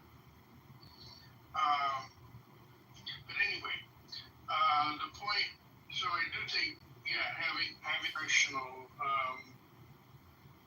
Congress okay I think is important. And I have a practical question. I don't know if anyone knows the answer to this, but if these nuclear things are out in the middle of the desert, why not just drop a nuclear bomb after you kind of soften things up, maybe? Since there aren't very many people there that are going to be harmed, just infrastructure, nuclear infrastructure. So Dominic makes a very important point that I would like to echo in the chat, which is linked above. Did JFK request congressional approval for the naval blockade of Cuba? No. President John Kennedy did not get formal congressional approval before implementing the naval blockade of Cuba during the Cuban Missile Crisis in October 1962. What did Kennedy do instead? Dominic writes, he informed Congress, but he acted unilaterally as commander-in-chief. But see, he did talk to Congress. And most members of Congress, Dominic points out, publicly supported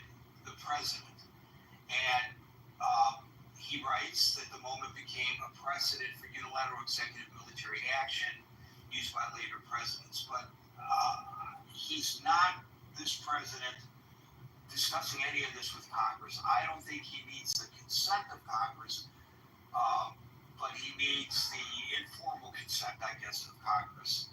And Hanson, by the way, agrees in the chat with Dominic's point. Thank you, Les. Well, can I just say one more thing? Sure. And so we have to look at what the alternative is. If they have a bomb, then Iran is a much bigger problem to everybody, including the people in Iran. And if we're trying to get the Middle East stabilized, a nuclear armed Iran is the opposite of that. Thank you, Les. We'll now move to David. Gary, yeah, I think there's a lot of conundrums here that we're facing as a country with regard to Trump's leadership, with regard to the way he's been hemmed in to tacitly give support to Netanyahu, while at the same time pandering to the base, to Tucker Carlson, to the world. But I thought Tucker brought up some interesting points, Gary, and that was highlighting the fact that Ted Cruz did not have a whole lot of command, not just of the population of Iran, but their ethnic makeup.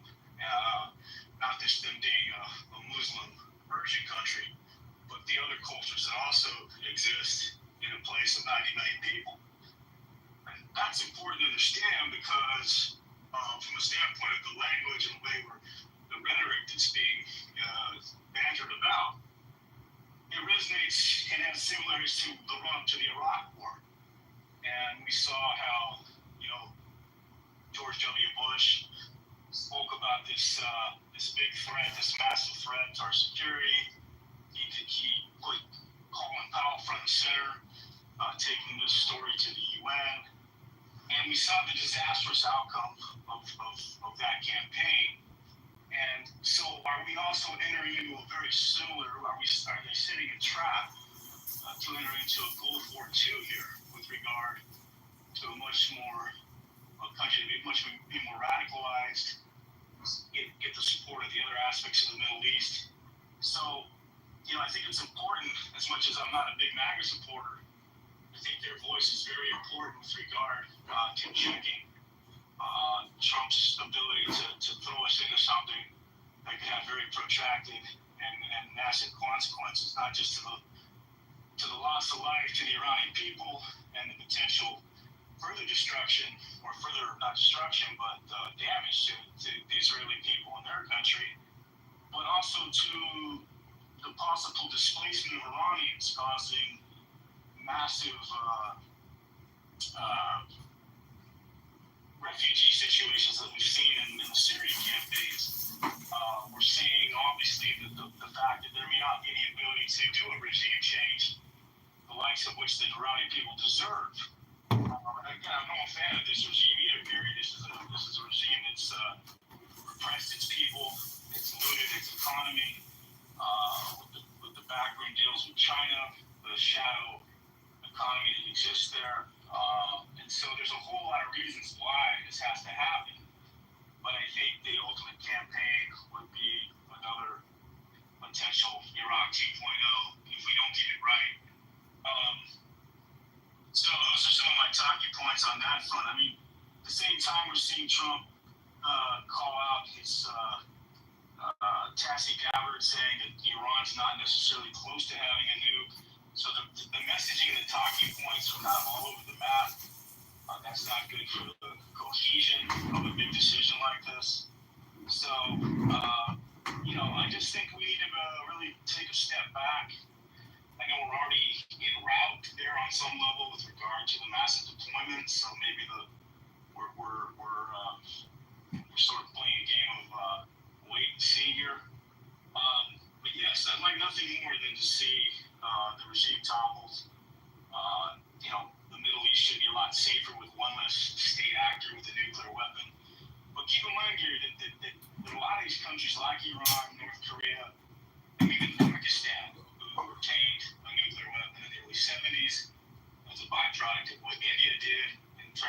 make their campaign.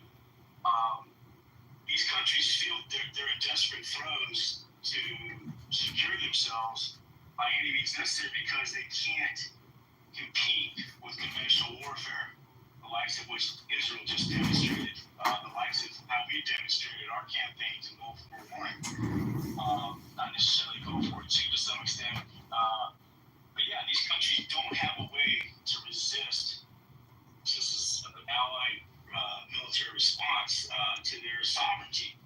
So I don't think that ever goes away here, particularly if we destabilize Iran in such a way that it creates a more reactionary response to what it is we're attempting to do here. So those are my talking points today, and I hope it made some sense. Thank you. Making one's point by embarrassing a person who you have invited onto your platform is not the proper way of making your point. Make your point through argumentation, but not by ridiculing a U.S. senator or anyone for that matter. This was a low point in the career of Tucker Carlson. He made his point.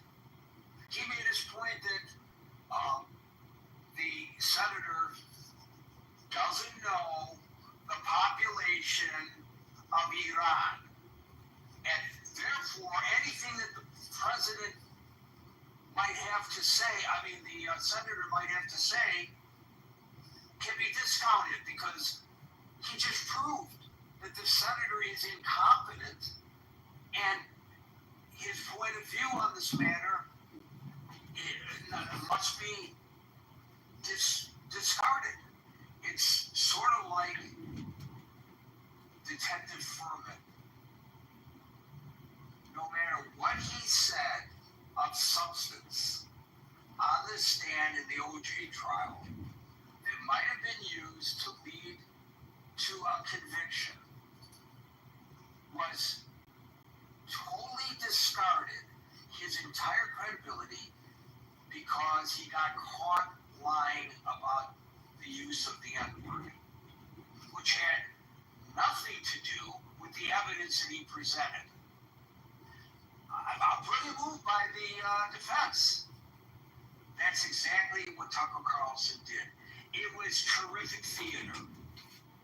It was entertaining as can be, but it did lead to a further understanding of the complexities of this conflict? Absolutely not. Gary, we're talking about a sitting senator, an educated man who went to Harvard.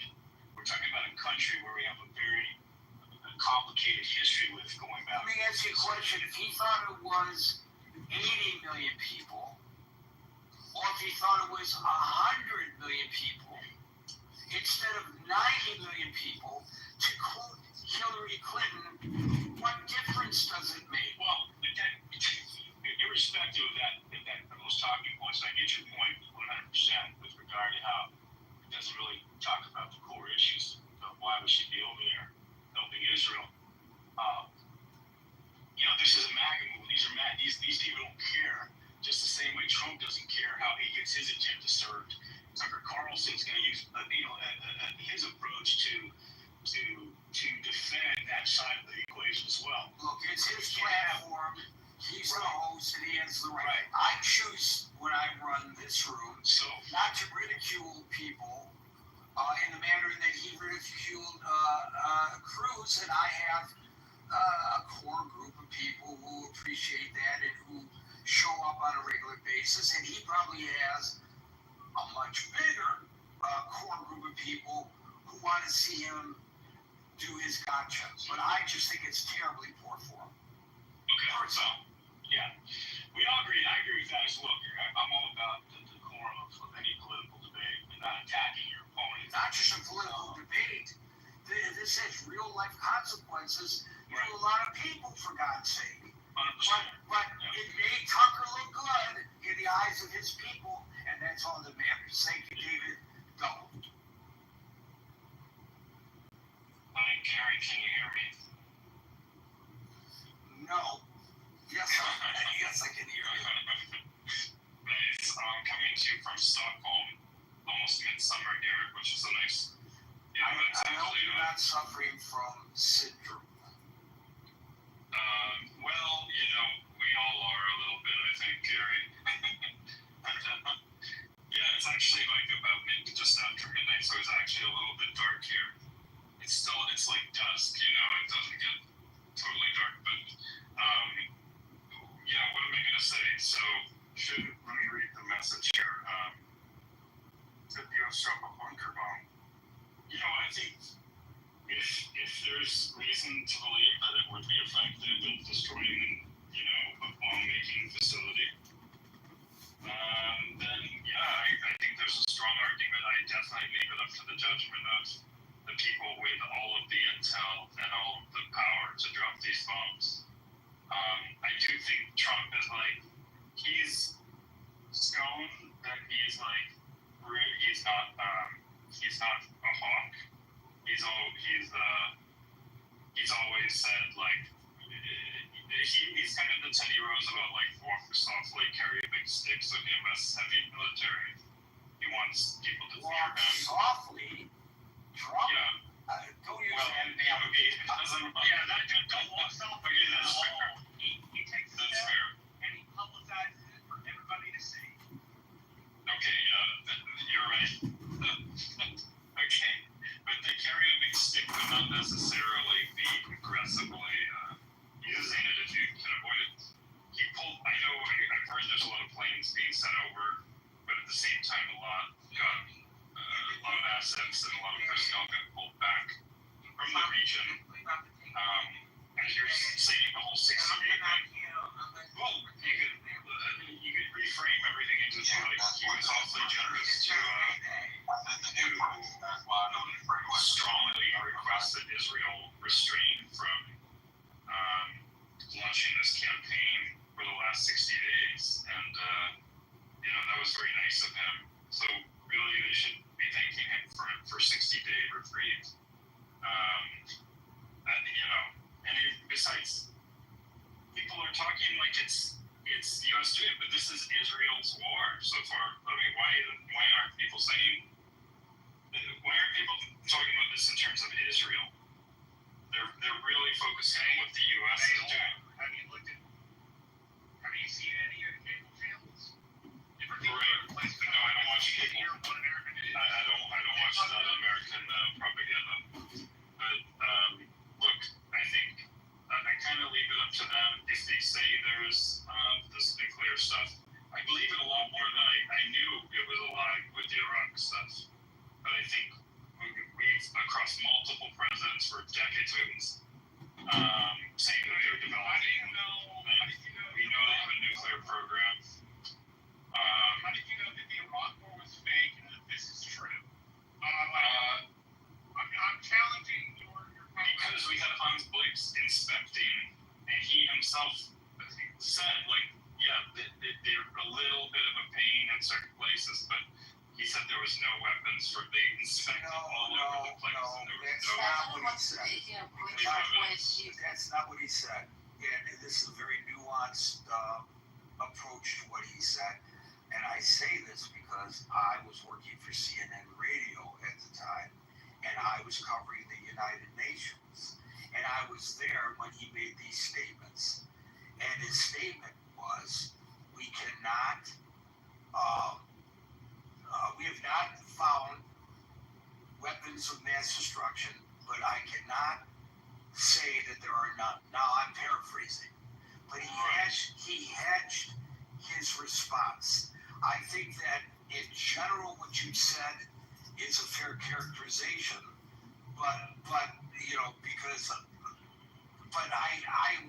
I remember sitting there and saying, would you just fucking say, I'm saying this to myself, I didn't say it to his face, would you just fucking say that they do or they do not have weapons of mass destruction? And he never did. He never said definitively. So to say that he did is actually inaccurate. Okay, but just taking what you said, face value, by saying you cannot prove a negative, okay, that's not the same as it's obvious that was his job to prove a negative. That was his job. He was the chief weapons He inspector. was unable to prove the negative. Because, why? Why was he unable to? Because he couldn't fight. He looked. He couldn't fight. No. It's because, to use his exact words, the UN weapons inspectors were not given unfettered access. That was his commentary. Unfettered access. So if you want to prove to the world that you do not have weapons of mass destruction, then you give the UN weapons inspectors, if you are Saddam Hussein, unfettered access so that Hans Blitz could verify to the world that there were no weapons of mass destruction, thereby averting the calamity that followed. Now, if you want to ask me why Saddam Hussein didn't do what I just said he might do, I'm happy to answer that as well. Yeah, I mean, well, I would like to hear what you say. I mean, one thought I had is he's doing all kinds of torture chambers and all kinds of horrific things that he wouldn't want exposed. But what is your theory? No, everybody knew about that. And his sons were more brutal than he was in that regard. No, the reason was because he wanted the Iranian people to believe, the Iraqi people to believe that he had weapons of mass destruction in order to show that he was protecting them from, the evils that the West presented to Iraq. It had nothing to do with global perceptions. It had to do with domestic perceptions. Roy, I'm sorry I can't get to you because you came onto the stage too late. Thank you, Double. We'll go to Chris, McCut, and Brent. We'll get the last one. Roy is Iranian, by the way, so she might be a good person. All right, I'll make an exception because I love hearing from Roy anyway. Chris. Here you came to hear me. And I'm happy for once you got on the stage on it. Well, I'm only on time. Yesterday I put my DA in for about 5:40. But y'all cut it a little early. That's fine. No big deal. I put all my comments in the chat. But you can hear me, correct? Yes. Yes, sir. Audible. We are here again. Don't like your question. Oh, I like your question. I don't like it. Let's get to it. Should the U.S. drop a bunker bomb? Consequences. No. No, America did not drop a bunker bomb. Why should America not drop a bunker bomb? Because that is not our fight. Yes, air quotes, everybody. Throw them in the air. Vote right now. Bingo, air quotes. Yes, we don't want Iran to have a nuclear weapon. Air quotes again. Right now, nothing. We want Israel to feel safe. But we all have to be honest. Israel right now feels safe. Israel has felt safe for a very long time. Why? Because when Trump got in office, he made sure Israel felt safe. And he allowed Israel to do what Israel wanted to do. We all understand that. We've seen that. There's no debate. Fine, let's move on. Israel has become the bully of the Middle East. And now we're going to help. And so I get it. It's a lot of Jewish people in here. It's a lot of Jewish people across the United States. There's a lot of warmongering individuals who won't mind playing Battlefield shit for Clubhouse, or let's just say they're living room watching Fox News and NPR, all the above. We get it. So it seems like it's just a natural thing to just say, hey, you know what? We can do it. We should do it. We could do it, but we can't do it. We shouldn't. We have so much stuff going abroad. We have so much stuff here at home. Everything that we're letting happen is past. And now he's making some more, I say this every time here, he's making some more show so he can continue to steal. We may say, oh, he has some ability to do some national policy, immigration, and get people out, or tax benefits for the rich. Oh, all national issues in America. We got it. He has no ability to do foreign policy. Gary yesterday you asked was his policy of float to the wind. Yes, because he never gave us a plan in the first place. He got elected with confidence. He said it himself. So no, now we're currently watching him contemplate plan foreign policy which could dictate a new world war. And all capabilities it can literally turn into a shit show tomorrow. But we've allowed him to do this because we judge him on a curve.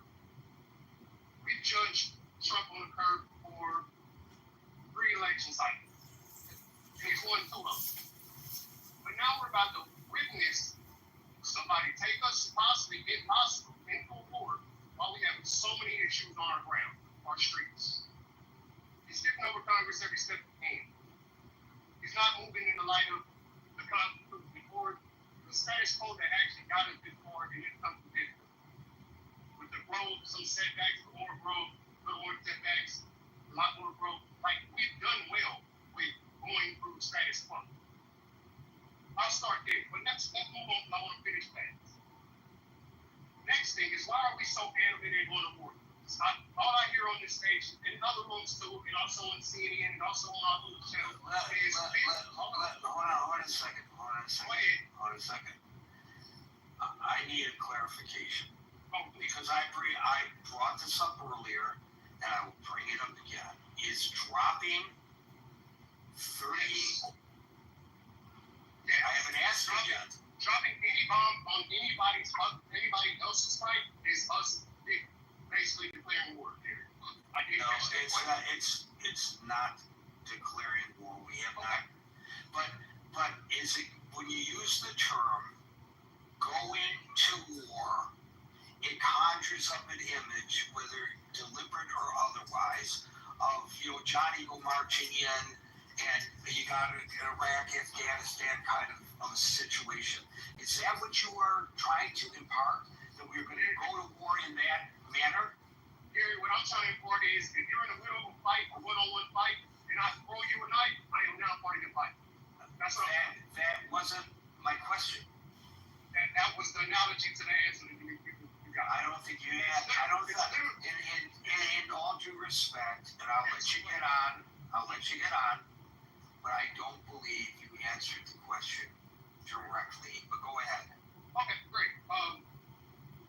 Back to the war. I have no clue why so many Americans, and even our politicians, are so adamant about going in the war. Like I said, I get respectfully to Israel. They moved very strategic to get this foothold on the United States of America. Jewish, I get it. We all get it. I hate to say it that way because it sounds crazy. What? Were you saying that are you trying to say the Jewish lobby? Yeah. That's just. Why would you say that?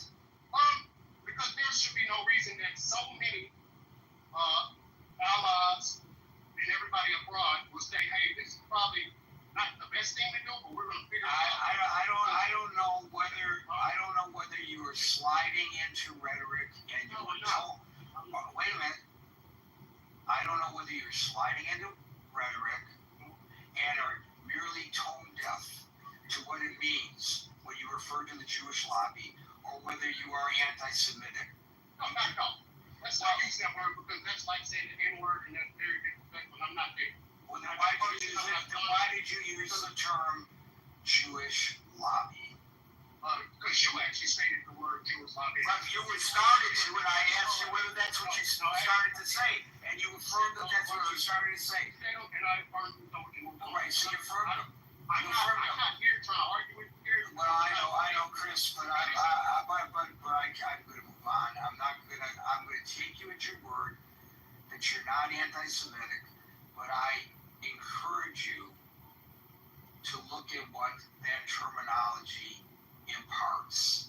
And next time, I suggest that you not make your argumentation in the manner that you did. That was like the second or third time that you used the term Jewish in regard to this discussion. The Jews are controlling the discussion on Clubhouse. Come on. If the Jews are just, I don't know, I don't visit other Clubhouse rooms, but if you give the population, if you look just in the United States, much less the world, you look at the percentage of Jews there are in the United States of America alone, we are a real minority. And to think that such a small number of people can control anything, well, you know what? I wish that were true. But I don't think it is. I think we should be very, very clear. Typically, aside from the things that Jewish lobby mean, most people talk about AIPAC. So I think people should be very aware that AIPAC is not an organization to argue for the national interest of Israel. AIPAC is an organization founded by American citizens who happen to be Jews. It's the American Israeli organization, American and Israel. And this is done by American citizens who are using their First Amendment rights to petition and lobby their government to say that America and Israel should be closer friends. That's the intention of the organization. To argue, like many people do, that AIPAC somehow is this nefarious thing that directs U.S. national interest to that of Israeli national interest, fails to first and foremost understand the lobbying organization is an American lobbying organization representing American citizens who happen to be Jews, right? And I think that needs to be separated exclusively because people, I've listened to people all around Clubhouse and all corners of the internet refer to AIPAC like it is the state of Israel's specific lobbying organization. It's not. It just isn't. Never was. Never meant to be. Not going to be. Wasn't yesterday. It's not going to be today. And it's not going to be next Thursday.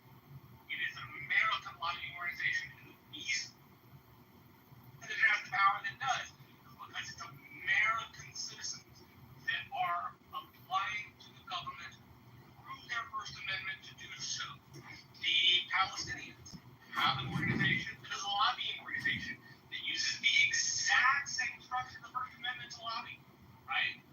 We mean it's Americans doing the lobbying, right? This idea that it's some nefarious thing that directs some other country's foreign interests is an assumption about how it works without actually looking. And I'll end with this. My old man used to say, and still does to me, Oops, what happened to your audio? You're under. Assuming. Yeah, you're underwater there, Marshall. Look, here's the thing. When people use terminology like that, that's the same kind of attitude that leads to Jewish people getting attacked by people who are upset about what Israel is doing. American Jews do not control the government of Israel. They have no influence as to what the government of Israel is doing. So there was a woman, just yesterday I did a story who was identifiably Jewish, an Orthodox woman, and a guy, she was standing on the subway platform in Brooklyn waiting for a train, and a guy comes up to her and says, "Go back to your country," meaning Israel, even though she was born in the United States of America, and he beat her with the cane. This is what's going on in the United States, and that's why words such as Jewish lobby are very dangerous. McCott, Brent, and Roy, and I thank you for your intervention there, Marshall. Look. Hey, Gary, how you doing? Pretty good. I don't know why the Jews always get thrown into it. Anything concerning the Iranians, people just throw a Jew out there. I don't know why that is. The Iranians are a global problem. They're not exclusive to Israel. And the regime has actually been a problem since its inception. As soon as they came into power, they have that war with the Iraqis. Because I believe they were trying to meddle in Saddam's Iraq, trying to prop up the Shia militias there in Iraq. So I knew you'd people died in that conflict. 1 million. That's right. And in the end, nothing really came of that conflict. But I'm really curious I'm not old enough to know, but I'm really curious as to why the U.S. chose to eliminate Saddam before the Iranian regime. That's a question for a different day. That was a big mistake, and there was no clubhouse, but this gathering was well established on another platform in which I challenged somebody who, from the Council on Foreign Relations, who was a supposed expert. And this was before Saddam was taken out. I had him as a guest. And I said to him, isn't eliminating Saddam going to create an imbalance in the Middle East and give the Iranians the kind of power that, of course, now in retrospect, we see today? And he lectured me, like, you don't know what you're talking about. I'm the expert, just for asking the question. Well, I think that history has proven me correct. Big mistake taking out Saddam. But anyway, go on with your point. Look. Yeah, so I will say that dropping the bunker bomb is what needs to be done. Now, this is going to lead to some difficult decisions that we're going to have to make after that. This is not, you can't have your election. There's no free election situation. Meaning, we can't just blow it up and be like, all right, it's done, it's over. That's not what's going to happen. I believe a weakened and degraded regime is far better than, at this point, just removing them without having a clear alternative. And the reason I say this is because every time the U.S. or the West goes in and they remove a dictator in that region, a more robust and sophisticated regime pops up elsewhere. And I don't know if that's a game we want to play. You know, because at the end of the day, we're gonna have to deal with this. So my suggestion is to go after, to identify what's next, have a clear vision. We need to know exactly what it is we're going in for, to avoid mission creep, like what happened with Iraq. Because when they went in there, initially it was just to remove Saddam and install a new regime. Then we started hunting down terrorists and blowing up. You know, we had what was that guy's name? It wasn't Baghdad. It was some other guy before him, and they found that guy and they dropped the bomb on him. Usam al-Zarqawi. That's the way I think. There you go. See, we had no idea that guys like that would pop up after removing Saddam. So I'm just curious as to, like, we do this thing. I know people are adamant, no boots on the ground, but is it feasible to do that without boots on the ground? Like, say you blow up this bunker, and you're still gonna have to. Okay, I'm gonna move it along because it's 6:50. I've got a drop dead moment that I have to walk out of here. But I will tell you that my understanding, and Anson helped in that understanding today, you can drop bunker bombs, plural, on the two most subterranean and advanced nuclear sites. And if that's all you do, you set them back a number of years, maybe 3 years is the number that I've heard. So at least you've set them back 3 years. If you drop it and you are able to then have people go in and further dismantle, then you may eliminate the threat altogether. If the threat of going in causes Iran to agree to abandon its nuclear program in return for no regime change, you could do that. Regime change, if that regime is replaced by the right people, would also eliminate the threat. But as you point out, Makut, there's no guarantee that the quote good, close quote, folks would be in charge if Khamenei were removed from the face of this earth. Brett and then Roya. Brett. 2 days versus I think we should be involved. You know, the Iranian pariah is a pariah on the whole Middle East and the whole world. And if you're going to go for a military option, that military option has to succeed. You can't go in and not succeed and give such a clear strategic logic to gain the weapon and gain nuclear return. So, you know, this has to succeed, or you're going to put the Middle East alone in a lot more danger, because you're going to have an Iranian state with the bomb. It's much like feeding a child with bacteria. If you back off the antibiotic too soon, you're going to create a superbug, and that is problematic. The other point is, it is absolutely legal for the president to act without, you know, either a declaration of war or authorization of use of force from Congress. You know, first you look at the War Powers Act. You know, 60 days hostilities. You know, before you need authorization.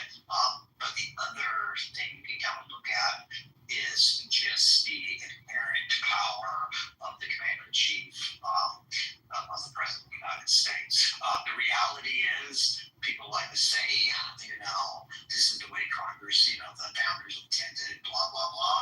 That's not backed up by history. You look at the quasi-war with France, you look at the first Barbary War, the second Barbary War. You know, when the Marines sing Halls of Tripoli, they're singing about a war that Congress did not declare. So you know, having a short duration conflict that has a limited aim, I think is the right thing to do. I think it is legal, and I think it would have the added benefit of kind of restoring fighting a conflict was a limited aim. It would have the added benefit of kind of restoring the deterrent effect of the U.S. military, which has suffered because of, frankly, Iraq and Afghanistan and kind of, you know, a few decades of policy failure. Thank you. Roy, you get the last word, and the folks that are in queue can't get to you today, but please click on link above and continue the conversation in the chat. Roya, you're up and you're left. Thanks, Gary. So the question, you know, should the U.S. drop a bunker bomb on Iran? And I mean, it's a real question, and I think if we're going to ask it, we need to talk about what this actually is and what it isn't. So, you know, first, from my perspective, this wouldn't be a war. It wouldn't be boots on the ground. We're talking about highly specific strike towards Fordow, right? That's the most important one.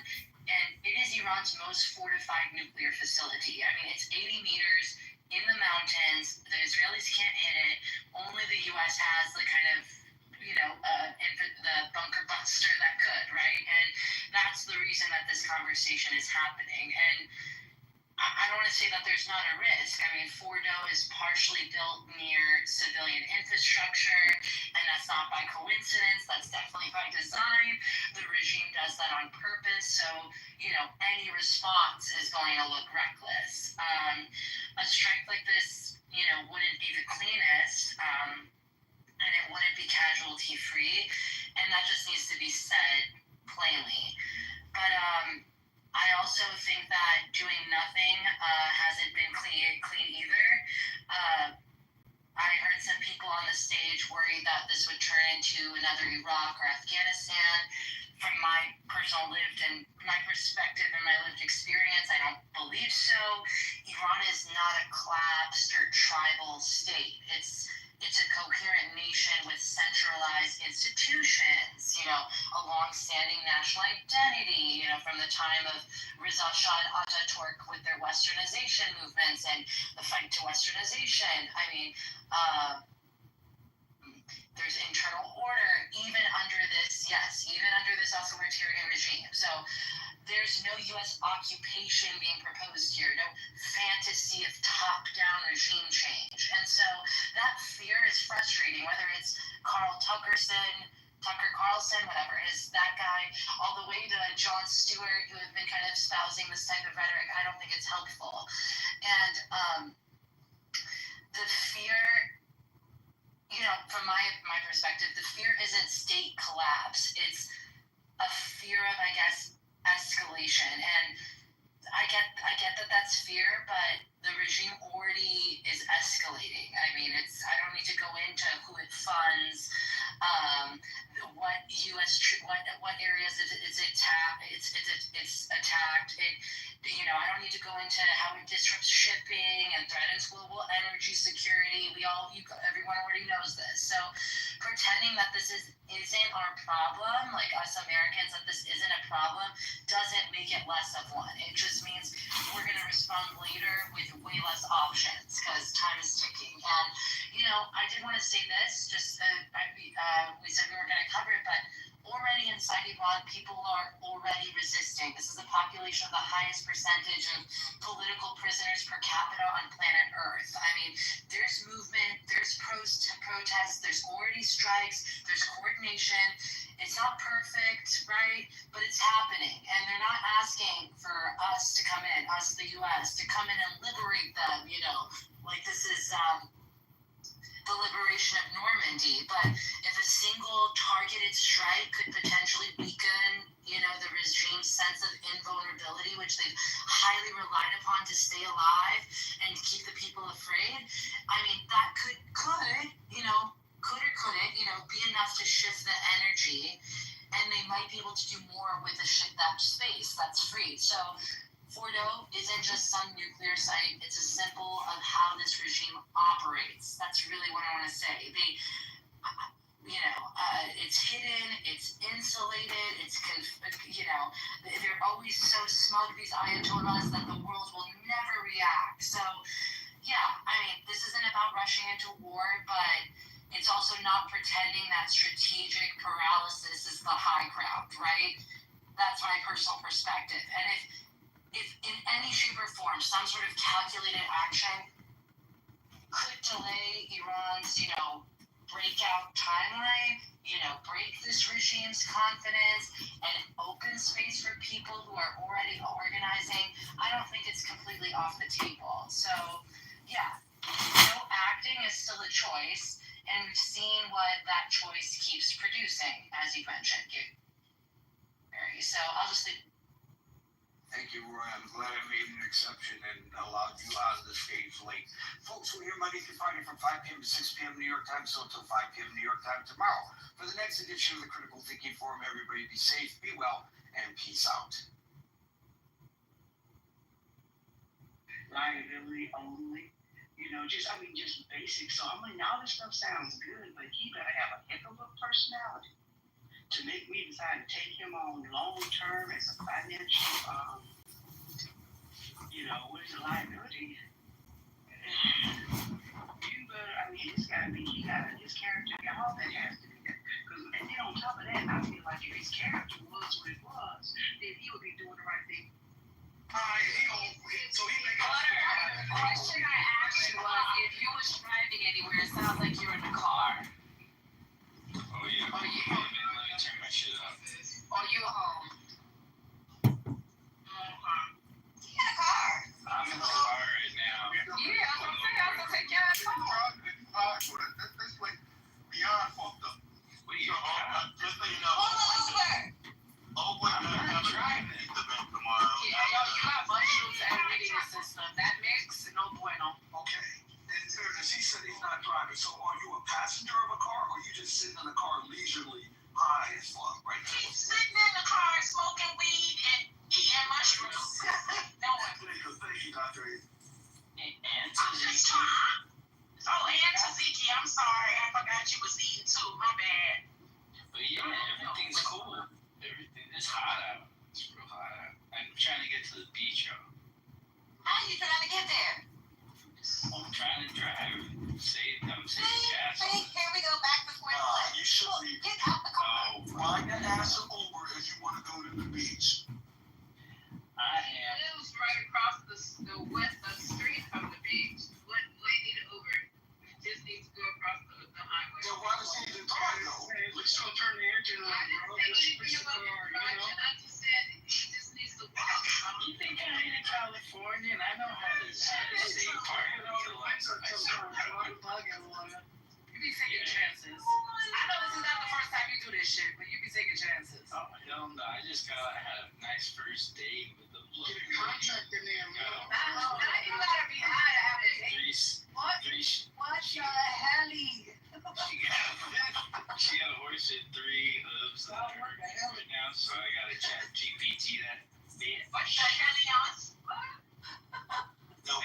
Smart like they do is. Oh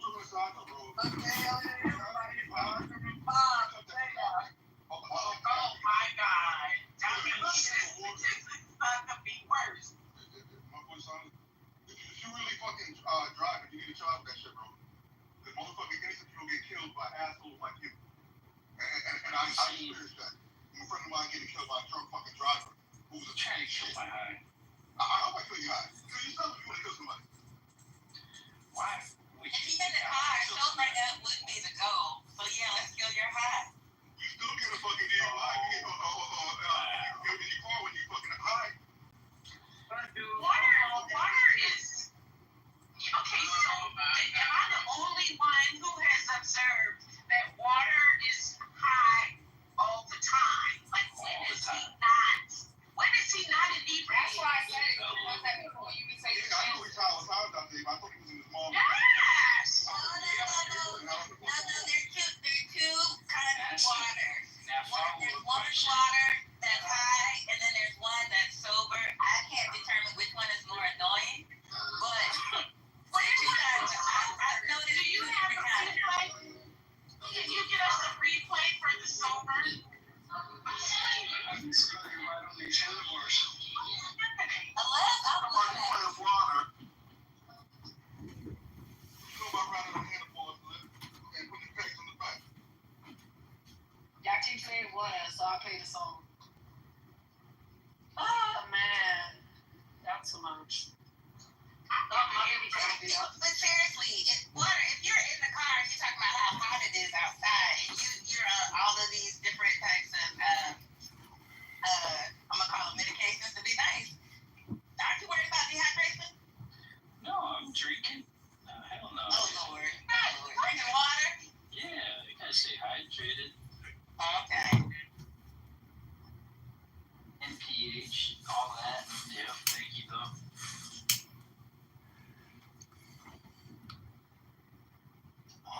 What city are you in? It's not hot out here. I am in Central California. Monterey. I know they got a heat advisor because they got a heat advisor. No, I thought you were out here by the bay. You're in. Yeah, it's hot out there. It's not hot in Central California. It's warming up. Yep, it's summertime. Not warming up. They have heat advisories even here at the beach. Goddamn. Y'all better let water live. Y'all better let him live. Okay. Yeah, I'm From a heat, then what? You were trying to get him alive. How can you regulate somebody on the internet? Yeah, it's feeling like Texas. Feeling like it drove you Texas on Clubhouse. You have a valid point, Dante. Listen. I'm trying to regulate him. Listen, I'm giving advisory just like the city gives heat advisories. I'm giving my advice. Oh, okay. Okay, go ahead, Johnny. We can't regulate nothing from the internet, but we call people out for that bullshit. And the motherfucker that's thinking it's cool to drive fucking high is a piece of shit. Okay. Sorry if I take it personal. No. I think that's perfectly okay. As long as we, I don't know. For me, it's just accepting that it may have no effect. That's all. I just don't want tomorrow's room to be like, oh, just put him yesterday. Everybody's tolerance is different. It ain't that serious. Well, not even that. Not even that. Not even that. Hearing a news story of somebody else being unalive because of his actions. That's. Ask me how many accidents I've been in all my life. Yeah. It only takes one water. But look, I'm just saying, you see how slow he's talking, or if your reaction time is sounds like that every day, Johnny. But I'm saying the reaction time behind the wheel. Every day. Every day. Yeah, like, I don't know. Maybe I hear in slow motion. That's how people talk in California. No.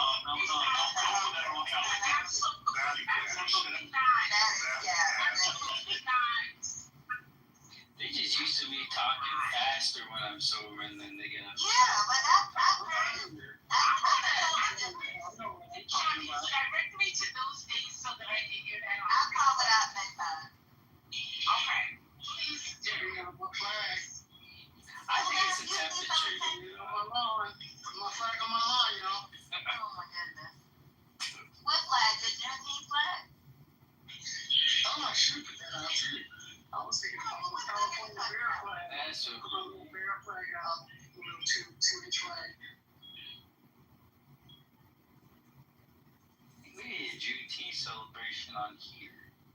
That's what we. It is cool up here in the water, but I don't know if it's worth coming up here for. So the one up here is going to be at the Oakland Museum. Tomorrow. It's going to be a huge one. Nice. There's going to be a lot of people. Who's playing? Somebody headlining? A secret special guest? That's cool. So I would be looking at the thing that's happening at the top of the lake. And also every Friday night there's a house party up there too. The world indigenous for free. It's a lot of fun. It's a good time. I've been way too long. Oh, you be over there? You're on? Sometimes, you know. Oh, we can catch up. You got stuff? That's what's gonna happen. You're honest with something I said about there. Yeah, I'll be the one, you know. What Oakland Museum? Oh, come on. You know you want here. Are you still out here, Lisa? I'm still here. Oh, Lisa be up there in those years.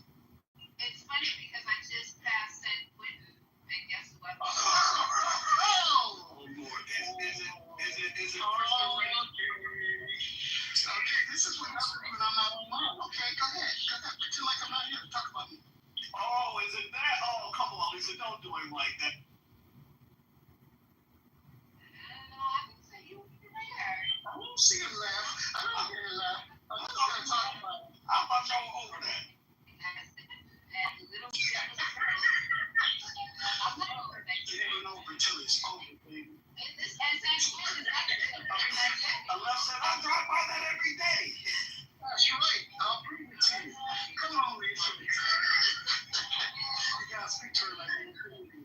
Come on, Lisa. Training day. Hey, let's meet at the dispensary, Lisa. Which one? There's thousands of them out here. There's like a million. Do you know what a million is? The year DC Queen. Oh, which one? No, but Ohana. Ohana is the good one. Ritzy Queen, Caribbean Queen, Caribbean. What is going on here? He called me Dipsy Queen. It was like, what? Did he? Okay, I said, Caribbean. Lisa, you know they got those, I don't know what the hell they call it. Like, they look like scaffolding things, but George Lucas was inspired to make his robots after those things. About the cranes for the fort. You know what I'm talking about? The cranes of the fort. At the fort. Now, so where's the Oakland Museum? Is that downtown? Yeah, it's just a little bit south of Broadway. It's at like Oak, I think. It's Oak. Oh, is that the one that's where all the houses that they moved over there? The old. It's really close to the Lake Merritt BART station. It's right by the Lake Merritt BART station. Merritt BART station. It's right across the street. Yeah. Yeah. Okay, so, but is it the one that has the gate around it?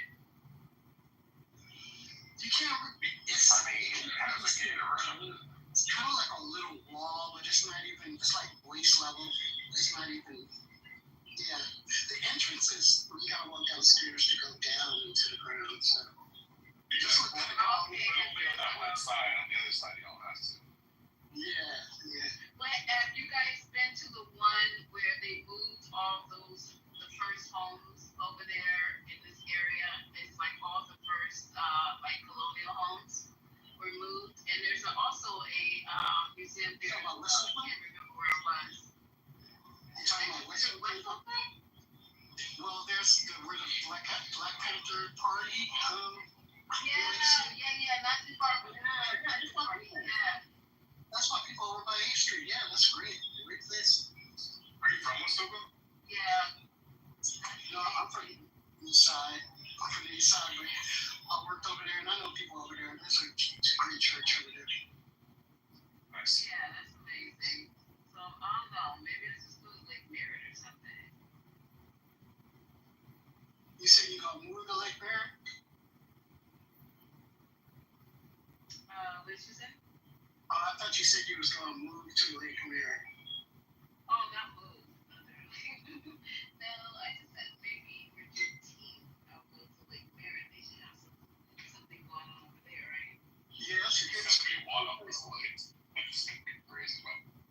Yeah, there's some other parties too. I think.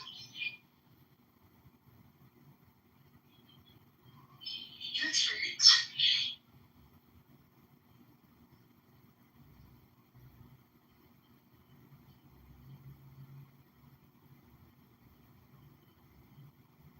Something happened down in Jack London as well. Jack London. Oh, okay. At the end of Broadway. Yeah, all the way out there.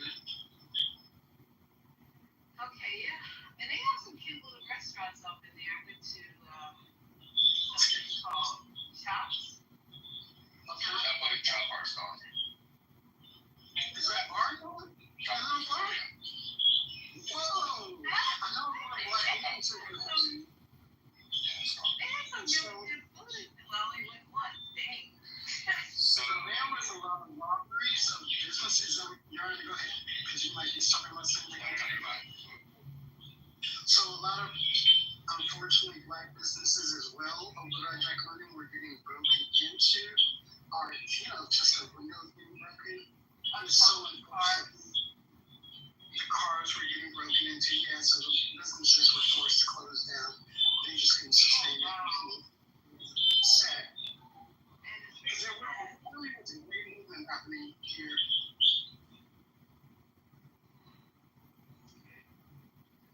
Okay, well, we'll see. It's supposed to be nice tomorrow, so let's go outside. Supposed to be raining off. I heard there was going to be a 420 party tomorrow for Juneteenth. Every day. Who's spreading those rumors? How do the rumors get started? Started by the journalists. Go back. Who is that, Deb? Meet someone. Hi, Deb. I heard some 420 politically correct were officially sponsored by the Democratic Party. So are you saying that this is a rumor? Not to believe it? I'm saying this is the future. I'm not talking to you. I don't know what, but I didn't give you the address. Somebody gave me the address. I mean, Soros needs to know where it's in the check. What do you mean, to what? It's a check. It's got money. You're not getting Soros checks? wait, This is awkward. This is so awkward. I said that 420 related to no, correct. I did not. Oh, Soros. Oh, okay. I get it. George. I get it now. I never get left jokes. That's why. I got it. I get it. We all don't get it. But anyway, Did you see the, remember that one that was Aberdeen? excuse me, sir. I'm trying to get something planned for tomorrow. Yeah, no worries. I saw it, Your Honor. But, Lisa, so are we having a party or no? We're going to have a party tonight? The Juneteenth pre-party? Yeah. Oh, you're trying to ask me about opening my real? I have no idea. I have to talk to some conferences I have to have with DAP and Nation. This is important business. A Black Man Summit. So we're having a summit tonight? Make sure you call me, Lisa. What you want us to, give you a rundown on Sunday? I don't even know what, is Black in the room? I worked, He was.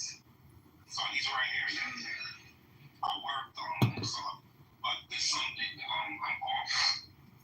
I'm not gonna work the weekend, so I could sit down and give a list of what I'm gonna cover. I'm gonna try to cover diabetes, colonoscopy, and like, Good for you! Black man with diabetes, yes.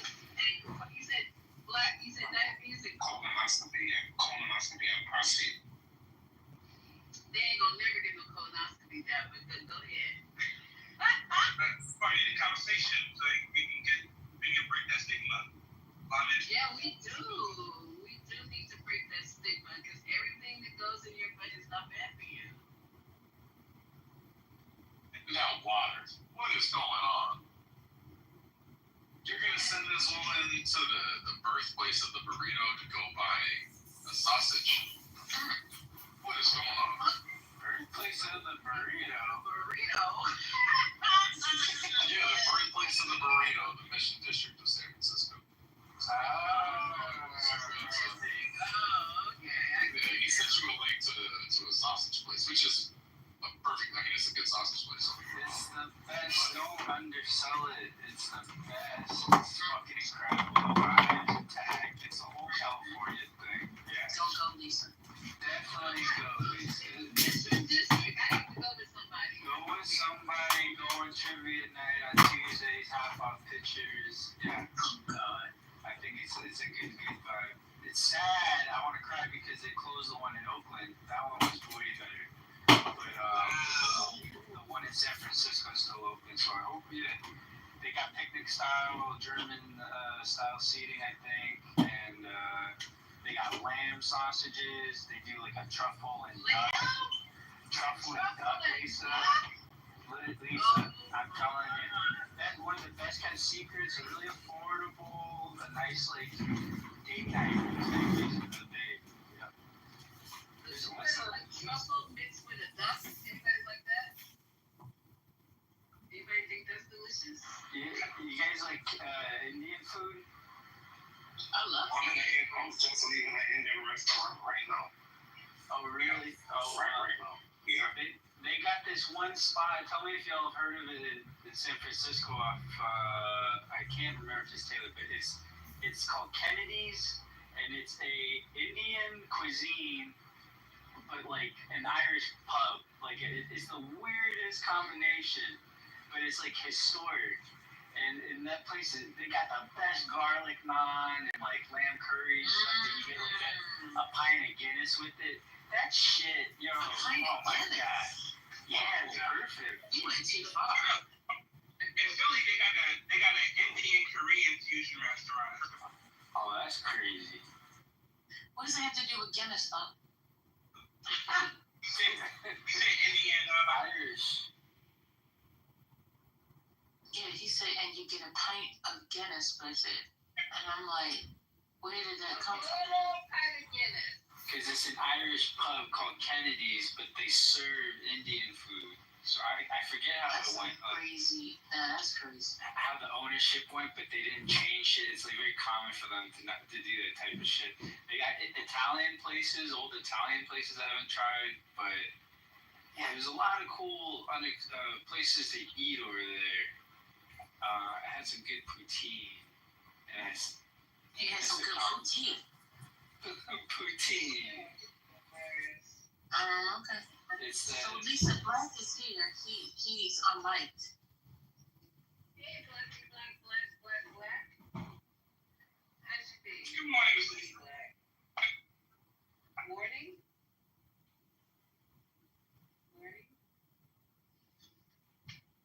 Is Black okay? It's morning.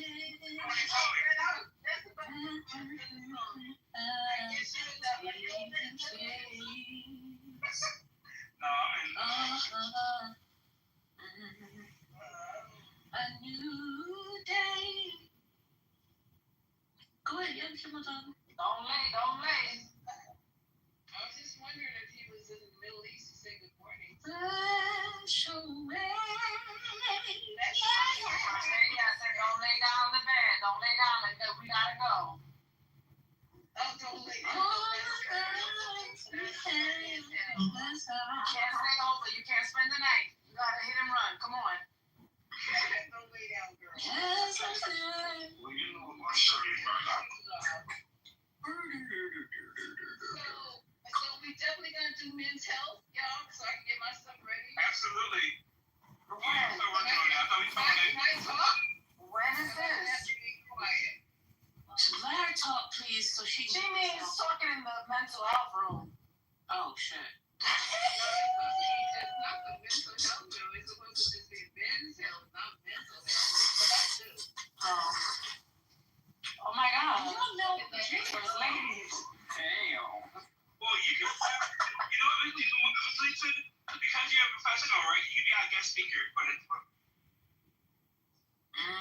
this supposed to take place? You talking about this week? Sunday. Yeah, Sunday. Okay. Wait a minute, Mel. Go ahead, Blackie. Go ahead, Black. No, so you can be our guest speaker for the week. I know we need to be the workaround, so. You said no workaround. That's so funny. You guys, I love the way y'all be talking about me to my face, in my face. I was just gonna help. If you guys don't want me to, I was gonna do a little. Since Daphne's doing diabetes and colon. What else you say, Daphne? He said prostate. Oh yeah, it's better than a man talk about prostate. You're right. Right. I mean, well, I don't know. Maybe the woman. They might be able to picture the woman providing the services more than a man. But anyway, go ahead. That's interesting, though. Okay. What we gotta do is Lisa, we probably should do like Brian didn't say recommend this earlier, so I agree. Just do like a pre-room, like a private, and then get everybody together so we can get all on one accord and just figure like brainstorm it out. Sure. Absolutely. Ping me when you're doing your private out. Jump in there for a minute. Okay, well let me get in this private right here. Since y'all gonna schedule a private. Are you having a 420 pre-Juneteenth party? You guys left me hanging high and dry last night. Who closed the room? We always gonna talk. I don't know who closed it. Just slam the fucking door. I can't make it up. Look, it was left to me. Okay? I'll never tell. Dad went to take a shower. I'll tell. And then. I did not go to. No. Hold on. Let me answer my own mistake. Where'd you go? So I was at work, and I said I came off mute, and I said I'm at work, so somebody's gonna have to and I'll put it in the chat as well. The telegram. Yeah, So he was taking a shower the night before. The Dr. AJ said she don't have the strength for some of these people to be like the main mod. So she said you do it. And I popped in, and I said, it's left to me. Y'all know what's fixing to happen if it's left to me. If everybody's gone, it's no, we weren't good. I had no way of knowing. I had no way of knowing this. Communication. We gotta communicate. You need to be asleep last night anyway, Sister Rob. You're so funny. I need to be asleep. You did. You need some rest.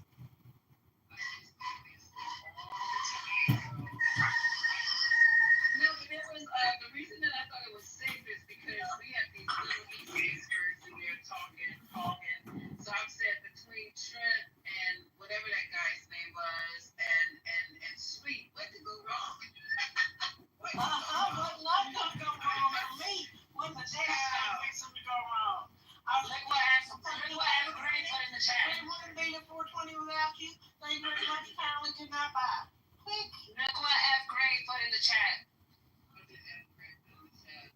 He's talking to you. Oh, I'm driving. What is he talking about? April, read it to him. I'm not reading it. No, ma'am. That wasn't last night. Oh my God. It was the night before. That was the night before. They started saying, "Are you asleep?" That wasn't last night though. Oh, okay. Oh, they started saying, I know it was. Wasn't it last night? No, that wasn't last night. I was in the room when it was shut down. He's saying in the chat last night. That's what she and I were saying. Oh, okay. Yeah, that was last night. You guys didn't realize it was last night. Well,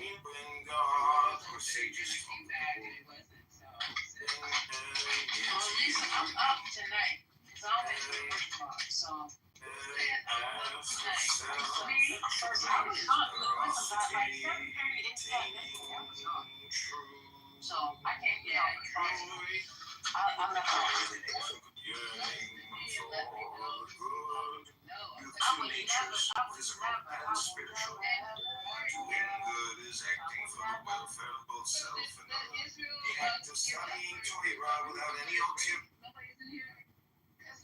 Listen, forget the Israelis. Listen, Christy Nome had a puppy. A nervous breakdown?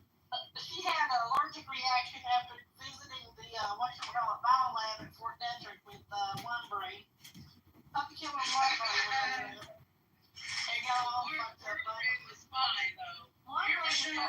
She was probably sniffing his underarms, and that's what happened. I don't know.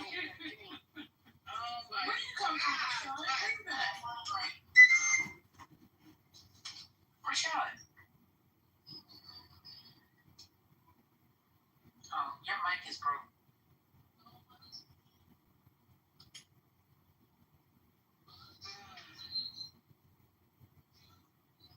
Was that guy black you guys were talking to earlier? The one who said, I live in Jerusalem and the kids are eating. Well, hold up. The one who said, I live in Jerusalem and the kids, can you stop? And the kids are eating just fine. His name was Ariel. Yeah, his name is Ariel. Was he black? No, he lived in Israel. He is black. Oh, my bad. I'm asking, is he black? He is black. Because he was weird than a mole. I mean, do you get indoctrinated and shit when you go weird? Hell yeah. They was eating just fine. I was like, have you ever seen somebody's stomach touch their back? I mean, later on in his submission, he also said that why should they feed them when they're the people that's trying to oppress them? It's crazy how the nicest things you hear on this app bring back in your head and the meanest shit. The most hateful shit. It's fucked up. I'll be back. Yeah. Where you going? Come back here, girl. What happened? She's busy. Yo. There's a lot of black people that moved over to during the civil rights era in the 90s. A lot of black people moved over to Israel, especially the black Jews. Got a really interesting community over there. So I know a lot of There's a black population in Israel. I didn't know that. Honestly, I did not. Yeah. There's a black population in Israel. A lot of people in the 60s and 70s and 80s. Especially when the black Jew movement happened a lot. A lot of them was like solo and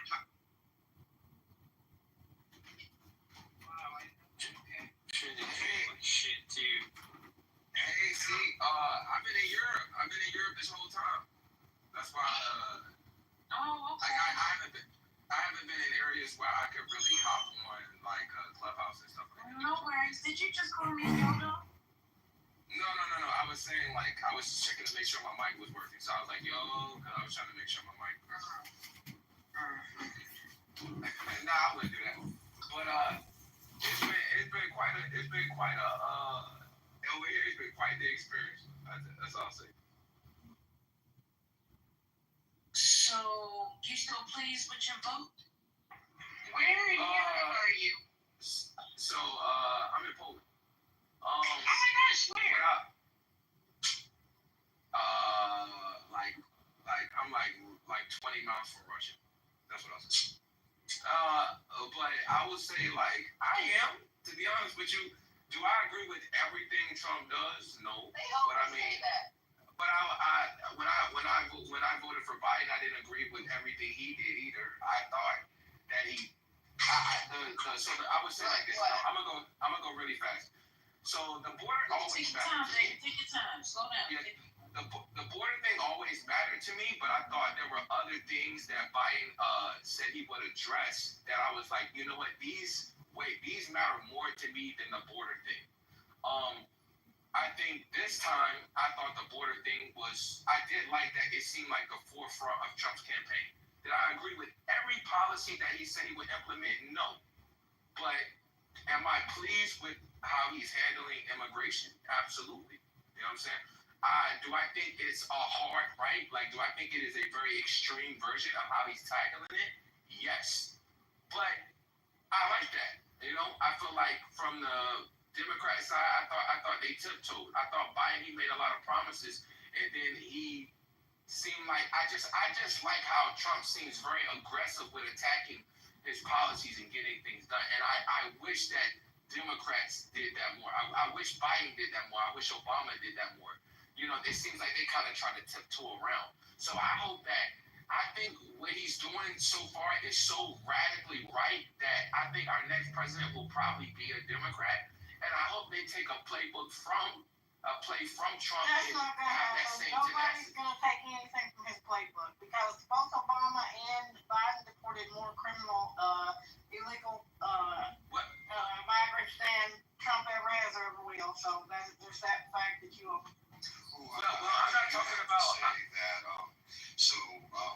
I looked into it myself. It seems like Barack Obama, for instance, did deport lots of people, but all of those deportees were facing, were accused of major crimes. He looked into family issues to see what these people's lives are like. It was well thought out.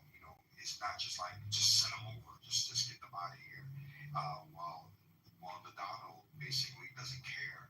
He's literally trying to deport American citizens, as well as people who didn't commit any crime or who is seeking the process of becoming citizens, being green card holders even, or people who are lawfully here through court orders and things of that nature. So if you got to go to a court, to a person who's doing the process, and still grab them up and ship them out, and he's breaking the law. This is not good precedent at all. Why would you like that? So I wasn't just talking about the immigration thing. I was talking about all the policies. What I like about Trump, right, and this is what I'll say, is that he's making decisions. I think the whole tenure of Biden's his tenure as president, when it came to the Ukraine conflict, when it came to just international issues, it felt like he was just trying to keep everything as it was. So we're not making a definitive decision. We don't know what we want to do. We'll figure it out. Well, I think how he handled the Ukraine. As Trump made about Ukraine, what has he done? Because it's still going on as usual. Yeah, but I think he's taking I'd be interested in knowing exactly what policies it is that you appreciate, because you're not naming any other than immigration. So from an international perspective, I would say the whole thing with NATO does not. The other NATO countries do not play their part. I think Trump's saying, hey, you need to do this. You need to donate your 10% of troops as promised, or we will leave. He's giving them a firm stance. He's not playing the field. A lot of times on the Democrats, it's the idea that we need to keep NATO together, which is very true. No one's saying we don't. But the idea that we can pressure other nations to make definitive and actually do and basically do what they're supposed to do, I think it needs to be. I know. Wait. Let me finish. I'm sorry. So the thing is, what we see now is that when you're a world superpower, you need to move like a world superpower. You cannot pretend like you're just like everyone else. So I think he got a new plan with China. I think that the way that he's moved in terms of making very stern stances. Now, have some things he decided, okay, we're going to do this and we're not going to do that. I agree, because as the table changes, as the war table changes, your plan needs to change. You can't just set a certain stance and just crash out on it. And I just like that. Because you're doing a lot of just gambling. I'm done. I don't even know what he's talking about. Well, I understood what he was saying, but you want to go real quick? I do mind if you go. 1 second.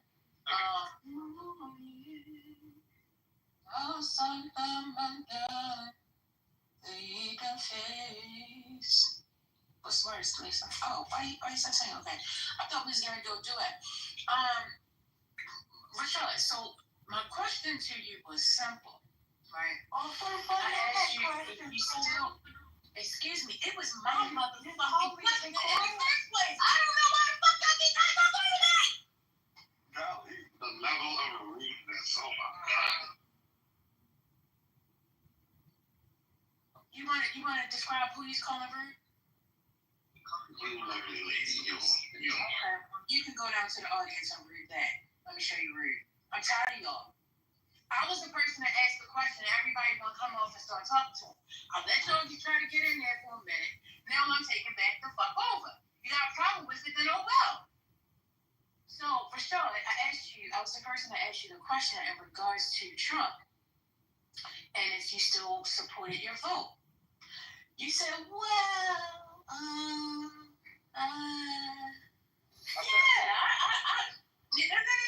Before you said yes, You took a minute and struggled, and then you said yes. And then you're saying that you support it, but as April pointed out, none of these things are answering the question because Ukraine is still where it is. Nothing has changed. We still have that situation going on. Everything has actually escalated. So it's kind of hard for people to sit and listen to you say this when there's nothing proven that but a bunch of talk. And just like how you just sat here and did a whole bunch of gish galloping, is the same thing that's happening in the world today. To the point now we got like 6 wars on the front right now. In the midst of a bunch of bullcrap and the stuff that's going on here. Well, I would say that I think the war table was always going to change. I don't think things would have ever stayed the same. So the reason I hesitated to answer the question because I had to think about what Trump has done. So wait a minute, you're saying that the things would never have changed? No, I said things would have changed. They would have changed. It would have never stayed the same. Is what I'm saying. It would never stay the same. Okay, I don't understand.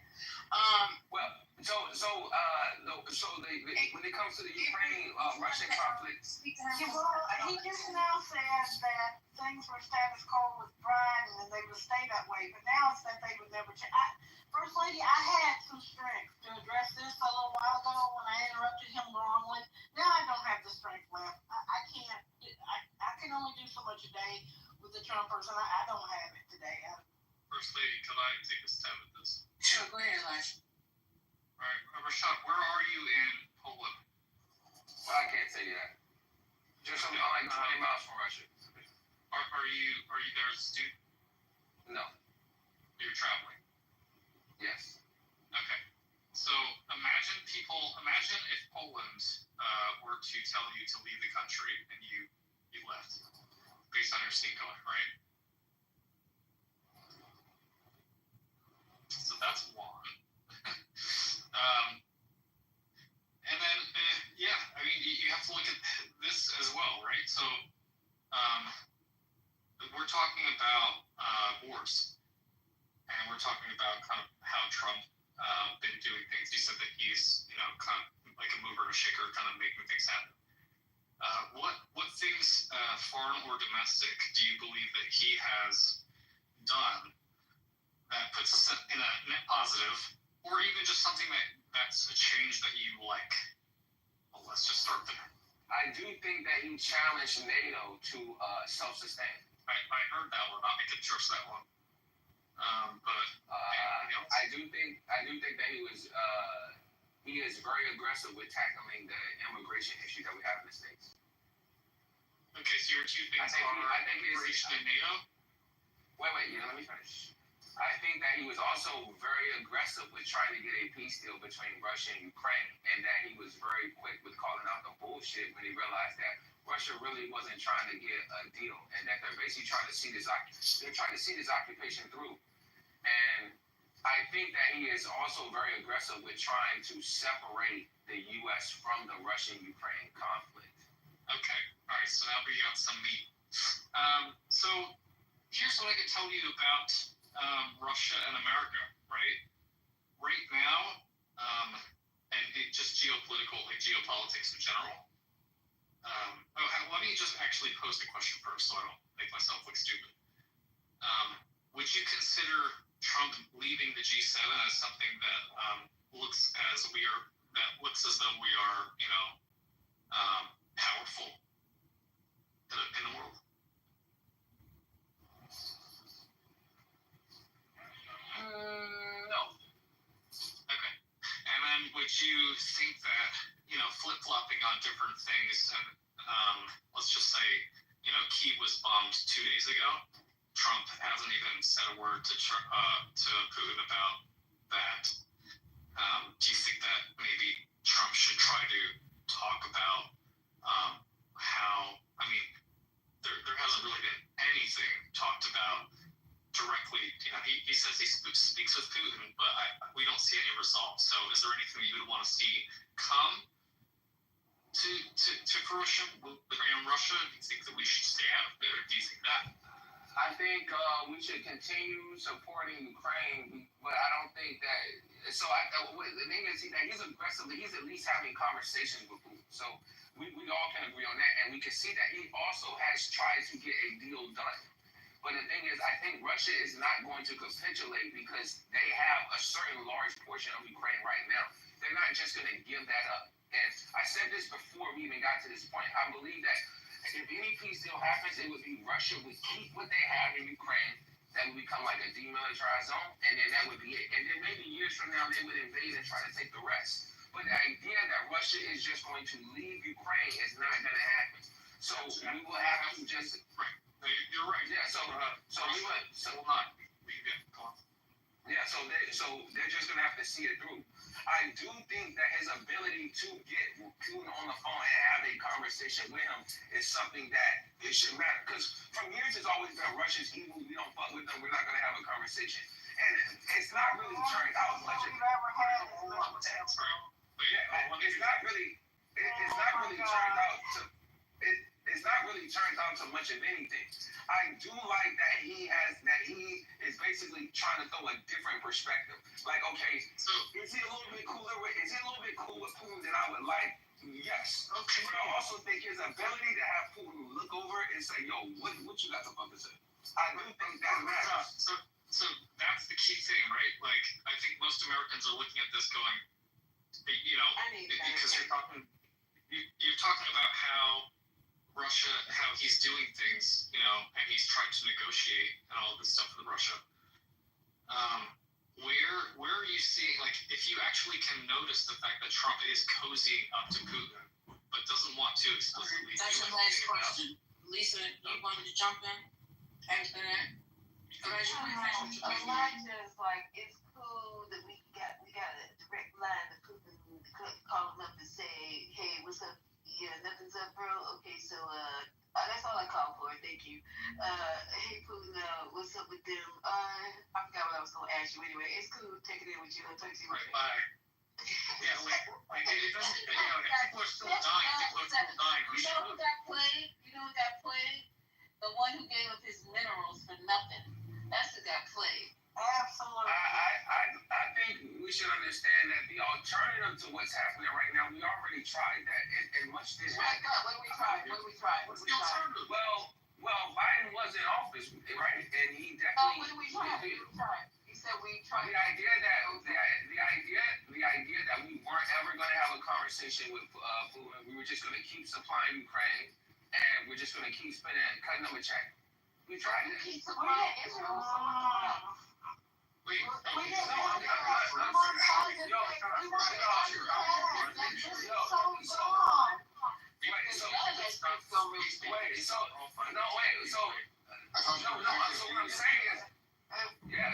So what I'm saying, like, about honor and code, right? I mean, military, right? So, allies, we treated the United States. There's no code in honor and leaving your ally on the battlefield. Right, but I know. So what I'm saying though is that it's like, where's the honor? We try. I'm not just about leaving our ally that we trained since 98 on the. I never said that. Wait.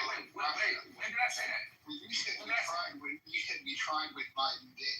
Here's the thing: in war, there is no other alternative. You don't walk away from your friend and ally on the battlefield. We're still supplying Ukraine. Wait, hold on. You support. Wait, Ukraine is not a part. You said Trump got Putin on. Ukraine is not a part of NATO. It's not because he's Trump. It's because he's president of the United States. Right? Wait, you're missing a point. In war, there's always been this thing called the Red Hotline, right? In the DOD between the United States and Russia, right? Not because it's Trump and he's cool, but because we are the two greatest superpowers with the most nuclear bombs. Two greatest superpowers. Like Kennedy didn't talk to Khrushchev on the phone, right? I never said that it happened. Why you put stuff in my? I never said that. That's what you implied. You said no. I did not imply that. I did not imply that. That's what you said. But this is not the first time that we've been talking to Putin on the phone. So in back channel communication, this is not the first time. I never said this was the first time. I never said this was the first time. That's what you implied. That's why I never implied that. Because you're being. I never implied that. It can mean anything. let me ask you this, since you said you're active duty, how do you feel about the Marines? I never said I was active. In LA, being active duty, how do you feel about it? They got a job, they gotta go do it. No, don't babble, bro. Like, have honor. I'm not babbling, I just answered you directly. Feel as an Wait, time out. Wait, currently the pool. We want to be belligerent.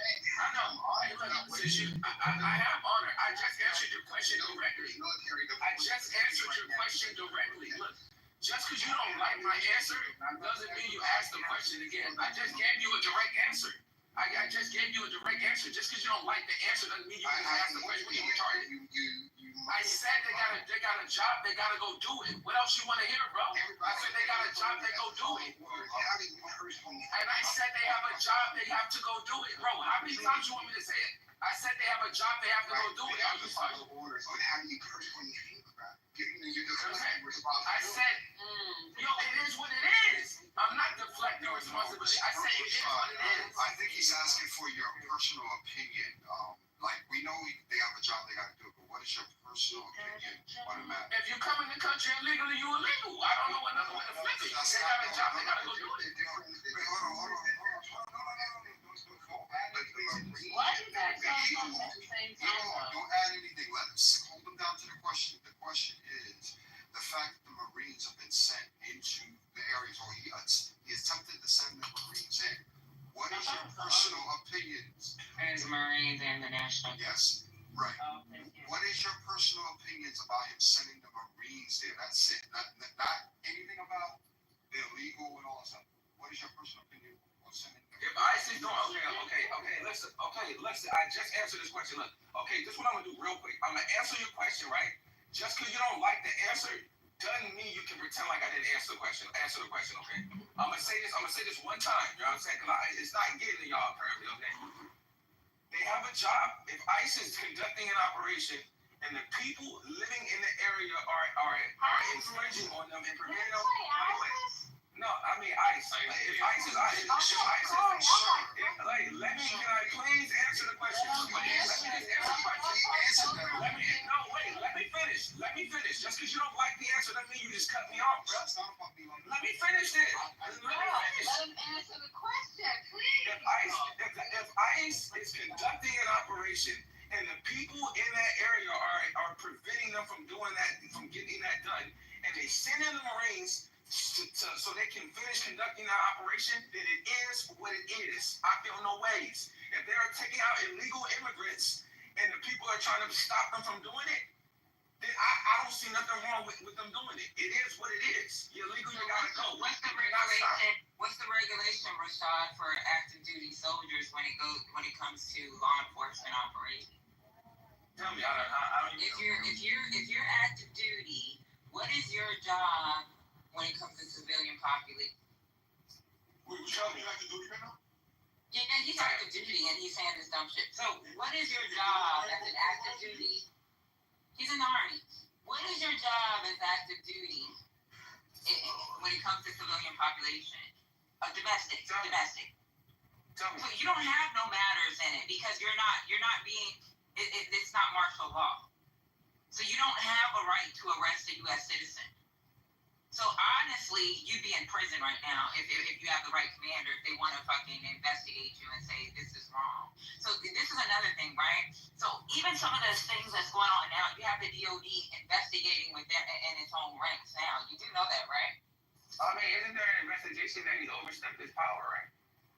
No, so you're just talking about civilian side. I'm talking about the Department of Defense. The Department of Defense is investigating, even Pete Hegseth right now when it comes to. So you, as an active duty soldier, are going to go ahead and break the law. That's what you're saying. Yes. Okay. What? So what about lawful orders for No, that's okay. He already said he's going to break the law. Break the law. Yeah, that's wild. Exactly. Y'all do this when y'all ask me. Y'all ask me a question. I'm okay with your answer, but you're the soldier I don't want in my formation. Absolutely. Because as an active duty soldier, your job is foreign affairs, right? Not domestic. That's what National Guard is. The only time that they would need you would be to, if they even used you, would be to protect the federal building.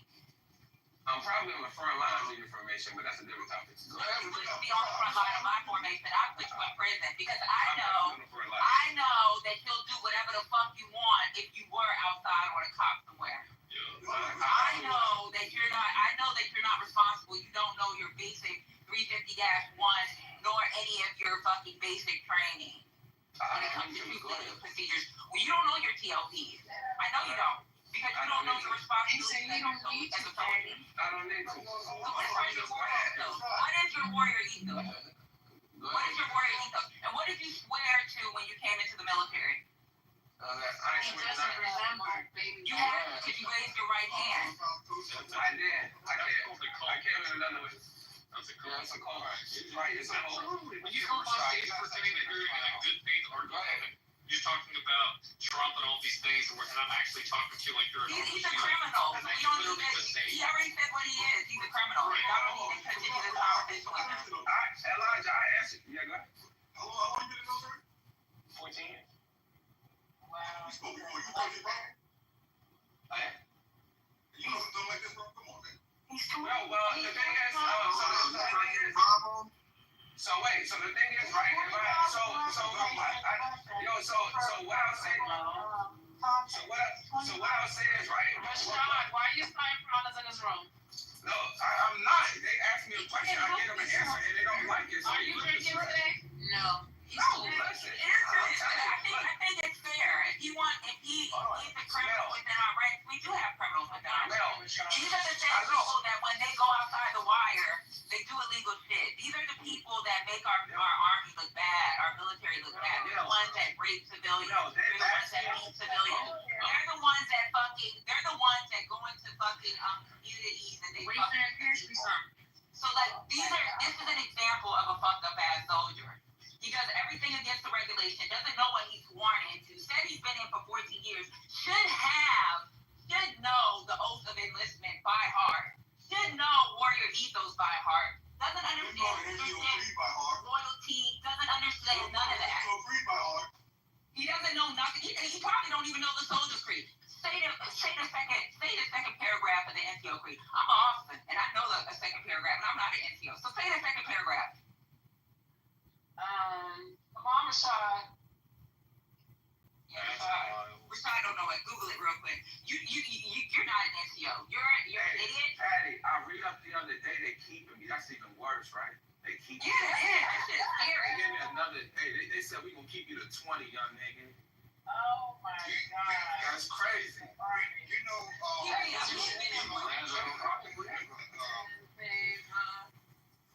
hey, Rashad, I think that you should never make the argument that somebody don't like your answer. Maybe it's that you didn't give them the answer they were looking for, meaning that they were looking for an answer whether they like it or not, right? But you didn't answer the question. He did answer the question. What do you want him to say, Royal? No. He was honest. I'm glad that he was honest. No. What he said was, I'm going to do my job. And I'm like, okay, that was regardless of whether you're going to do your job or not. We weren't asking that. He was asking, how do you personally feel about it? Like, how do you feel? If I do my job, right? How do I personally feel about my job, whether I do my job or not? Well, I said I feel no ways. I don't feel no ways. Possible. That's not even real.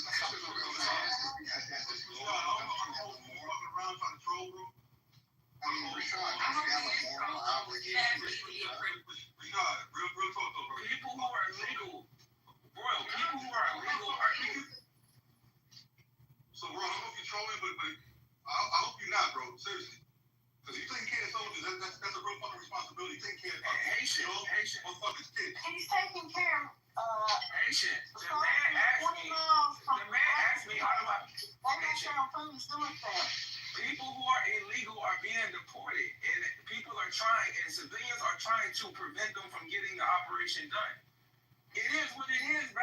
Yeah, but that's not what it is, right? Because first of all, America has always had people that on papers aren't correct, right? So again, why is he going after people that are not breaking the, that are not committing crimes? Yes, they broke the law by coming in the country. Some did. Some didn't. That's a misdemeanor. That's not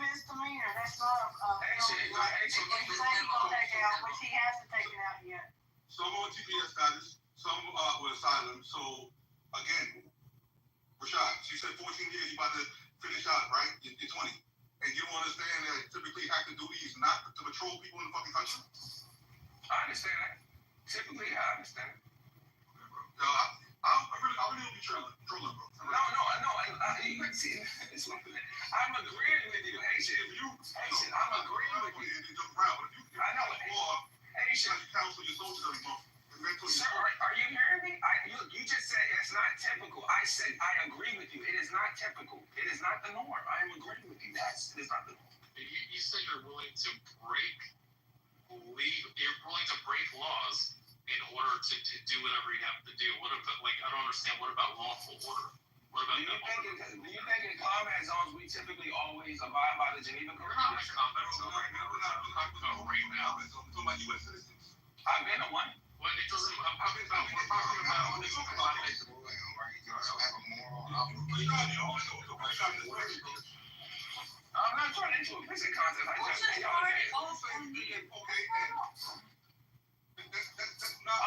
giving very straightforward answers. Y'all just don't like the answers. Yeah, but ain't saying shit happens in the combat zone. Miss Patty, the only one that seemed to accept what I was saying. What you saying? No, I don't think service members firing off on civilians. I'm not saying, no, I would never think that was okay. No. Double tap and shit like that, okay. Good. Rashad, how do you feel about Zelensky? That's my question. I mean, I think, is a president trying to stop his country from being occupied? I can't knock him for that. So, do you have any personal stake in the war? And when I say that, I mean, would you want Zelensky to win? Do you want Putin? I mean, I would think I want Zelensky to win. And this is from someone who's here right now. I can tell you, these people from afar, it's just white people fighting white people. We talked about it. Like, if they hop out in the trenches and they wasn't wearing their uniforms, I would think it's just white people fighting white people. But I will say that you cannot tell a people that, hey, or Polish people or people in Lithuania, and I just did an operation with them like 3 months ago, that, hey, you were trying to stop yourself from being occupied by another country, you should just put your weapon down. Like, they're not about to enslave you. They're just going to, their government will be in power, but they're not going to enslave you. Y'all not going to be in chains. Y'all not going to be on plantations. You know what I'm saying? Y'all been occupied by them before. But I can't tell somebody like, hey, you don't want to be owned by them. It's stupid that you're trying to fight them. I can't tell them that. You know what I'm saying? Especially being black. It's like, hey, listen, if you're willing to die to stay liberated, then by all means do that. That's on you. Go ahead and do that. Because if we was black people, I would feel the same way. Like, hey, y'all gotta fight. Y'all can't just bow down. Like, y'all gotta crash out. You know what I'm saying? So, well, now you're talking about black and brown people being deported unjustly, right? And that means some of them will be put into prison for the rest of their life. What else? How do you feel about that? I mean, look, the thing about it is, I think there are some lines being crossed. And that's why I say, when I say there's certain things about Trump, I agree with certain things I disagree. Even when Biden was in office, there are certain things I agree with wholeheartedly, and there are certain things I disagree with. It's not like there's never been a president in office where I 100% agree with their policies, even down to Obama. And Obama was the first time I felt it as an adult because I was in the Marine Corps at the time, and because he was in office, they downsized, and the budget shrunk, and then the Marine Corps shrunk. So I felt that firsthand, and I was like, oh, wow, shit, when people get in office, it really does affect me on a very personal level. So, and I was feeling advocate. I voted for, wait, hold on, let me finish. I voted for Obama in the next term because, my president is black. I got to stand on business. At the same time, I would say that, like, if you come into it seems like a lot of times people are deciding that because Trump is in office that, hey, I need to apply, or my visa, my green card expired or whatever, I need to reapply. If you are already illegal, just because you reinitiate that application, and you're still illegal, they can still grab you. That is still a fact. It does not change just because you made the concerted effort to get things fixed. There's still your status. That's not true, Rashad. You're talking about temporary protected status people. That shouldn't apply to them. Yeah. So that goes down to a conversation about due process and all that. But let me get this straight. So you're saying that you like Trump. I just want to loop back. You like Trump. You like some of the things that he's doing. You think that it's smart that he's doing things about NATO. You like the fact that he's standing on business with Putin, even though he's not. And you like his immigration policy. How do you feel about the people who are what is it? What's the core Job Corps? Like the fact that Job Corps he just canceled that. I don't feel no ways. I've never been in Job Corps. It doesn't affect me personally.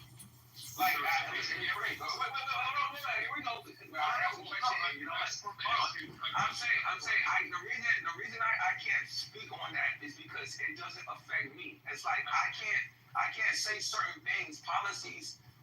Like if it don't play no factor in my life, it don't play no factor in my life. It's kind of like how I spoke about. Like, hold on, real quick. I will use the same analogy when I just spoke about Obama and how when he shrunk the budget, it affected the Marine Corps. Some people here are like, yo, we don't give a fuck about that. That had nothing to do with me. That's you. You were the one who decided you wanted to do in the Marine Corps. So obviously that wouldn't affect them, and I can't knock them because they don't care about that. The same way with the Job Corps. Does it affect people's lives? Yes. But does it affect your whole point, bro? I get your whole point. Okay. I'm just making sure because no. You don't have to make sure I get it. So here's my thing. The VA, he's slashing VA, everything in the VA. That's you, right?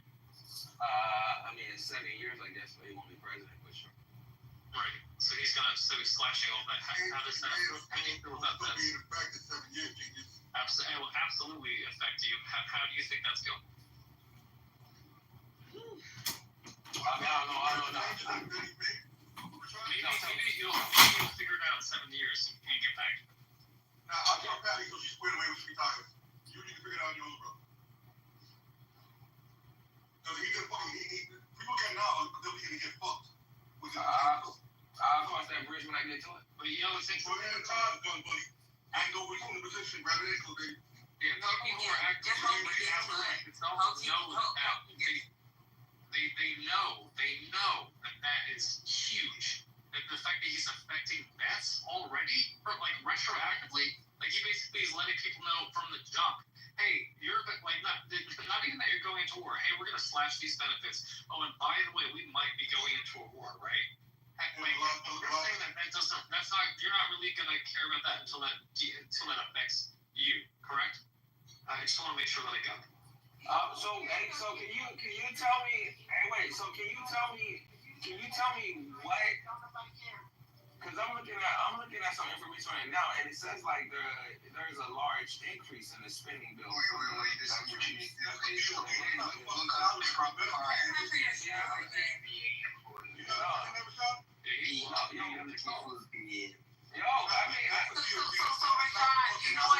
You know what a lot of the money is being invested in? Tell me. Something that sounds real stupid. You're probably gonna be like, what the fuck? He wants to do this thing called a golden dome. Oh yeah, I heard about that. Yeah. So we're like protect the borders. Does that sound smart to you? I mean, I don't know. Like intercontinental missiles is ICBMs, right? Yeah, I know. You know how the Iron Dome. You know how the Iron Dome. What exactly it is? Missile systems. Yeah. Yeah, short range missile systems. Right. So imagine having one over the United States and what the cost looks like. It's crazy. Do we need one? That's always be honest. Be honest. Do we need one? I don't know. In 10 years, these intercontinental ballistics. No. So why would we need one if we have our own Patriot missile defense systems? Because a Patriot missile system can't catch a hypersonic missile. So check this out. You're infantry, right? So you do know that there are additional weapon systems that are called 2029, 2030, 2031, stuff like that, right? You know there's a radar that they've been investing billions of dollars in, right? Yes, but it can't catch a hypersonic missile. So you don't know what they got that may be able to catch. Why don't you do a Google search, or why don't you like talk to your boss? Talk to one of the officers that got more rank than 2 balls. He made it clear that he's gonna follow orders even if they're somehow unlawful. No, I mean there's nothing wrong with that. That's what he claims he wants to do. He can go to prison on his own. Yeah. That's his choice, right? There's a lot of soldiers in the military that are rogue. But then he also made statements that contradict what he actually was saying. So I'm just confused. I hear you. So I can tell you right now, and this is, if anybody has the information that is different, please show me a source. But there is nothing right now reliably that can catch a hypersonic missile.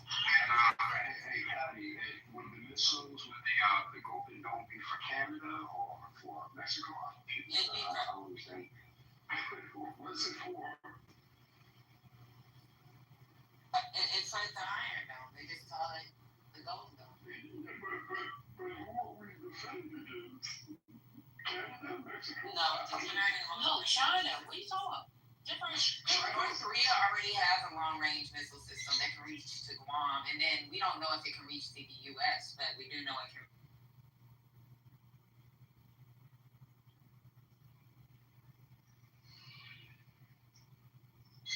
Yeah, being active duty and not worrying about veteran affairs is kind of wild to me. If that's going to be your whole life for the rest of your life after active duty. Yeah, it is. It's crazy. Especially when he cut a lot of shit already from. As an active duty, are you allowed to talk here? Hell yeah.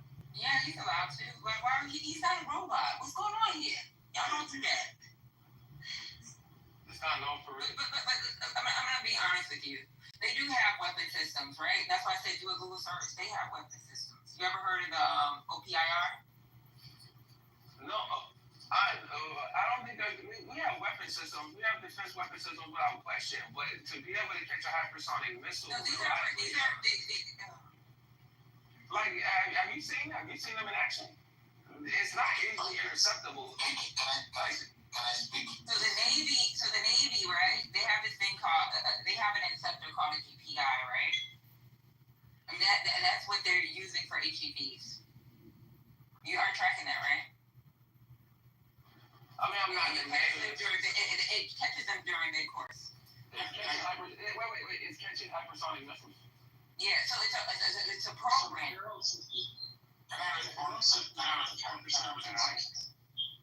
And then you know the THAAD that we currently have now, right? They've extended it. It's called a THAAD-ER. So with the THAAD-ER, that is so we have it. We're not using it yet, but that's supposed to be with the higher speed intercepts. You are tracking this, right? Yeah, so I'm looking at that. I'm looking at that right now. The problem is, and that's why I think you're operational. So when operational, y'all depend on the QR-37, QR-35, stuff like that, right? But outside of operational, we have this thing called strategic. You know what strategic is, right? That's anything from an ESC, a TSC, to your combatant commands.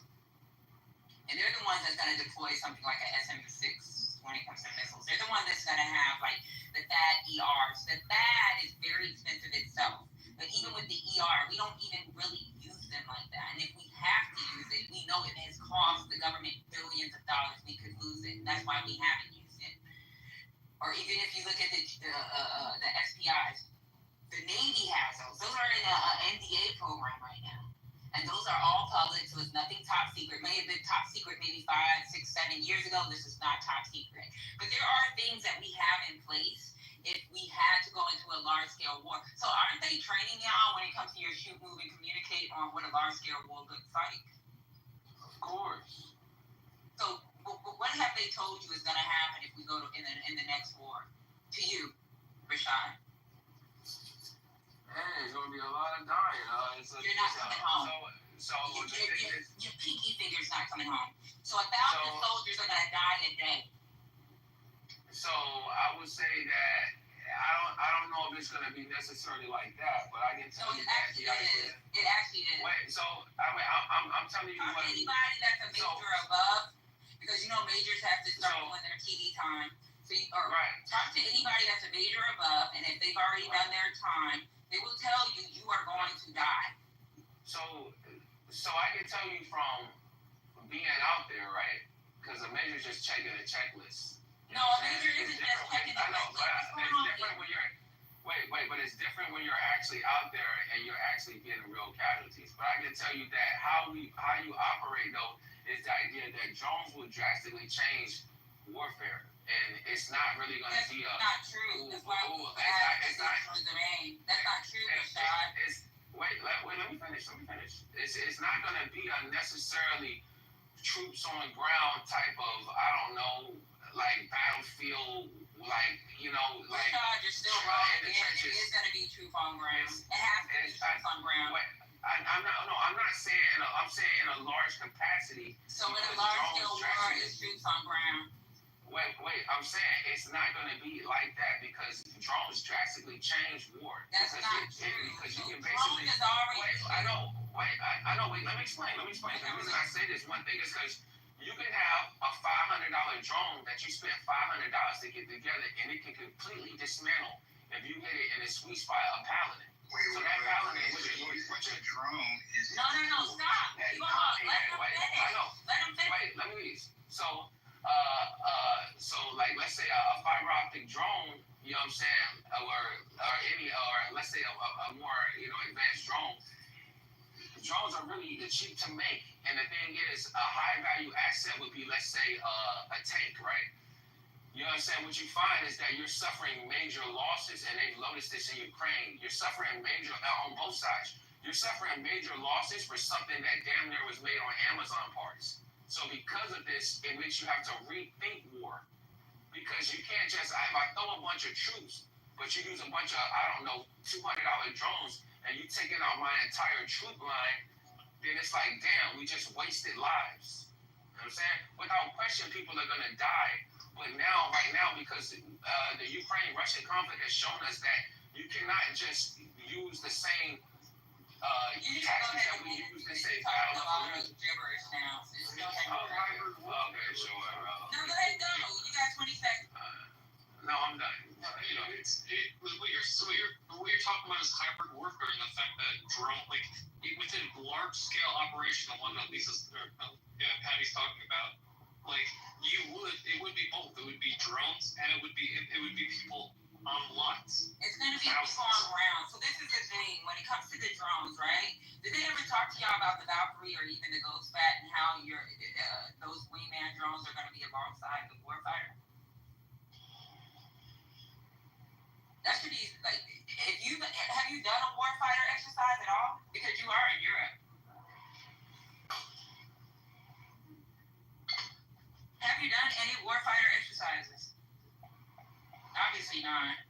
So if you know anything about those Valkyries or those Ghost Bats, they're going to be alongside the warfighter. The problem with the drones, right, and this is any drone, I don't care how advanced you think this is, because it's going to be a collaborative combat. The problem with the drones is the reason why we added the additional, what do you call it? What do y'all call it? It's a board question for y'all, this domain. The reason why we added the additional domain is because of technology. Because of that is not a board question. That is a board. The 6 domains. What are the 6 domains? That's a board question. What are the 6 domains? Since you've been in for 14 years, this is a board question for you fucking NGOs. What is the 6 domains? I'm not answering that question. Go ahead though. Do you know the 6 domains? Because obviously your ass said you won't be on ground. Yeah. I know what is the 6 domains? I'm not going to answer that question. Finish your point. Because you don't know the answer. So the problem is the addiction. No, you don't. You don't. Finish. I said then finish. I said I don't. Okay, so this is the problem. You'll always be at a company level because you don't know what the fuck is going on. I guess you know what you are? You are a body that they put out there so you can get shot and killed so that the people that have common sense can move forward and make this war Absolutely. win. Absolutely. That's who you are. I'm not. I just want you to know that. Because obviously you don't know shit about 350-1. You don't know your regulations. You don't know your ADPs. I don't. You don't know your fucking basic troop leading procedures. I don't. And if we were to fucking do an MMRP, your ass wouldn't be sitting at the fucking I wouldn't. You're absolutely right. I wouldn't. I'm outside. No, there's people outside that actually sit down for these. You wouldn't be one of them. I'm outside. Okay. No, you wouldn't be one of them. You know, if you were E7, you'd be probably the dumbest motherfucker. They'd say, don't send them up here to get notes. I agree with you. So Rashad, one domain, just off the top of my head would be land, and the other 5 would be. Yeah, leave a house a civilian. You know, land. Come on. Air.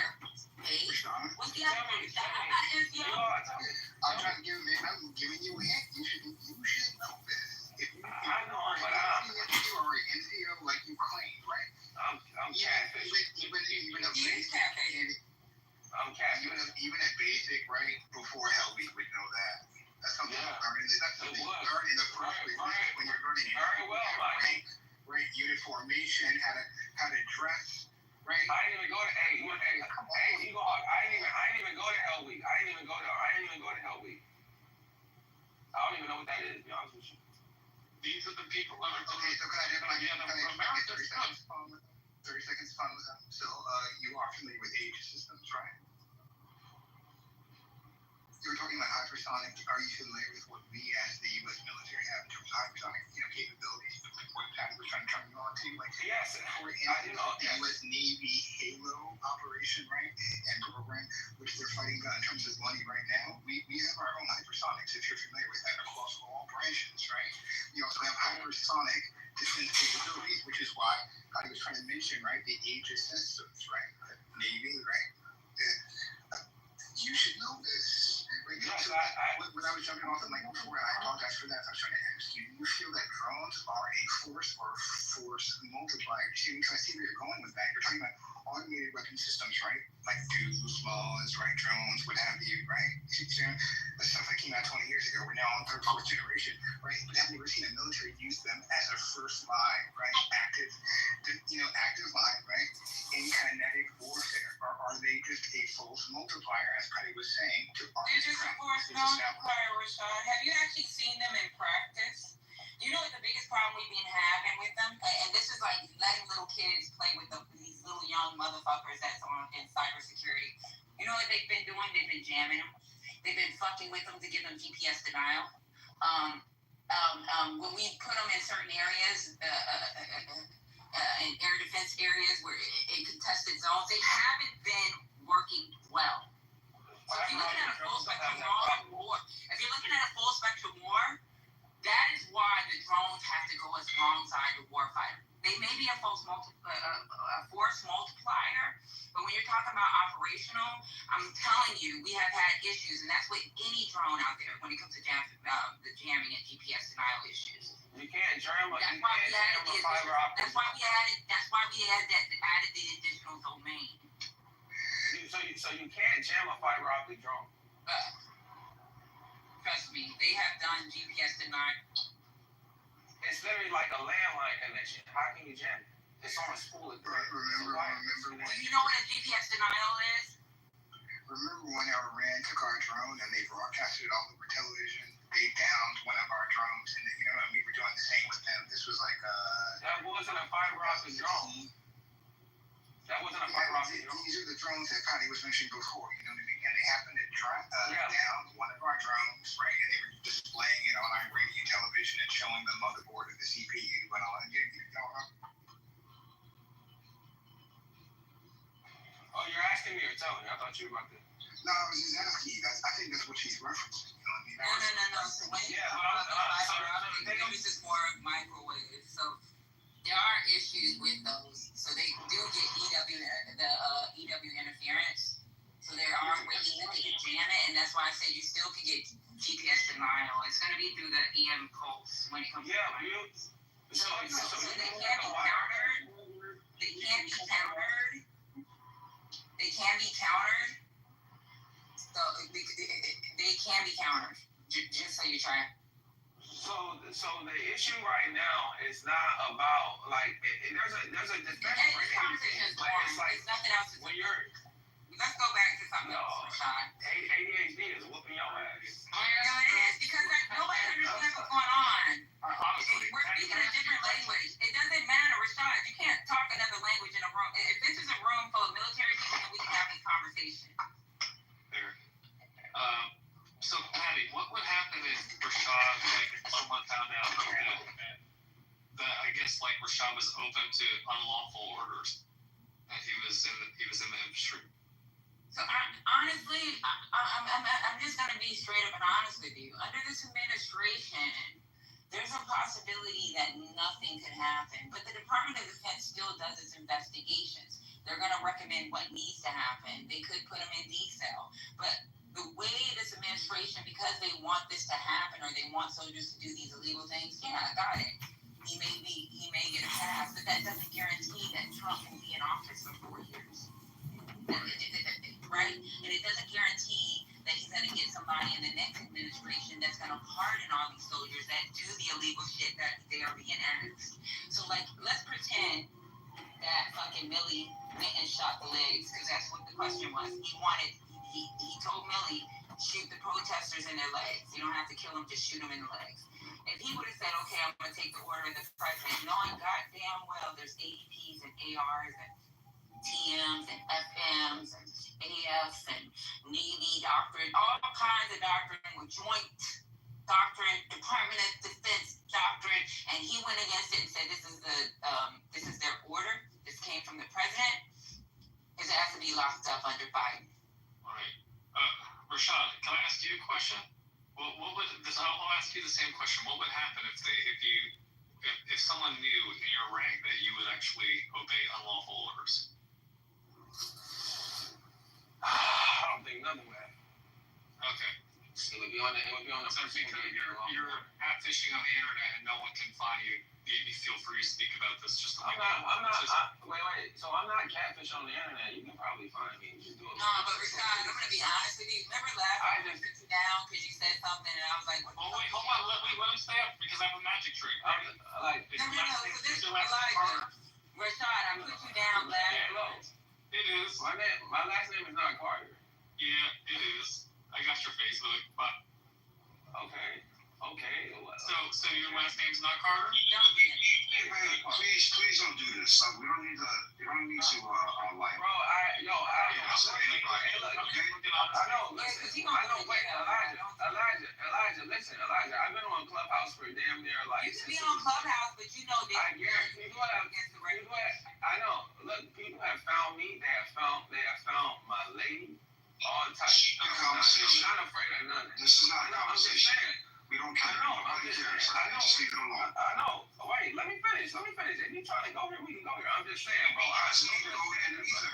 Let's not talk about somebody's true life. My personal phone number. Let's take this out of it. Yo, bro, next conversation. We don't need to talk about people's identity, yo. Like, let's leave that out of the conversation. Next topic. Come on.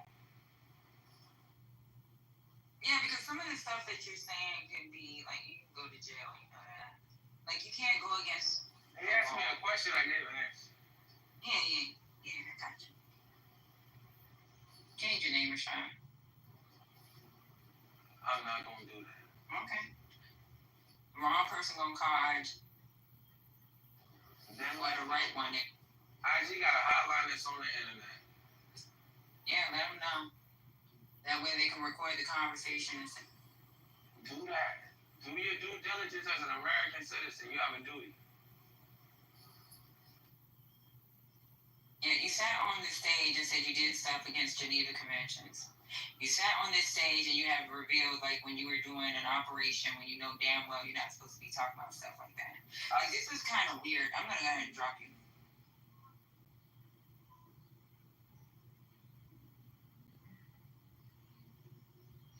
Even in the corporation, they tell you are not allowed to talk freely. I find it out.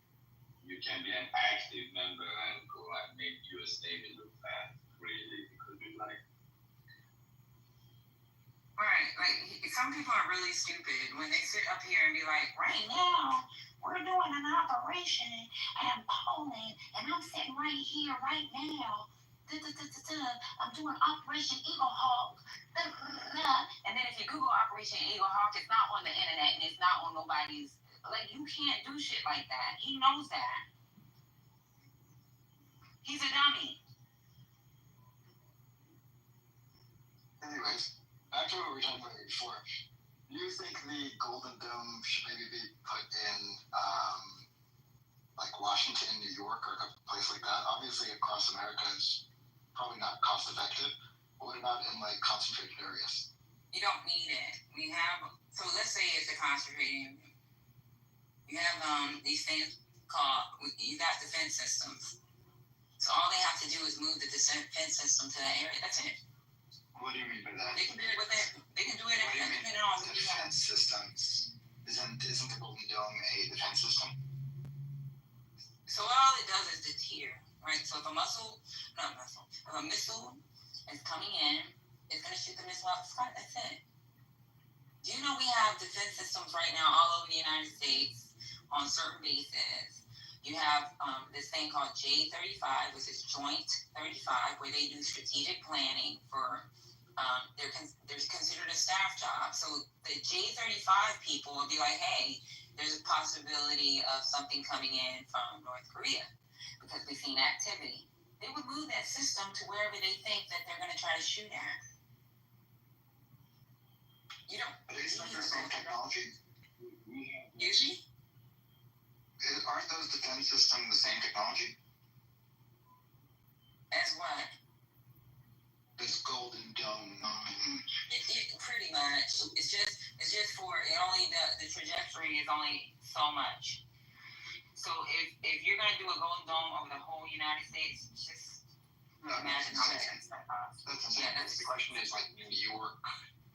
Like, they can move it. They can move it. You got Fort Drum right up the street. Like, what's going on here? Mm-hmm. You got Fort Drum. You got Fort Meade. You got. So we already have this Golden Dome technology. So you have the technology, but we don't have enough to protect the whole United States, where it would just be a big ass. Like, you can just shoot shit all over out. Shoot shit from Canada. Shoot shit from Mexico. Shoot shit from fucking the Pacific. Shoot shit from the Atlantic, just to be in location at the same time. Like if Canada decided to shoot at the same time Mexico was trying to shoot, then let's say China and North Korea and West Africa, let's just say all those countries, let's shoot towards the United States. We don't have enough systems for that. But we have enough systems to control the US. How about that? Does that sound good? I mean, it'd have to come from all areas. We have subs around, right, on both coasts, right? We have Navy bases, right? Yeah.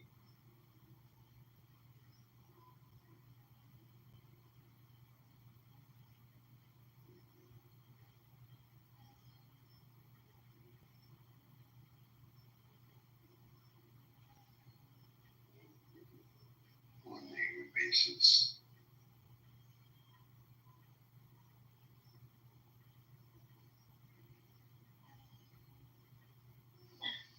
Somewhere they're working on this technology, which is a drone curtain. So you don't shoot them, so just create a curtain above critical area. So if drone missile pass through, it just explodes. It can cheap and very effective.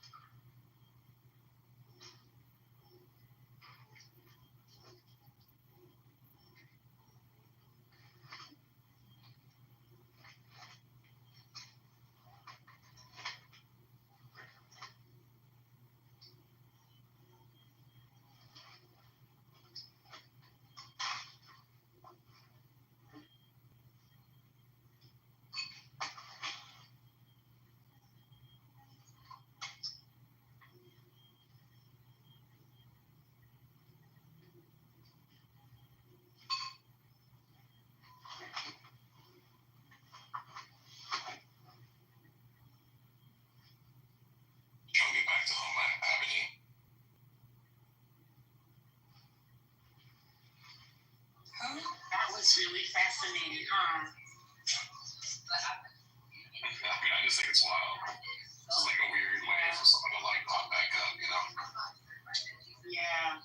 And he's like, isn't he like 10 years younger than her or something? That's a good question. I was wondering just because he looks very young. Yeah, I think she's like 47. Oh, you're right. Yeah, it says 49 and 39. Yeah, I was gonna say, and he's like 37. Yeah, 39. Right. 49. They met at Eris Nikki Hilton Rothschild's. I guess it was through a dinner or something, and then meet back to shoot to New York. Oh, I thought they met at some Hillary Clinton event. Yeah. That says. They got engaged at the Hillary Clinton event? Yeah, maybe, I don't know. Yeah, I'm just looking at it now. But yeah, he's 39, she's 49. And he's the one who leads. He's actually the one who leads the Open Society. Yeah, the foundation for his dad. Like if you're a right winger, this is you're just improved right about everything.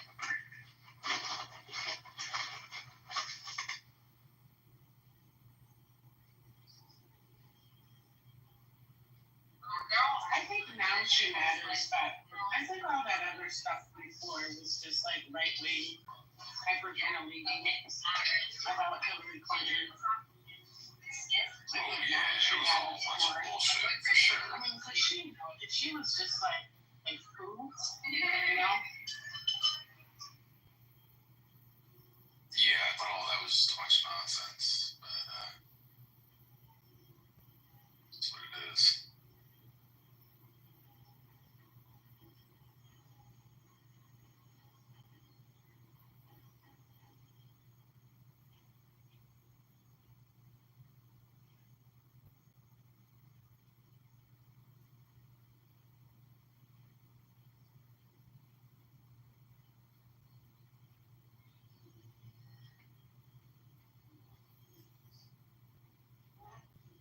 Yeah, I mean this article. This is like every MAGA's fever dream of how the swamp operates. Like people going to fancy dinners where all the famous people get together, eating expensive food, traveling to expensive places. Wow.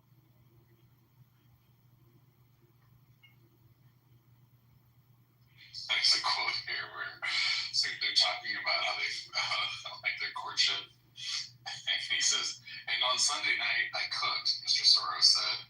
That means I ordered from Nobu. What? What's going on, man? Does it say in here about their wedding? I think the dual religion wedding was really kind of cool. I'm on the jewelry purchases right now about their debut, quote unquote, at the Met Gala. God.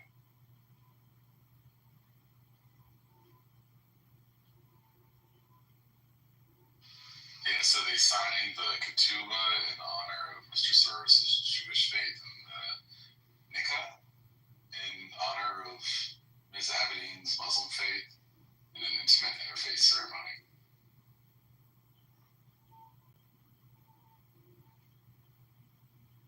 People there included Hillary Clinton. Wow, it says Mrs. Clinton and her husband. That's funny. That says former President Clinton. Former Vice President Kamala Harris and her husband, Doug Emhoff, Chuck Schumer, and Hakeem Jeffries,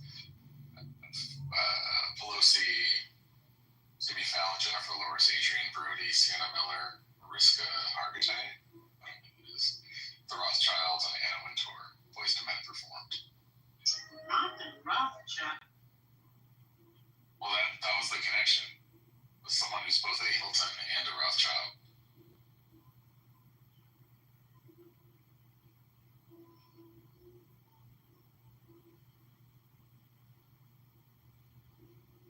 They also had a toast from the Prime Minister of Albania. As you do. You gotta have at least one Prime Minister toast to your wedding, or it's not a real wedding, right? Yeah, and the more obscure the country, the better. So, at the wedding I'm never gonna have, I'm gonna have a toast from the Prime Minister of Kazakhstan. And that's who I'm gonna get. Do they have a Prime Minister in Kazakhstan? I have no idea. That's such an obscure choice that you made. I know, right? It might be a name Emir or something. That's whoever it is. Kazakhstan. Isn't that a different country? What do you mean Kyrgyzstan? Kyrgyz. Wait a minute. I thought it was Kazakhstan. Kyrgyz. That's what you're going for. Okay. Because I thought you said Kazakhstan, which I was saying you could get Sacha Baron, which is the next best thing. I used to live with his wife's half-brother. Very, very random. We had her like boxes of high school shit in our attic. It's just like, and you know the woman who says,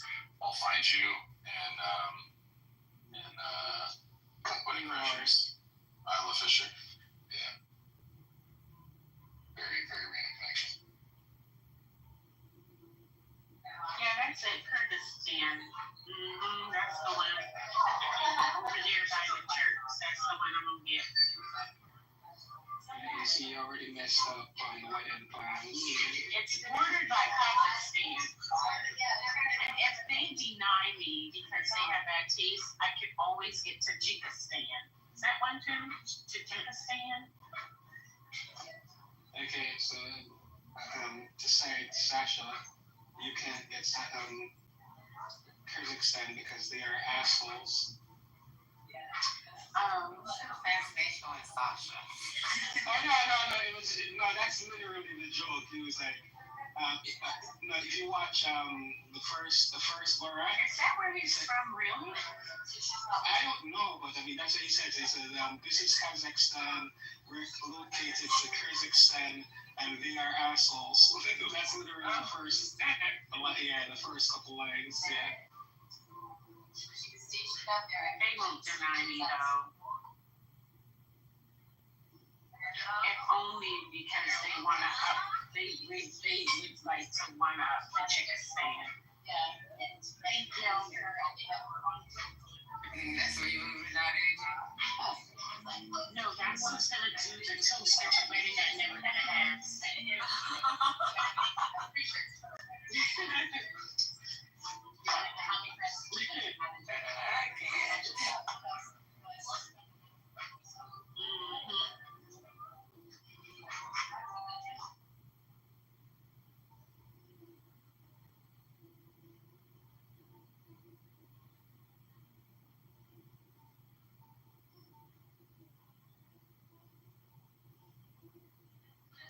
I was in Lufax's room last night.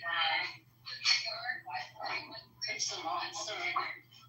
But in that room, they were having a very similar argument. So there's a woman, her name is Chat, exclamation point.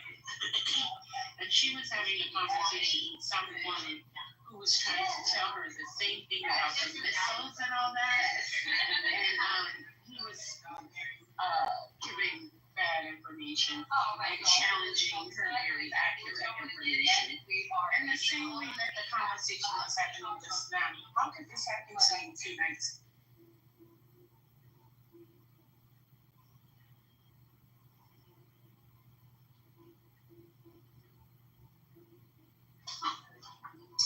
Yes, Maya, I am, but I'm leaving right now.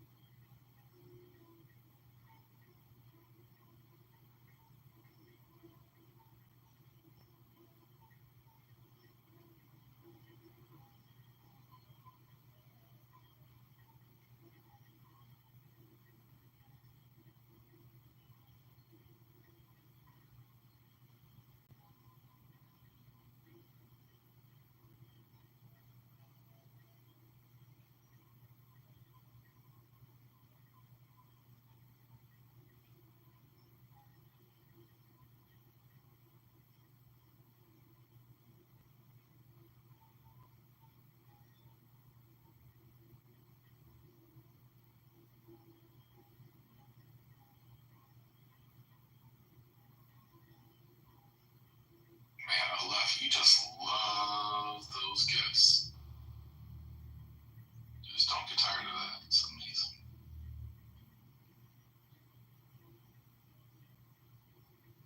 The people are just being. Is this therapy? Okay. So this is therapy time? Not for you to talk about men are trifling. Okay, so let me get this off my chest. All right, so you know I was telling you, Mel, earlier how it was like, you know, like I'm not feeling good, like I think I had COVID, I'm gonna go get my test, whatever. So this guy that has been like trying to get with me for like a year, right? But I have a man, so I'm like, hey, like I'm not interested, we can be friends, right? We're overlapping social groups. So he like apparently is like, I posted on my Instagram that I was gonna go, you know, go get some antibiotics. And he's like, oh, like I can come over to your house to bring you some soup. And I was like, hey, like Joey, just so you know, like my boyfriend is gonna be here later. And he's like, oh, like after he leaves, I can come over and we can like watch a movie together. And I was like, bro, you've been at this for 7 months. I don't know how many times I gotta tell you no, you trifling asshole. That's all I. Just like anyway. Did you say that out loud? No, I didn't say that directly, but I wanted to. But these men will be lurking, you know, in the background, waiting for you for something to go wrong in your relationship so they can slide right in. So you gotta be careful with those that are just like casually lurking in the. Anyways, that was my. I had to get that off my chest.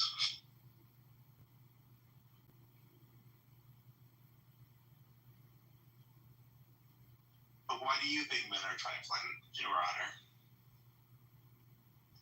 I don't. Oh, okay. Often poorly trained. Oh, I like that. I mean, there are trifling men out there. I don't know if they're all trifling. You know.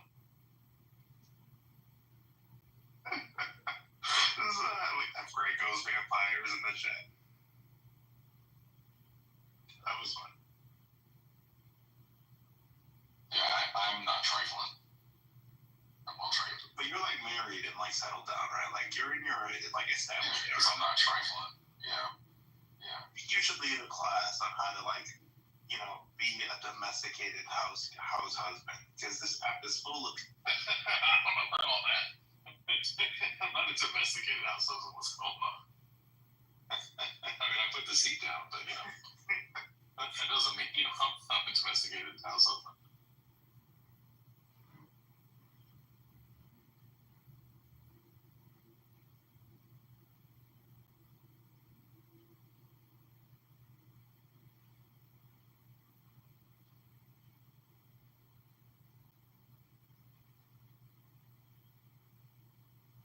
Guys, I think I'm also my period throughout the start because I've been getting the weirdest cravings today. Like I've been thinking about biscuits all day and I'm gonna order a biscuit from some. Yeah, maybe you're pregnant. I think it might. You know, this happens like every month with me. It's my period. Yeah, I was gonna say the same thing. Ready to be a real mother. I've been ready. No, but I do get. They do say that like. Do you all ever get the randomest cravings for food sometimes? Like, where does this come from? Like, is this random? I never think of it as random. Really? A common cause is vitamin deficiencies. Really? Exactly. I get my blood work done regularly, and I also do this thing called like they do like biome gut health analysis exam that measures all your vitamin levels, and they like would tell me if I have a specific. Are you a biohacker? I don't know what that means, but I do invest quite Sounds like it. Right, that was given biohacker, right? So it's like optimization of like your gut biome. Oh yeah. Yeah, that's what a biohacker is. Yeah. So the report will tell you like where all your vitamin levels are and et cetera, and it's like it checks for like 200 and something. Are not normally caught in like lab work and lab tests, and then you are 100% biohacker. Yeah, you just didn't know what it's called. Oh, I didn't know that was a thing. Okay, so I gotta add that to my LinkedIn bio. Yeah, I don't know if you want to do that. If you came from a more cultured state, you would definitely know the term. You're literally hacking your bio. Oh, yes, okay. I just didn't know that was a thing. Is that a like common thing in California? It's like Actually, it's a stereotype against Californians. Yes. Yeah, it is very. I mean, yeah, they're not trying to live forever and all that stuff. But we were actually talking about this in another room, like the decline in the average American male's testosterone levels in the United States and why that's happened. They're like 40% drop over the last couple decades. And so, what is the impact of that on like male fertility? They were talking about this in a different room, like 20 minutes ago. But that's important. Y'all should go get your testosterone levels checked. And if it's not on level, you gotta get that fixed. You know. And also they say if you're not horny, you're not healthy. So you should be wanting to pick on your wife. You know, Aaron, if you're not, then you gotta go get your blood work. See what's going on now. Yeah, we're not talking about my sexuality on the app here.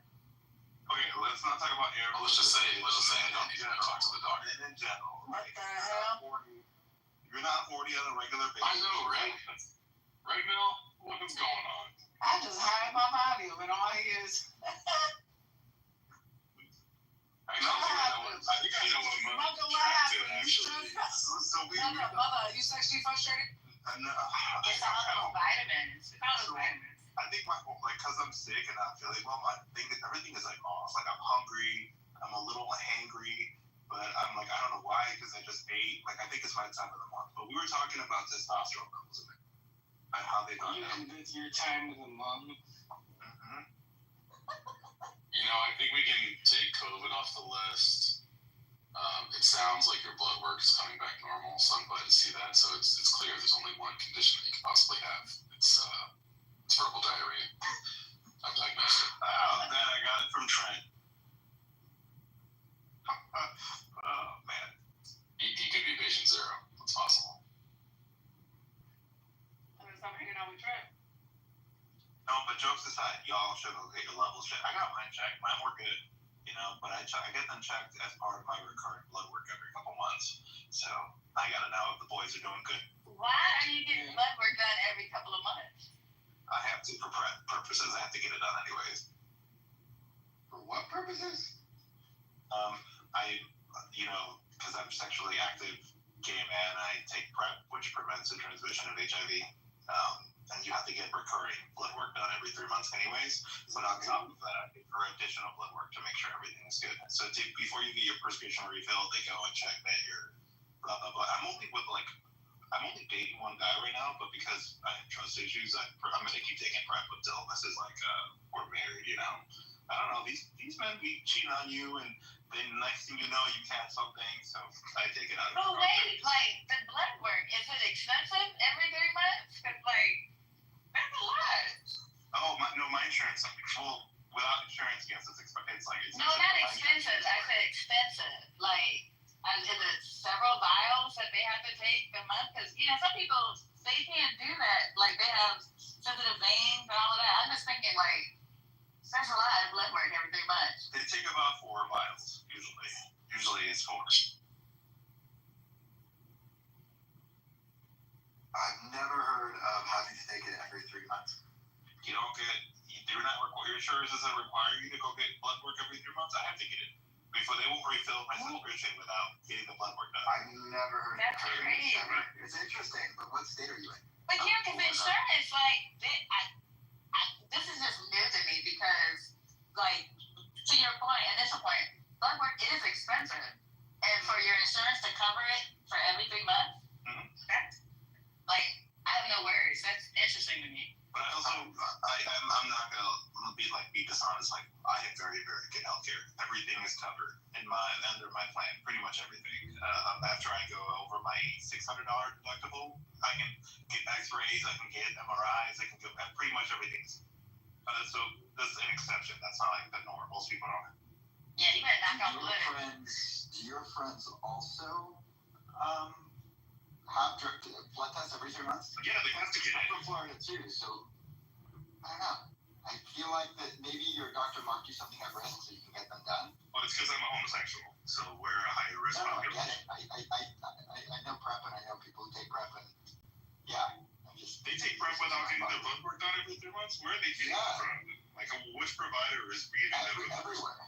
I've also traveled the world and talked with people who have PrEP, and I've just never heard of blood tests every 3 months. If I had to get my blood, tested every 3 months, they just might as well put me in a coma. That's what I'm saying. I can bear it. I'm a lot of I have like thinking when I have bad things, they gotta get pediatric needles. Like it's a whole thing.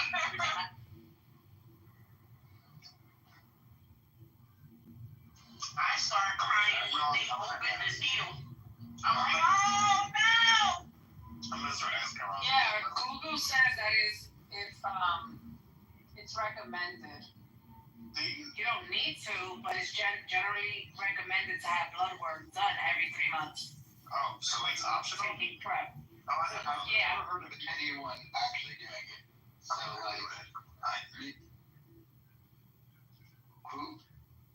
I thought everybody did it every 3 months. Let me ask the group chat. Hold on. Jesus, think you're kind of me. I do not. Not the group chat.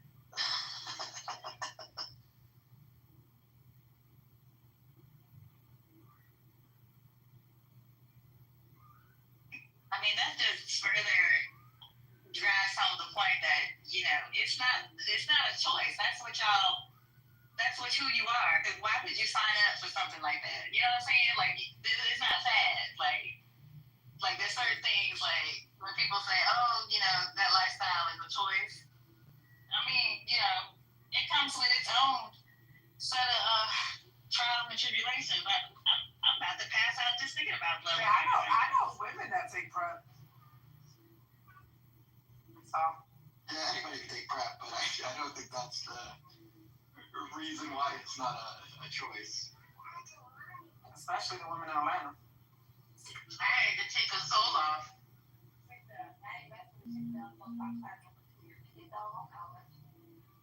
A lot of women in Atlanta taking PrEP. Because, the men that are out there. And recently, a lot of people around the world were taking PrEP until the funding was full.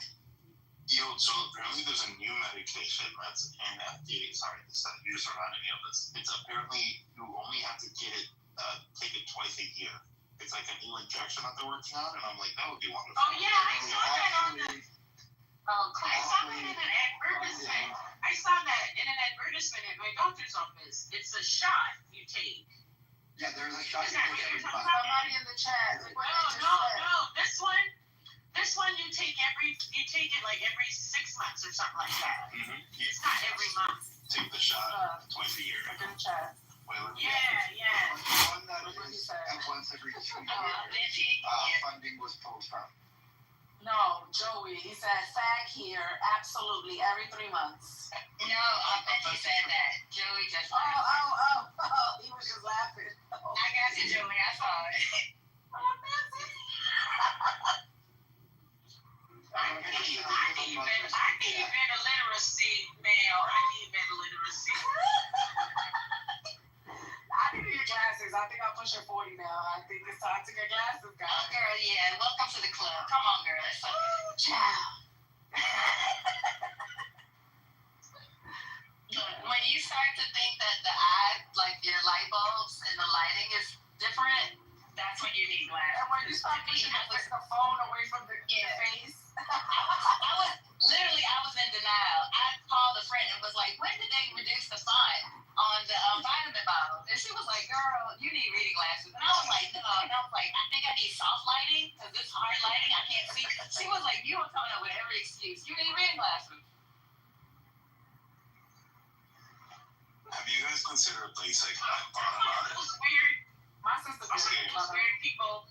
I don't need my glasses to read. I only need my glasses to see far. I literally take off my glasses when I'm reading.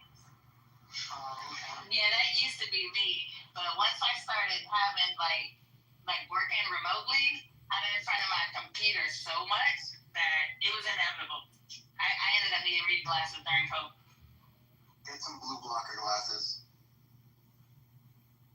Yeah, I wear blue blockers when I use my computer. But I also, that's like a medium distance.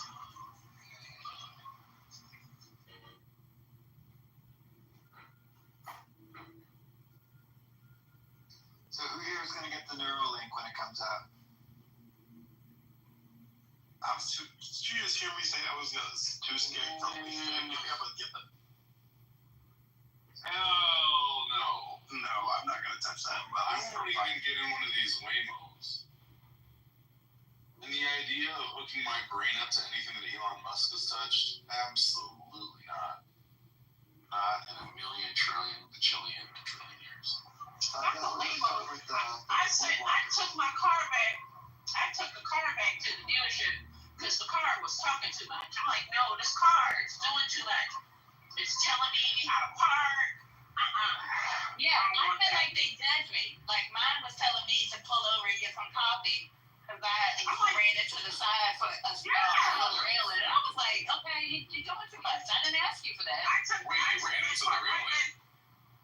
And I didn't say railing. No.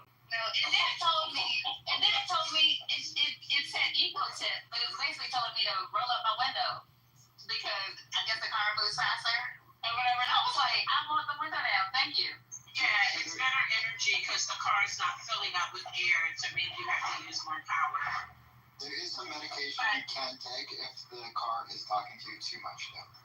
But the guy told me, he was like, you can turn that off. You don't have to return the car. You can just turn that off. I'm like, okay.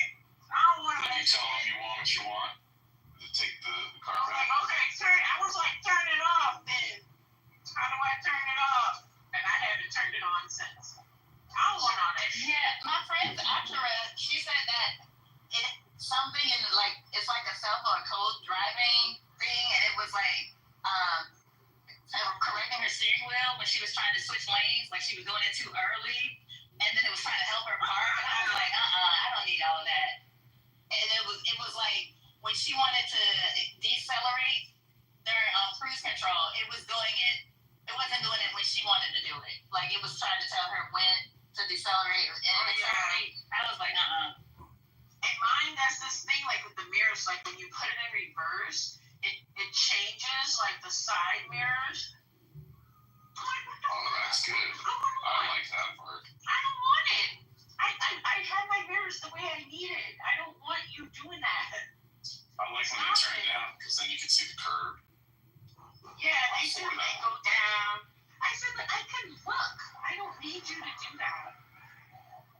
First time I went to get my driver's license, the only thing I passed was parallel parking. I'm an expert at parallel parking. But I still do like that feature. I gotta say, I find that useful. And do you like the one that beeps when you're parking and you get too close to the curb and it goes beep beep beep beep beep beep beep beep? Oh, I do, but so I had a really rare form of glaucoma, so I don't see well out of one of my eyes. So judging distance is something that kind of went away from me. So I technically have a disability that makes everything useful for me. So I'm a little. Yeah, I have to wear. I really need my glasses at night. I have night driving glasses because my depth perception at night is terrible.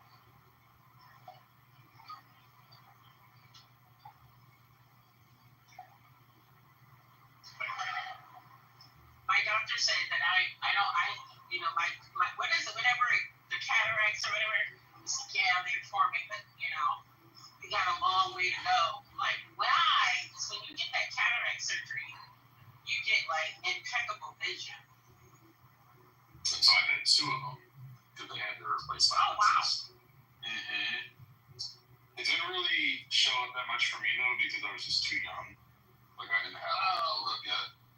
But yeah, I talked to some people who have gotten it, and they said they just like couldn't believe what the world looked like after they got their cataract surgery. It was all sharp and clear again. Yeah, you don't need glasses anymore.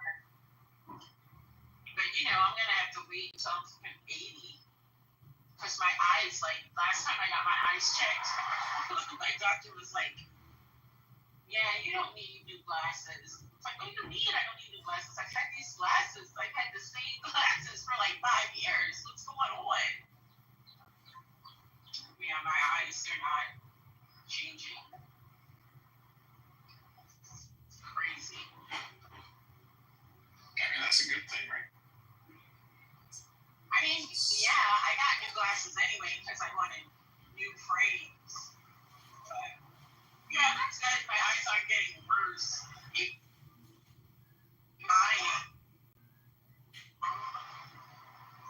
Because I'm like, I can't paint my toenails without my glasses. Like, that's a problem. But, you know, I can see, so that's a blessing and a gift. Not a document.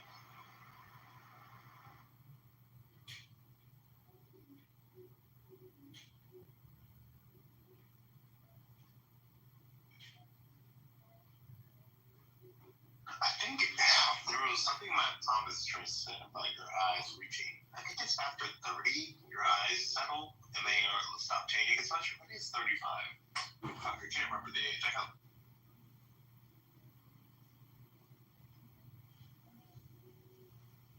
might be right, because I remember that was so long ago, 35. When you're 70, you know. Wait a minute, I thought you were 17. I thought you were like 76. My eyes were like that. I am 76. My eyes were like going back. Like I went back prescriptions for a while. Your eyes are benching buttoning. Yeah. It's funny you say that because that's what my sisters call me, Benjamin Button. Because they're getting older and they swear I'm aging in reverse. But, yeah. My eyes were. But now they've been stable for the last 5 years. I've had the same prescription, so. I don't know. I'm a weird person out here in the world. I use both sides of my brain equally, so that may be the problem. You know, that's 2 more sides than the average clubhouse participant.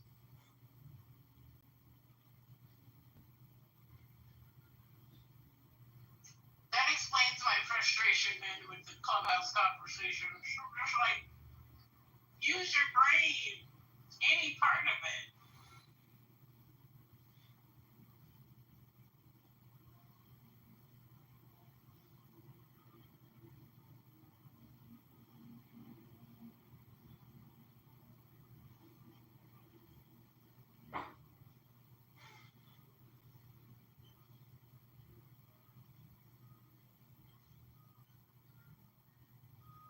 Wow, I didn't know that. So now I have a new perspective on one of our previous conversations, Dr. AG. Because I remember you got pissed at me one time because I was like, oh, Dr. AG's my girl. And then you were like, I'm not your girl. And I was like, okay, this makes more sense now. I was thinking you were like 40 something.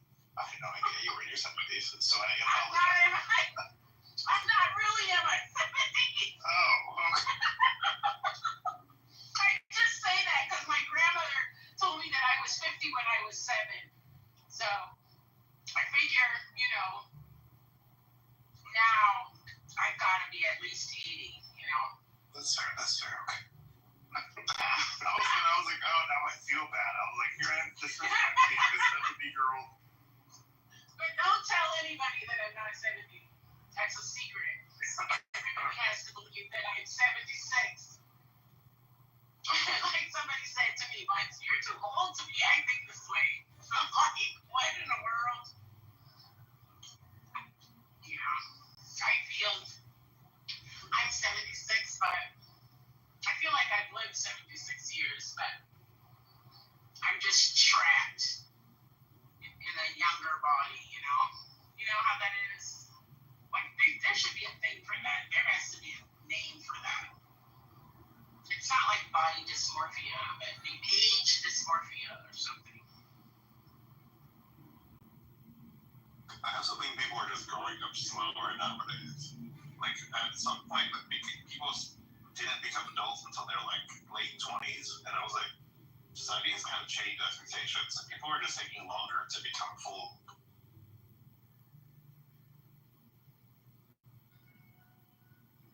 Is there anything else you'd like to share with us about your experience? Yeah, so one last thing, I also will say, I am kind of happy to see that parents are allowing their kids to move back home after college, because I think that will help financially a lot of the next generation, so they can take some of that burden of student loans off their debt. So like that whole notion that it's like frowned upon or you're a loser for moving back home, I'm glad that's going away. It's helping a lot. That's it, Aaron. I think that's a lot. I found that was fundamentally an American thing. I mean, in a lot of European countries, people live with their parents. Like in Italy, people live with their parents until they get married. Men and women. And there's some cultures where they marry and still live with the parents for a little bit. Yeah, it's not uncommon. Yeah, it's not uncommon in Italy to find like a 30-year-old man living with his parents. Like, yeah, yeah, I think that was like fundamentally an American thing. But I do have to say that I do look sideways at people. Like, why are you still living with your parents? Like, what the fuck? You're too old for that. But, you know. I think if it's like, okay, if you're 26, maybe I can give it a go. If you're still 32 and you're still at home, all right, we got to talk about you moving out. Like, it's time. Let your parents retire. Yeah. It used to be a joke about people living in their parents' basement, but it's not anymore. It's too true to be a joke.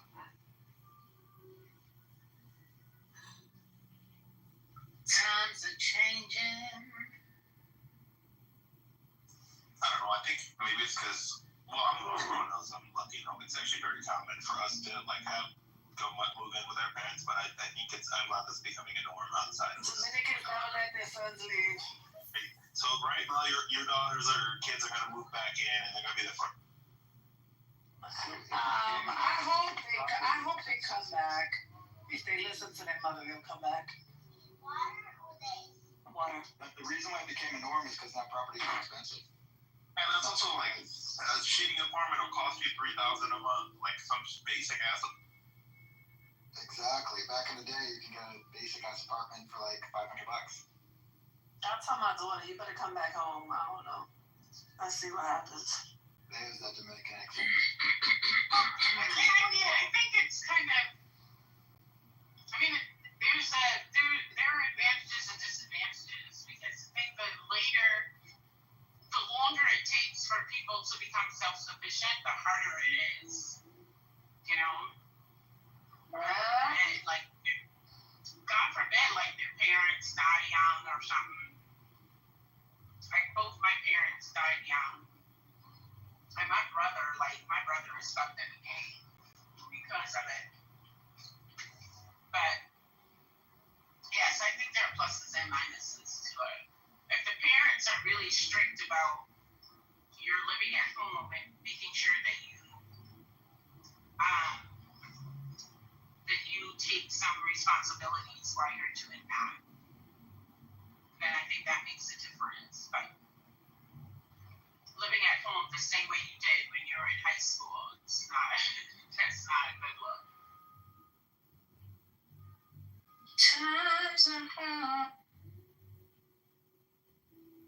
Yeah, I just want my daughter to have a savings and, not just go out there just to go out there and be living check to check. Do you think this generation is growing up slower than the previous generations? Hell yeah. Oh God, yes. We were definitely in a whole bunch of ways, emotionally, psychologically. Like I've engaged with 3 generations of young people, and particularly Gen Z. It's a lot of arrested development. What's the culprit? Gen X parents. Yeah, but some of the parents are millennials. Some of the parents are millennials. Don't forget that. That was nasty. Yeah, I mean the millennial, but like the later Gen Z kids, like now they're a little different, but the early Gen Z, oh my goodness, I'm like, oh Lord. I was talking to my professor of social media, and we were talking about this new generation of kids, and she's like, I don't understand what the hell is going on. I come late on purpose to try to get them to communicate, and they're just all on their phones. And I know I'm teaching social media, but it's social. It's not just media. Why can't I get them to talk? And she's like, I also am supposed to, part of my thing is that they have to go to 4 events and write about it and post about it. And these people are saying that there's no events that they can find. Are they crazy? There's so many things going on. Like, do anything. And I noticed just communication skills are poor. Yeah, that's what she's saying. In-person communication. Being able to hold a conversation, it's, oh my God. Well, as you can see here, people don't be understanding words, Doctor. Yeah. Yeah, it's... We're not even talking the same language anymore. And I read this article, this was like a few months back, and they were talking about how in high school, kids don't read books anymore. You know, like there used to be a time where everybody read like To Kill a Mockingbird. In the English class, that was like the reading everybody did. In some grade 9 through 11, you read To Kill a Mockingbird. And now kids are they read chapters from books, or they'll read like short stories, but it's very rare that they read a book from cover to cover. So they're not even reading. I mean, they're reading, but need to be able to do sustained reading. Like, wait, what? Back then, all that standardized reading, Lord of the Flies and stuff. Yeah, we read it. We would read, but we'd have clip notes as well, the printed out ones. But yeah. Man read the clip. Yeah, like you also read. Yeah, you couldn't read the clip notes all the time. You couldn't get away with that. Yeah, because not all books had clip notes. Exactly, and also they're expensive. You gotta find the person who has them. It was not. It's a lot harder. Oh, you had to pay for them back then, huh? You had to buy them. What are you talking about? Dr. AJ, you know, I have 2 Gen Zs, and I would say they are the total opposite. So I would say my son is more like the Gen Zs that very, you know, he can't communicate. No comment. But then you see my other Gen Z, which is my daughter, she's good. So I won't say it's a Gen Z thing. It's just depending on the Gen Z child. Like, I find that there's a lot of kids like my son, but then I find that there's kids like my daughter. And it's definitely dependent on their age, right? And the gender does make a difference. There's a difference between the women and the men. Yeah. And their social dysfunction manifests in different ways. I find like with the girls, their communication skills are really good, but their level of like the boys are very, even though they express it in very muted ways, the boys are very confident, but the girls less so. In terms of like self-image, self-esteem, aspiration, that kind of thing. Like the boys, they're like, yeah, they can do anything. They just choose not to. Yeah.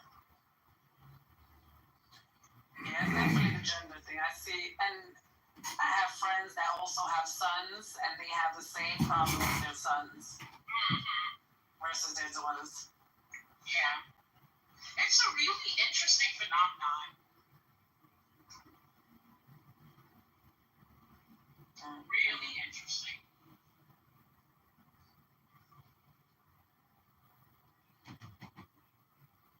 So you just didn't talk about it. I said my son, I ain't say y'all. So I didn't get that we can't, the lounge is not opening up tonight.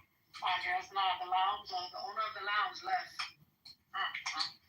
I'm telling you, man. This lounge, I don't know when it gets open, but come on, how you gonna make money? Hello?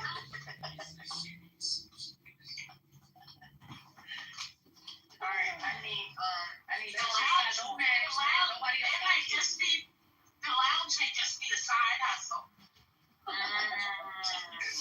It's a bodega. It's bodega, and they got the bootleg bottles in the back. If it was a bodega, it would never be closed. Wait a minute. Maya said she sold the bodega to Infinity. Oh, Lord. He's just sitting there harassing all the clientele. The bodega gonna soon be out of business then. Like, excuse me, sir, I just wanted to buy a Snapple. Can you please leave me Ain't alone? nobody coming back. Ain't nobody coming back. That would explain all of the tourists, I was gonna call them, you know, when I put in the chat that a bus must have broken down outside of the 420. That would explain that. Yeah. And look, somebody said, just spend the shit and give me my change. Just spend it and give me my change. somebody said when I said the bus broke down, I don't know if it was Patty, but somebody said one of those $20 buses. Not the $20 bus. The dollar bus. Oh, Lord, not the super bus. Shout out to my Jamaican. I just say, so. Shout out to my Jamaican, but not the tap. Oh, I thought Brian was talking about the dollar minutes. That's what we're talking about, right? The dollars. Yeah, because you always talk about Jamaicans. I'm like, yeah, that's a dollar minute. He's like, I'll take you, because I'll be. Pick you up at the mall. You go to the mall, you park your car, and you hop on. And you go all the way. The mega bus that's fancy. I'm an original Chinatown bus rider. That's Oh, no. that's the real shit. Oh, my God. No, I seen a video today. So a chick is like, I had to spend $250 everything I got. She got a Chanel bag. She got a flower wallet. And she in Chinatown. I was like, only in New York. I'm laughing. She got 2 perfumes. She said, how much was all this? She was like, $210. All the Damn. I saw a thing on Instagram, and it was about Donald Trump's birthday parade, and the thing said, when you order your birthday parade on Temu and don't pay the tariffs, and they showed like the people, like they showed all the empty seats, and the people like marching out of step. And I was like, this is funny as fuck. They said when you order your birthday on Temu and don't pay the tariff. Child, that's nasty. Y'all better stop playing with it. That was hilarious. Who's cleaning up the water? And he looked so bored. And he looked so bored. And Marco Rubio was trying not to yawn. It was terrible. Nothing on the Pope. Nothing on Pope Francis. You know what I'm saying? Like, I don't know nothing what you're saying. I don't know nothing you're saying about Pope Francis. Absolutely not. Nothing on the Pope, shorty. he made it like a business. And nothing on the Black Pope. Nothing on Black Pope Leo either. He hard-headed, doctor. So just change the subject. Oof. Thank you. So let me tell you this quick story. When y'all were talking about like the Jamaicans and the $20 buses, I had when I was staying with my friends in Brooklyn, they had some relatives to come up from South Carolina, and so they lived in like Crown Heights, and their relatives were driving like a black Lincoln something, like it looked like a black car. And they were talking about how everybody was so nice to them because they kept waving at them. But these people thought that this was one of those They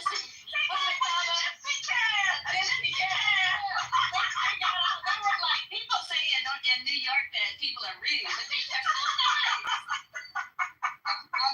I'm laughing. Wow, you're like, why are they waving at you? So then we were like, let's help you unpack your stuff. And when we went out to the car and saw the car, we busted out laughing.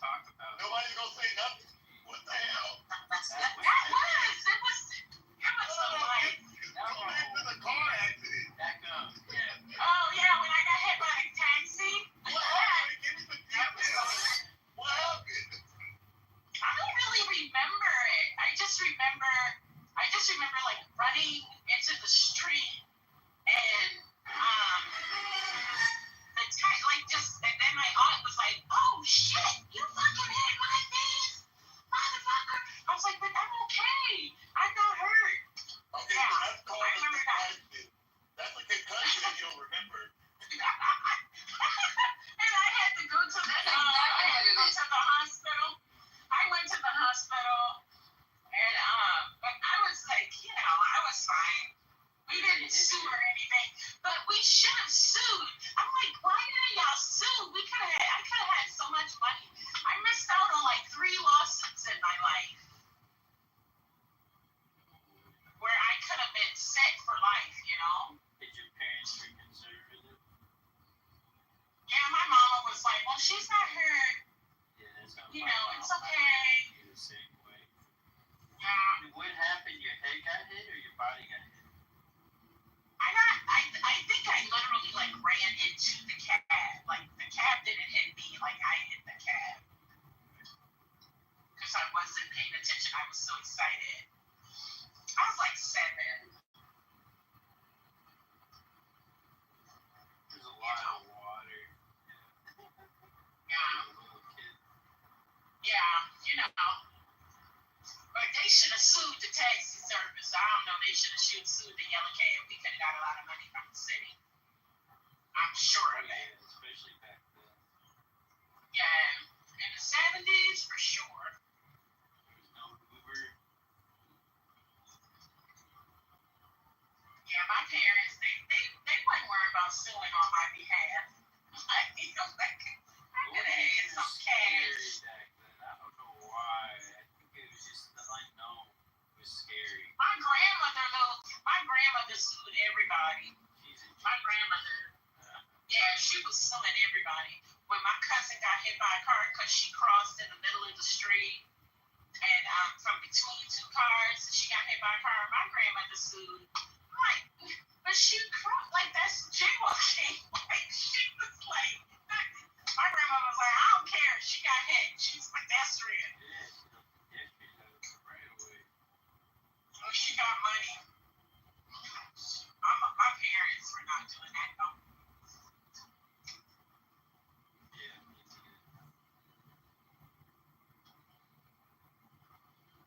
Yeah. Yeah, the artichoke fields, looking at the artichoke fields, the other fields, it does look like Wait a minute.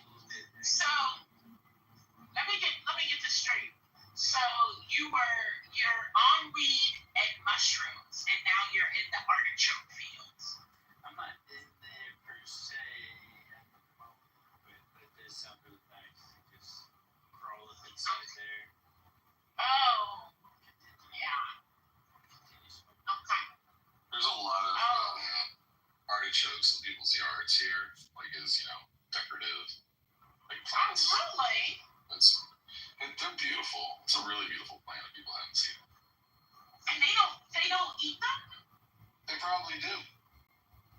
Oh, okay. But right now, they're growing up. They're super tall, and they're pretty. And artichokes are like a weird thing, right? Because there's so much of them, but there's only a small portion of it that you can actually eat. Yeah, that's true. Unless you steam them, then you eat. Yeah, but you can't. I mean, that part, the tough part on the outside, you can't eat that part. There's only the little stem, like when you pull out the tough part, that little piece at the bottom, you can eat that and the heart. That other part that has the little pricklies on it, you can't eat that. The first I mean, I wonder if you. The first person who ate an artichoke was starving. Well, that's incorrect. They're clearly not in California. I just had some artichokes last night. That's what we said as we were eating it. That's just rude. I'm Gotta sorry. learn how to make artichokes. Did you put garlic cloves in it when you steamed them? No, I got it at a restaurant. It was delicious, but it's just a lot of work. Yeah, you gotta steam them. Yeah, it's a lot of work for like stuffed mushrooms. not a lot of food. It's really good. Yeah, that's true. Artichokes are good. It's really fucking good. But I like all foods. Like, I don't know of a food besides durian. I do not like durian. But other than Can you describe oh my god. Durian, oh my god, it smells like vomit. It's like a Chinese fruit. And it's called the king fruit. And it kind of looks like a jackfruit, but it's not. But the jackfruit,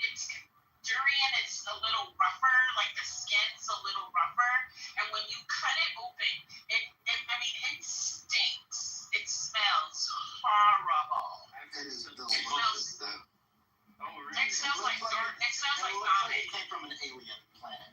Like even It is disgusting. From an alien. And I ate it, like, I ate ice cream. I ate, like, the durian ice cream one time, and I was like, even the ice cream is nasty. It's the nasty. No, it tastes so I want to hear a specific taste, doctor, but for me it tastes like a tropical, like, fruit snack. It tastes like a rotten. It tastes like a rotten tropical fruit. Yeah. It's nasty. I don't like it. People I don't like people describe the smell as being like rotting flesh. It When you're in Southeast Asia, like there's signs up everywhere in hotels that say yes. bring durian into the hotel. In Lisa's, It's like smoking in your hotel room, but worse. In Lisa's, they And have you go into the grocery stores where they've cut it open. I'm like, oh my god, like what is that horrid smell? It's so nasty. It's so delicious. But it's like an influencer on YouTube that he swears by it. It's supposed to be healthy or something. But they say it's super healthy, and it's full of like proteins and antioxidants. Like it's really supposedly good for you, but I don't care. You're describing the taste of papaya. I'm gonna do it. Right? Yeah, so papaya does have a little bit of a rancid smell, but yeah, but I can eat a papaya if it's like already seeded and cut, I can eat it. But if it's not, I can't prepare it like myself. I used to love papaya, but now if I smell it or taste it, I like. Yeah, you can't. I can't. You drop that into a blender. I mean, you can make it manageable if you drop it into a blender. We have it chef. Yeah, and I can eat it like on a fruit thing, but it has to be prepared. Okay. I can't encounter it like freshly cut. I can't. What about but all other foods, other than onions and bananas, to which I'm allergic, I eat all foods. Oh, that's a shame.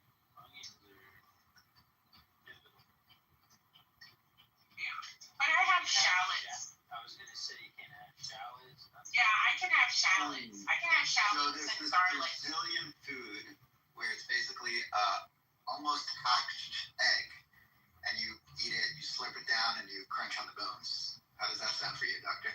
What is it?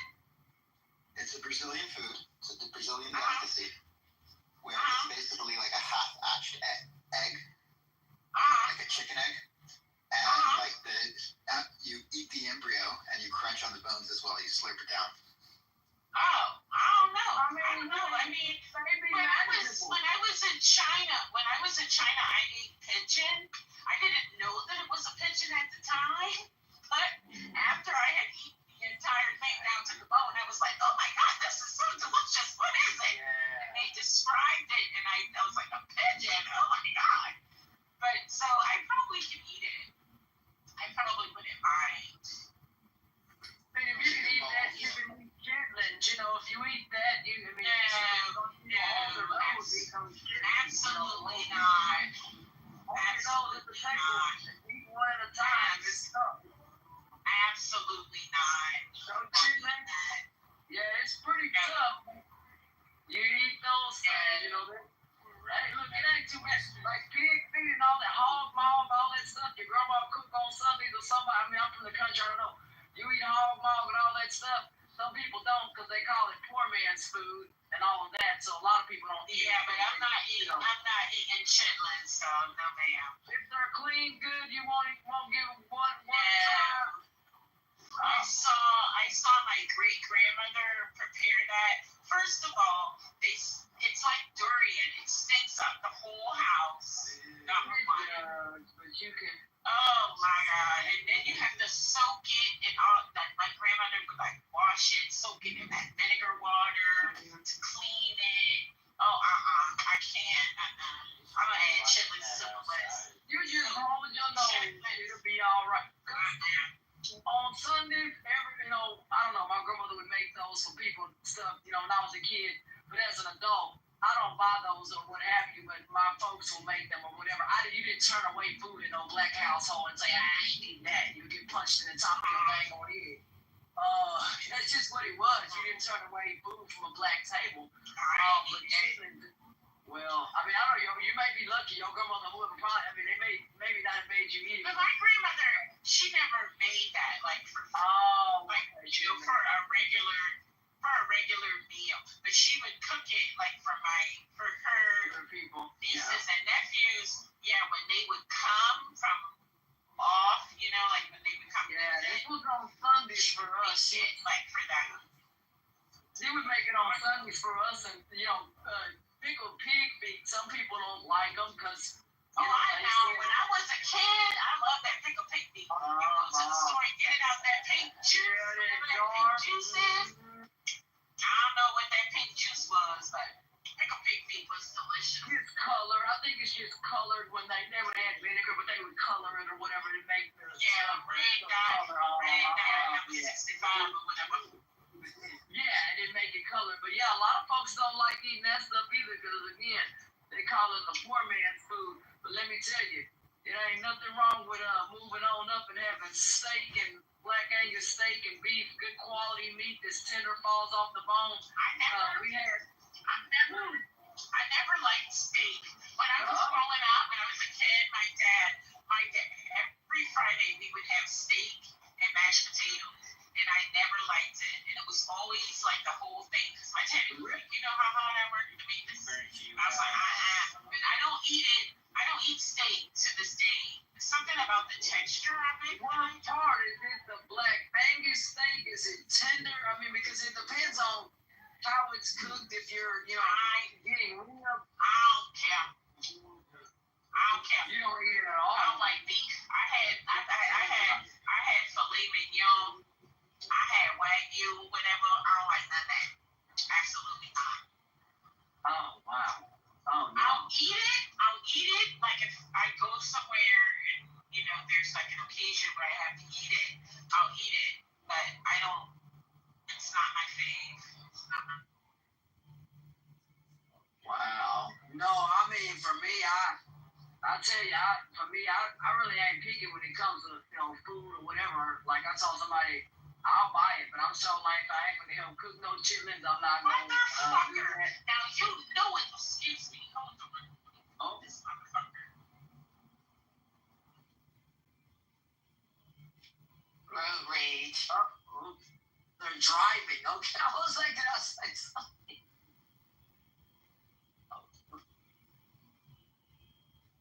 Some of these people make you want to cross them out. A guy caused a huge wreck on. I'm back. You're driving. Look, you're lucky to be moving. Yesterday, a guy caused a wreck on the highway. I guess talking on a cell phone and rolled his truck on the highway. Had traffic stand still for over 3 hours out there. So be careful driving. Y'all be careful. He was talking on a cell phone. Those cell phones get on my nerve when people driving. I can't about it. Man, put it up on something where it's not in your hand or whatever, but it's like the thing falls out your hand, you go to reach for the dang on phone, and you swerve into another lane or something. It's just let the phone fall and go to an exit and get your phone. But no, what they do, try to reach down, and they ended up running into the whole concrete wall and stuff, messed up their truck and everything. It was an engine part all over the highway, so people need to be careful talking on these cell phones. He was lucky, he was in a critical condition is what they said on the news as well. So I just tell people, please be careful so you don't get care flighted up out of here. It's not a good deal to be on a care flight somewhere. But I mean, that's just not a good look. Like, oh my God, I'm in critical condition. What happened? I was on my cell phone. On a phone, and you now in the helicopter. That's like a recipe for loserdom. Like, come on. If you're gonna go out better than that. I don't know. That's just me.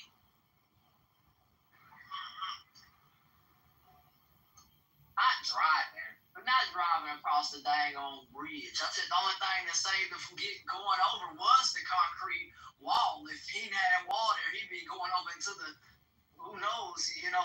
yeah, just be careful. People doing all alive. They made it. I mean, that pickup truck, the guy in the vehicle, high profile, I think is what saved them. If they had a lower profile vehicle, I don't think they'd be here hitting the concrete wall like that. But they are in critical condition.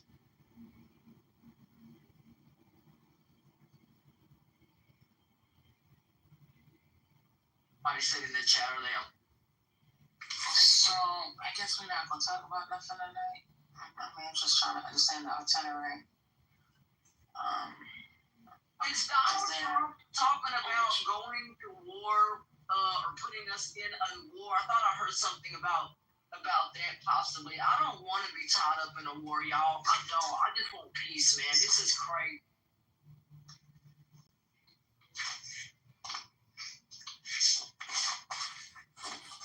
You need to say something. Situation over there. First lady? Yes.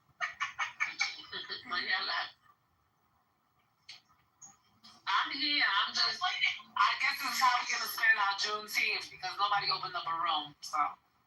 Was there any more reporting from the Diddy trial today? No, they shut down. What? They was preparing for the June 19th. No, so they're not gonna open tomorrow for Juneteenth, but today one of the jurors had. Juror was sick? Yeah. Yeah. They were sick because they didn't want to come in the day before Juneteenth, so they didn't.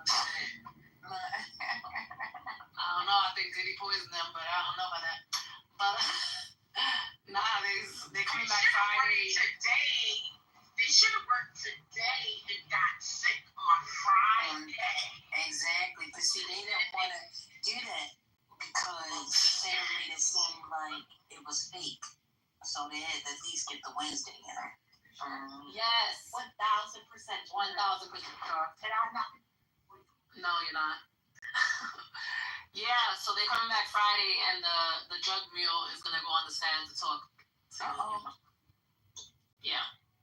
The drug mule? Yeah, the white boy that they. You remember? I don't know if you remember the day. So the day they ran up in his crib. So the day they ran up in his crib in Miami, they found him by the Miami airport with his private jet, and they ended up taking the white boy, and the white boy had a lot of drugs inside of a Louis Vuitton bag. So he was only 25. So when I see that he came out the next day, I don't know if it was the next day or a few hours later. Who are you talking about now? Today's drug mule. Oh, okay. So when he came out, I think it was a few hours later he came out, or the next day, I was like, oh yeah, he's gonna be talking. Okay, but I have a question. Are you surprised how many white people or white-ish people are implicated in this whole? No, that's where the cocaine comes from. But even like the stripper guy, I forget his name. But the stripper guy who testified, like, yeah, like white yeah, so that means he likes to see white men and black men fuck his woman. Yeah. That's what he likes. He likes pink meat and all the that was, I'm like, oh, he got like some real money. I'm telling you. They say Tyler Perry like white meat too. Down to the pink meat. He likes that bubble gum. Hubba hubba.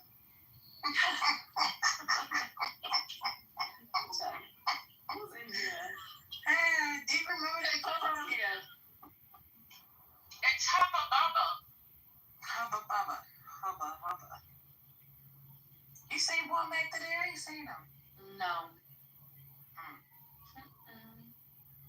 You're just a boy. And then they put that thing in it. It was Hubba Bubba. Bubblicious. You know the one that they can't squeeze it? What about the one you used to squeeze and stuff used to come out of it? Oh, yes. Yeah. So disgusting. That it was pink and then it was red and that comes out of it? Yeah. I like that. That gushy stuff.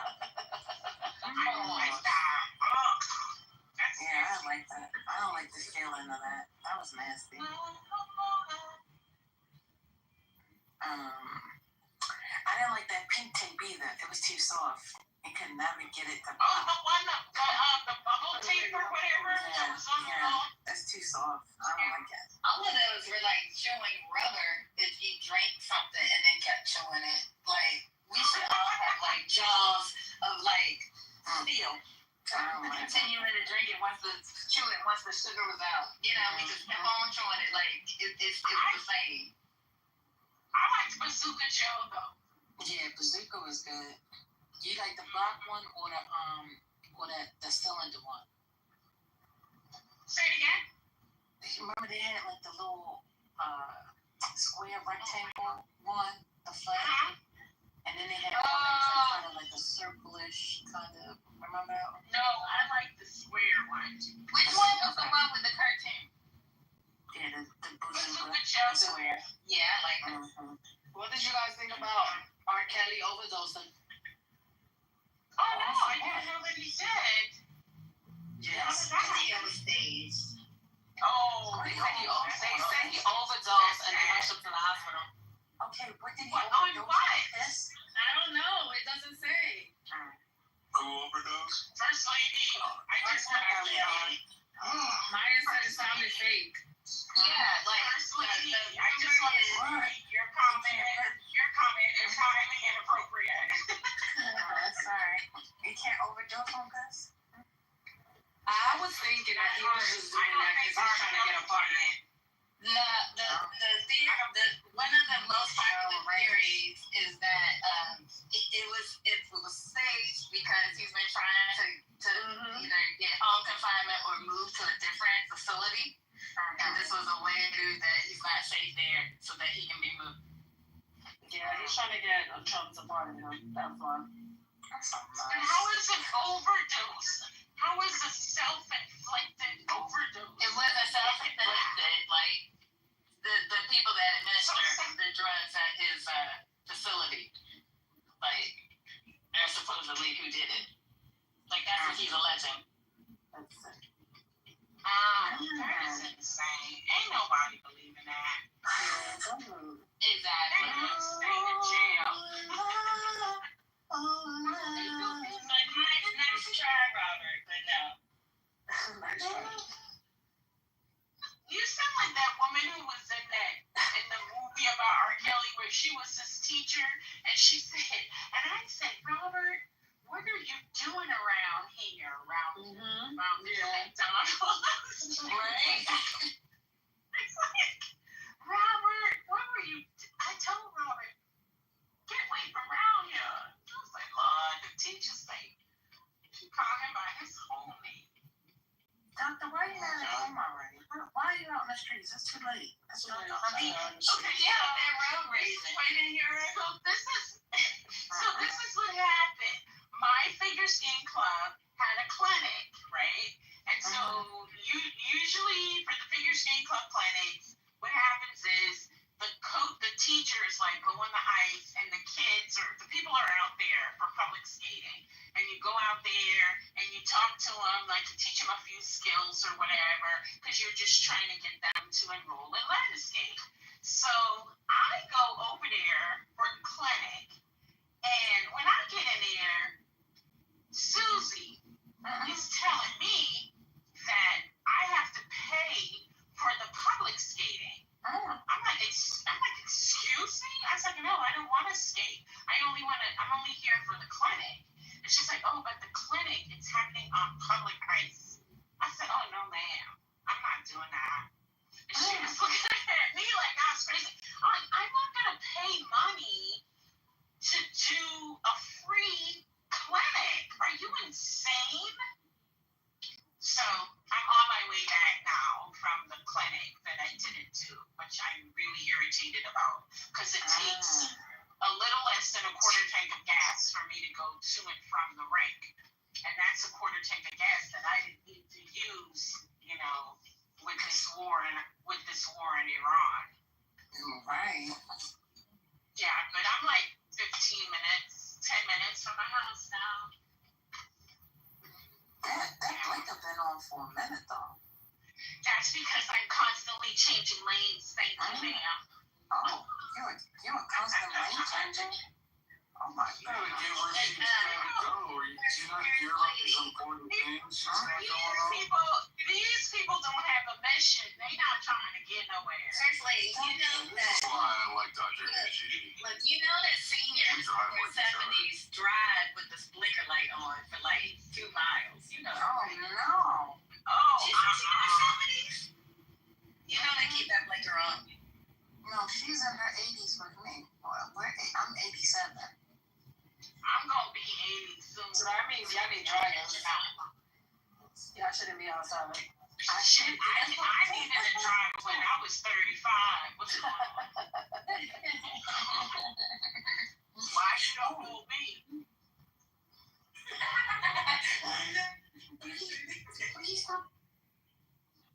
I needed a driver. When I had to go to that ring, when I was going to that ring 3 days a week, I needed a driver. Like, what is going on? I needed somebody to drive me. I got in a carpool. Cause Naya said you drive like a granny with the blinkers on a mile away. No, I put on my blinker a sufficient 300 to 250 yards away, feet away from where I'm turning. Quick question: have any of you used? Even where I live, brake light means turn. Oh God, that's horrible. You don't know they're turning until they press on their brake and then they start turning. Oh yeah. All right, so if y'all haven't heard, it says Trump reviewed Iran attack plans, but is holding off to see if Tehran steps back from the nuclear program. Go ahead. Understand what y'all saying? Thank you. I was asking, does anybody get tricked into using those like safe driver apps to reduce your insurance? Because you know that's I have it. I use it. Y'all use Why is it a scam?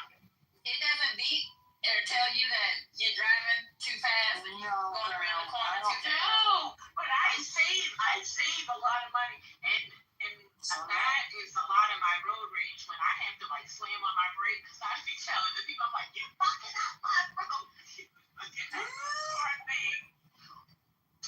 I snap. No, Johnny's, I'm perfect. I'm perfect. All I know is that for the majority of the people, I would say it's a way for these insurance companies to justify increasing your insurance when it's time to renew.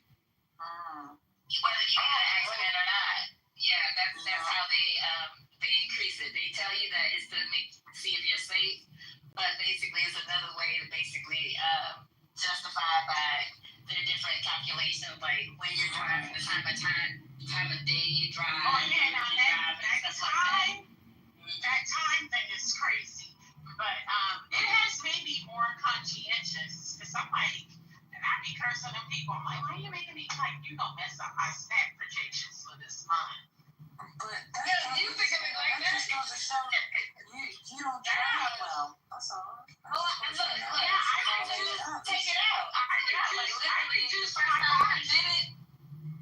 Yeah, I'm not worried about it because you're not gonna keep beating and telling me that I need to go down to like 5 miles to turn. Mine doesn't do that. Are you with Mine don't do that. No, I was with Progressive. This was years ago when I was with Progressive. When it wasn't on the app, it was actually a thing you put in your car, and it would like keep beeping and telling me like I was like going too fast around a curve and stuff like that. And then the next year when it was time for me to renew, it was like my insurance went up, and I was like, oh, I got you. I was like, yeah, that's it. And I've never done it. I've never downloaded it again. So I have the Progressive Snapshot, and it doesn't. So like I saved $50 last year on my car insurance. Yeah, they keep reminding me to download it. You know, like because I have the app, like that's how I paid for it and use it like the app to show my insurance. But they asked me to turn it on, and I'm like, man, yeah, no, y'all not. But you can turn it on and turn it off. So like when I get if I know that I'm gonna be driving speed demon, I turn it off. And you can tell it I'm a passenger. You can turn it off. So then you can turn it off. Because it comes on immediately when you get in the car. But like if you're riding in an Uber, you don't want it clocking the Uber. So you can go in and say, I'm a passenger, or I'm not driving, or whatever. Yeah. Oh, that's good. So I cheat mine a lot. I'm about to put my app on a family member's phone because they drive. Like a senior. That's a good one. He's been driving this Toyota Tercel for 200,000 miles, and he just changed his brakes. He just changed his brakes for the first time. What? 200,000 miles. Crazy. You know how hard it is to not have to change your brakes for 200,000 miles? Do you know they stopped making the Tercel in the 90s? I believe it. It looks like it's. You sure? I feel like it's early aughts. Maybe I'm wrong though. Okay, it's early 2001, maybe 2001. Very early aughts. Yeah, because they had Toyota Tercel when I was graduating college, undergrad. They ain't making the Tercel past 2001. Yeah, you're right. It's 1999. Okay. Because I graduated in 97, so yeah, that's about right. Yep, that's it. My God, he can get antique tires. He can get antique tires now. Is it a manual? Oh, it is, yeah. Yeah, because the Tercel was a manual back then. Oh, really? They didn't have automatic Tercels? No, but see, the thing was, when you got an automatic, you had to pay more. Oh, yeah. That's My first two cars were manual. Yeah, when you got an automatic, you had to pay more. Because when I got my Corolla, I got a manual for that reason. Because automatics, you had to pay more money. They were more expensive. Manuals so much. Yeah, I love manuals. Yeah, you see gas. Mandarin oranges? What happened? I sometimes drive my car that I have now. I sometimes put it in manual. What? You got one of them switch over cars? What? Doctor, what you driving? What's going on? Yeah, you know, don't most I know what you're talking about. Yeah, I sometimes. I got an EV. I want to have an EV, but the only reason I didn't get an EV is because I road drive with my car. And mine's a hybrid. I have to have the infrastructure for that. Oh, okay. Mm-hmm. That's a hybrid. But my EV, I keep my EV on for the most part. But I can click over to sport